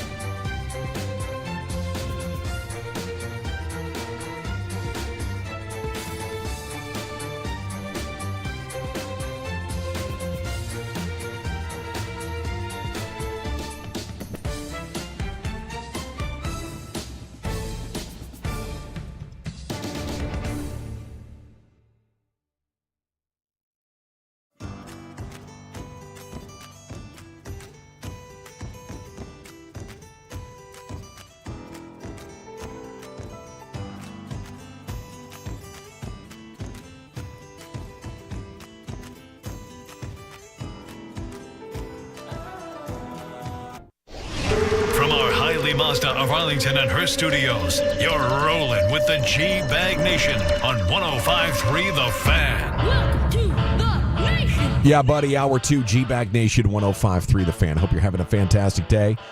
Here to get this week started with you and start getting set for Cowboys 49ers Sunday night here on The Fan. Sports Hodgepodge coming up in about 20 minutes. Time now, NFL News of the Day. And here he is, Zach Wolchuk. Well, the big news for Cowboys 49ers, Micah Parsons is currently unsure if he's going to be able to return or not for San Francisco. Mike is saying today, I don't think there's anything I can't do physically. It's just more they want to make sure I'm at my best. They kind of know what my best looks like, so it's just one thing I've got to keep working and showing it. They're monitoring the situation. So hopefully Mike can get back out there Sunday night against the Niners, but not for sure as of now. Doesn't look like Brandon Ayuk is going to be playing for San Francisco as they fear he's torn his ACL. That's a huge loss for San Francisco. Deebo Samuel also left that game. Christian McCaffrey could have his 21-day practice window opened, but the expectation is he could possibly come back for Week 10. Probably not going to be this Sunday. So a lot of injuries right now on that offense for San Francisco. Dre Greenlaw still will be out as he got hurt in the Super Bowl, so they won't have that stud linebacker next to, of course, Fred Warner, who's been just a thorn in Dak's side. Really, all quarterbacks across the National Football League. But it seems like any time the Cowboys play the Niners, Fred Warner is doing something to just ruin Dak Prescott's entire game. Their offense is significantly less than what has terrorized the Cowboys, and their defense is gettable too. That's why they're sitting here at 3-4. But with the history between these teams, I just find it so hard to imagine the Cowboys actually winning. Yeah. What Kansas City was able to do last night, big plays off runs. I have no faith the Cowboys can do that. They would have to bring something totally unique to what we've seen so far for them to have a shot. And they'd have to shock them like the Dolphins shocked the Patriots in like 07 or 08 with the Wildcat. Like you have to literally reinvent football. Something surprising. And even if it's not sustainable like the Wildcat, but for 4 quarters, you have Shanahan's head spinning. Yeah. I think that's your one chance to only lose by 3. Well, the Commanders did lose Jaden Daniels yesterday. He's considered week to week with his rib injury, so he got his. That was the big weekend shocker, huh? That was Mariota still came in and they put up 40 points. They didn't skip a beat, man. They didn't skip a beat. I'm like, goodness gracious, dude. They're really. That's a team that's having fun playing football, and I think Kingsbury's obviously doing an incredible job, but. It's Jaden Daniels, it's Nate Tice in the draft process, calling him the Johnny Knoxville of quarterbacks. Got a little Johnny Knoxville to his game. He's dangerous. He's athletic as it gets, dude. First play of the game, it's like boom, 50 yards, no problem. But he's cutting back into contact, and it was like a weird hit. Yeah. I'm watching it in real time, going, "Oh, that looked weird." And then he popped back up, and you're like, "Okay." That's one of those fortunate ones, dude, because that looked like an awkward kind of deal. Yeah, you could have had broken ribs. Nothing's broken. Looks like x-rays are good to go. So we hopefully he doesn't miss a ton of time if you're a Washington fan. That definitely was very, very scary for them. Now, you just got to be smarter, both as the player and the team. He has to be. Yeah. And they've told him, and they told him probably at LSU too. He just needs to not be, you can't be cutting back into you just need to know when to go down for Jaden Daniels. And I thought, we've seen him slide. I think he's done a better job of that this year. But a play like that, it's like you've got to eliminate that from your thought process. You got to make sure you're just healthy and available for your football team. Now, Deshaun Watson is going to be out for the year. Ruptured Achilles. He is done. 21-14. They lose to the Bengals.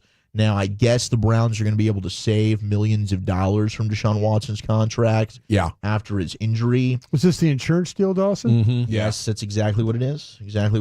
And it's the biggest blessing they've had of their quarterback position all year.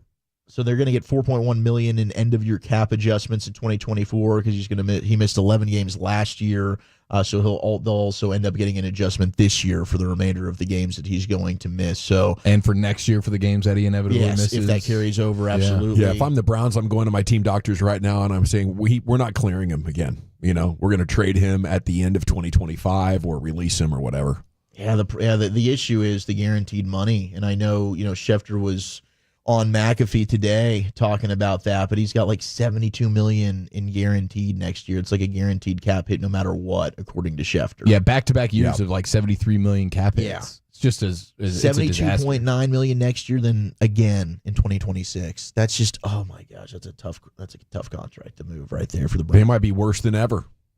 Yeah, they could be. Yeah, I do think they're better off without him for this season. I mean, if Jameis is going to be playing quarterback for them, he is a better quarterback. I mean, Jameis had to come in as the emergency quarterback. He wasn't even the Thompson he wasn't even the backup quarterback yesterday. Well, they pulled a filthy there in Cleveland as they were cheering the injury of Deshaun Watson in a sense, and then they start booing him after the injury. Myles Garrett didn't like this. LeBron James took to Twitter, took a shot at the Browns fans and said, Cleveland fans, y'all know how much we've been through throughout the years, both good, bad, and indifferent. With that being said, booing anyone that's down with an injury, let alone your own player, is lame AF. The ones who didn't, salute. Here was Myles Garrett taking the podium afterwards, also not happy with them booing Deshaun Watson injured on the field. Man does pretty much everything right. He's been a model citizen through college and most of the pros. He plays the game as hard as anyone I've seen. Puts everything on the line, willing to throw his body out there, and he plays the game at 100 miles per hour. And there's a risk in being injured, and that he took that risk. But we have to be there for him as a team, as an organization. We can't look down on the guy because of any mistakes on the field or anything off the field. We don't have anything. We don't have any more high ground to look down on the guy. Was that his agent? Was that his lawyer? It sounded like it. The model citizen line is getting Myles Garrett in a lot of backlash. Maybe didn't pay attention to the current events in Houston. I don't know. That's rich to morally chastise and then saying, by the way, you can't, boo somebody if, for something they do off the field either. Like, fans, just sit there and cheer for us, please. Come on. We're having a tough, come on, dude. Fans are frustrated. They're drinking. Their organization, really shot itself in the foot, maybe in the worst way ever as a result of this. You're going to have idiots that want to boo when the guy's hurt. And, considering everything that organization has been through and everything that guy has done, I think it's very understandable. Do I applaud it? Would I do it too? No, but it's something that's going to happen in sport. Don't act surprised. Yeah. And given the person, it absolutely. And the model citizen statement was one that he probably wants back. Without question. And that's the problem. And you feel bad for a guy, though, in Myles Garrett, who has to stand up and take these questions. He's got no business having to take these questions. This has nothing to do with him. He's trying to defend his teammate here because that's the culture of teammate in football, and that's what we do. But you're having to walk this fine line, and he completely bleeped the bed on He's that. Like, oh gosh, Dave, he got 2 steps in, and he just fell off. But it's like, dude, I'm not talking about Nick Chubb here. He shouldn't have to be answering for this. The funny thing is LeBron, taking time out of his day to go to Twitter and start calling people out. Dude, do you have to comment on everything? Well, LeBron also said, I saw this happening. I saw the fans booing this. I read about this actually a year ago. The fans were going to start booing when Deshaun Watson got hurt. I saw this coming a mile away. Yeah, I knew this was happening. Raiders quarterback Aiden O'Connell also expected to miss 4 to 6 weeks. So Gardner Minshew's back there. Yeah. Sure, Devontae Adams is happy that he's gone from Vegas. Can I ask you a real quick question? Looked like he was having a lot of fun last night. Did you guys happen to see the end of the Raider game at all? No. I had the red zone on, but I was so locked into Chiefs 49ers at that point. The coach went for the field goal with limited time on the clock. Three timeouts, 2-minute warning, trying to get a stop. Yeah, and they couldn't. They got down there. They ran the ball they had a chance. They're down 8. Gosh. And they ran the ball really the whole way, and then they threw it 3 straight times, and then with 2 minutes and something seconds left, they went and tried the field goal to make it a 5-point game, and they never got the ball back. Yeah. So I mean that's it's 4th and goal from about the 8. Yeah, they're not okay. And they did. I think they did the right thing there with the timeouts and the. He let 38 seconds burn off the clock. Yeah. With having all 3 timeouts there at his disposal. Yeah. Probably should have run that a little bit quicker. But I don't have a problem with that. You've only scored 12 points. You got 4th and goal from the 8. If you score the touchdown, you still need to get a 2-point conversion. Right. Your offense sucks, and so does theirs. You've held them to 20 points. I would think they're going to run it 3 times into a brick wall. We're going to get the ball back with 1:40 to go. It was funny because I was listening to the Raider broadcast because I was driving around, And it was like Lincoln Kennedy was like, man, I would not have done that. Yeah, I think the fact that you're within 10 yards here, you're close enough to But where the you thing, need to go I for think the score. thing that everybody was bummed out about was they ran the ball the whole way down there. Oh, they started throwing. And they get down there like first and goal, Yeah. and they throw it 3 straight times. That's right. Like, I'd be interested in what the computers have to say about that I situation. can look that up real quick for you. Well, we do have Raiders, and then a Raider who's moved on to the Chiefs, and Devontae Adams. Didn't look great last night. That reunion was spoiled by Mr. Unlimited. The reunion of Devontae Adams and Aaron Rodgers did not go as planned. I believe it was like 3 catches for 30 yards, something like that. for Yeah, Devontae Adams. 3 for 30. Nailed it. Wasn't a great 8 showing targets, for them. 9 targets. Yep, all the way around. Offense didn't look good. In fact, now Devontae Adams has lost to the Steelers twice. Yep. Because he lost to them with the Raiders a week ago, and now this week again, bam. Steelers just obliterating the Chiefs. But after the game, Eric's good buddy from Radio Row, Brandon Marshall, just do it the right way. B. Marsh. Do it the right way. Do it the right way. He supposedly did it the right way, had a question at the podium for Mike Tomlin. How great are you, Coach? Your boldest decisions to go with 3. And I'm a Pittsburgh guy from East Liberty. That's why I'm well compensated. Thank you. It's a nice walk-off there. It's a good way to pull that, Mike Tomlin. But he was right. I mean, at least for a game, Russell Wilson, Mr. Unlimited, looked fantastic, had a career night for a quarterback making his Steelers debut, most yards in Pittsburgh history for a quarterback making their first start in the black and yellow, 267 yards, 2 touchdowns, 16 of 29. Pretty good performance overall. They did have more explosiveness to the offense with Russ last night. I mean, look, Russ isn't great, but it shouldn't be that big of a surprise. He was significantly better than Justin Fields. Yeah. This might be a combo that works a little bit for a while. If you can take Russell Wilson and give him a manageable offense and say, man, can we just not make mistakes, not turn it over? I think that thing can work if you're zigging while everybody else is zagging. Yes. Now we go to Kansas City. They did suffer an injury. Jalen Watson suffered a fractured ankle. He could be out for the season. So they're not going to have Juju Smith-Schuster. They're definitely not going to have Jalen Watson against the Raiders. Now, the Raiders did beat them on Christmas last year. I'm sure the Chiefs remember that one as well. So they look to go 7-0, flirting a little bit with a perfect season. Still got a long way to go. Mm-hmm. But a little bit of flirtation here. So far. You called it? Yeah. For Kansas City. They got a long way to go. They're not doing it how I thought they would. It's really the defense that is carrying the load here. I thought the offense with all the new weapons, this was going to be crazy, awesome to watch. Now they're hurt. Now, all of a sudden, Deontay Johnson, come on up. Dude. Deontay Johnson's also talking. Post-game. Save my man. Post-game, he said, I'm frustrated. You keep having injuries in Kansas City. Xavier Worthy got hurt, too. I think it might be time to pick up the phone because Amari Cooper's gone now. Devontae Adams is gone. Yeah. I think it is. Let's save Deontay Johnson. Seriously. Put him on a good team. I think his quote was like, I can't play every position or something. He's like, it's like, I'm only one man. What can I do here? Now, speaking of coaches ripping their teams, Gerard Mayo was not pleased with his team's performance. We touched on this a little bit at the Open, but here He was used the Mayo. S word, He did. dude. He used the S word. This is a forbidden word in football. Good evening, or whatever time it is. Look, disappointing game. We came out, we started fast. What I would say is, look, we're a soft football team across the board. You talk about what makes a tough football team. That's being able to run the ball, that's being able to stop the run, and that's being able to cover kicks, and we did none of those today. They controlled the ball for most of the day. Their run game averaged over 4.5 yards a carry. Our run game, not sure what the average was, but it wasn't good. Well, former head coach Bill Belichick did his weekly appearance there on McAfee. Said, quote, Patriots led the league in rushing defense last year, and they still have a lot of those players. I'm hurt for those guys because they're not soft. I feel bad for the defensive players because they're all tough players, said Bill. Taking a little exception to Gerard Mayo saying that his team is soft. I like it, Gerard Mayo. Go ahead and hold him accountable. But Jalen Polk, not really happy about this. The rookie wide receiver who had an outstanding career at Washington, transferred from Texas Tech, local kid, Lufkin, Texas. He dropped 3 passes yesterday, and Mayo called them out. Said, we need more from Polk. We need more concentration. He'll be a good player in this league, but he's got to continue to work at it.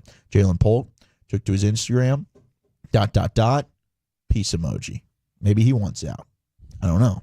This stuff's not looking good here. It's not fun to be around losing. That's for sure. And coaches aren't going to survive long, no matter what the situation is. You just don't have the right answers. And as competitive as people are in sports, especially professional sports, like the finger point and the toxicity, it'll rip you apart. I think it takes a special guy to go in and like save a team. Usually it takes a guy to go in, put in the hard work and build and be nice to kids while they're developing.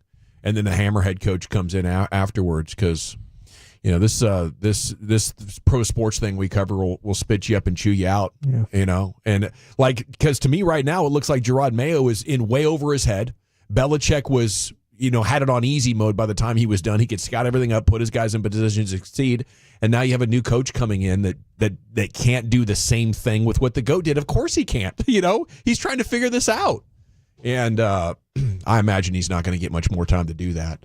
Saying stuff like that. And then when Belichick says that, can you imagine how that's resonating across Boston today? Oh, yeah. Like, how do you survive if you're Mayo? Just go ahead and pack your stuff up and get ready to leave. Bill just windmill dunked your career through the floor. That's what happened right there. Which is fine because you got like a 4 or 5 year guaranteed head coaching contract. Yeah, They'll pay you to walk out of the building. You're set. Go be a DC somewhere for the next 20 years. I'm good. Sports Hodgepodge coming up next, Chief. Where are you taking it? Huge weekend win for the Dad Bods next year in the nation.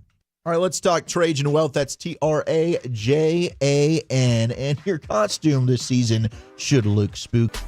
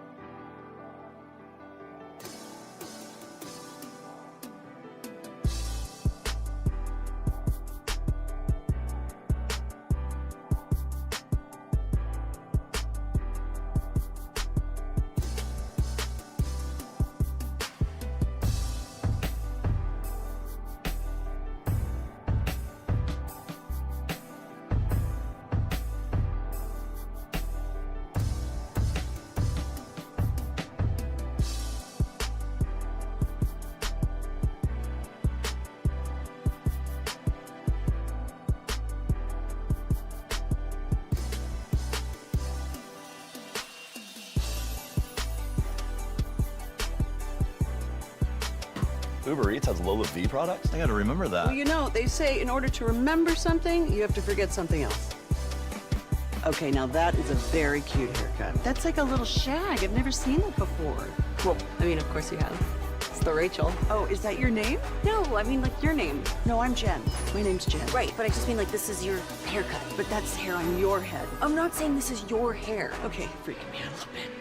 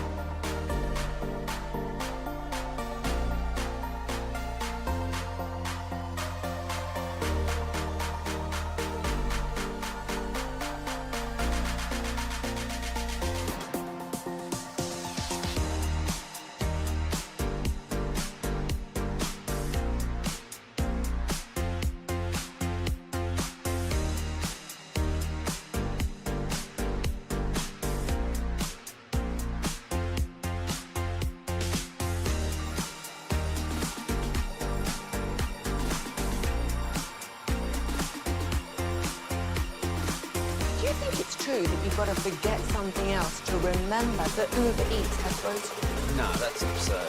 Hey, remember when you used to be a pepper lady? Pepper lady? Wasn't it Cinnamon Sisters?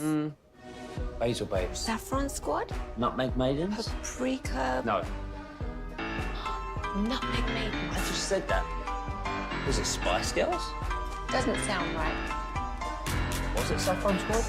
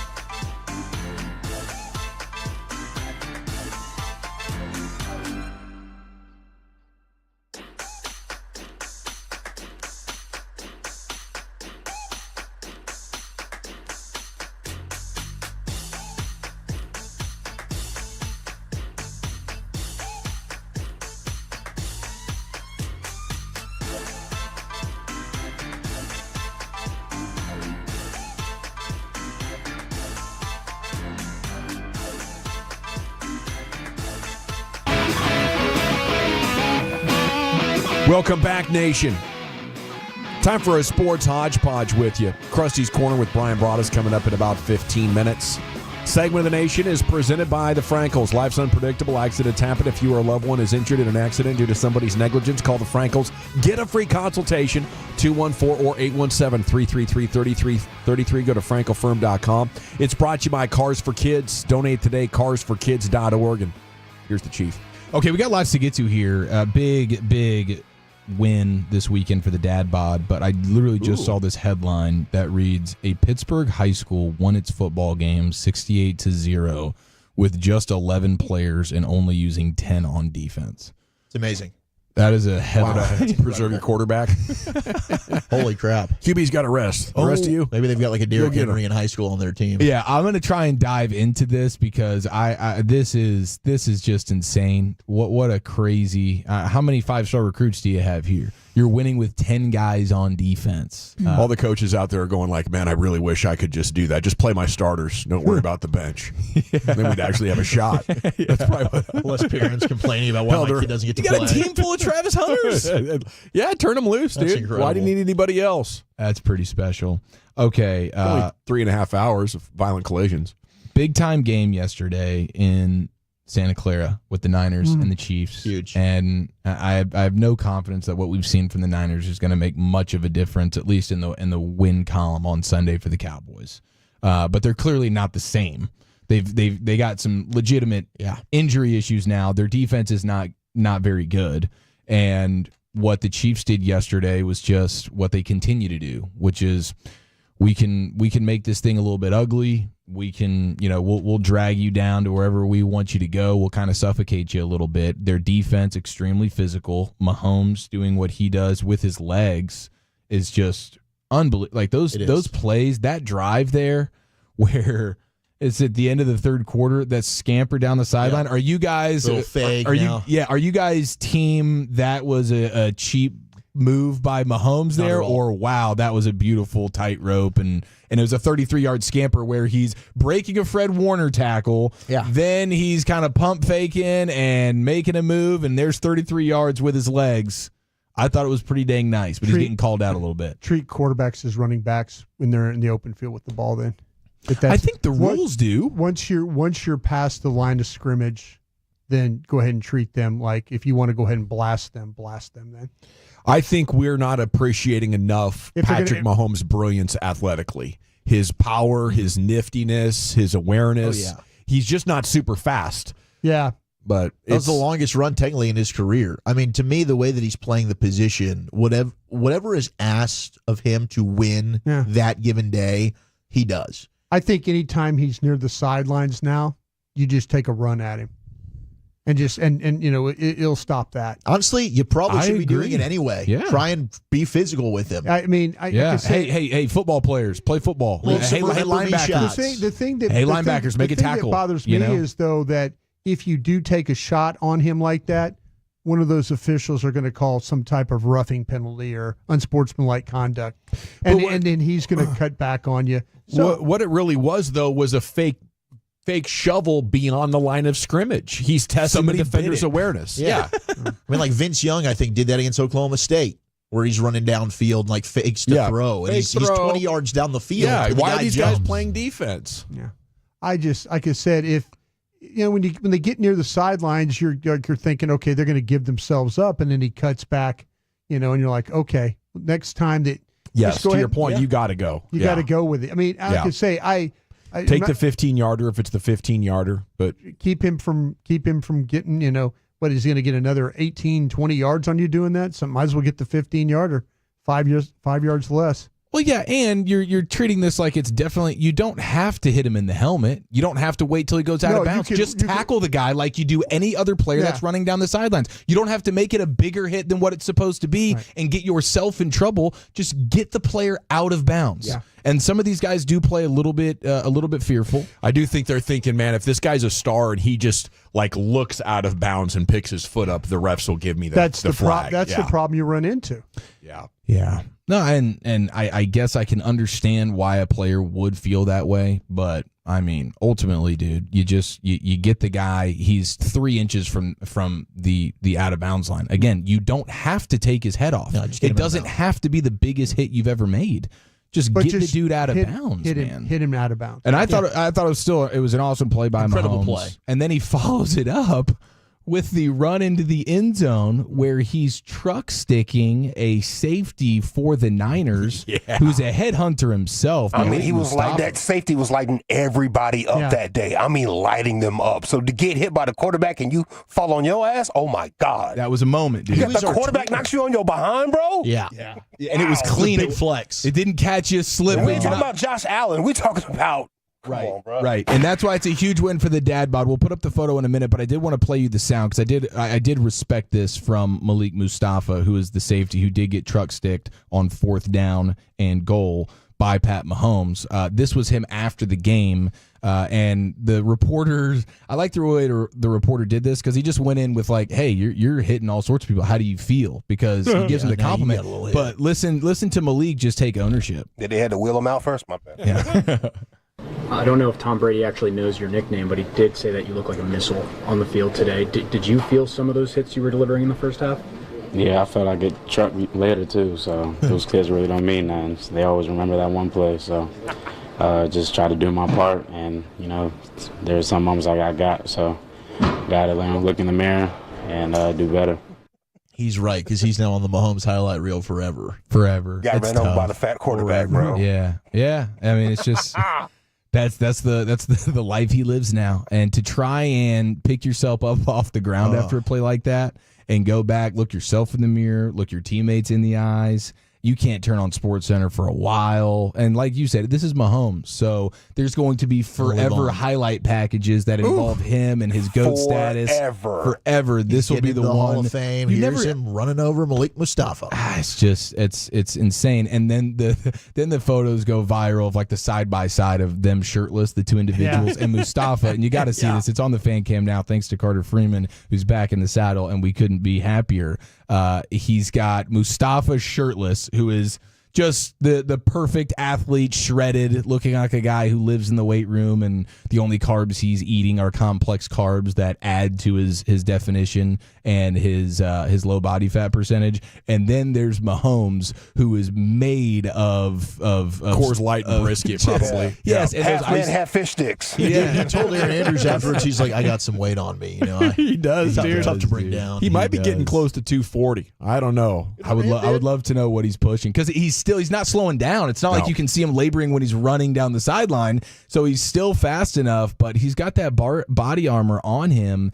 And we know in the offseason what his thing, I'm sure it's in the season too, but what is it's the mini drumsticks, right? Yes, the mini That's what his drumsticks. wife said he eats like double digits every night. So this weekend, I actually were over at my neighbor's house, and he busted out the mini drumsticks. And I was like, "Oh my gosh!" I hadn't tried these I'm going before. for my dad bod now. Oh my gosh, dude! I understand why Mahomes is putting away double digits of those every night.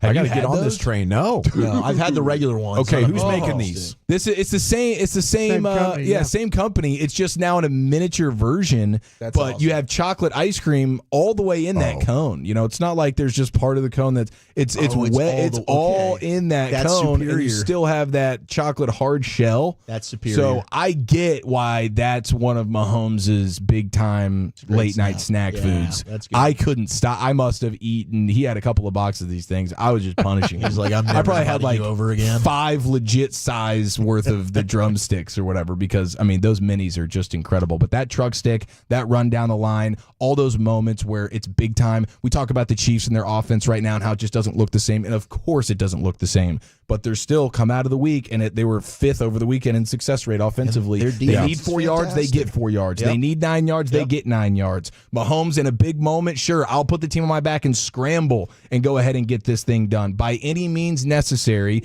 they just find a way to win. And when you have all the ingredients that they have, Andy Reid's a great coach. Their defense is ridiculous. I mean, what Spagnuolo's been able to do defensively versus these Shanahan offenses, Undefeated. He's got some answers there in a big way. But I know some people, I hear Bobby in the morning talking about the Chiefs. I don't get or it. I whatever. think that's one of his worst takes going right now. Like this is not Alabama. Like they're not the same. No, they're still extremely dangerous. Like in a playoff game, are you taking anybody to beat Kansas City? I heard Jared today. No. I heard Jared Sandler and Bobby Belt today rattle off the Texans as a team they would take over the Chiefs in a playoff game. You're crazy. I was like, we've seen what this am I for 2 listening years in to? a row. Yeah. Are we really doing this? They don't need to win by style points to have you all of a sudden appreciate and be impressed by Kansas City. They've got maybe the best big game defensive coordinator in the history of the sport. They've got a Hall of Fame amazing offensive mind as a head coach. They've got the best quarterback to do it. And the guy that everyone wants to call is washed, and Travis Kelce. Put him in January in a big playoff game and tell me if he's still washed. Detroit might be the best team in the NFL. They might be, but I'm still taking the Chiefs to beat the Lions today on a neutral field. I'm not. Okay. Not today. And that would be the one. I think that's the one area where you can. That's fair. But the Chiefs are at bare minimum making the conference championship game, and I would bet on them over any team in the AFC. I couldn't believe Bobby this morning, Jared this morning. I will take Buffalo. I will take Houston. Could Detroit beat them for sure? Over the Chiefs. I wouldn't pick them. They to beat do it him in the opening Super day Bowl. last year.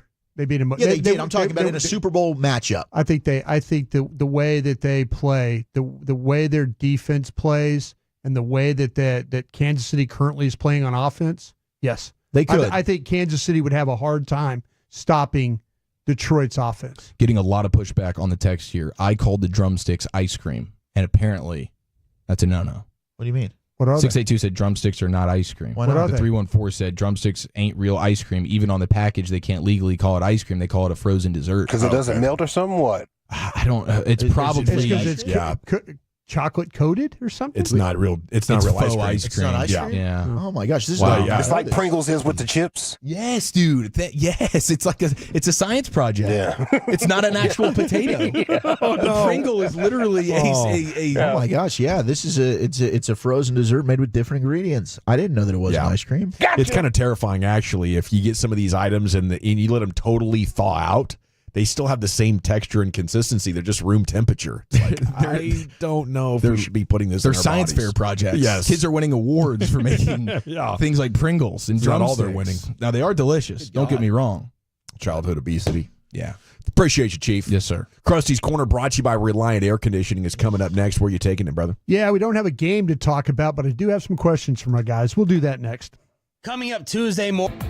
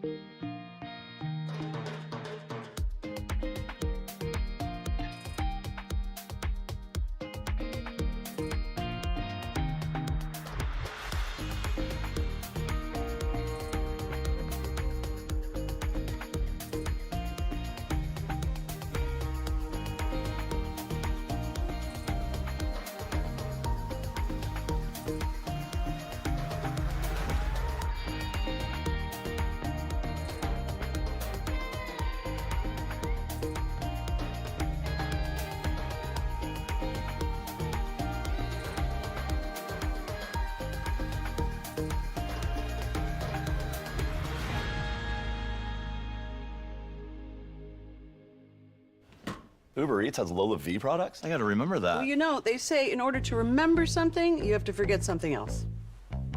Okay, now that is a very cute haircut. That's like a little shag. I've never seen that before. Well, I mean, of course you have. It's the Rachel. Oh, is that your name? No, I mean like your name. No, I'm Jen. My name's Jen. Right, but I just mean like this is your haircut. But that's hair on your head. I'm not saying this is your hair. Okay.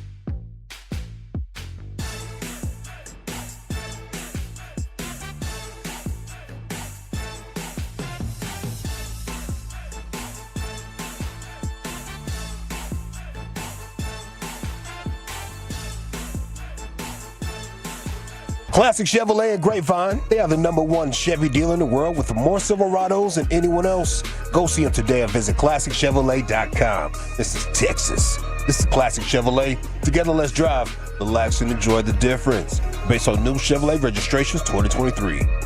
Yes, sir. Thank you, Lucius. G-Bag Nation 105.3 The Fan. Michael Lombardi's coming up at 4 o'clock. Time now for Krusty's Corner, brought to you by Reliant Air Conditioning. Gimmick-free AC repair and replacement. Here he is, Brian. Thank you very much, General. Appreciate that. Yeah, I'm glad. I got 11 weeks left in this thing. This is I was like last week having to like come up with, because I wasn't watching tape of like an opponent, so you're having to keep coming up with questions. That's why you're getting all twitchy and fidgety last week. I could tell it was affecting you. It's bothering me. It's really bothering me. Looking forward to looking at this 49ers. I asked you, is it your blood sugar? You're like, no, I'm just not scouting an opponent. I'm just not scouting somebody. That was kind of what I was kind of upset about. But here we are. Like I say, we got 11 more weeks of this thing, and we'll hopefully figure it all out. All right, Chief, I'll start with you here. Coming out of the bye, the Cowboys offense will look different. Yeah, I think that's vague enough to sign off on. Like, yeah, I'm sure there will be a couple of things after Sunday night in San Francisco. You'd be like, okay, we saw a little bit more of this. Maybe we saw this player featured a little bit more, something like that. Like the motion stuff, maybe they'll lean into a touch more, whatever. I think the focal point of getting CeeDee Lamb the football at every turn will return after the long stretch last year where they did that. So I think there will be a couple of things that we'll be talking about on Monday. Like, yeah, they added this or they leaned into this a little bit more. I'll say yes, and I believe it's a clear sign that Mike McCarthy should be fired, and nobody should ever hire him to be their head coach or offensive coordinator again, because what we're going to see play out is last year he goes in with an offense that he believes could get the job done. At the bye week, the plug gets pulled on it. All of a sudden, they're significantly better, and then he goes back into another offseason and designs similar crap. I think so. I think because he goes back to what he knows and what he can teach when he's thinking of what should we be doing. He can't help it. Not only is he biased, but he probably genuinely believes what he's done for another year is in the best interest of the football team. And now it's going to get fixed again at the bye, or at least made better at the bye. And it will be Mike McCarthy having none of the answers for 2 years in a row.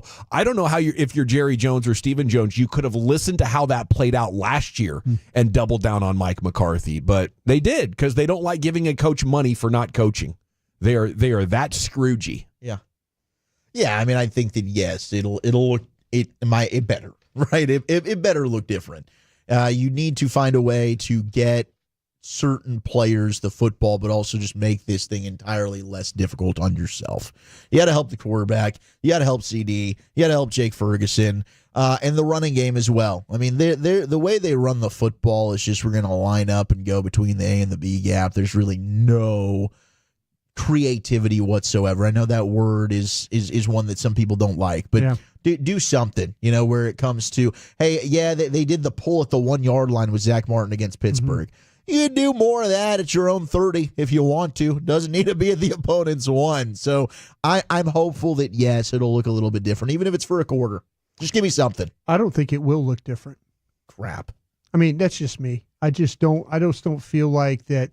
We talked about last year, what they were able to do. Yeah, did it get better? I went back, like I said, and looked at CD's routes after the bye. What routes they were successful on. Slants, hitch, out, post, go, cross. Those were the best routes that they threw last year. His slant route, he was 19 of 26 on that route. That was number 1. I don't see them changing. I don't see them changing because they've run the same routes pre-bye. So the same routes that worked last year for Lamb are not working this year is what you're saying. Cross. Okay, well, for example, the slant. Well, last year at post-bye, he was 19 of 26 for 267 yards, 1 touchdown, 73% catch on that.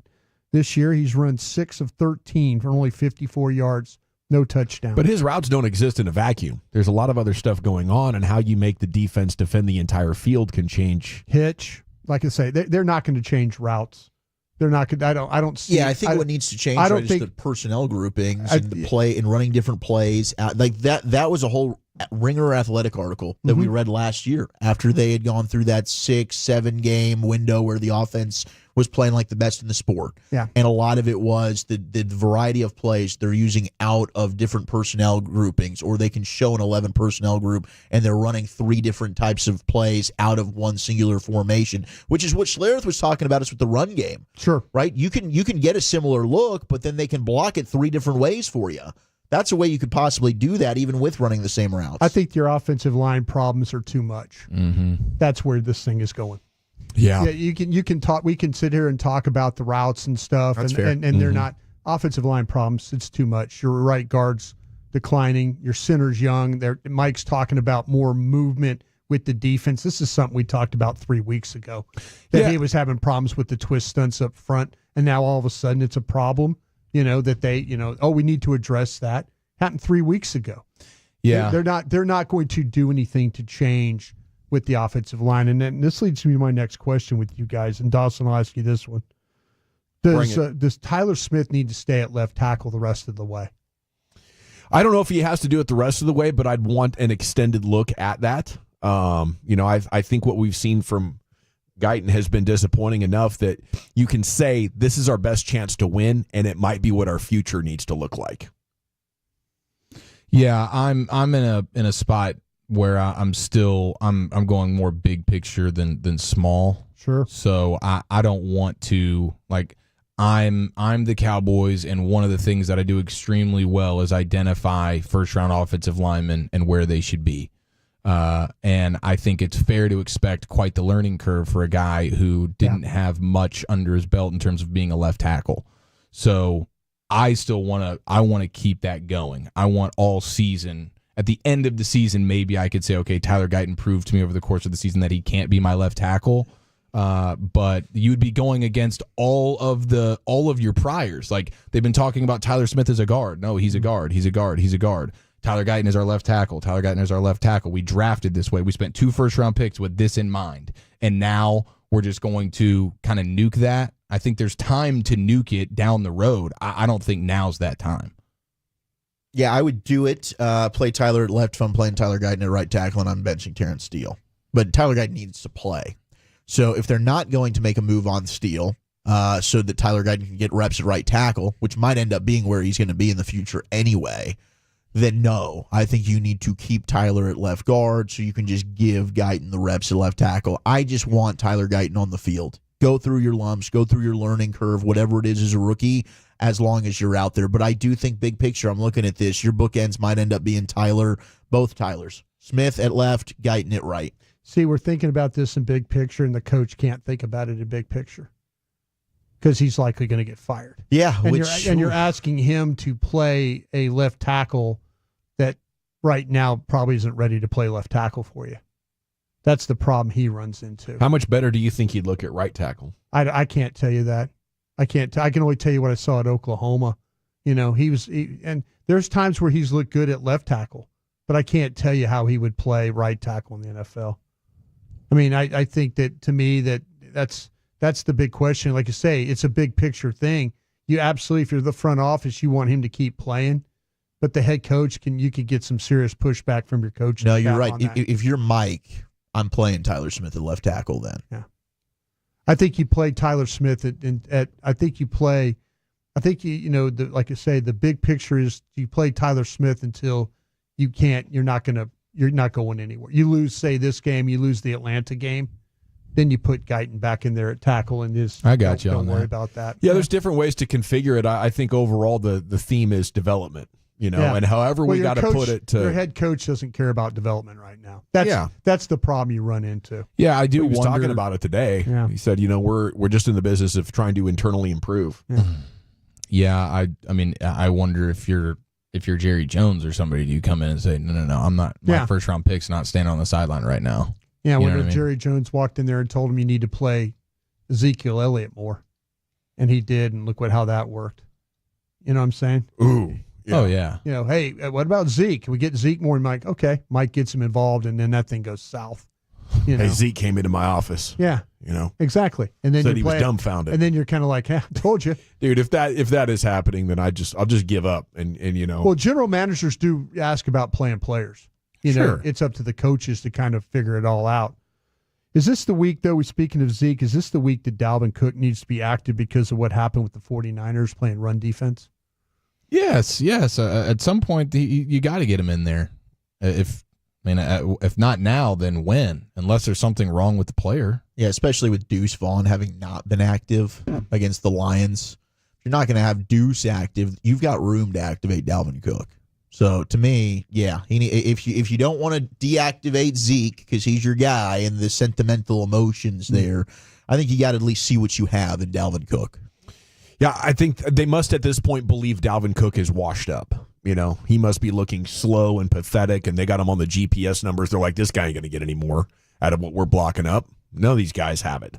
You know, confusing thing, though, is Rico Dowdle's obviously their best guy, and they faded him last game, which is troubling. That's what I'm saying. I was wondering if Jerry walked in there and asked that, hey, what about Zeke? I thought maybe Dowdle got a nick at some point in that first half. It looked like he kind of got banged around a little bit. I don't know exactly what happened to him.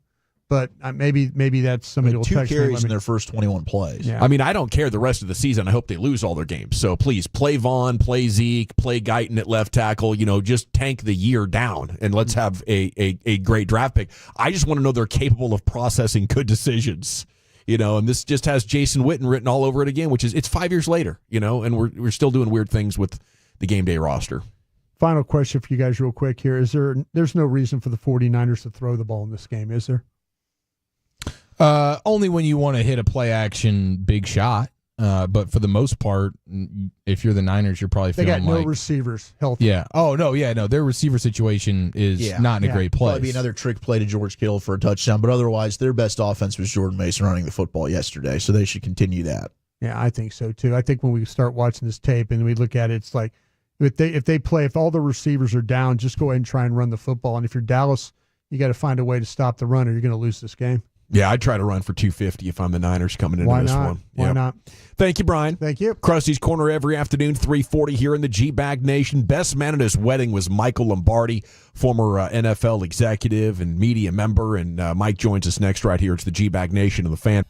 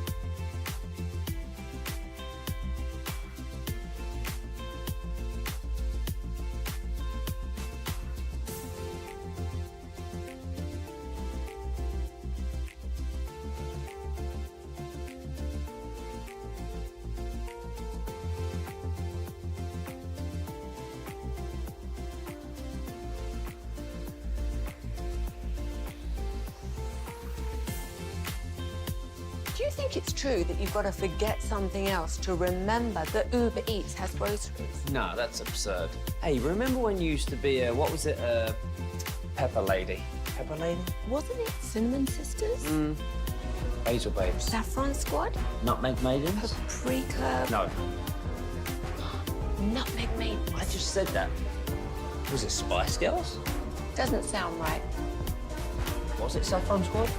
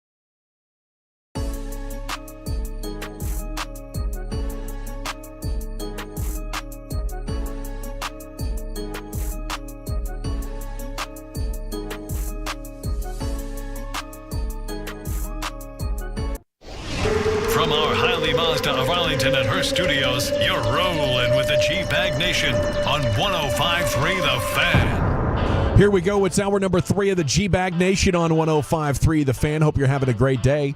Wolchuk's Top 10 at 420 is coming up right around the corner, but joining us now, former NFL executive, the best man at Brian's wedding. You'll hear him on the GM Shuffle podcast. It's the great Michael Lombardi here with you on The Fan. And a good afternoon, sir. How the heck are you?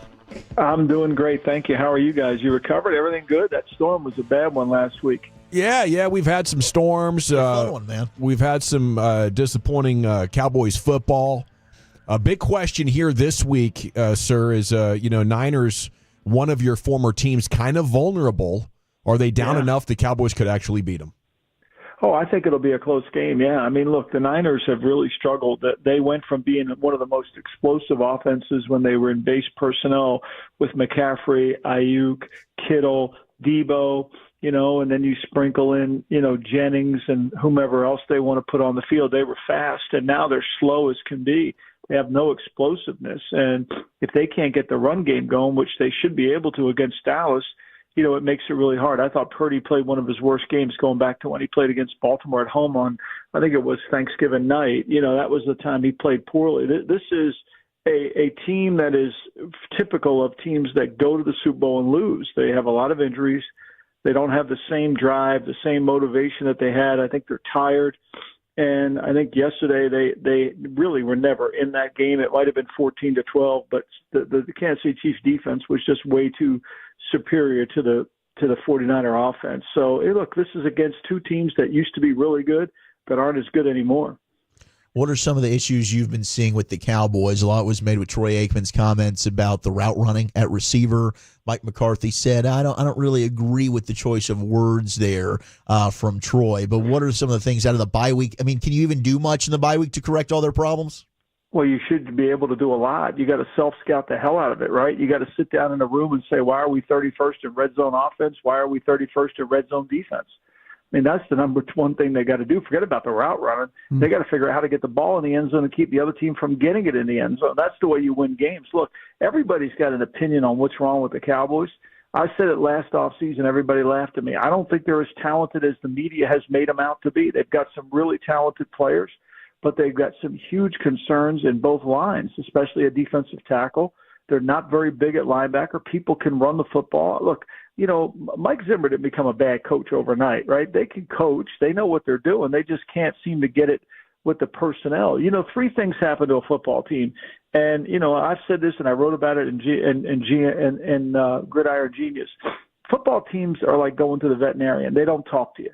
You have to have systems in place to diagnose what's wrong, just like a vet does. You bring your dog to the dog doesn't tell the vet what ails him. The vet figures it out. It's the same thing with football teams. It's either players, coaches, or schemes, right? And I really think as much heat as Mike McCarthy gets, his schemes are good, right? And I think he coaches well offensively.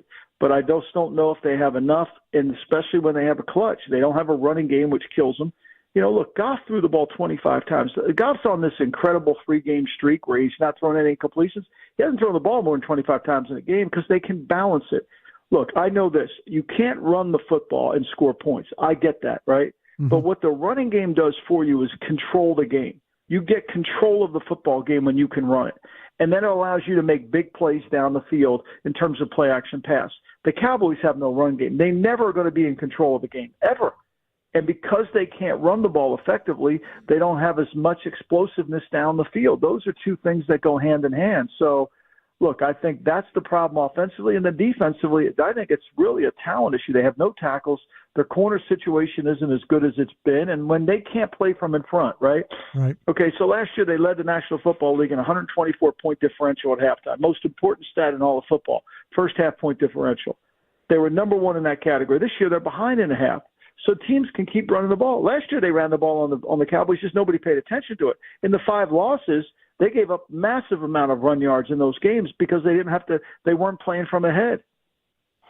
If you're in that front office right now, do you have any regret with the Dak and CeeDee Lamb contracts, or is this sort of a blip on the radar? I think it's a blip on the radar. Look, I mean, Dak, you paid him, you had to pay him. I mean, where are they going to go? You know, it's easy to say don't pay Dak, but then you want to live without Dak? We've all gone through that. You get fired when you do that. So I think, to me, they got to build the right team around Dak. I think the biggest issue is they got to have a legitimate, good run game. I think I think Dak's a really good player. I don't want Dak thrown it 40 times a game. I just don't. I think there's got to take some pressure off of him. But you got to be in control of the game to do that. And, look, they've got good players. Look at Detroit. I mean, Detroit's sitting up there. I'm going to say Brown's a good player. Jared Goff Jared Goff was never thought he's better than Dak, but he's playing really well. They have balance to what they do because they have a really good center, and they have 2 really good tackles and everything else in between. I mean, they were playing backup guards last day and still were able to run the ball against Minnesota, who's hard to run the ball on. So I think, to me, that's the bigger issue is, look, when people say we need to run the ball, it's so boring and it's so outdated. But what it brings to you is the ability to control the game. Mm-hmm. And that's something the Cowboys can't do. Michael, okay, you can't control the game. Is it more you talked about Mike McCarthy, and you're okay with the scheme. Are you struggling with the offensive line, or are you struggling with the backs? I'm struggling with the offensive line. I just think, to me, that was the weakness of the team last year, Brian. I think when you watch the Philly game, right? All right, they got Philly, they got the ball first and goal with the 5. What happens? Steele doesn't block Riddick. Next thing you know, we can't win that game. Yeah. I think every time they got to play a good team, they struggled to protect. I think the line, now look, they drafted some good young players in Guyton and Beebe, and they're going to be good. but it's going to take some time, right? It's just going to take some time. They've got to get more physical.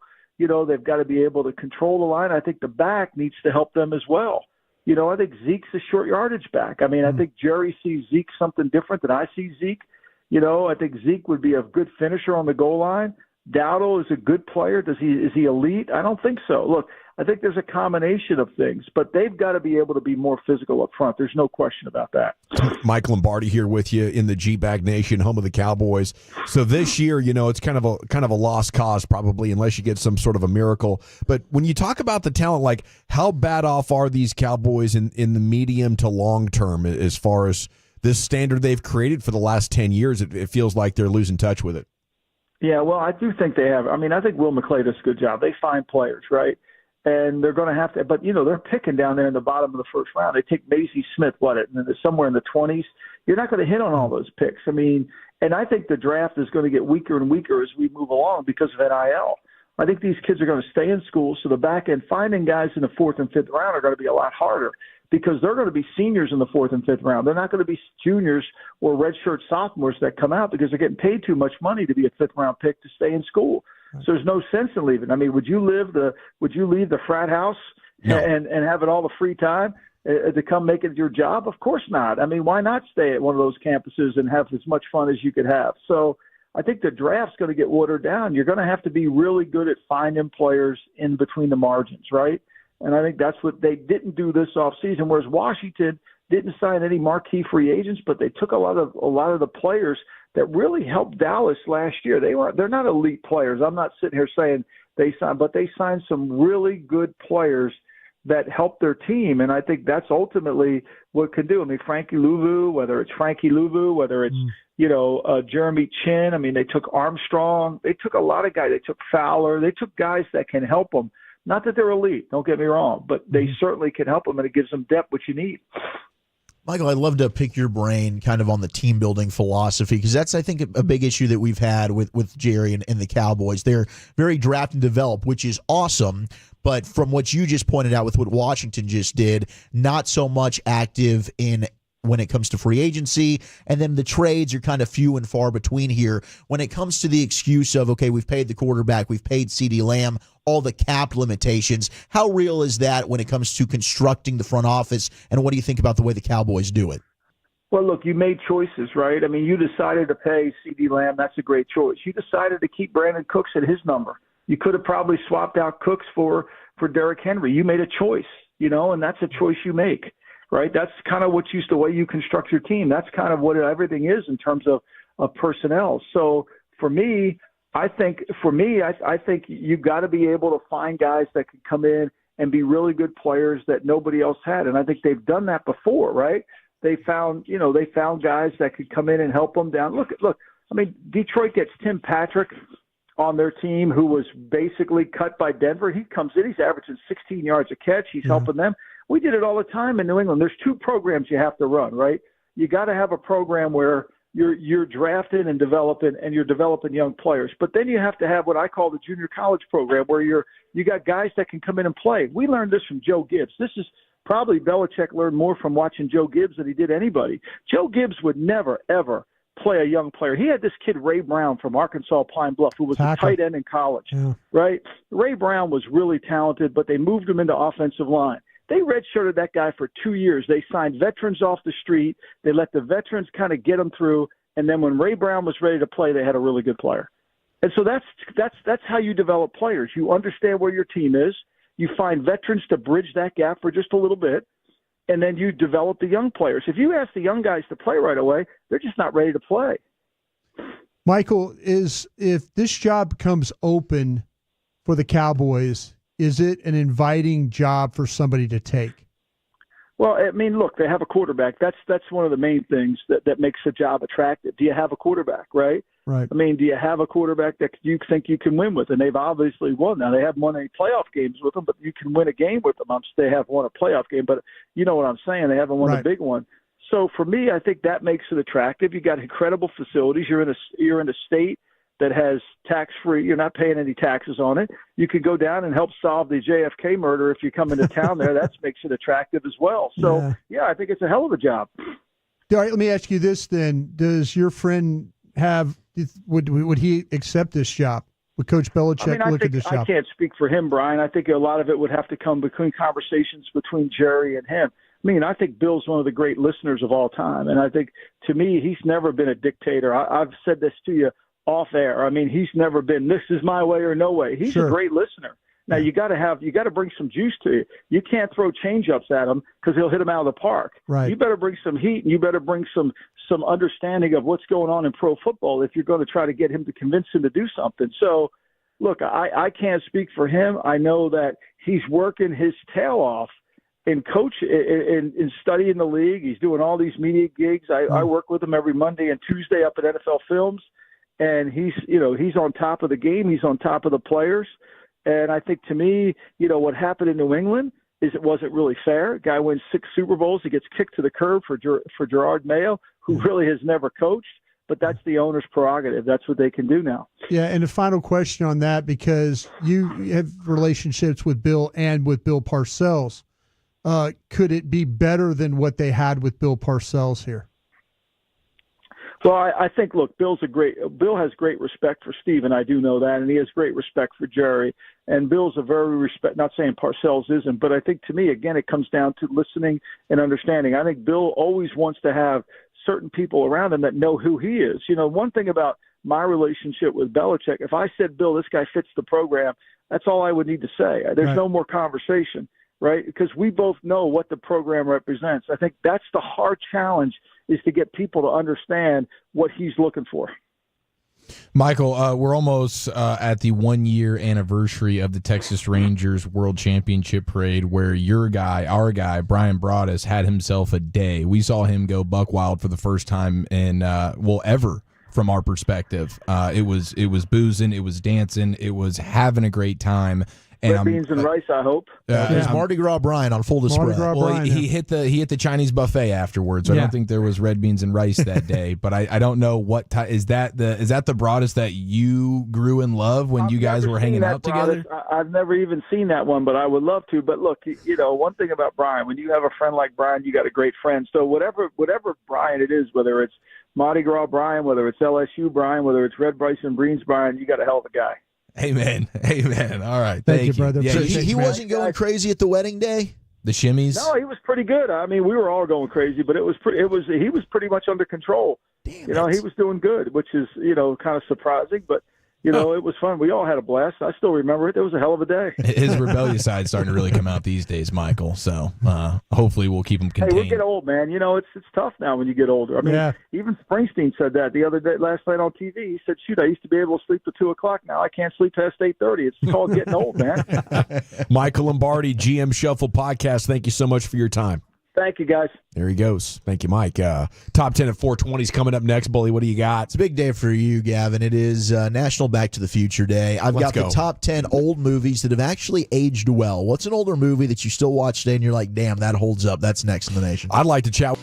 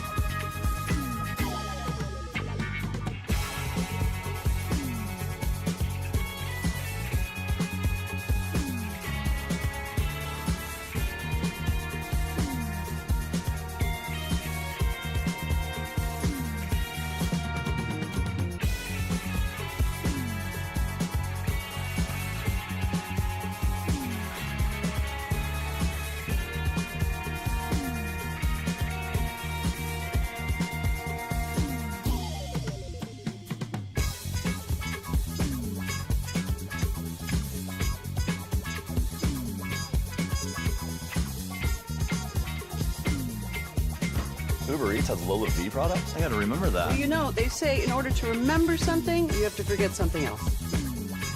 Okay, now that is a very cute haircut. That's like a little shag. I've never seen that before.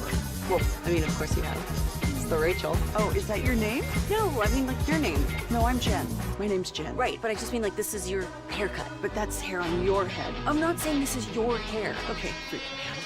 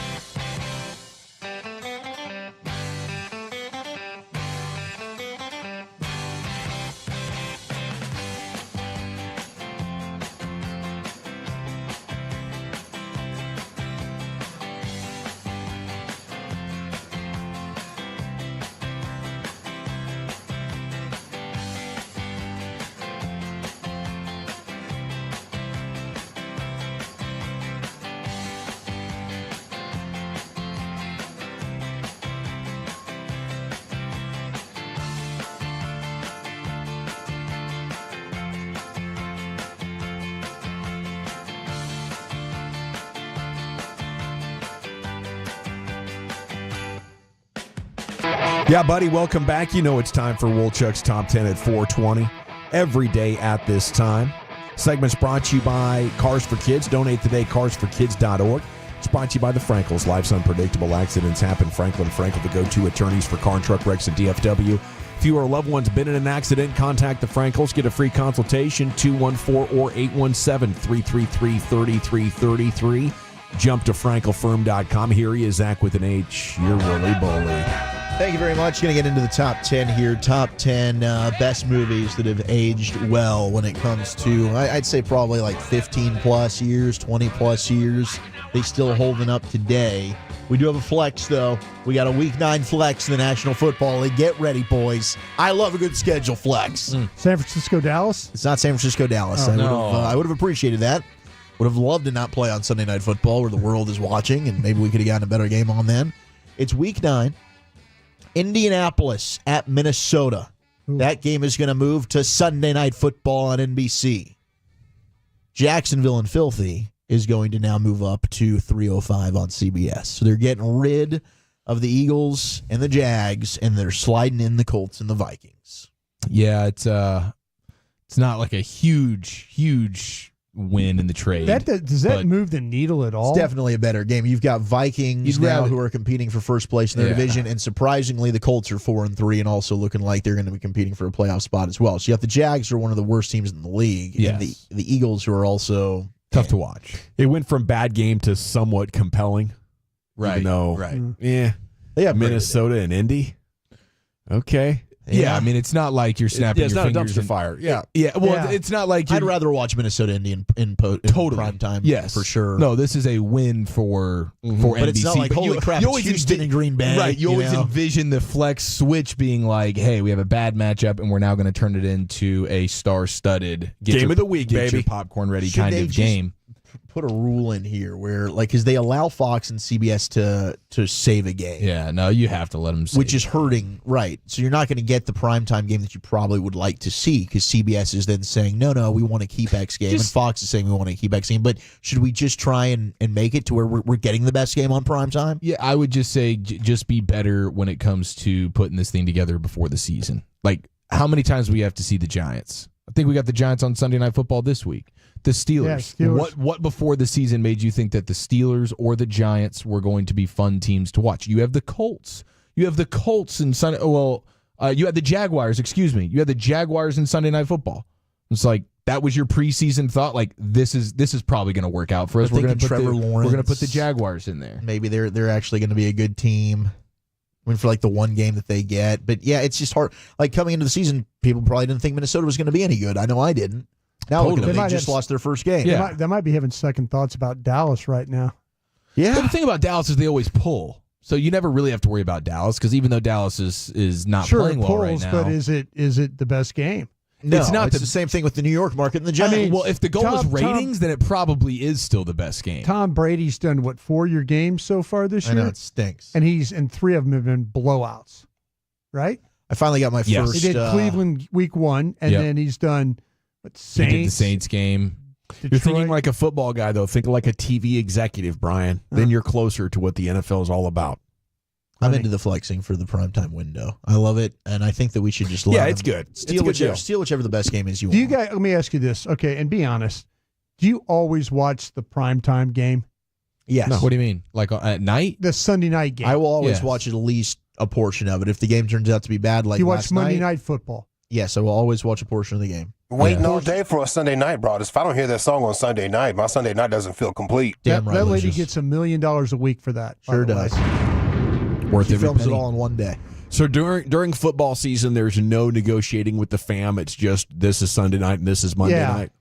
No, I will say, like when it was Broncos Saints, I watched 5 minutes of Broncos Saints. If I know the game is bad, then there can be maneuvering of the Sunday night's usually a strong matchup. That's usually a game that you want to see to some extent. I'm always watching it. Thursday night's a different story. We're usually doing the post game, so it's kind of like Ruben's nice enough to put it up on his pad so we can kind of see what's going on. But there'll be times where I am not interested in the Monday night game or a Sunday night game. I'm going to be honest with you. I don't sit there and watch every single game. Well, that's because you're pretty well invested into the Penguin, and I think we can all at least understand. I have not missed an episode of that. Good show. I have not missed an episode. I think I'm 3 behind on it right now, which is just glorious because I got an entire afternoon ahead of it. I certainly pivoted at halftime and switched over to the Penguin last night. And boy, for you, I did not regret it. Did not, especially after I saw the Steelers just pull away during the second half. All right, let's get to the top 10.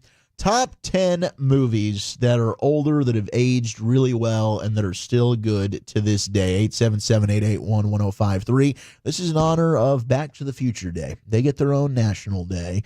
We've got most of the James Bond movies from the 817, Top Gun, Die Hard, The Terminator, Face Off, Gone in 60 Seconds from the 817. There's been some James Bonds that haven't been very good. I do, yes, 100%. Some are definitely better than others. I agree. I feel like for timeless movies, at some point it's generational. They were doing a lot of art stuff, and the cinematography was weird up until like the late 80s. Yeah, it's not going to look good. There's a lot of I don't know that I can't get past like the opening scenes because it's just too old fashioned. Like Goldfinger, you're not going back and watching. No. Well, you're not going back to the 1970s. See, I have a problem with some of the actors. Oh, the acting a lot of times is not very good. The James Bond itself. Ooh, you didn't like the James Bond. Who's the worst Bond? Sean Connery. Who is the worst? No, I thought Sean Connery. Sean's there. Who was my guy? Gosh, Pierce Brosnan. Yeah, don't Pierce you Brosnan, S on Pierce? Yeah, he wasn't good. Oh, Pierce Brosnan. No, Pierce was the first. No, Pierce was fine. There was nothing wrong with Pierce. You just don't like him. You didn't like Dante's Peak either. I'll punch you right now. I just have never. I've never been a big fan of his. No Pierce and Mamma Mia. I'm anti Mamma Mia over here. Please put on Mrs. Doubtfire and just soak up all the Pierce Brosnan. Yeah, well, I mean, at some point he needs to do that. Damn it. Yeah. Now, I didn't like Pierce in that movie, but that's because he was such a damn good actor. Right, exactly. You didn't want to like him in that movie. Thank you. Timothy Dalton. TD. Timothy Dalton was not good in the two that he was in. All right, I can bite on that. Did he do Die Another Day? Was that his James Bond, Pierce Brosnan? Timothy Dalton was the Living Daylights and then also License to Kill. Okay. License to Kill you didn't like? I didn't like Timothy Dalton. But the movie itself was still good. Yeah, I love James Bond. I did. That's fine. Like when you like some of these Batman, guys, some are better than others. I will say this: I think Sean Connery's the best, and I think that when you finish off with Daniel Craig, I think it's pretty good. Daniel too. Craig's been damn good. Yeah. All right, Lucius, my fellow movie buff. What are some older movies to this day? You're like, damn, they still. I wrote down a few. Only wrote down 4. I was hoping a top 10 of you. Yeah. Okay. The Killing. There's a movie called The Killing by Stanley Kubrick. Okay. It's from the 50s. Okay. Some men go rob a horse track. It's amazing. Stanley Kubrick's Arsenal. From the 50s, bro. It's still amazing. A lot of those it's called The Killing? The Killing. It's about they're trying to rob a racetrack? Yep. There's a plot to rob a racetrack. It's amazing. Sterling Hayden, you have Colleen Gray, Vince Edwards, J.C. Flippin, star-studded cast.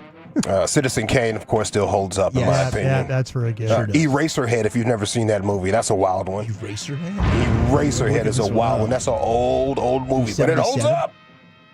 Wow, look at the hair on that guy. Yeah, he's wild, man. This one. It's a wild dude. I need to put this on the board. He looks like our engineer up here, Chris, but with a whole lot of hair on his head. Oh, yeah. Dude, he does look like Chris. Dude, that's Oradot. Absolutely. Yeah, you see it? With the best head of lettuce you've ever seen. Right there. Yeah.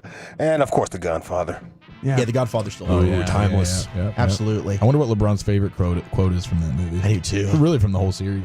I wonder what his favorite one is. We had a lot of good texts coming in. Of course, Back to the Future, The Predator, and the Alien franchise. 12 Angry Men, I'm with you, 214. I watched that again a few years back. Still holds up. Heavyweights, 254. Heavyweights does. Braveheart, Gladiator, Saving Private Ryan, all great calls.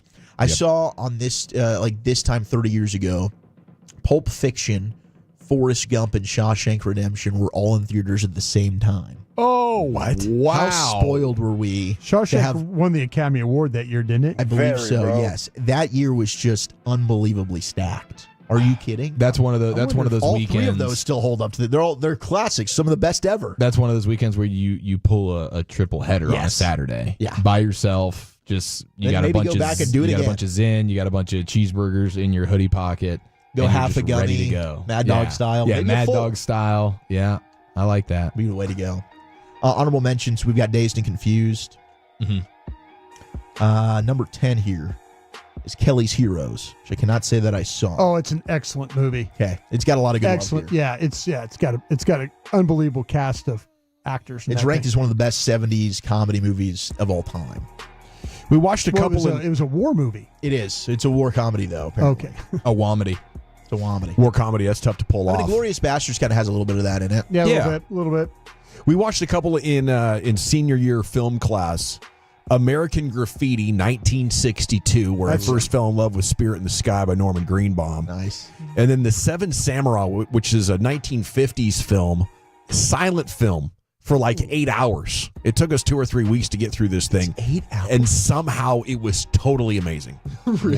Yeah. It's got to be. If you're an 8-hour silent movie. Well, we'd watch it like 40 minutes at a time, you know? And obviously just drowning in silly silent, right? Among other things. Yeah. Oh, wow. Number 9, old movies that still hold up to this day, Clue. Clue that's one where I pop it on TV if it's on. I'll watch it. It's good. It still holds up. The Exorcist at There's number good 8. aesthetics. The Exorcist, yes. Still scary. It is. Terrifying. Demolition Man at number 7. I don't know about that. Really? Not a fan? Dumb and Dumber better be on here. Getting some text about it. Dumb and Dumber got texted. Did not make it on this, but Dumb and Dumber, to me, 90s. I guess it is. It is now. It's an old movie. At this point, I mean, 30 years is probably it's definitely in the category. 100%. You're getting old, boys. Congratulations. Lost Boys at number 6. Still great. The Great Escape at number 5. You had to have seen The Great Escape. Yeah. That's an amazing movie. 60s. Movie, yeah. I think the movie Blade is highly underrated. Dude. You go back to 98 for that one. Blade is. And I guess The Matrix would fall into this now at 99. You watch The Matrix to this day, still holds up. Yep. Stand By Me at number 4.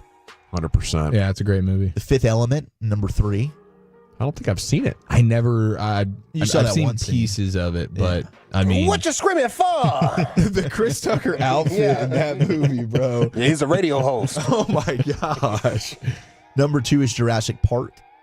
Oh, come on. The first Jurassic Park still holds up. You don't think so? I would have edited that list.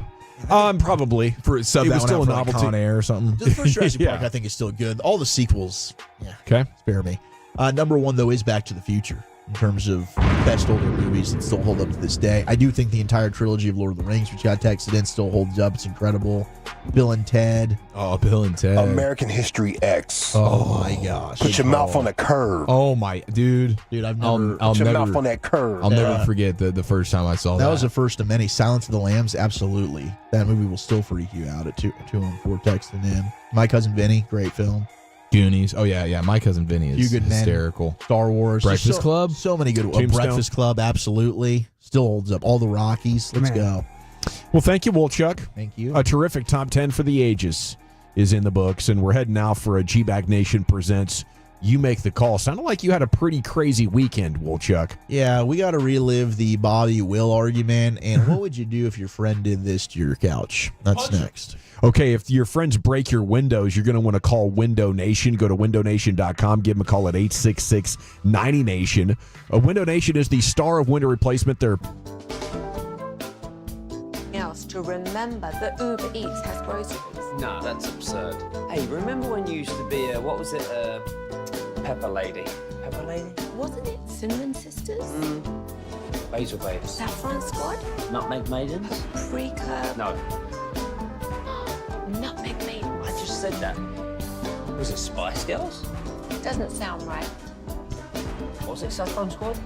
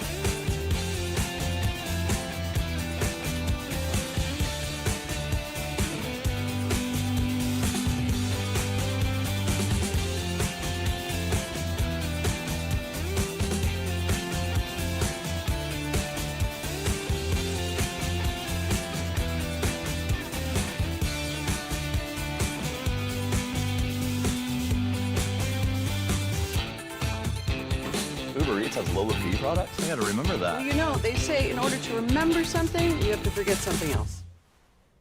Okay, now that is a very cute haircut. That's like a little shag. I've never seen it before. Well, I mean, of course you have. It's the Rachel. Oh, is that your name? No, I mean, like, your name. No, I'm Jen. My name's Jen. Right, but I just mean, like, this is your haircut. But that's hair on your head. I'm not saying this is your hair. Okay, freaking me out a little bit. Classic Chevrolet at Grapevine. They are the #1 Chevy dealer in the world with more Silverados than anyone else. Go see them today or visit ClassicChevrolet.com. This is Texas. This is Classic Chevrolet. Together, let's drive, relax, and enjoy the difference. Based on new Chevrolet registrations 2023.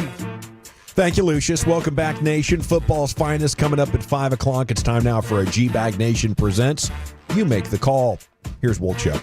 All right, shall we start on Sunday at my house, or should we start Saturday, a little fan hang deal with Bobby and Will? Let's go chronological. Okay. I was dealing with FOMO on Saturday, man, and you guys were partying it up, having a good time. So Saturday was good. It was a great time. We went out to Boomer Jacks in Dallas. Then we carried it on to Plano, my neck of the woods, Katy Trail. It was a good time.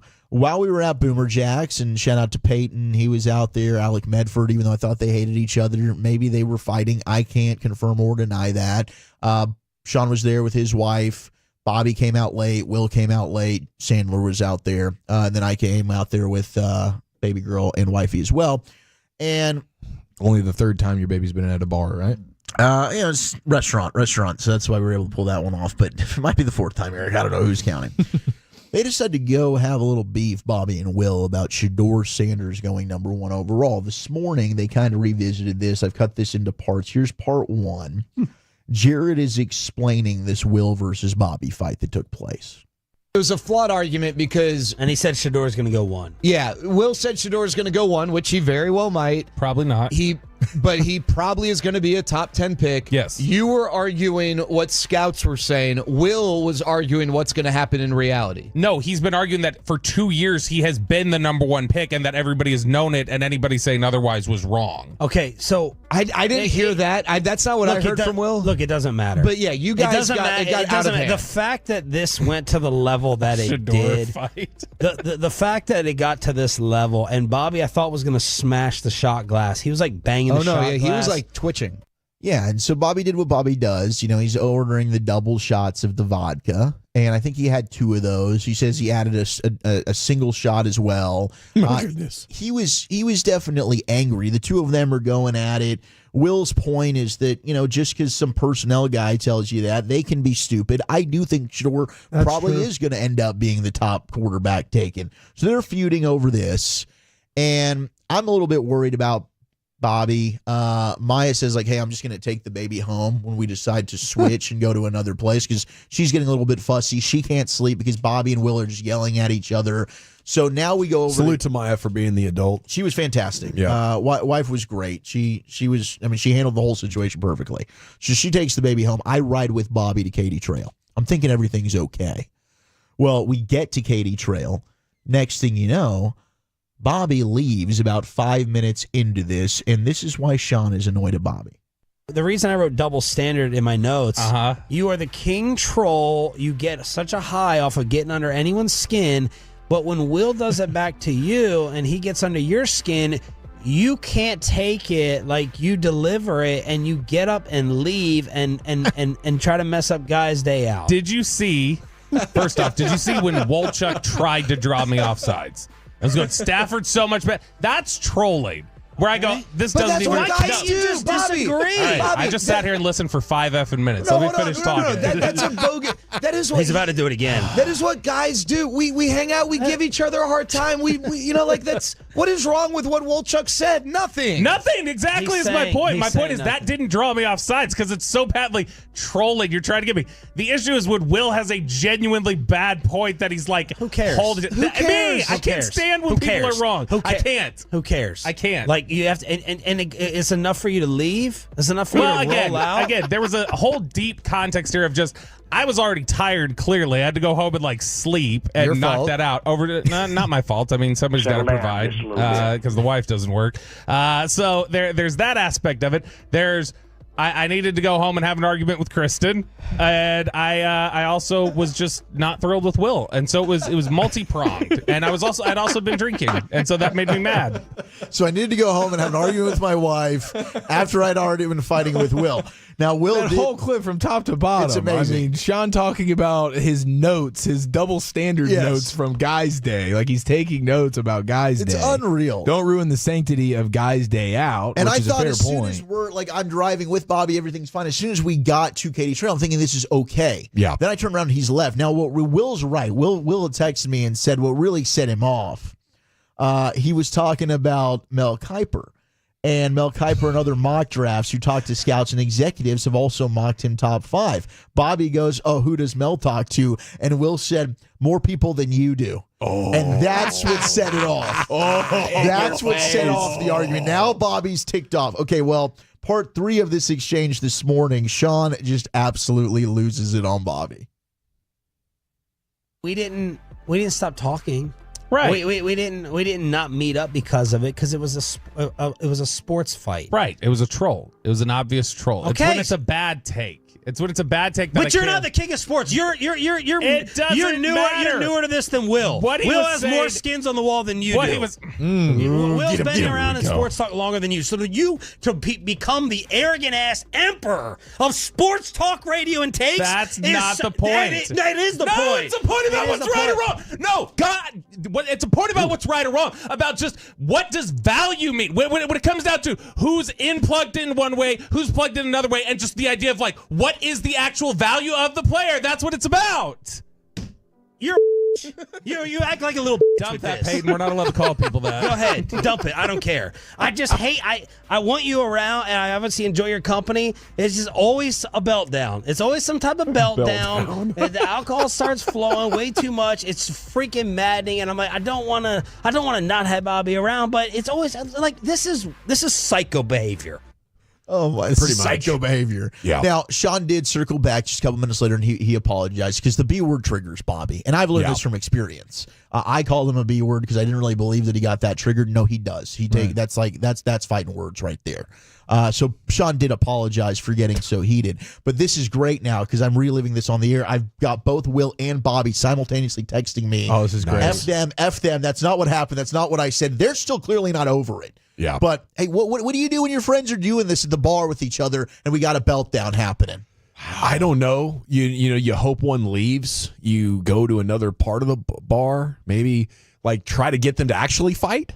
Let's just settle it outside. Like an actual fight's an event. This arguing can go on way too long. What was the volume like? What was the tone and volume like? Are people all were around starting the to bar look looking at Boomer Jets. exactly. And now poor Eliza's sleeping. Now she's awake. She's been disturbed. They woke up the baby. They woke the damn baby up.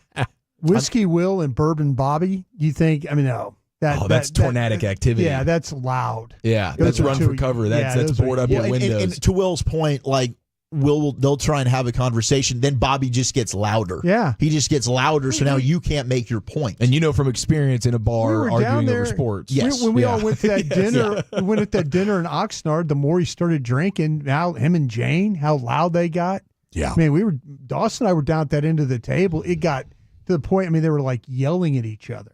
Like, Bobby gets really loud. Will has said that is absolutely not what I said. LOL. Never said for 2 years he's been number one, and he wasn't even mad at him. Bobby is They're still arguing chimed about in. the details. Nobody cares about this, guys. Bull bleeping lie from Will. That didn't even get me worked up. F Will.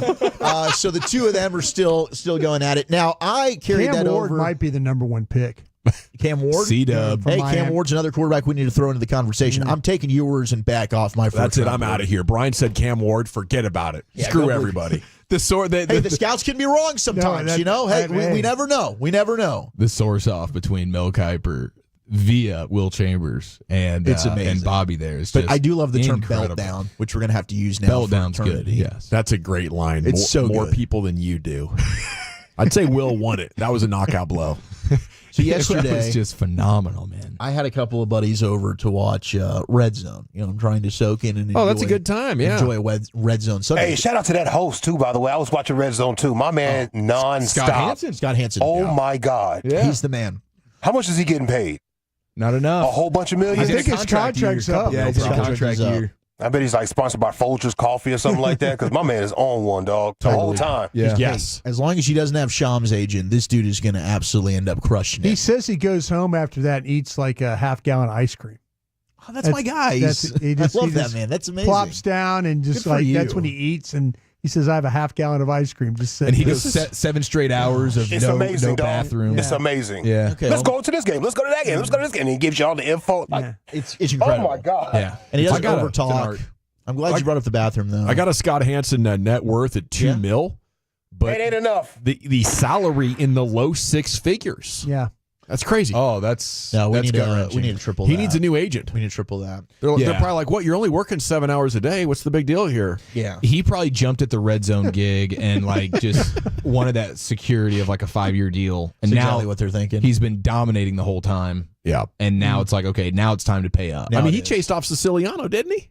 He did end him. Yeah. That channel's gone bye-bye. Well, I appreciate us sounding like a bunch of girls 2 and 4. That's probably every day between us and our banter back So and what forth. happened at the house? Yeah, Will what Chuck? happened at your house, dude? So we're sitting there, we're having a good time. I had a buddy of mine that was over that I've known. I mean, we've been best friends going back to high school. We roomed together in college. We're not going to name his name. He's a Jared. way back boy. He's a way back boy. All of a sudden, he goes, and he had just ordered ramen. He had just On a punished football some Sunday? ramen. Like everyone's ordering their own stuff. He gets ramen from Oni Ramen. Shout out to them, great place. He's also a big Texas fan. Night before, he got completely obliterated because he was sad and hate watching, and so there might be some whiskey carryover. But all of a sudden, he's like, "Dude, I can't move. I think I just sharted." I think he's joking. We've done this. Like this has happened before. It's like whale in the water. I don't think this is true. Next thing you know, he gets up. This dude is crapped on the couch. What? How did it get through, bro? I don't. Did he I have don't short know. shorts on? But there is stainage on the couch seat. No. He slid over, so now there's a little bit of a smudge now in between 2 cushions. Smudge. Wow. Poo smudge? Yes. Oh my! This is a grown adult man. He has to go and take a shower. Oh, okay. Yeah. Shower. Yeah. Yeah. And you had to let him borrow And some now of your undies. I've got to figure out what am I going to do with this couch. Now, luckily, the cushions. leather? I Was could Maya unzip home? them. No, yeah, Maya was home. Oh no! But I'm sorry. that's your friend. You need to deal with it. Yeah, you know? you just don't want her Did he finding leave? out. That's your adult Oh, friend. she knew. Did he it. leave after the shower? Well, he was in the man cave. She doesn't care as much. He Okay, that's didn't good. leave. He was very, very embarrassed, and he was like, "You can tell this story." I was like, "Well, thank you for your permission. I was What's going to his tell her name? regardless." Jared Hannon. Okay. And he Hand he dog. gave me permission to use and you guys have met him, so we Yeah. know the degenerate that Yeah. I'm dealing with here, Yeah. and I love you to death. But goodness gracious, he crapped all over the damn house. This is Do I let him back over? on the heels of the viral plunger question? Yes. To now, this dude is just straight alpha. I threw away the towel crapping that on he your- used. What about to your clean couch, himself though? So the couch, like I went ahead and I washed. I could unzip the cushion The that covers. it's on. The covers, Yeah. yes. Yeah. So I washed the covers. I've washed. So his poo has now been circulating into your washer and dryer. Yes. All right. Now I've had to run a couple of cycles. They seem to be okay, but at some point I'm just going to need to throw that couch away because I can't look at it the same way. You're now. 32 years old, Wolchuk? 33. There's a time in every man's life where his buddies just don't come over as much. You know, I might be like hitting that think about your dad. Did he have a bunch of buddies coming over to watch football all the time? No, because he's a man. He's a dad. You know what I'm saying? And you guys are in that transitional stage. It's going to happen between now and 40. I don't want to lose that stage. I think that might have been the last straw. That might have been it. My buddy starts crapping himself on my couch. We'll meet up at the sports bar. We're Maybe gonna have call coffee. Yeah. There it is. A G-Bag Nation presents You Make the Call unlike any other. Wow, what an eventful weekend. Okay, we got football's finest coming up, Chief. Where are we taking it? More takeaways from a legendary football Sunday, and we asked the question, are you Tex in or Tex out? Next in the nation. I do want to talk some Prize Picks with you, though. What is Prize Picks? Well, it's only the best place to get real money sports action. Over 10 million members.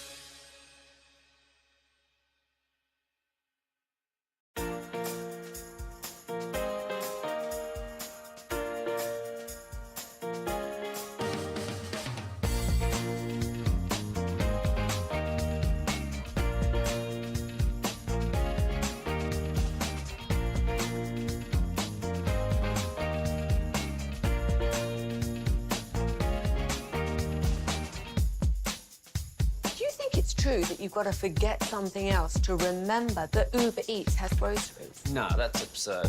Hey, remember when you used to be what was it, Pepper Lady? Pepper Lady? Wasn't it Cinnamon Sisters? Basil Babes. Saffron Squad? Nutmeg Maidens? Pre-curb? No. Nutmeg Maidens? I just said that. Was it Spice Girls? Doesn't sound right. Was it Saffron Squad?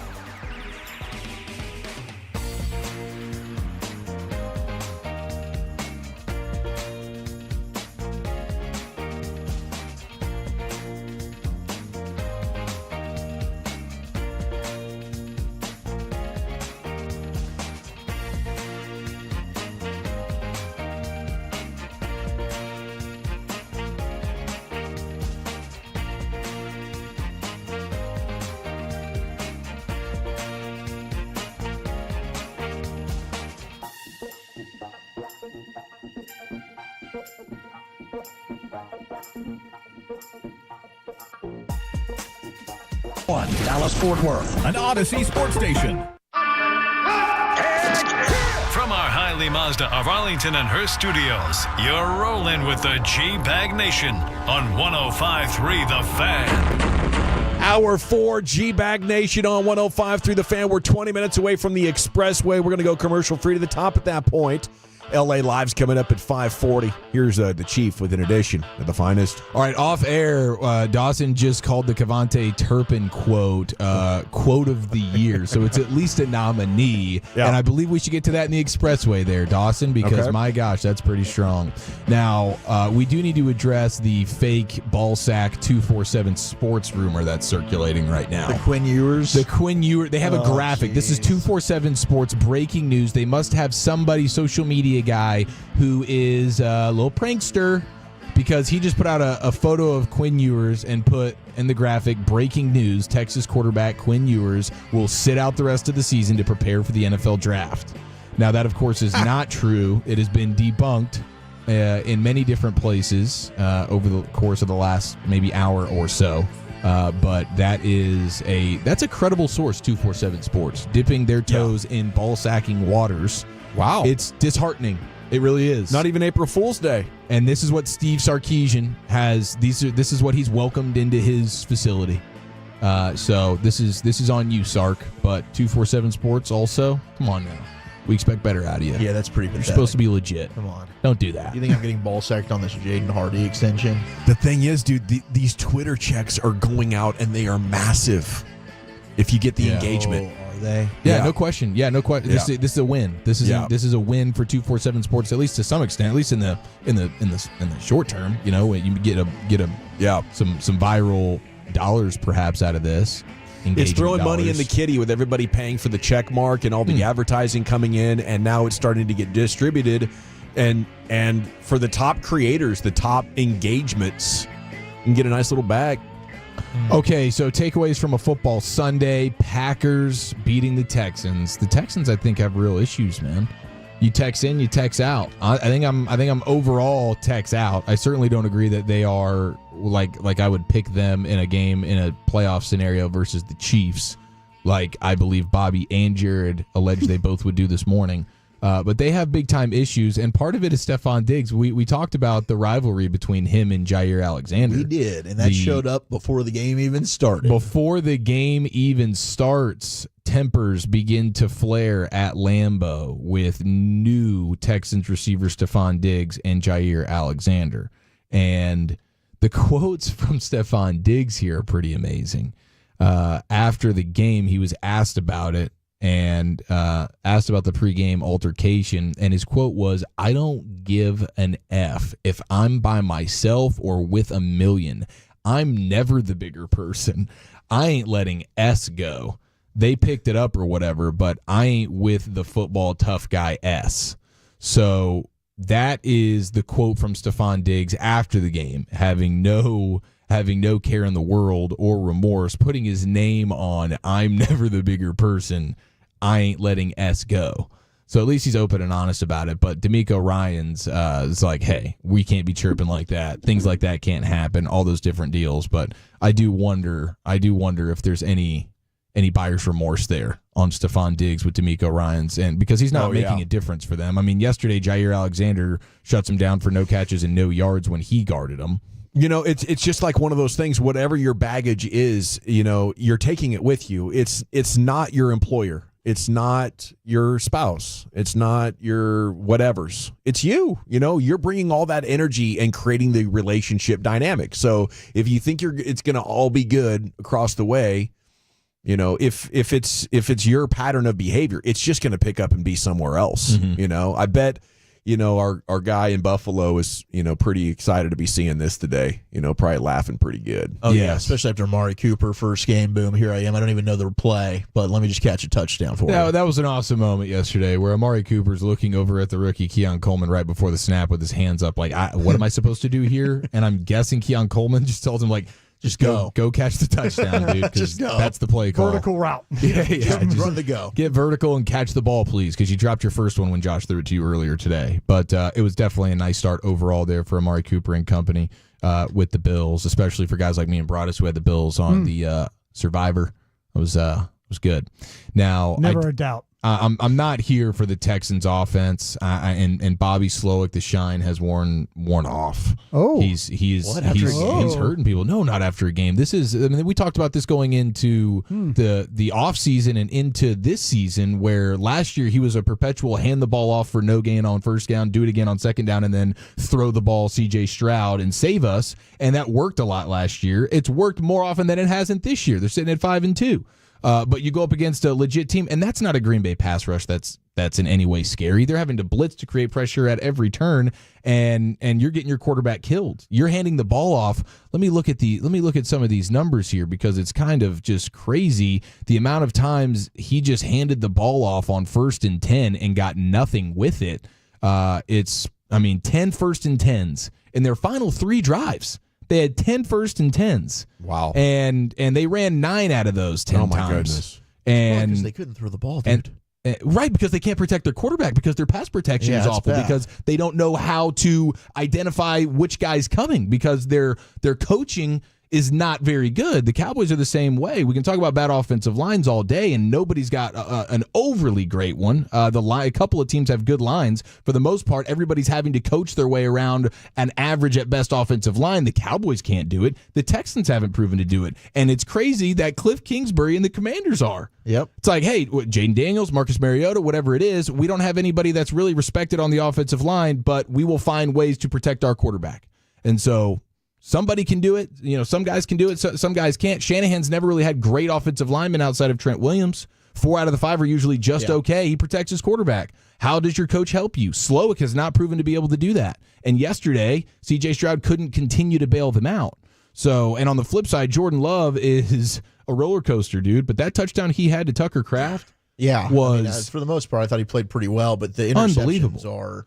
But they ran the ball. I mean, Joe Mixon was really their offense. They had 32. Well, actually, let's see what we got here. 33 attempts. They had 8 run stuffs.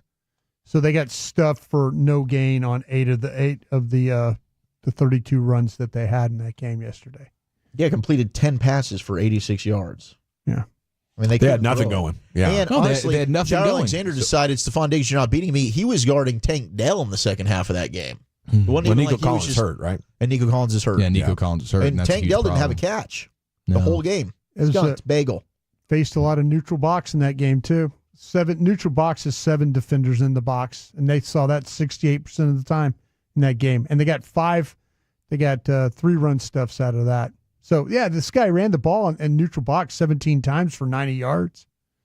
Mm-hmm. That was Mixon. Mixon had a couple rushing touchdowns. I mean, D'Amico Ryans said today they're going to be making changes on the offensive line. He had a big run for sure, but when you look at some of the early down, and this has been a consistent problem for them. This is not new. This is not a one-game sample.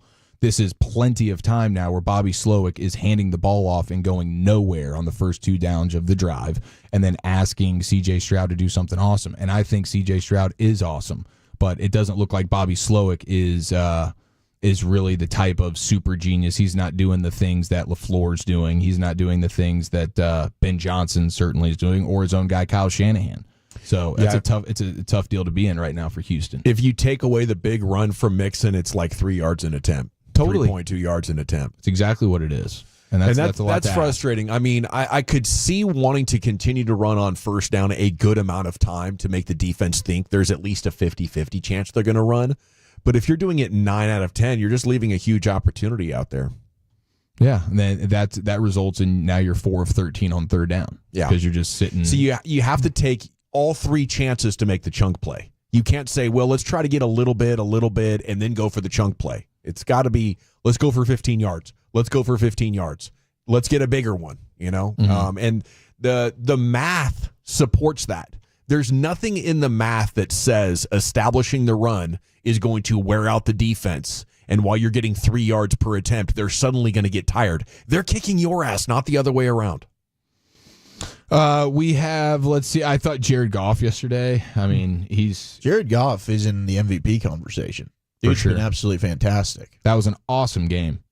And the Vikings, they were pressuring them a decent amount of time. Blitzed a lot more than they have all year.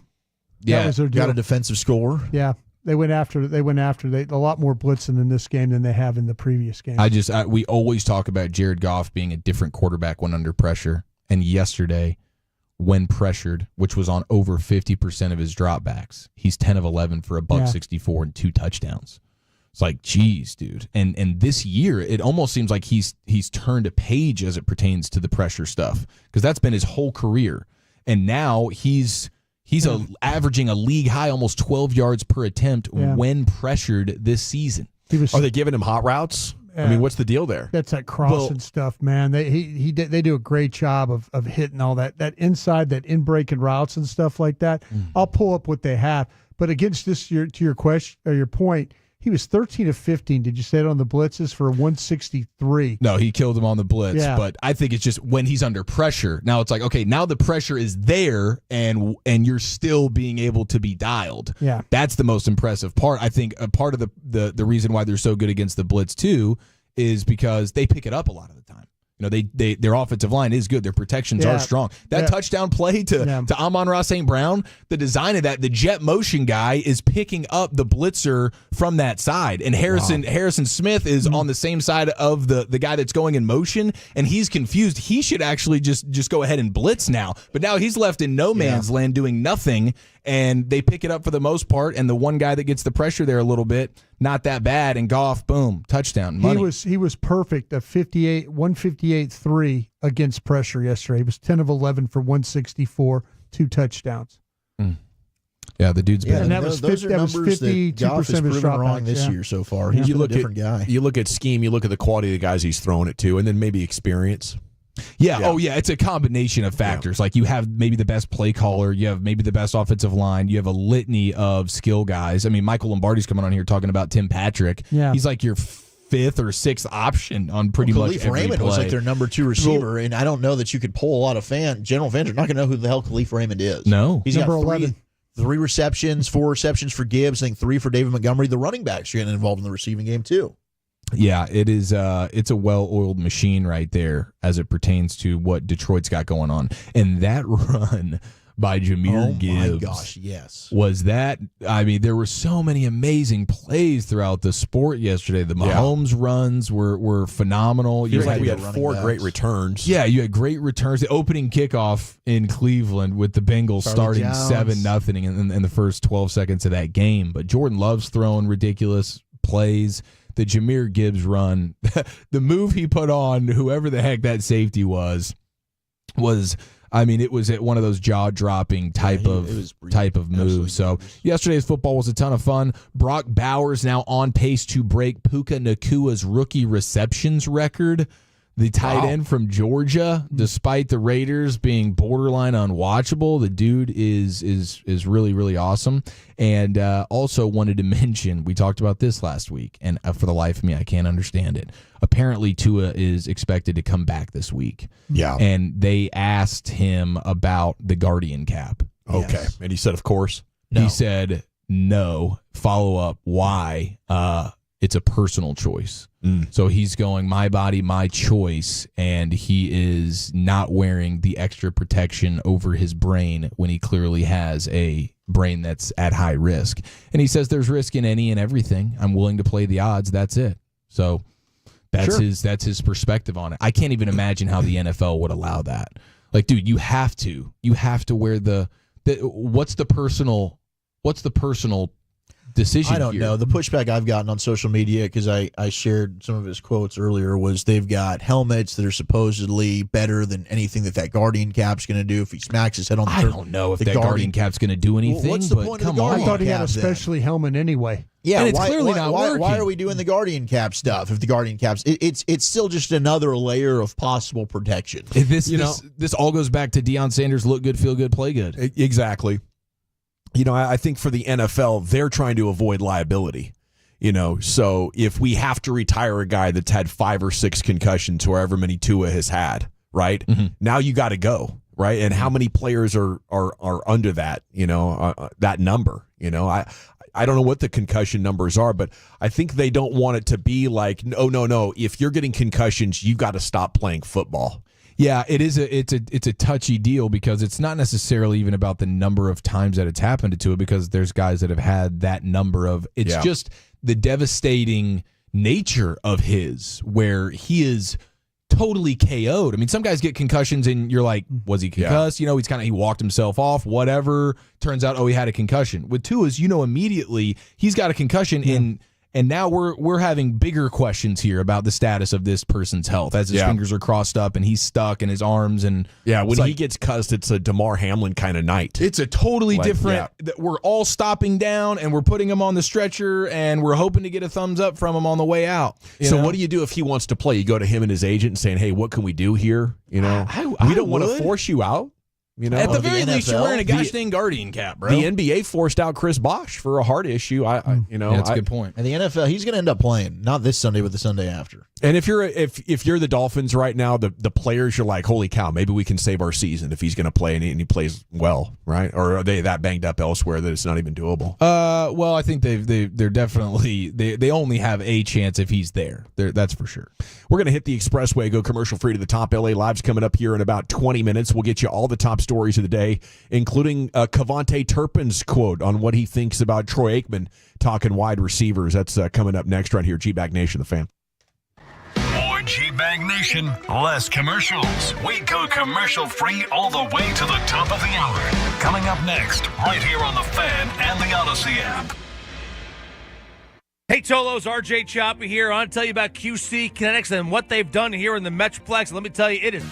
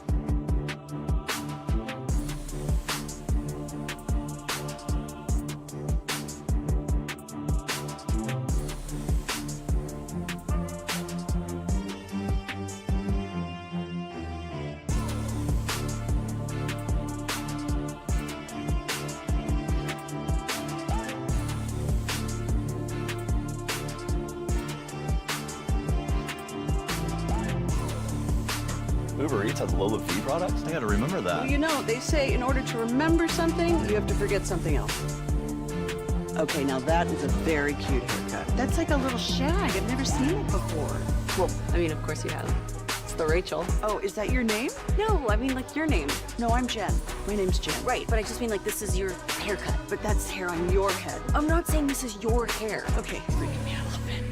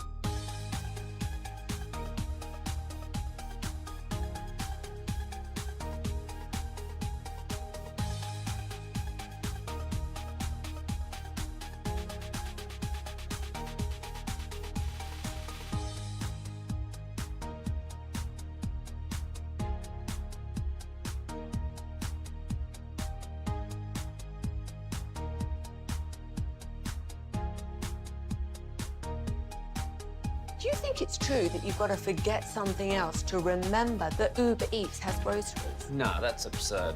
Hey, remember when you used to be Pepper Lady? Pepper Lady? Wasn't it Cinnamon Sisters? Basil Babes. Saffron Squad? Nutmeg Maidens? Paprika? No. Nutmeg Maidens. I just said that. Was it Spice Girls? Doesn't sound right. Was it Saffron Squad?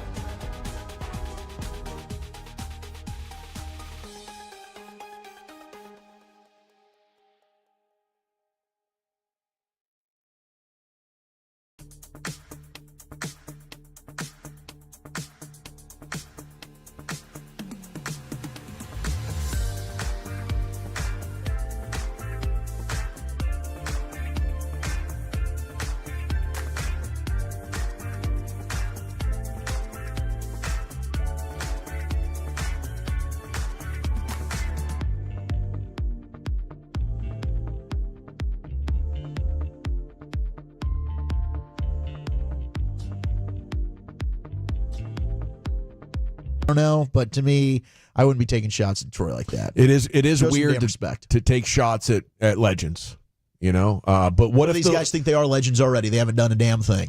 Well, I mean, you're just playing, and you know, a guy who used to be on your team is, you know, calling you out. I could see where you'd be like, hold on now, dude, are you Cowboy guy or not? You know, I think it's understandable. Like you say, show some respect. You know, maybe as a Cowboy to a current Cowboys player. He doesn't. He kind of started if it. Troy were to kind of spew this all the time, fine. I feel like when Troy talks, you should probably listen from a former player that I think chooses the times in which he says things wisely. And who knows? Maybe in another world, Troy and Dak are, you know, having some friendships, and maybe this is something that the quarterback of your team can't actually say, but he can use Troy to say that. And it's not like this is coming out of left field. I mean, we've talked about all season long how you're the worst receiving core in the sport when it comes to separating. Mm-hmm. So that's a pretty obvious thing. Like, I just do feel like Aikman should have thrown in the lair. But old school people like Michael Lombardi comes on here and he's got respect for McCarthy and his concepts and his scheme, and we'll agree to disagree on that. But Aikman also coming from a time where things were a little bit more stagnant, and not, so he might still just appreciate a classic, hey, go 10 yards and turn around kind of offense, because that's what this feels like it is. But I feel like, hey, man, if you're Aikman, yeah, call out the players and call out, is anybody helping these players get open? 901 says, hey, Turpin, you can't chirp at a Hall of Famer. Turpin is a borderline NFL player. Yeah, I mean, those are just, that's in the bylaws. I mean, those aren't even unwritten rules. We know that. We grow up learning about that. Okay, so that's Cavante Turpin on Troy Aikman's wide receiver critique. We have Cowboys cross the hall talk here, gentlemen. And last year at the bye, the Cowboys went across the hall. The offense talked to the defense and vice versa. John Machota tweeting about it says Coach Mike McCarthy said there was a significant amount of evaluation by the coaching staff during the bye week. The details and fundamentals are the biggest area of improvement. They're tweaking practices to have more teamwork and less individual drills. So, you know, hopefully we get some fruit to bear there. I think there are a number of people. This has to be very frustrating because, Chief, as you just mentioned with our guy Michael Lombardi, our 4 o'clock guest, there is a lot of well-established people that you have to pay respect to. You know, speaking of the Troy Aikmans of the world, right? Mm-hmm. These are people in control, in charge of the league. And Mike Lombardi feels like, you know, our offensive schemes are great. You know, what's wrong with Mike McCarthy? This guy's a quarterback guru. Have you seen all the places that he's won? What he did with Aaron Rodgers, what he did with the Niners, what he did with Brett Favre? This guy's certified, you know, and that's the mindset that's running the league, you know. So have fun trying to, you know, break through that. Or, you know, if you're Dak Prescott, insist that maybe I know better than an offensive coordinator that's been working in the NFL for 25 years or a head coach that's been working in the NFL for 30 plus years. You know, it's really tough when, you know, you feel like I know more, but I can't get that message up the food chain because they look at me like, well, what do you know? How long have you been in the NFL? I think actually at this point, if you just joined the NFL in 2015, you have less than a decade of experience. You have a significantly better shot of knowing what's going on than a guy that stepped in the NFL in 1975 or 1985. and has built this incredible network of friends and experience and resume. But it's always been an adapt league. It's always been a copycat league. And it's always been that the concepts that worked last decade don't work now. So I don't know why it's that difficult. But all we can do now as Cowboy fans is cross our fingers that once again somebody came over from defense and said, hey, you know what's really hard to stop when offenses do this? You see us out there struggling around looking like the Three Stooges? That's because they ask questions of us right as it's snapping and immediately after the snap. And if we have a combination of good players and a good quarterback, all of this can come together in a very profound way. But you want to make it more difficult on the defense to stay on the page with you, not less. Yes. Amen to everything you said there. And I think of a tweet that I saw today from John Owning. He says, what does it say about a head coach when his team needs significant changes going into the bye week every year? Yeah. Like, how do you get into this year with McCarthy again after what happened to the bye week last year? That should have been a critical mistake. And then he comes back with an even more boring offense this year. Like, how does he make it out of September? Again, it's because somehow Jerry Jones, worth billions and billions of dollars, has decided he can't stomach with the idea of writing a coach a $4 million check to not be here. It's just, that's, I don't know how you can say that's anything other than greed, and that kind of mindset is clear. It's not current with modern trends in any sport, in any league in the world. If you're at the top, college, pro, hockey, basketball, soccer, you pay coaches to go away when you realize he's not the right guy for the job. It's just the cost of doing business. Millions and millions of dollars every year, every league.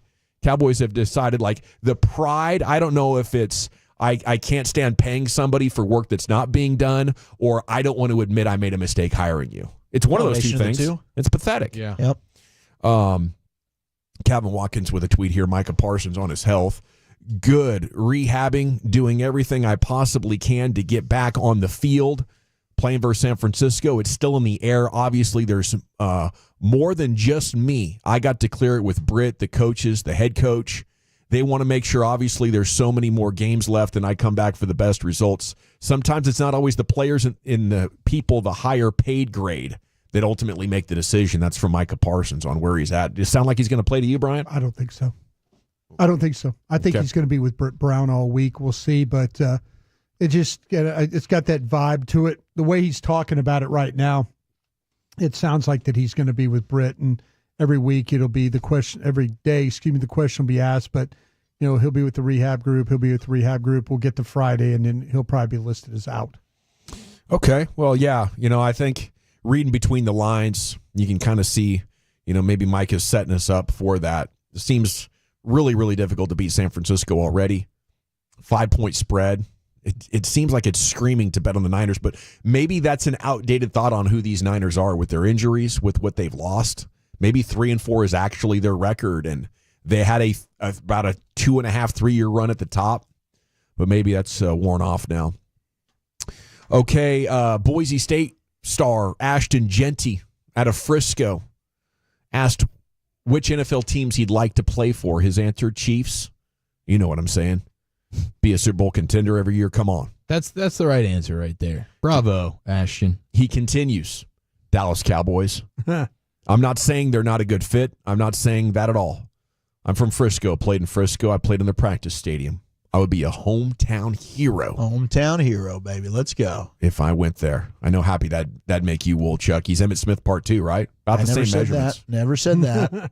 Barry Sanders? That's what I'll say that eventually.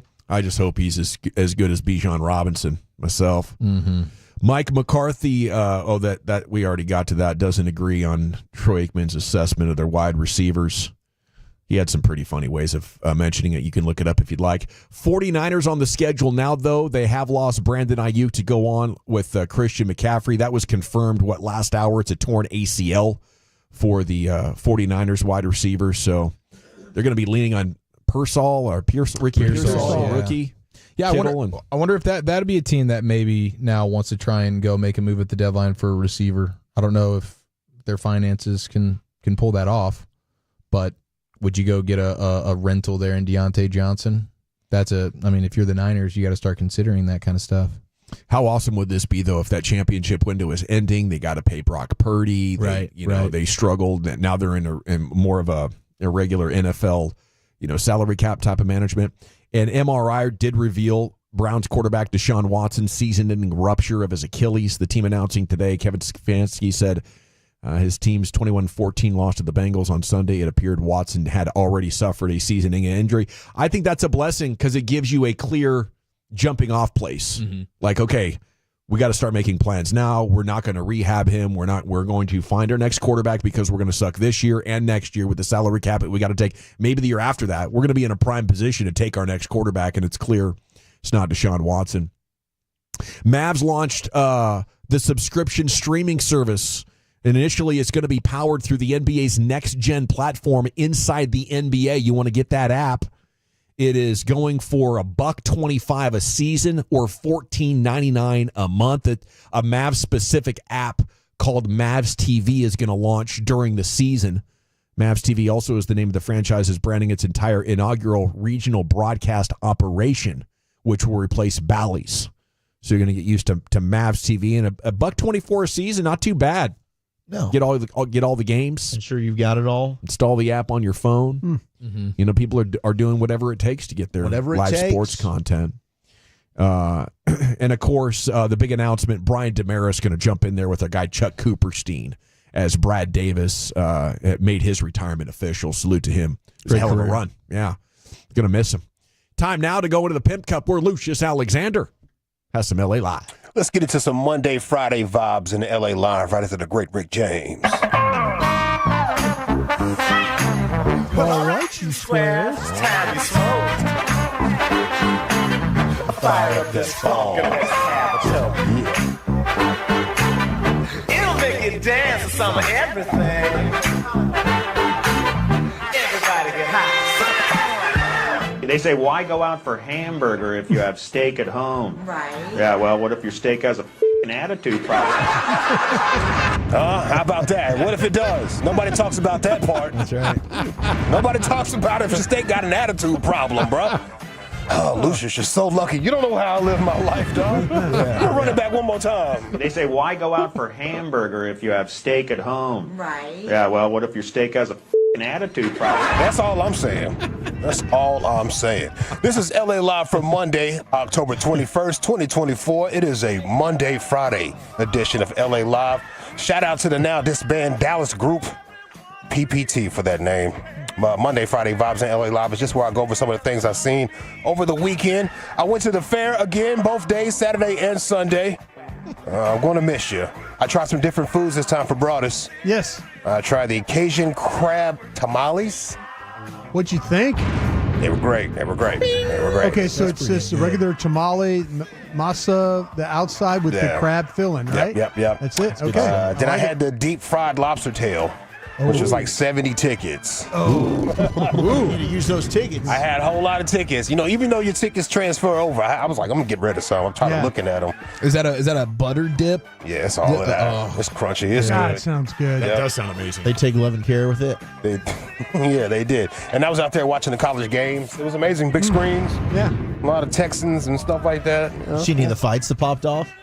No, I didn't see any Dallas fight. TV had a couple of fights. Yeah, I seen that on the last night. I didn't see that. And I was there during the day. I saw Will versus Bobby on Dallas. That was true. Got bloody. G-Bag of the Day, we do it every weekday on the Fan at 2:30. If you see anything floating out there, don't be afraid to hit me up. I need that. Come on. Come on with it. You guys been doing good, but come on with it. At Lucky Lucius P on social media, Lucius Alexander on Facebook, and you can follow us all if you're on G-Bag Nation on Twitter. Our winner right here, 5 times. This is it's the last time you're going to hear it, unless he makes another one because the Cowboys are awful out there, or maybe makes a good one because the Cowboys turn it around. How about that one? You never know. Depressed Cowboys fan right here on the diss track for the Cowboys. Man, here we go again. This team ain't gonna never win. I'm ashamed to be a fan. Got me lying to my friends. Louis belt straight to ass. That cannot complete a pass. CeeDee Lamb been playing trash. Man, how long is this gonna last? Yeah. Get it, Jerry. Yeah. Quit it, Jerry. Yeah. Retire, Jerry. Yeah. We gotta fire Jerry. Boy, you know this team super bad. And every week we taking belt to ass. That bitch is me. That cannot complete a simple pass. Where he trying to? Man, how long is this bitch gonna last? Who you throwing to? Throw it to the defense. It's gotten better every time. Threw it to dude. the ops. He also made another one right here, Trap House Sports, depressed Cowboys fan, 49ers diss track, because the 49ers did not show up at all in that afternoon game. I really thought it was going to be a hell of a game, dog. So is this guy's handle depressed Cowboys fan? Yeah. I love it. That's great. Yeah. Hey, we go 49ers. I hate the 49ers. I hate that Nico team. Brock Purdy look like Jimmy Neutron for Sheen. Timu Tom Brady got your quarterback from Sheen. Why I hate that team so much, where can I begin? Damn, go George Kittle, bro, he look like Ben Franklin. Go Brock Purdy, bro, he look like Ronald Reagan. Go Debo Samuel, bro, he look like the baby. But go 49ers. I can't say it enough. Yeah, y'all thought y'all had this one, huh? Yeah, that was just a bluff. And I ain't trying to hear what you gotta say about my team. Cause we both went home with the same amount of rings. Bow, bow, bow, bow, bow. Y'all some booty cheeks. Hey. Y'all lost to the Chiefs. Booty cheeks. Y'all some booty cheeks. Y'all to the Chiefs. Good stuff. Not the good kind either. Hey, the World Series is set. New York Yankees and the LA Dodgers. You think MLB likes that? Big MLB? Oh, they couldn't have asked for a better World Series. Going to make up for all that money they lost last year. Yeah. Shut up, Gavin. And, of course, the New York Yankees are in it. The great John Sterling was on the radio call for the Yankees. Remember, this man retired earlier this year, and the Yankees doing so good. He's like, I got to come back in the building. I got to. I got this. Yankees win.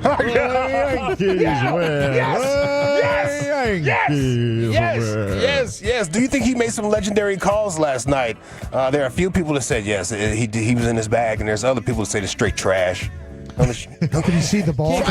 This is an artist at work. Okay? Right. I think he's a hack. Oh, yeah. Sorry. I mean, some of the execution on this stuff was a little bit, lacking. All right. But I respected his willingness to really, go for it. How about Soto's homer? Let's see. Yeah. And the 1-2. Swung on, a high fly to center. Back goes Thomas on the track. He's at the wall, and she's gone! A 3-run home run. The Yankee bench comes on the field. Wow, what a Soto photo. A long, high fly to deep right center and out. He's wonderful, marvelous. A 3-run blast by Soto. Wow. So bad it's good kind of deal, man. That is. Keep it going, John. Keep it going, John. With the Juan Soto song there. That was nice. That's all good to y'all. Y'all like that one? That's good. I'm giving him thumbs up in the booth in there. That's his flow. Dawson's not feeling that one. Wow. Does it at least get a passing grade from you, Dawson? I think you're big market New York, and it's a little hokey small town with the bit. You need Susie in there getting excited. Yeah. That's right, John. Goodness gracious. Yeah. Roger Clemens is in the box. It's the greatest day ever. And George Steinbrenner's box. Great idea, John. How about this one? It'll be a 1-2. Swung on, a high fly to right. Soto is there. Juan Soto makes the catch. Ball game over. American League Championship Series over. Yankees win. The Yankees win. And the Yankees are going nuts on the field. I mean, it's a group hug. It's like the end of the Mary Tyler Moore Show. It's a group hug, and they jump up and down. End of the Mary Tyler Moore Show. Who the bleep understands what this guy's talking about under the age of 70? I don't know. Good grief. That sounded like a corpse there at one point doing the sing They song. just got back to the World Series. It's 15 years. Won. Yeah. Oh, you win. He sings songs that thing. They're going back. He knows he should have retired. He was wrong. He came back, man. He was like, oh, yeah, you're going to win one without me. I hope he got a check for ruining their radio moment. Damn. That one very good. That wasn't too... Not for the final out. Okay. They're playing the TV copy on New York radio today. Let's see if the TV guy actually sounded excited when the Yankees got back. All right, so 50-50 with that guy split right down the middle. That was a bad good polarizing discussion. All right. LA Live 105.3 The Fan on a Monday, Friday. The Colorado Buffaloes beat Arizona 34-7. Are we 5-2 over there? It was now? a routing. Yeah. They didn't play for the Big 12 still. It was Arizona's homecoming too. Uh-oh. Oh, no. Oh, they thought they had a